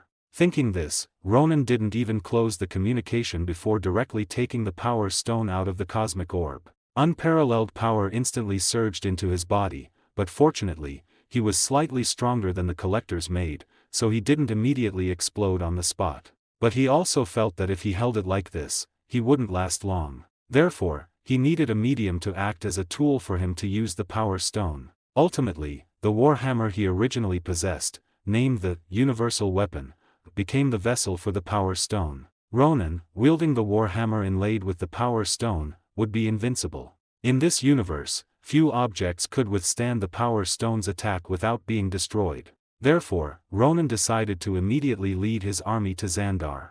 Once he arrived at Xandar, he would strike the surface of that damned planet with his hammer. At that point, that accursed planet would be completely finished. Just as Ronan mastered the Power Stone, Thanos cut off communication with him. Thanos knew that words could no longer shake Ronan's resolve. However, as the Dark Titan, Thanos didn't dwell on Ronan's betrayal. He previously couldn't find the Infinity Stones, but now that they had appeared, it was only a matter of time before they fell into his hands. As for who the holder was, Thanos didn't care. If he wanted it, he could just go and take it. What he needed to do now was search for the legendary glove that could wield the Infinity Stones. In Asgard's vault, a replica of the Infinity Gauntlet was stored. Originally, the genuine Infinity Gauntlet had indeed been kept there. But because this divine artifact was too dangerous, the then King of Asgard and the King of the Dwarves made a joint decision. They brought the Infinity Gauntlet back to its birthplace, the dwarves' homeland, Nidavellir.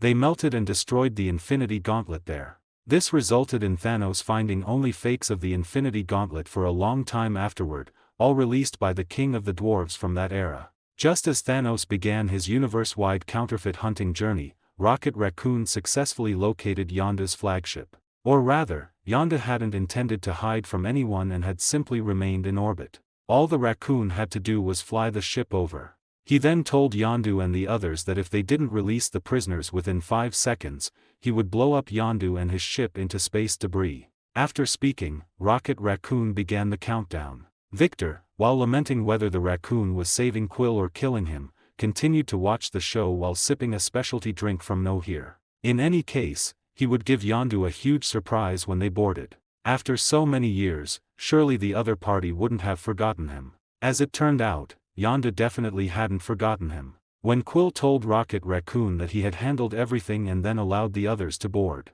Upon seeing Victor's slightly smiling face, Yondu's expression instantly changed. A red arrow flew out from his waist following his sharp whistle, and with a flash of red light, an arrow appeared in Victor's raised hand. "Is this how you welcome me, old friend? You haven't changed at all. But I'm the same as ever, so we're even. Don't be nervous, okay?" Saying this, Victor released the arrow flashing with red light in his hand. Under Yondu's control, the arrow returned to his waist.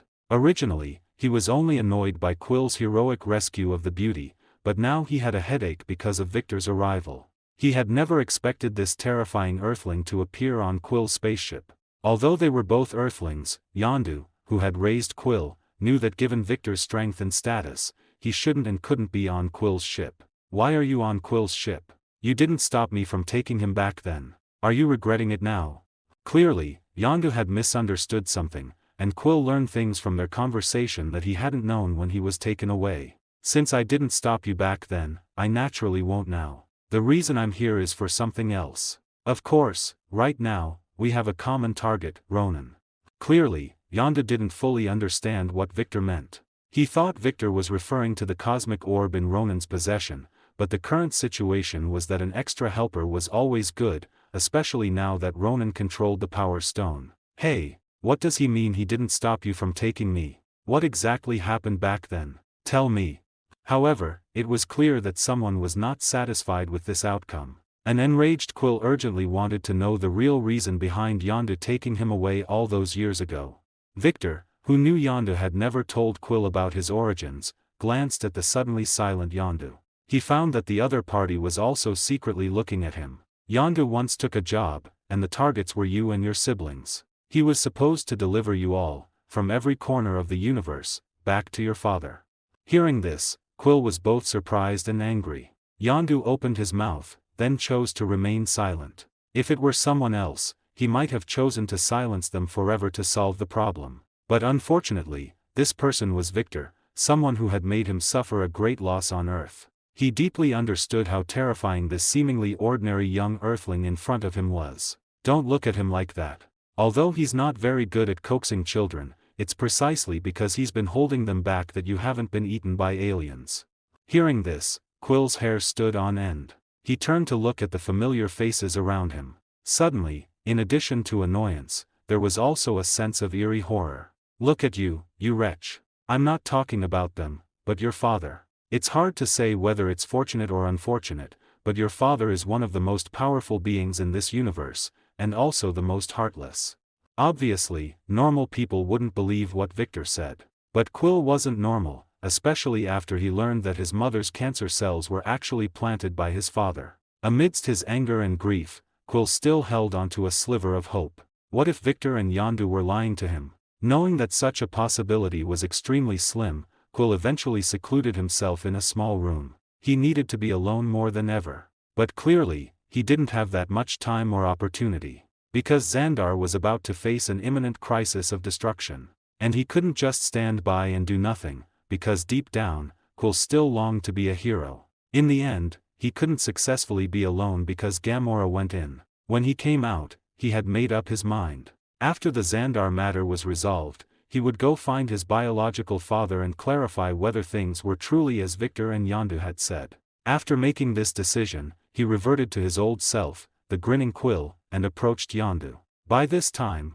Victor had successfully persuaded Yondu to go to Xandar to rescue his cat, which had been detained by the Nova Corps. As for the reward Victor promised him, it was an Infinity Stone. However, that Infinity Stone was currently still in Ronan's hands. So, according to Quill's plan, they would then have to find a way to get Victor onto Ronan's ship. Then, breaking through layers of blockade, they would kill their way to Ronan. At that point, the cruelty would begin. Victor would be responsible for dealing with Ronan and then seizing his Infinity Stone. After the plan was finalized, the Ravagers began to execute it. They were always action-oriented, not procrastinators. Of course, for them to fight on Xandar, they would also need the help of the Nova Corps. After all, although Ronan had rebelled against the Kree Empire, he still commanded the most powerful Kree fleet. So Quill chose to contact the Nova Corps member who had once arrested him and told him that Ronan had already seized the Infinity Stone and was flying towards Xandar. Roman Day did not dismiss this news, thinking Quill was talking nonsense. Because they had gone through great lengths to escape Kyln prison, and now to run back, was simply too foolish. Therefore, he immediately reported the matter to the Xandar leader. After listening to Roman's opinion, the leader made her decision. Almost immediately after the Ravager fleet arrived at Xandar, Ronan's Dark Aster also reached Xandar's orbit. Subsequently, both sides engaged in extremely fierce combat. Although the Ravagers, as armed mercenaries traversing the stars, possessed extraordinary strength, they were also facing Ronan's elite Sakharan army. Although not as strong as the Kree elite fleet he once commanded, they were not to be underestimated. Most importantly, their Ghost fighter jets were simply too numerous. The massive number of Ghost fighter jets formed a firepower blockade that made it difficult for the Ravagers to break through their fire net. During the engagement, even Yondu, the leader of the Ravagers, had his fighter jet hit and was forced to land on the surface of Xandar. Just as the Ravagers were about to collapse, the Nova Corps from Xandar arrived on the scene. Led by Sergeant Saul, Quill successfully piloted his ship through the Ghost fighter jet blockade and into the breach opened by Rocket Raccoon and others on the Dark Aster. It must be said that although Quill was raised in his current manner, he also inherited the Ravager's exquisite marksmanship and flying skills. After clearing the landing zone with the ship's autocannons, everyone quickly exited their ship and ran towards Ronan's location. This detachment responsible for dealing with Ronan had only one more member than in the movie, Victor. As for Vampire Girl, Victor instructed her to go to Rocket's ship to assist and learn how to pilot a Ravager ship. After Quill and the others opened the first hatch, they were greeted by Ronan's favored subordinate, former Kree Special Forces member Korath. I wondered where the fish that got away ran off to. Turns out you defected to Ronan. And now you're both traitors, how interesting. Korath's arrogant expression completely changed when he saw Victor. Quill saw surprise and fear in his eyes, which made Quill very curious about what Victor had done back then. To turn such a proud Kree warrior into a pitiful wretch filled with fear. Although Korath was consumed by fear, his ingrained duty still made him launch an attack. Then he was lifted by Victor, who had him by the neck. With a slight squeeze from the protagonist's hand, finally, there were no more fish that got away. The assorted soldiers who came with Korath attacked the moment Victor grabbed Korath. But they forgot that Victor also had teammates, and their strength was not weak. The assorted soldiers were quickly dealt with by Quill and the others, and then came the branching path. Victor and Quill and the others headed directly to Ronan's bridge, while Gamora was responsible for going to the ship's energy compartment to cut off the power to the bridge's security door. When Gamora stepped into the energy compartment, she found that someone had already been waiting there for a long time. The relationship between Nebula and Gamora can't be summed up by the simple phrase frenemies. To train the two of them, Thanos used the simplest and most effective method. He forced them to fight each other. Each time one lost, a piece of her body was replaced with machinery. Unfortunately, Nebula never won a single fight, and back then they were still children. The trauma of those years cast a long shadow over Nebula. When she learned Gamora had finally betrayed Thanos, she felt savage joy. At last she could claim righteous vengeance. Gamora's feelings for Nebula were just as tangled. To survive, she had to beat her sister again and again. Then she would watch Nebula endure excruciating cybernetic surgeries. Part of her ached with pity, another part fought all the harder to keep the same fate from befalling her. To say Gamora felt nothing for Nebula would be a lie, but most of the time she surrendered to the way things were. Nebula, for her part, understood the situation even more clearly than Gamora. She knew she didn't truly hate her sister. Her agony wasn't Gamora's doing, they had both grown up beside a mad titan. To live, and to avoid becoming like Nebula, Gamora had no choice but to keep defeating her. Even knowing this, Nebula resented Gamora fiercely. Why, when they were both victims, did her sister bow to Thanos instead of standing with her against him, helping him hurt her instead?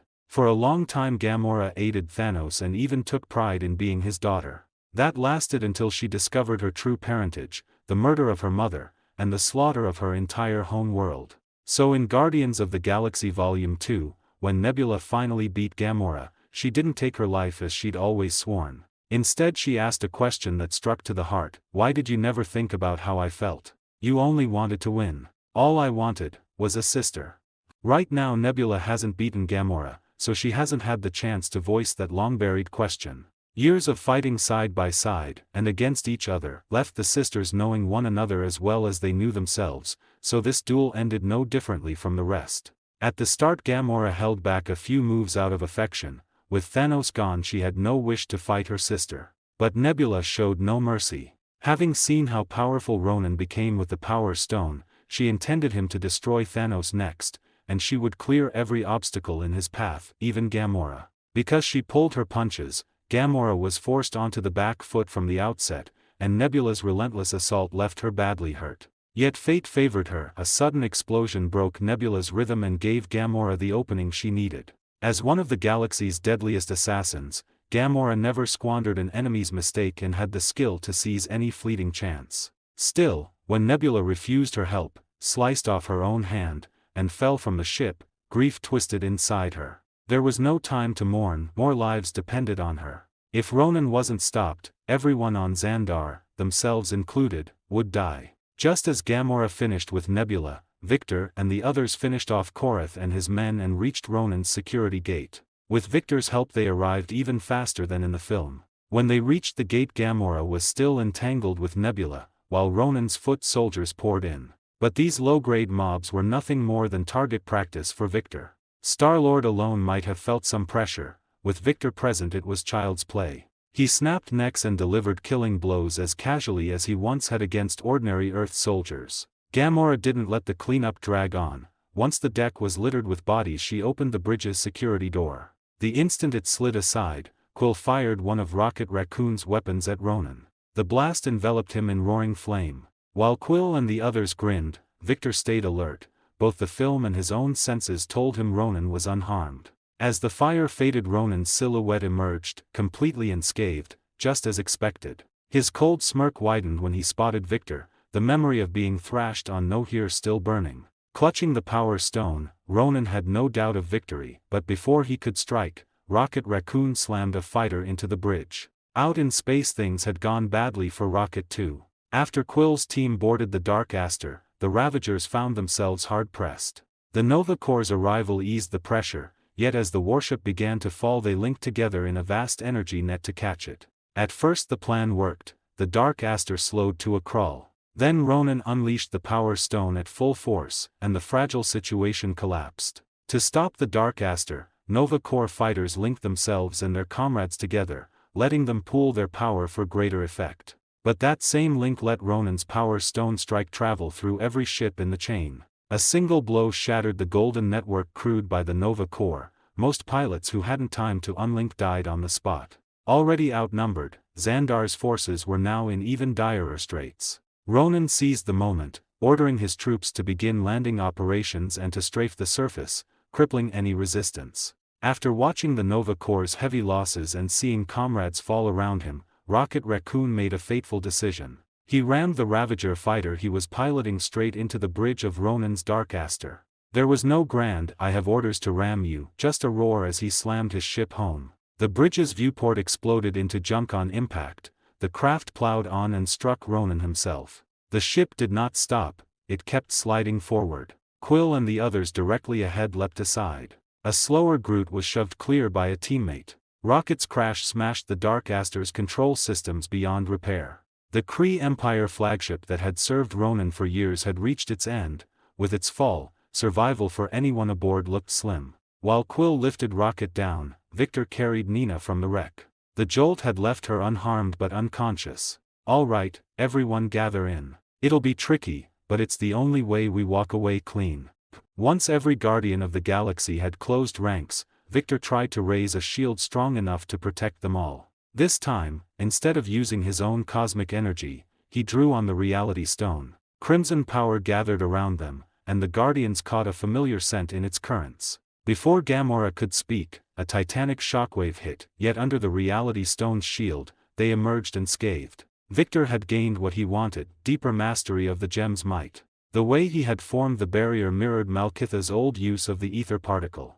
Malkith had wielded it for attack, Victor used it for defense, and, being far stronger, achieved far better results. Before the Guardians could celebrate, another headache became clear. They weren't the only survivors. Ronan, still guarded by the Power Stone, had lived through the cataclysmic crash. Looks like this ends now. You lot clear the civilians, I'll handle the blue brute. Trust me, it won't take long. Victor attacked as he spoke. Ronan answered with a sneer. In Ronan's eyes Victor was rushing to his death. Purple light flared, and a titanic energy blast lanced from his hand straight at Victor. Yet, to Ronan's shock, the Power Stone's unstoppable wave was caught and held by Victor without effort. It is the closest thing to a flaw the Infinity Stones possess. When one bearer turns a stone's power against another, both effects are reduced to almost nothing. Ronan's energy strike met Victor's Reality Stone and dissipated harmlessly. Without the Power Stone's edge, Ronan was just another opponent. Hammer or not, he was outclassed. Furious, Ronan kept hammering at Victor with the gem, and every time Victor unraveled the assault with the Reality Stone. As their duel intensified, the Power Stone's output grew wilder, its shockwaves spreading ever farther. Fortunately, the Xandarian crowds had already been pulled back by the Guardians and the Nova Corps, well beyond harm's reach. As for Ronan's landing force, those not dealt with by Yondu had been mopped up by Nova ground troops.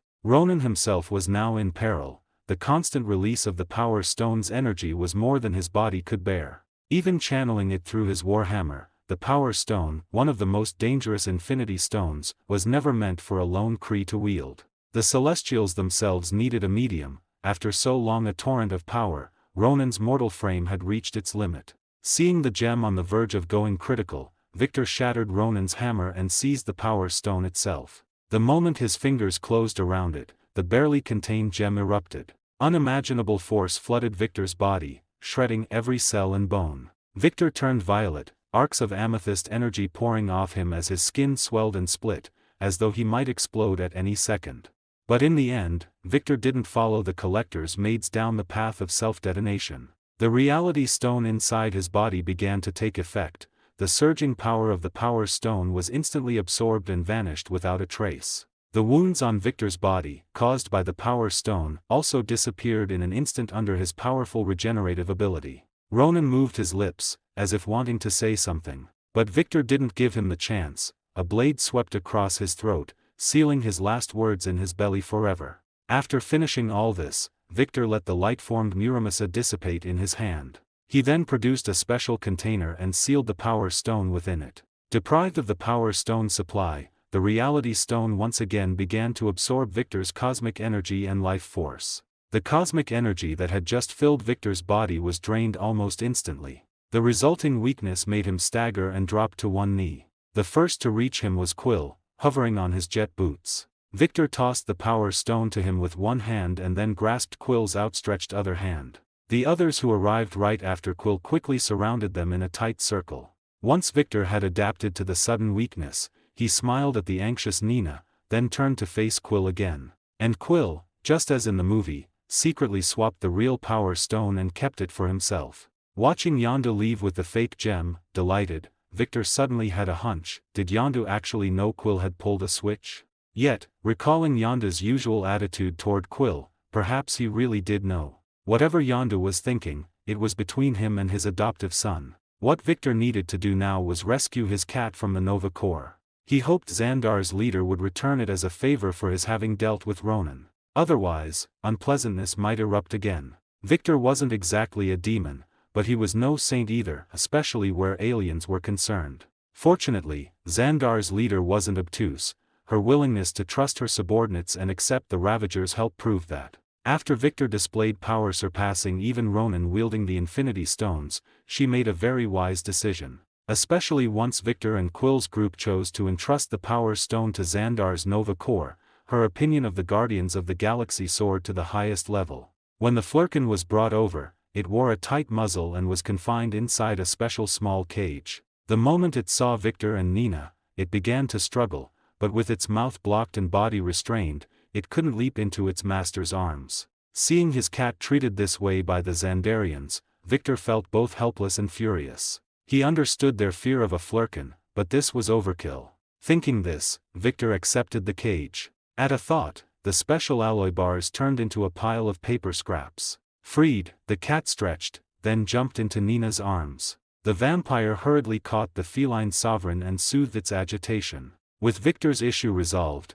it was time for the Nova Corps' gifts to Quill and the others. In gratitude, they deleted the group's criminal records and repaired Quill's beloved ship. From this day forward, the once notorious Quill and company could start their lives anew. But Roman didn't forget to warn them, if they offended again, they'd still be hunted and arrested. Quill replied, "I'll keep them in line."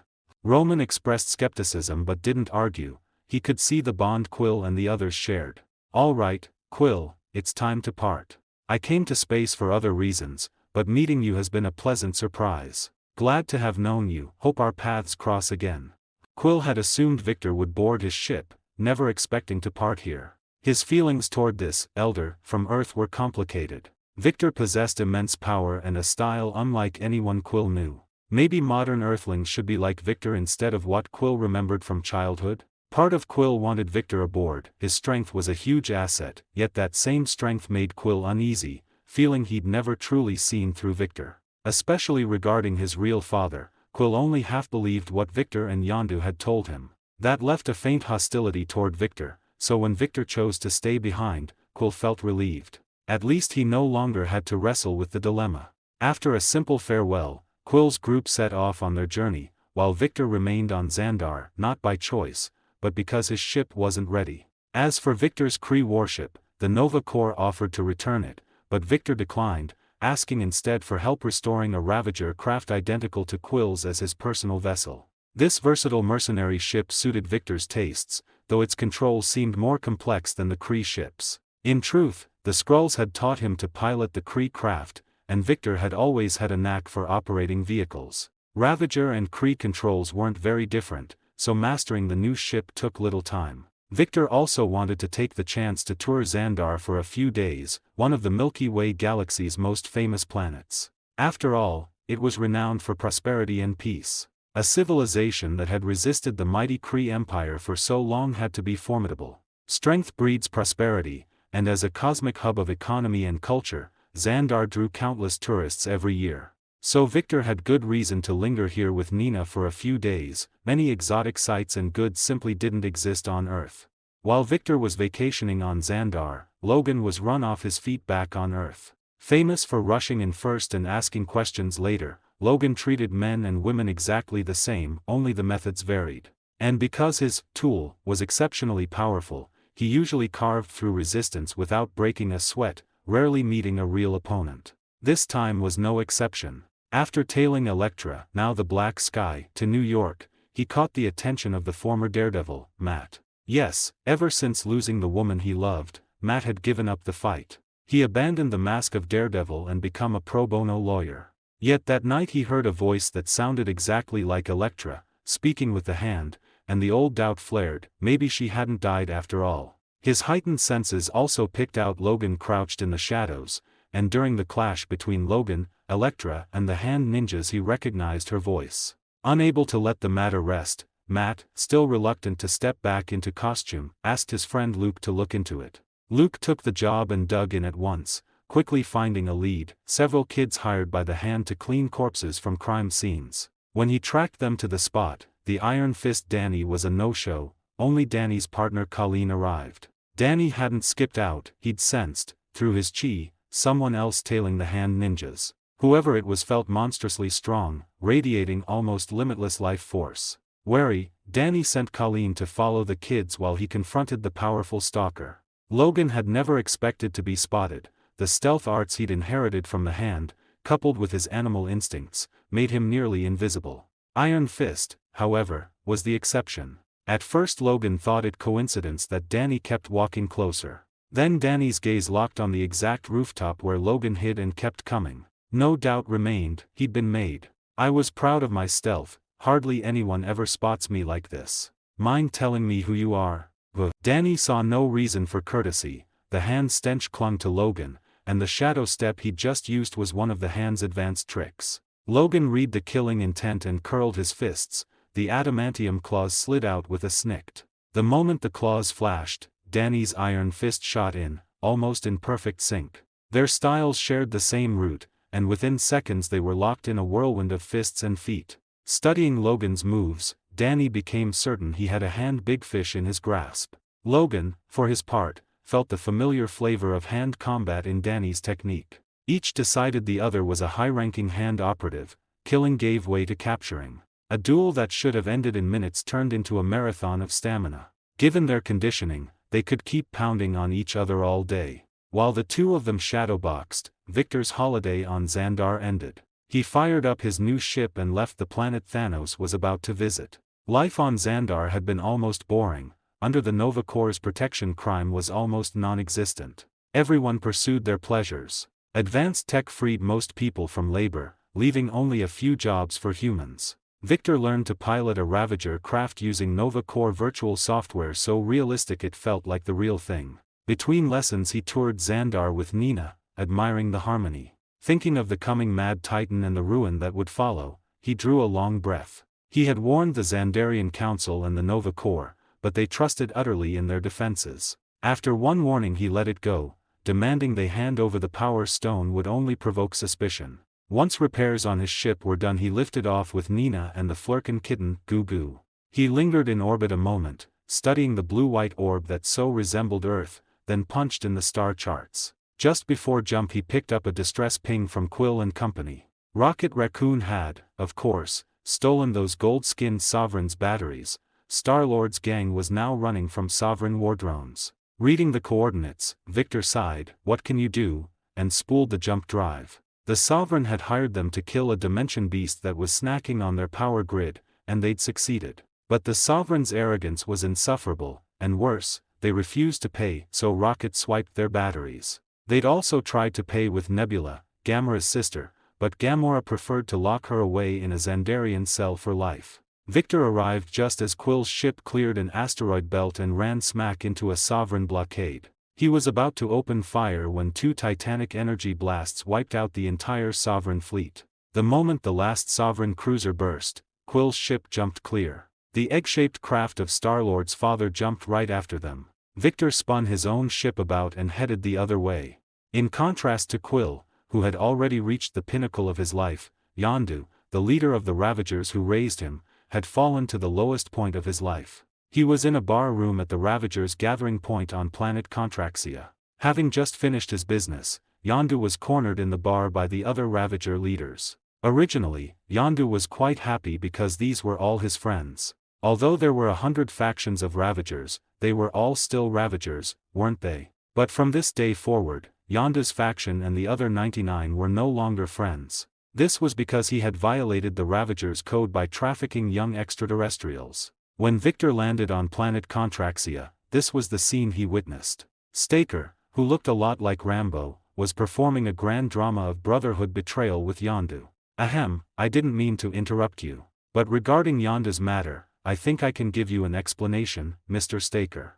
At Victor's sudden interruption, Staker and Yondu shifted their focus from each other to him. Yondu was an old acquaintance, so he recognized Victor's identity at a glance. Although Contraxia had fallen into an eternal winter, Victor did not fear the cold, so his attire and appearance remained unchanged. Staker, however, did not know Victor and felt quite repulsed by Victor's sudden interruption. Of course, anyone would feel repulsed if they were rudely interrupted while speaking, especially since Staker's status was not low. This led to a situation where a battle between him and Victor seemed ready to break out at any moment. Because Yondu keenly sensed the killing intent and fighting spirit emanating from the two, he quickly stepped between them. Although Staker had exiled him, they were once old teammates. He didn't want Staker to get hurt because, based on his understanding of Victor's strength, he knew Staker was no match for him. Unless he and his wife acted together, only then might they have a chance against Victor. But if that happened,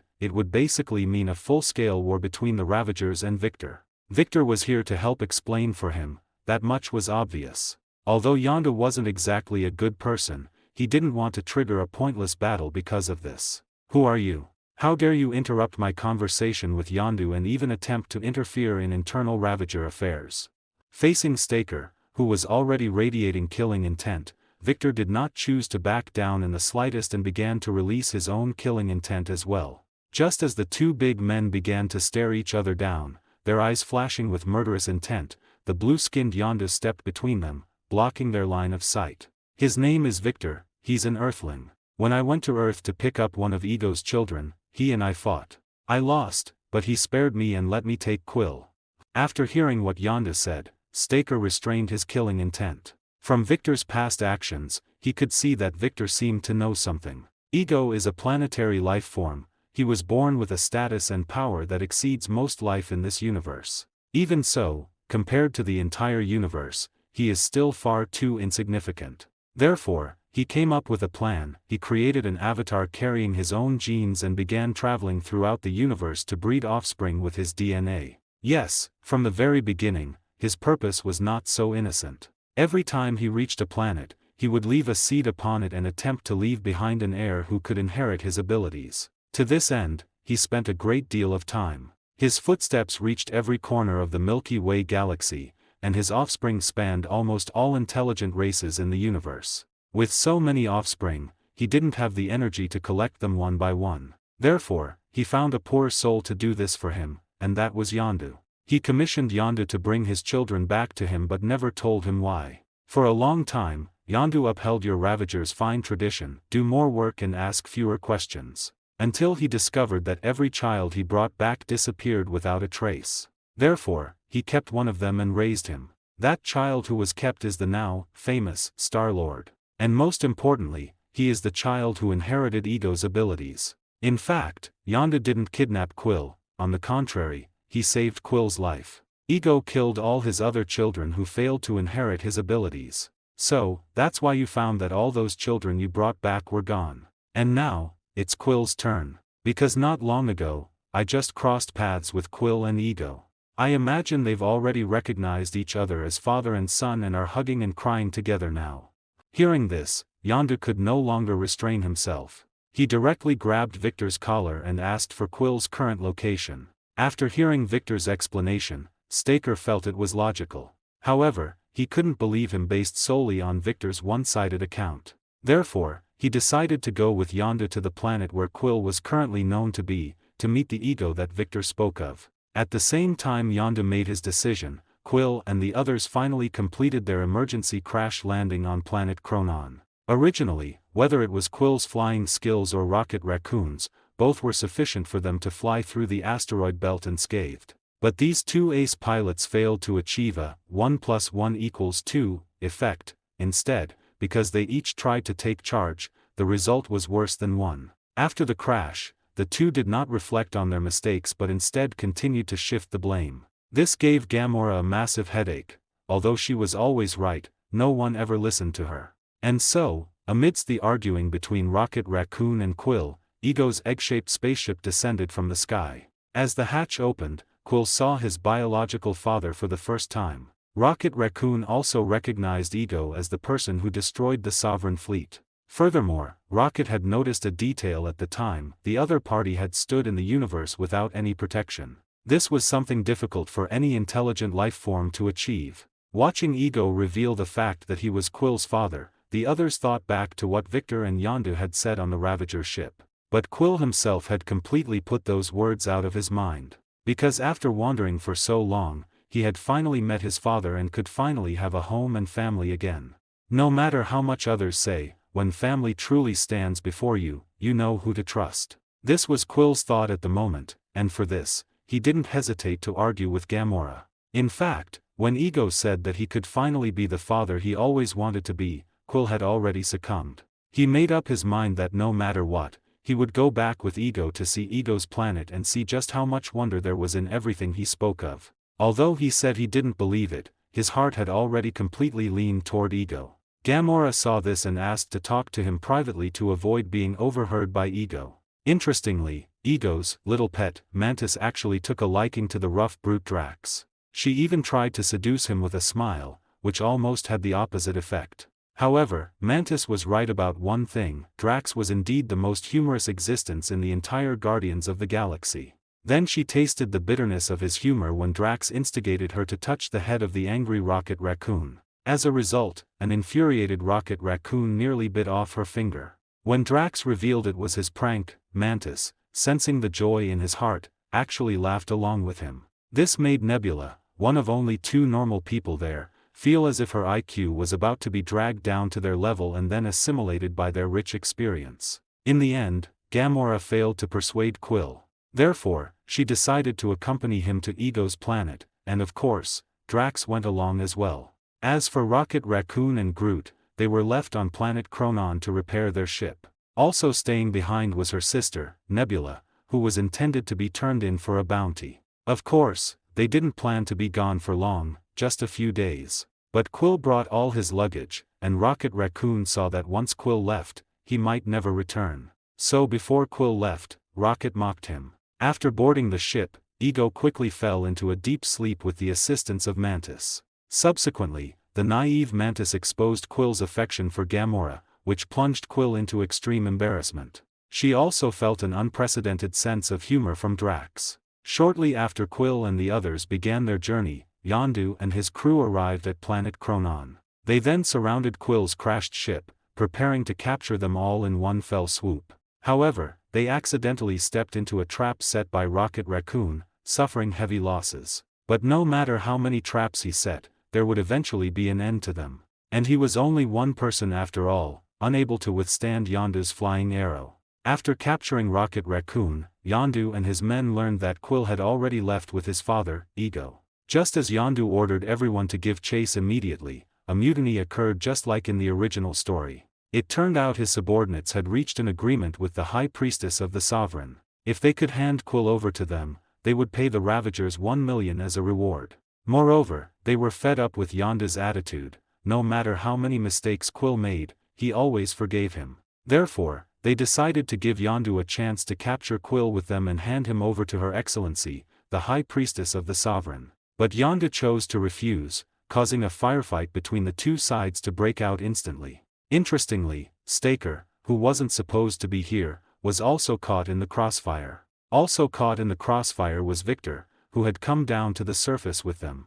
Although he knew a rebellion would happen here, he didn't expect the inertia of the timeline to be so strong. Thinking of this, he kicked Yondu in the butt. With Victor's kick, Yondu fell face first into the dirt. However, this also allowed him to dodge a sneak attack launched by Nebula from behind. Yondu didn't have time to argue with Victor about kicking his butt, because with the failure of Nebula's sneak attack, a full-scale firefight had begun. Originally, Staker didn't want to get involved, but unfortunately, flying bullets have no eyes. After dodging several stray bullets aimed at him, he also joined the fray. However, he did not stand with the mutineers, even though Yondu was still in exile at the time. Although the mutineers had the advantage of numbers and Nebula's assistance, their opponents were half a Starhawk, the interstellar hunter Yondu, and the even more terrifying Sabretooth. Aside from being caught off guard at the very beginning, what followed was nothing short of a carnage. Amidst Yondu's whistling, the mutineers' bodies were continuously pierced and killed by the flying arrow.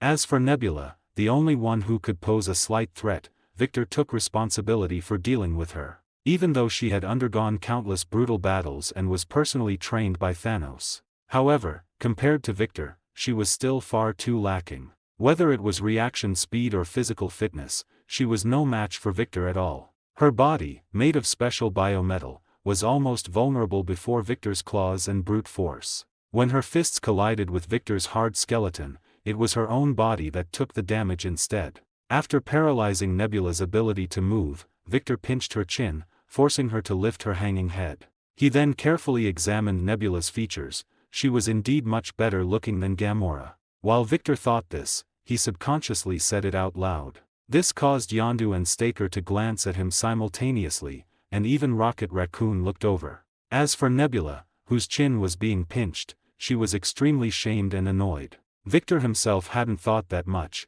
He was just confirming a question he had puzzled over before transmigrating. Because he had seen photos of Nebula's and Gamora's actresses before makeup and felt that Nebula's actress was much better looking than Gamora's. He was now just confirming it. Although Nebula had blue skin, she was indeed better looking than Gamora, who looked like an avatar. But clearly, the others didn't think so, which led to Staker, Yondu, and the others still looking at Victor with very strange eyes when they returned to the ship. Yondu even took some time to find Victor privately for a few words, saying that while he also used robots to solve his needs, this one wasn't a pure robot, and didn't he already have a better one by his side. Hearing Yondu's words, Victor almost plucked that thing off his head to see if there was actually a brain underneath. As it turned out, Staker, who was hiding in the shadows, actually jumped out to agree, saying that if Victor really liked robots, as long as he joined the Ravagers, he could introduce him to some great models.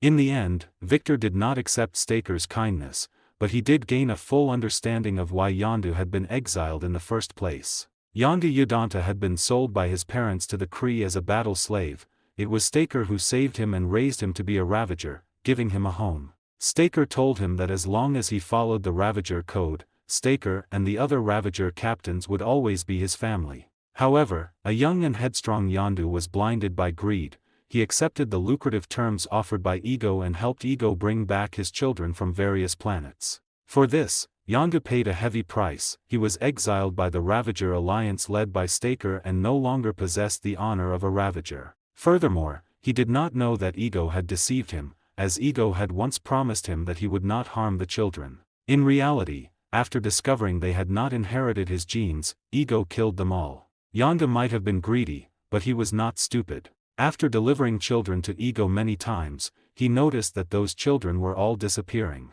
He instinctively sensed something was wrong, so after picking up Quill, he did not hand him over to Ego. Instead, he chose to raise him himself, training him to be a Ravager. Of course, to mislead his crew, he told them and Quill that the reason he kept him was that his body was small enough to steal things from places normal people couldn't reach. And to intimidate the bratty young Quill, he threatened him, saying that if it weren't for his protection, Quill would have been eaten by the other crew members long ago. Clearly, Yondu didn't realize that this joke would cause a lifelong childhood shadow for Quill. However, he was a Ravager, not a nanny, so it was normal that he didn't think of that. But often, misunderstandings are created this way. It was precisely because of Yondu's clumsy old man style of education that Quill later attempted to run away several times. However, every time he ran, he would be caught by Yondu. Until the last time, when Quill successfully escaped with the Power Stone. While Yondu lamented that the kid had grown up,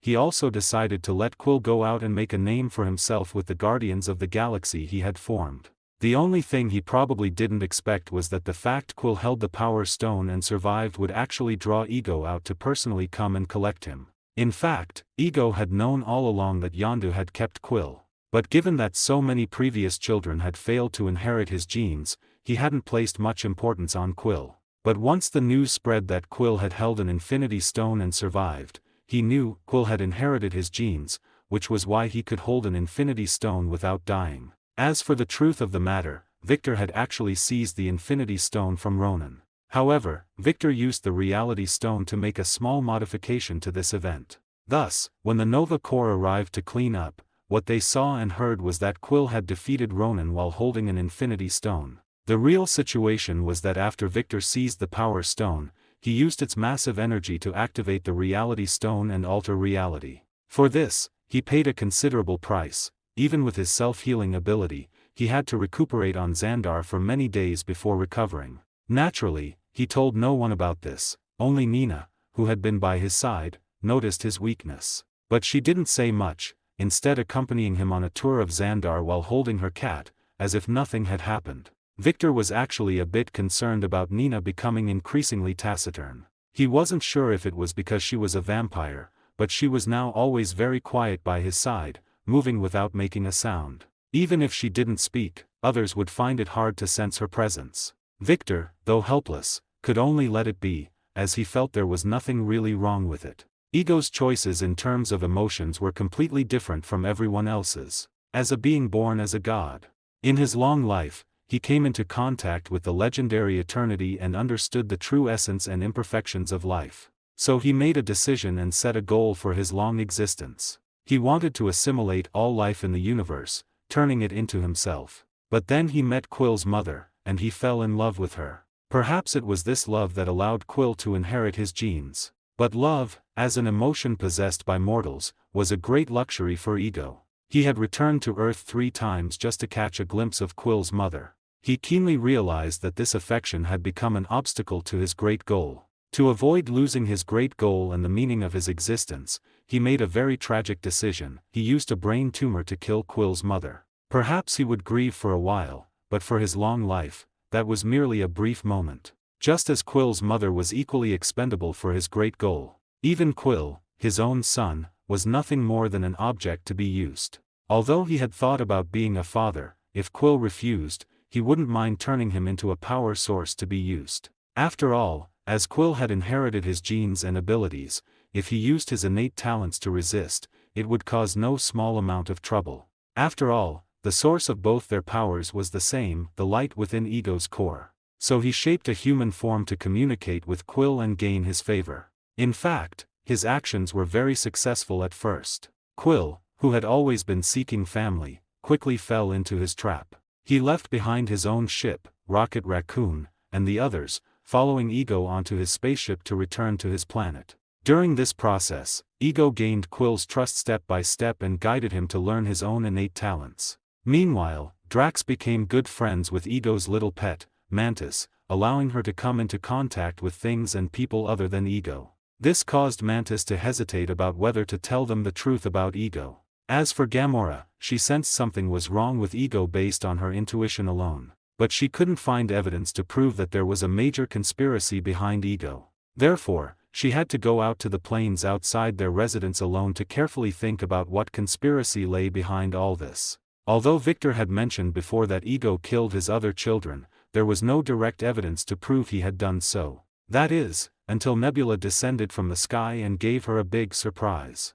It had to be said that Nebula was truly Thanos' daughter. Although she hated Thanos immensely, the training he put her through had not been in vain. After capturing Nebula, Yondu, who had returned to the ship, conducted another round of purging. After throwing all the traitors out to become space junk, there weren't enough guards left. After all, this ship was originally meant to carry an entire Ravager's fleet. Now, only Yondu and a handful of others remained. Among everyone, the most depressed was probably Staker. He thought he was just here to go through the motions, but ended up getting caught in a rebellion. After suppressing the rebellion, he was dragged along to deal with the planet. Only he knew how truly depressed he felt inside. As for Victor and Nina, they weren't worried about this problem at all. Victor knew Ego's weakness. Even if the plot had turned into a mess, he still had a way to kill Ego. As for the vampire girl, she was just like she had been on Earth, sitting in a chair not far from Victor, quietly reading a book while holding a cat. Except for these three idlers staying in the room, everyone else was busy. Yondu and Rocket Raccoon were responsible for piloting the ship and rushing to Ego's location. The remaining crew members loyal to Yondu were tensely preparing for battle. Because of this, Nebula, who was locked in a temporary cell, was left unguarded. Using her detachable body to unlock the cell door, she went directly to the hangar. At this time, Rocket and Yondu were still making final preparations before the jump. After all, 700 jumps was no joke. By the time they received the alarm from the hangar, Nebula had already stolen a ship and fled to planet Ego to find trouble with Gamora. It was precisely because of Nebula's ship theft that Yondu and Rocket Raccoon dropped their original argument and began jumping directly toward Ego. Because the Ravager's flagship was too large, its jump speed was far inferior to the small ship Nebula was piloting. Therefore, when she entered Ego's orbit, Rocket Raccoon and Yondu were still piloting the Ravager's flagship to position and turn. Gamora watched the Ravager's ship appear from the horizon. At first, she thought Rocket Raccoon had fixed the ship and come to pick them up. When she clearly saw Nebula sitting in the pilot's seat, she cursed her as a lunatic and turned to run. Meanwhile, Nebula piloted the ship, roaring as she fired frantically at Gamora. Ultimately, this chase between person and machine forced Gamora into a cave at the edge of the plane. Gamora originally thought she could take a temporary break, but she didn't expect Nebula to fly the ship directly inside. During the flight filled with fire and explosions, the two fell deeper into the cave. Eventually, Gamora rescued Nebula, who was stuck in the ship, only to be subdued by her. Thinking she was going to lose her life there, Gamora found that Nebula had no intention of killing her at all. When Nebula asked that soul-searching question, Gamora also gave up her original plan. For the first time, she realized that she wasn't without family. Even after her mother was killed by Thanos, she still had Nebula, her sister. But what had she done? To get a chance to get close to Thanos, to achieve victory, she had hurt Nebula time and time again. Especially when Nebula said, "I have nothing, I only have you." Gamora's heart was almost consumed by guilt. But soon, this feeling of guilt was replaced by shock.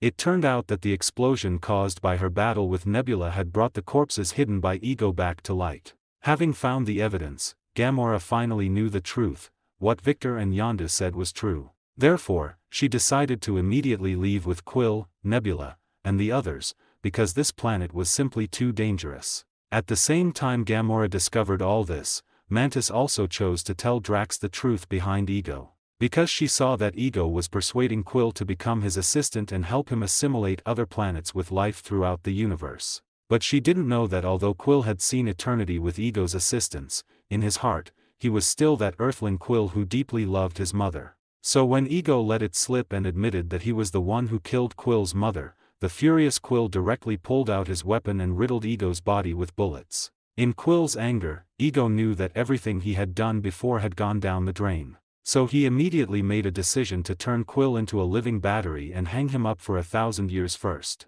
Just as the conflict on planet Ego was about to erupt, the late-arriving Ravager's flagship finally completed its 700 jumps and arrived at planet Ego. With the Ravager's ships descending from the sky, the originally suspended Quill was successfully rescued. The tentacles Ego extended to resist were cleared away by the Ravagers piloting their ships. Yondu originally wanted to just take Quill and leave, but Quill, who had already learned of Ego's entire plan, chose to destroy Ego to save the universe. A chaotic battle broke out. Under Rocket's control, a specially made cutting laser began to output frantically toward Ego's core. However, this output state did not last long because the Sovereign fleet still arrived. When cleaning up traitors on the ground, Yondu had accidentally left one behind. Actually, it wasn't accurate to say Yondu left him behind, because when the attack first started, he was knocked down by Rocket Raccoon's trap and then fell unconscious. When he woke up, he only saw corpses everywhere and the disappeared ship.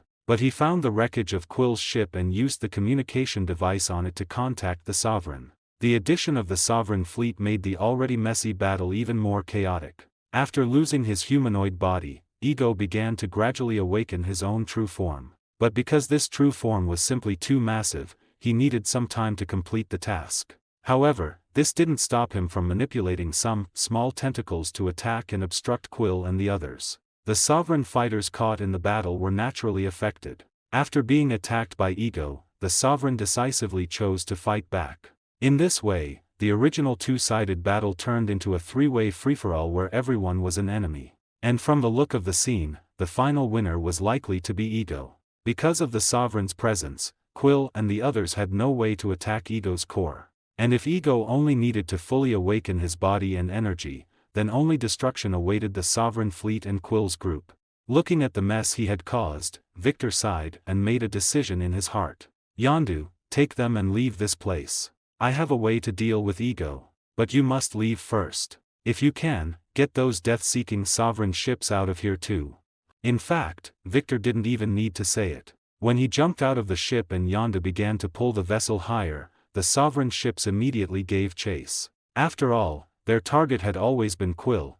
They had absolutely no interest in Ego or anyone else. Quill hadn't initially agreed to this plan because he knew how powerful Ego was. In his eyes, even Victor might not be a match for him. But Victor eventually managed to convince him because the ball Victor had molded using the talent inherited from Ego had been turned into a bird's egg by Victor. Though he didn't know how Victor did it, he had indeed proven one thing: Victor had a way to counter Ego's abilities. To destroy a planet, one must possess power greater than a planet, like that big soups from next door or something. Victor clearly didn't have that kind of power, but the reality stone in his hand did. Malkitha's method of using the reality stone was to let it devour the 9 realms, then use the converted energy to activate the stone's ability to plunge the universe into an eternal night. The essence of the 9 realms was 9 planets linked together by the world tree. What Victor needed to do now was use the reality stone to devour Ego. Although he had never done this before, he had already gained a little bit of insight into how to accomplish it.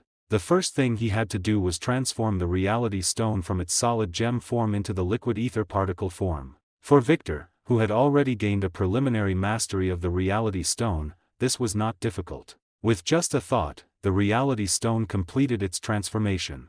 Deep red ether particles surged from Victor's body and began to move irregularly around him. Initially, Ego's focus wasn't on Victor. He was still obsessed with retrieving Quill. In his eyes, Victor was nothing more than a little bug. Under the piloting of Yondu and Quill, the ship they were on wove through the tunnels cut by lasers. During this time, Ego constantly extended tentacles, trying to stop their escape. However, the Sovereign fleet following closely behind Quill unintentionally assisted them. Their firepower shot off every tentacle that might have blocked Quill's path. Eventually, an enraged Ego decided to clear out these annoying bugs first before going back to catch Quill. Under Ego's control, countless tentacles composed of pale blue energy began a frantic carnage of the Sovereign's remote-controlled fleet. At first, when there weren't many tentacles, the Sovereign fleet could rely on their superior numbers and firepower to destroy the tentacles attempting to attack them. But for every tentacle they severed, more grew back instantly. Eventually, the entire Sovereign fleet was divided and surrounded by Ego's energy tentacles, then completely annihilated. Looking at the control screens that had all turned red, the Sovereign High Priestess slammed the armrests of her throne, radiating her impotent rage. Having dealt with the Sovereign fleet, Ego once again condensed a human body, attempting to resume his pursuit of Quill's ship. But a strong sense of crisis stopped him. In his perception, Victor, who should have been crushed to death, was actually still alive and well. Furthermore, he could no longer sense the tentacles he had used to deal with Victor. And as his tentacles continued to grow, the sensation of sensory disconnection kept occurring. It wasn't until Ego shifted his attention from Quill's ship to Victor's side that he realized things had taken a very serious turn. Faced with the energy tentacles constantly attacking Victor, the ether particles surrounding him were treating these tentacles as an energy source and absorbing them all. Sometimes, if too many tentacles appeared at once, the ether particles would take the initiative to strike, sweeping out and instantly clearing all tentacles on the field. This left Victor himself with nothing much to do. However, he knew that whether it was destroying energy tentacles or damaging the planet's celestial body, it was all trivial to Ego. Because Ego's true self was the brain heavily protected within the planetary core. And by now, Victor had already reached that hardened core. Spurred by extreme danger, Ego fell into a state of total madness. His condensed human form flew straight toward Victor. But before he could even touch a hair on Victor's body, he was sent flying by the powerful force of the Reality Stone. Ego got to experience the same treatment Thor had received back then. However, his strength was ultimately much greater than Thor's. When he attacked again, he directly used a massive number of energy tentacles and encased his body in rock. Under Victor's control, the ether particles transformed into a spherical shield, blocking Ego's attacks while absorbing and converting everything they touched into energy. Ego actually had no good solution for the Reality Stone's power, which Victor had already mastered. Even if an occasional attack penetrated the Reality Stone's defenses, Victor's self-healing ability could quickly repair any injuries he sustained. And the solid planetary core Ego had constructed to protect his true self was like paper before the Reality Stone. Or rather, Victor turned the part blocking him into paper, then easily tore open a path. Amidst Ego's roars of rage and despair, Victor braved the attacks of countless energy tentacles and arrived before Ego's true form. Looking at the giant, fluorescent brain wrapped in bubbles, Victor suddenly thought of Pig Brain for some reason. Clearly, Victor didn't have the ability to turn Ego into a hot pot, and besides, he couldn't eat it all anyway. So he chose to directly release the ether particles, letting them drain and devour everything, including the brain before him. The deep red ether particles instantly transformed into countless tentacles, wrapping around Ego's true form while also beginning to spread out in all directions. Any matter touched by the ether particles eventually turned into nothingness. At this moment, Quill and the others, who had returned to Ego's orbit, saw the face on planet Ego that had looked like it was sleeping now screaming in agony as the entire celestial body began to collapse and implode inward. As it continued to be consumed by the Reality Stone, Ego eventually dissolved into nothingness amidst his own wails. In the eyes of Quill and the others, the space where planet Ego once stood was now occupied by a deep red liquid sphere, much smaller than the original planet. What the hell is this thing? We destroyed Ego, but did we just create something even more troublesome? Looking at the ether particle sphere emitting an ominous deep red glow, Rocket Raccoon questioned Quill and the others. Obviously, no one could answer his question, except for Nina, who knew it was the Reality Stone. Originally, she had been quite confident in Victor staying behind alone to deal with Ego.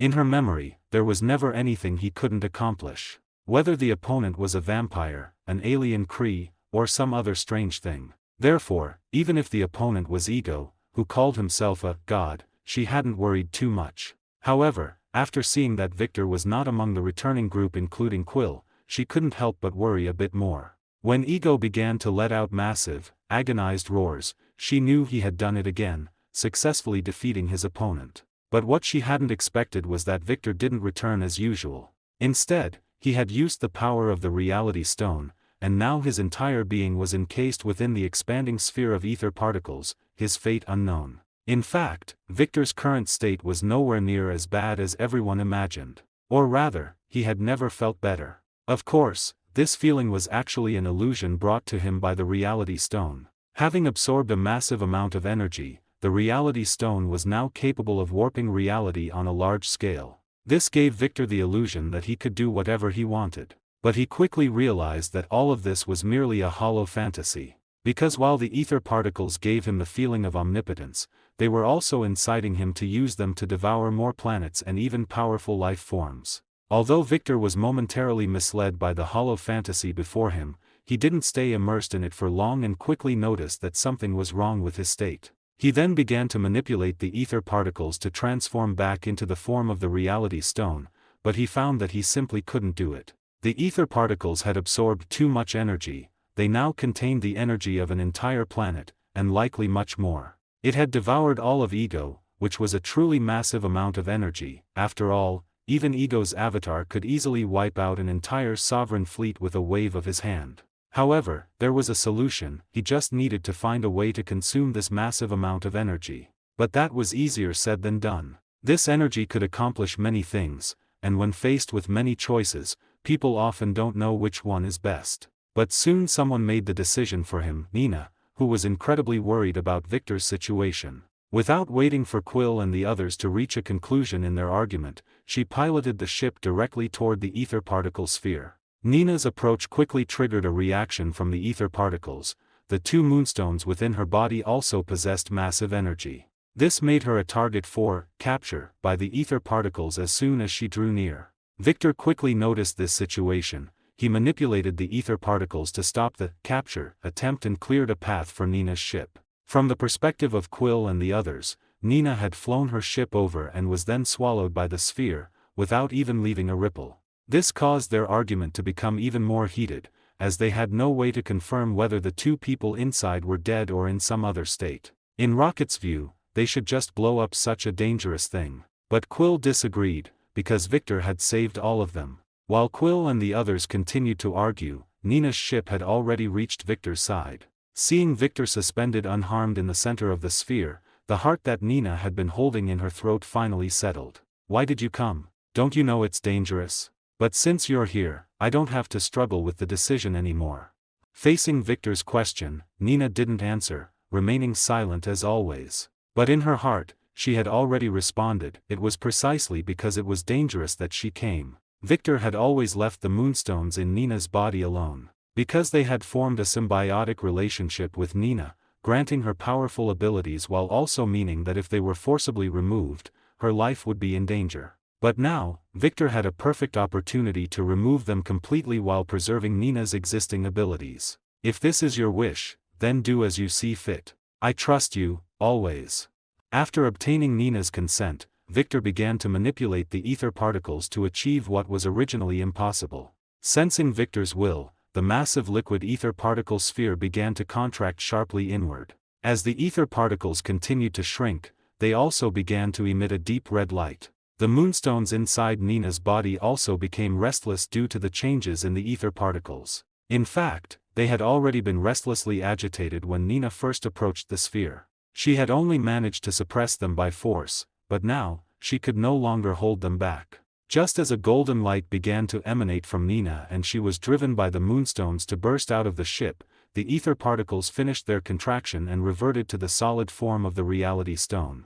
Subsequently, the reality stone emitted a beam of deep red light. Struck by this light, Nina instantly lost consciousness. The golden light that had been emanating from her also vanished, but floating before her were two moonstones emitting a pale golden glow. Having completed all this, the reality stone returned directly into Victor's body. While catching Nina, Victor also put a portable spacesuit on her. She wasn't strong enough yet to survive in a vacuum like he could. After confirming Nina's safety, Victor took out 2 spheres used to contain the Power Stone and placed the 2 moonstones inside. Quill and the others, who had witnessed the entire process, were already dumbfounded. When the ether particles first began to change, they thought Victor and Nina were surely dead. As it turned out, both of them were now perfectly fine. Although the ship seemed damaged and Nina was unconscious, judging by Victor's expression, she wasn't in any serious danger. "Well then, let's go home, Nina." After Victor returned to the ship carrying Nina, he nodded toward Quill and the others before returning to the room where he and Nina were staying. After laying the unconscious girl on the bed and tucking her in, Victor pushed open the door and walked out. After all, Quill and the others were still waiting for his explanation. Seeing Victor emerge from the room, the group, who had been waiting on the bridge, immediately crowded around him. However, Victor made a gesture for silence and led them back to the bridge, far away from the room. "Alright, I do owe you an explanation. As you saw just now, I used a small, special method to successfully deal with ego. During the process, I couldn't completely guarantee your safety, which is why I had you retreat first." But this explanation clearly didn't satisfy everyone, especially Quill. Only he, having inherited ego's talent, knew exactly how powerful ego truly was. As a being with eternal life, ego possessed both power and a lifespan that were beyond the reach of mortals. Yet Victor had killed him almost effortlessly, and seemingly without paying any price. Of course, saying he paid no price wasn't entirely correct, as Victor had clearly used some powerful item to achieve that effect. There aren't many items in the universe capable of easily destroying a planet. However, the Guardians of the Galaxy had come into possession of one not too long ago. Speaking of which, that scene just now looked a bit like when Ronan used the Power Stone. What do you guys think? At that thought, the eyes of the other Guardians focused on Victor once more. Coupled with the fact that he had stayed on Xandar for many more days than they had clearly come to the wrong conclusion. "Don't look at me like that, I know what you're thinking. It's not what you think. While I did use an Infinity Stone, it wasn't the one you left on Xandar." However, Victor's explanation wasn't very convincing. This was evident from the way the others looked at him, though there wasn't the expected hostility. As he spoke, Victor withdrew the Power Stone from his body. The Reality Stone, in its ether particle form, flowed out of Victor's body continuously, finally coalescing into a deep red gem in his hand. As members of the Guardians of the Galaxy who had directly touched the Power Stone, they knew this was indeed not the Infinity Stone they had handed over to Xandar. This meant that Victor had been in possession of an Infinity Stone all along. No wonder he was so powerful and could easily defeat Ronan, who had wielded an Infinity Stone. Gamora felt even more conflicted. She hadn't known initially that Victor had the ability to control an Infinity Stone. Otherwise, she wouldn't have sought out that fraud, Tavan the Collector. In the end, Tavan's mate exploded, leaving the group in a mess. Even Cosmo the Space Dog and Howard the Duck had escaped. When Victor went to find Yondu, he actually saw Howard the Duck hitting on girls. This fully illustrated that this universe was not simple. It was no exaggeration to say it was full of hidden masters. Furthermore, when Tavan showed the Guardians of the Galaxy the history of the Power Stone, he also revealed its original wielders, the Celestials. Ego had allowed Quill to directly witness the legendary Eternity. And on the way through the jump points, Victor seemed to have spotted a watcher. This showed that the waters of the universe were much deeper than Victor had imagined. It wasn't a place where one could run rampant just by holding a single Infinity Stone. After concluding that the universe was too dangerous, Victor decisively made the decision to return to Earth. Now, he was making his final arrangements before leaving. "This thing is extremely dangerous, and I'm not really its user. At most, I'm its protector. It has the side effect of constantly draining the holder's life force. If it weren't for my unique constitution, I'd probably be dead by now."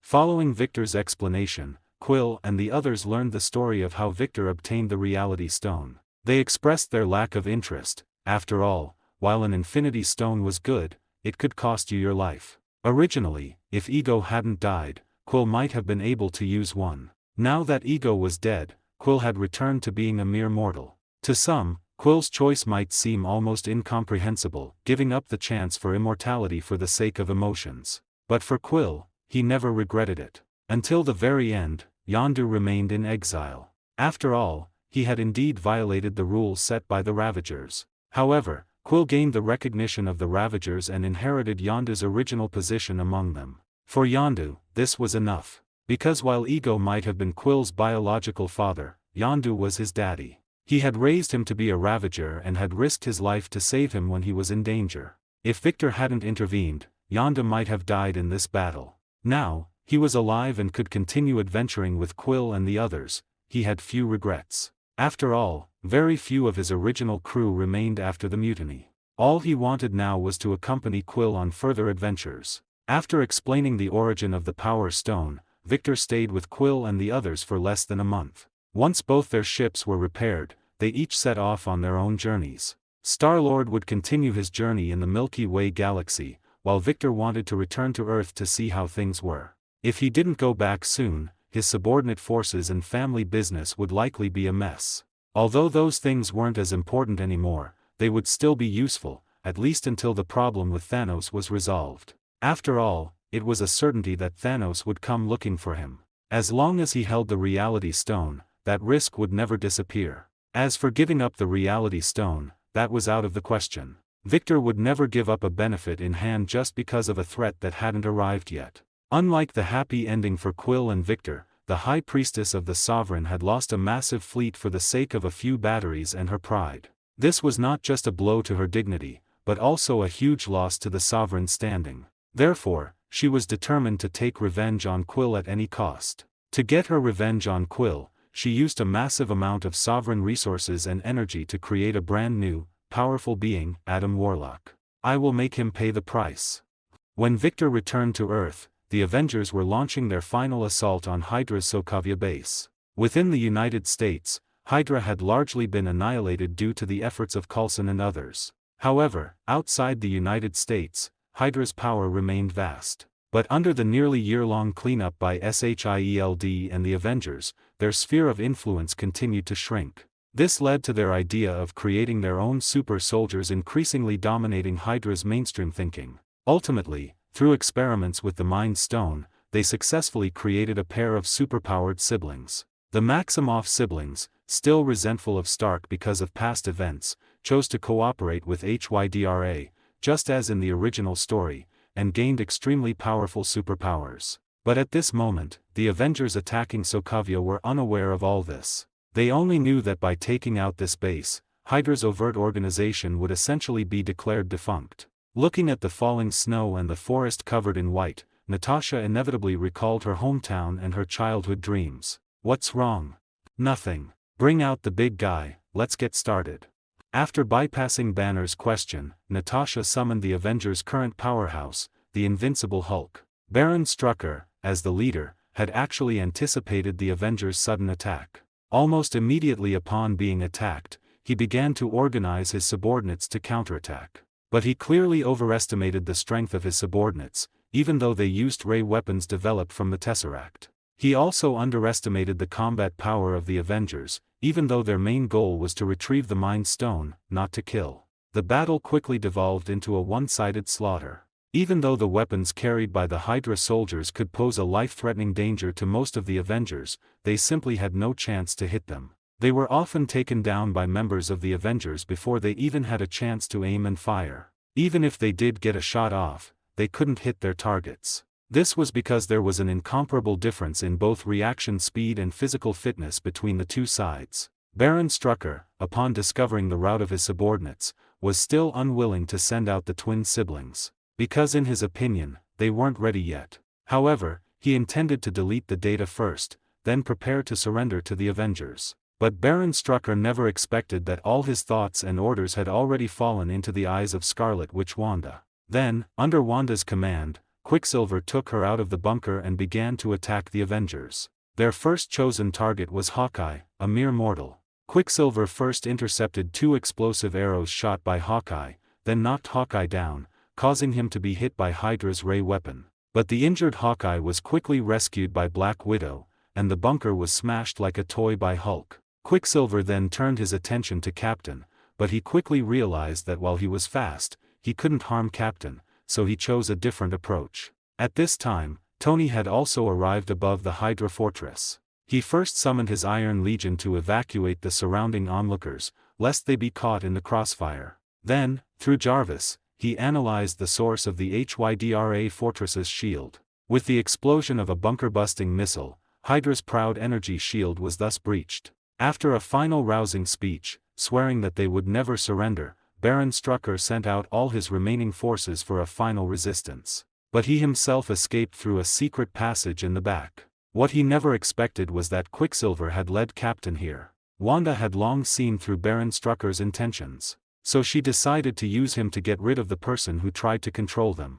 Although he encountered Captain America, Baron Strucker was not flustered at all. He believed he understood Captain America well enough. As long as he surrendered, Captain America would never kill a captive. And as long as he was alive, there would always be opportunities in the future. However, it was clear that Wanda wouldn't let him off so easily. Wanda rushed out, influenced Steve, and then quickly retreated. Under Wanda's influence, Steve nearly killed Baron Strucker. Although the plan to use Captain to kill Baron Strucker failed, Wanda didn't feel much disappointment. Because their true enemy and target was Tony Stark, Iron Man. He was smarter and thought more, which meant he was more susceptible to telepathic abilities. She then used her abilities to trap Tony in an illusion. But when she saw the future revealed by that illusion, she was momentarily terrified. Wanda, without much thought, believed it was all just Stark's delusion.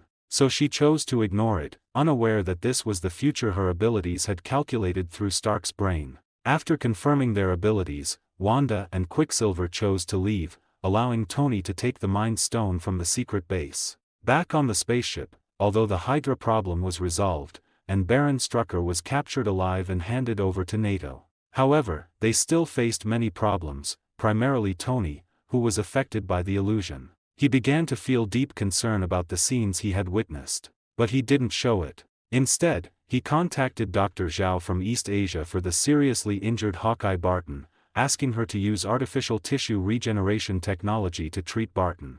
Meanwhile, Black Widow continued to chat with Banner, calming his emotions and trying to earn his trust. Natasha saw something similar to herself in Banner. Only Thor and Captain were still in a carefree state. Thor even planned a grand celebration to commemorate their victory. As for Captain, he was considering whether he should make time to meet up with Bucky after this matter was over. After all, they, as older folks, had their own activities and topics, even though Tony always made fun of them. Ultimately, Bucky risked the surgery, and after the control chip was removed, his memories began to resurface. However, the surgery also left some side effects, making him temporarily unsuitable for combat, so he was currently idle at Captain America's home, happily being a homebody.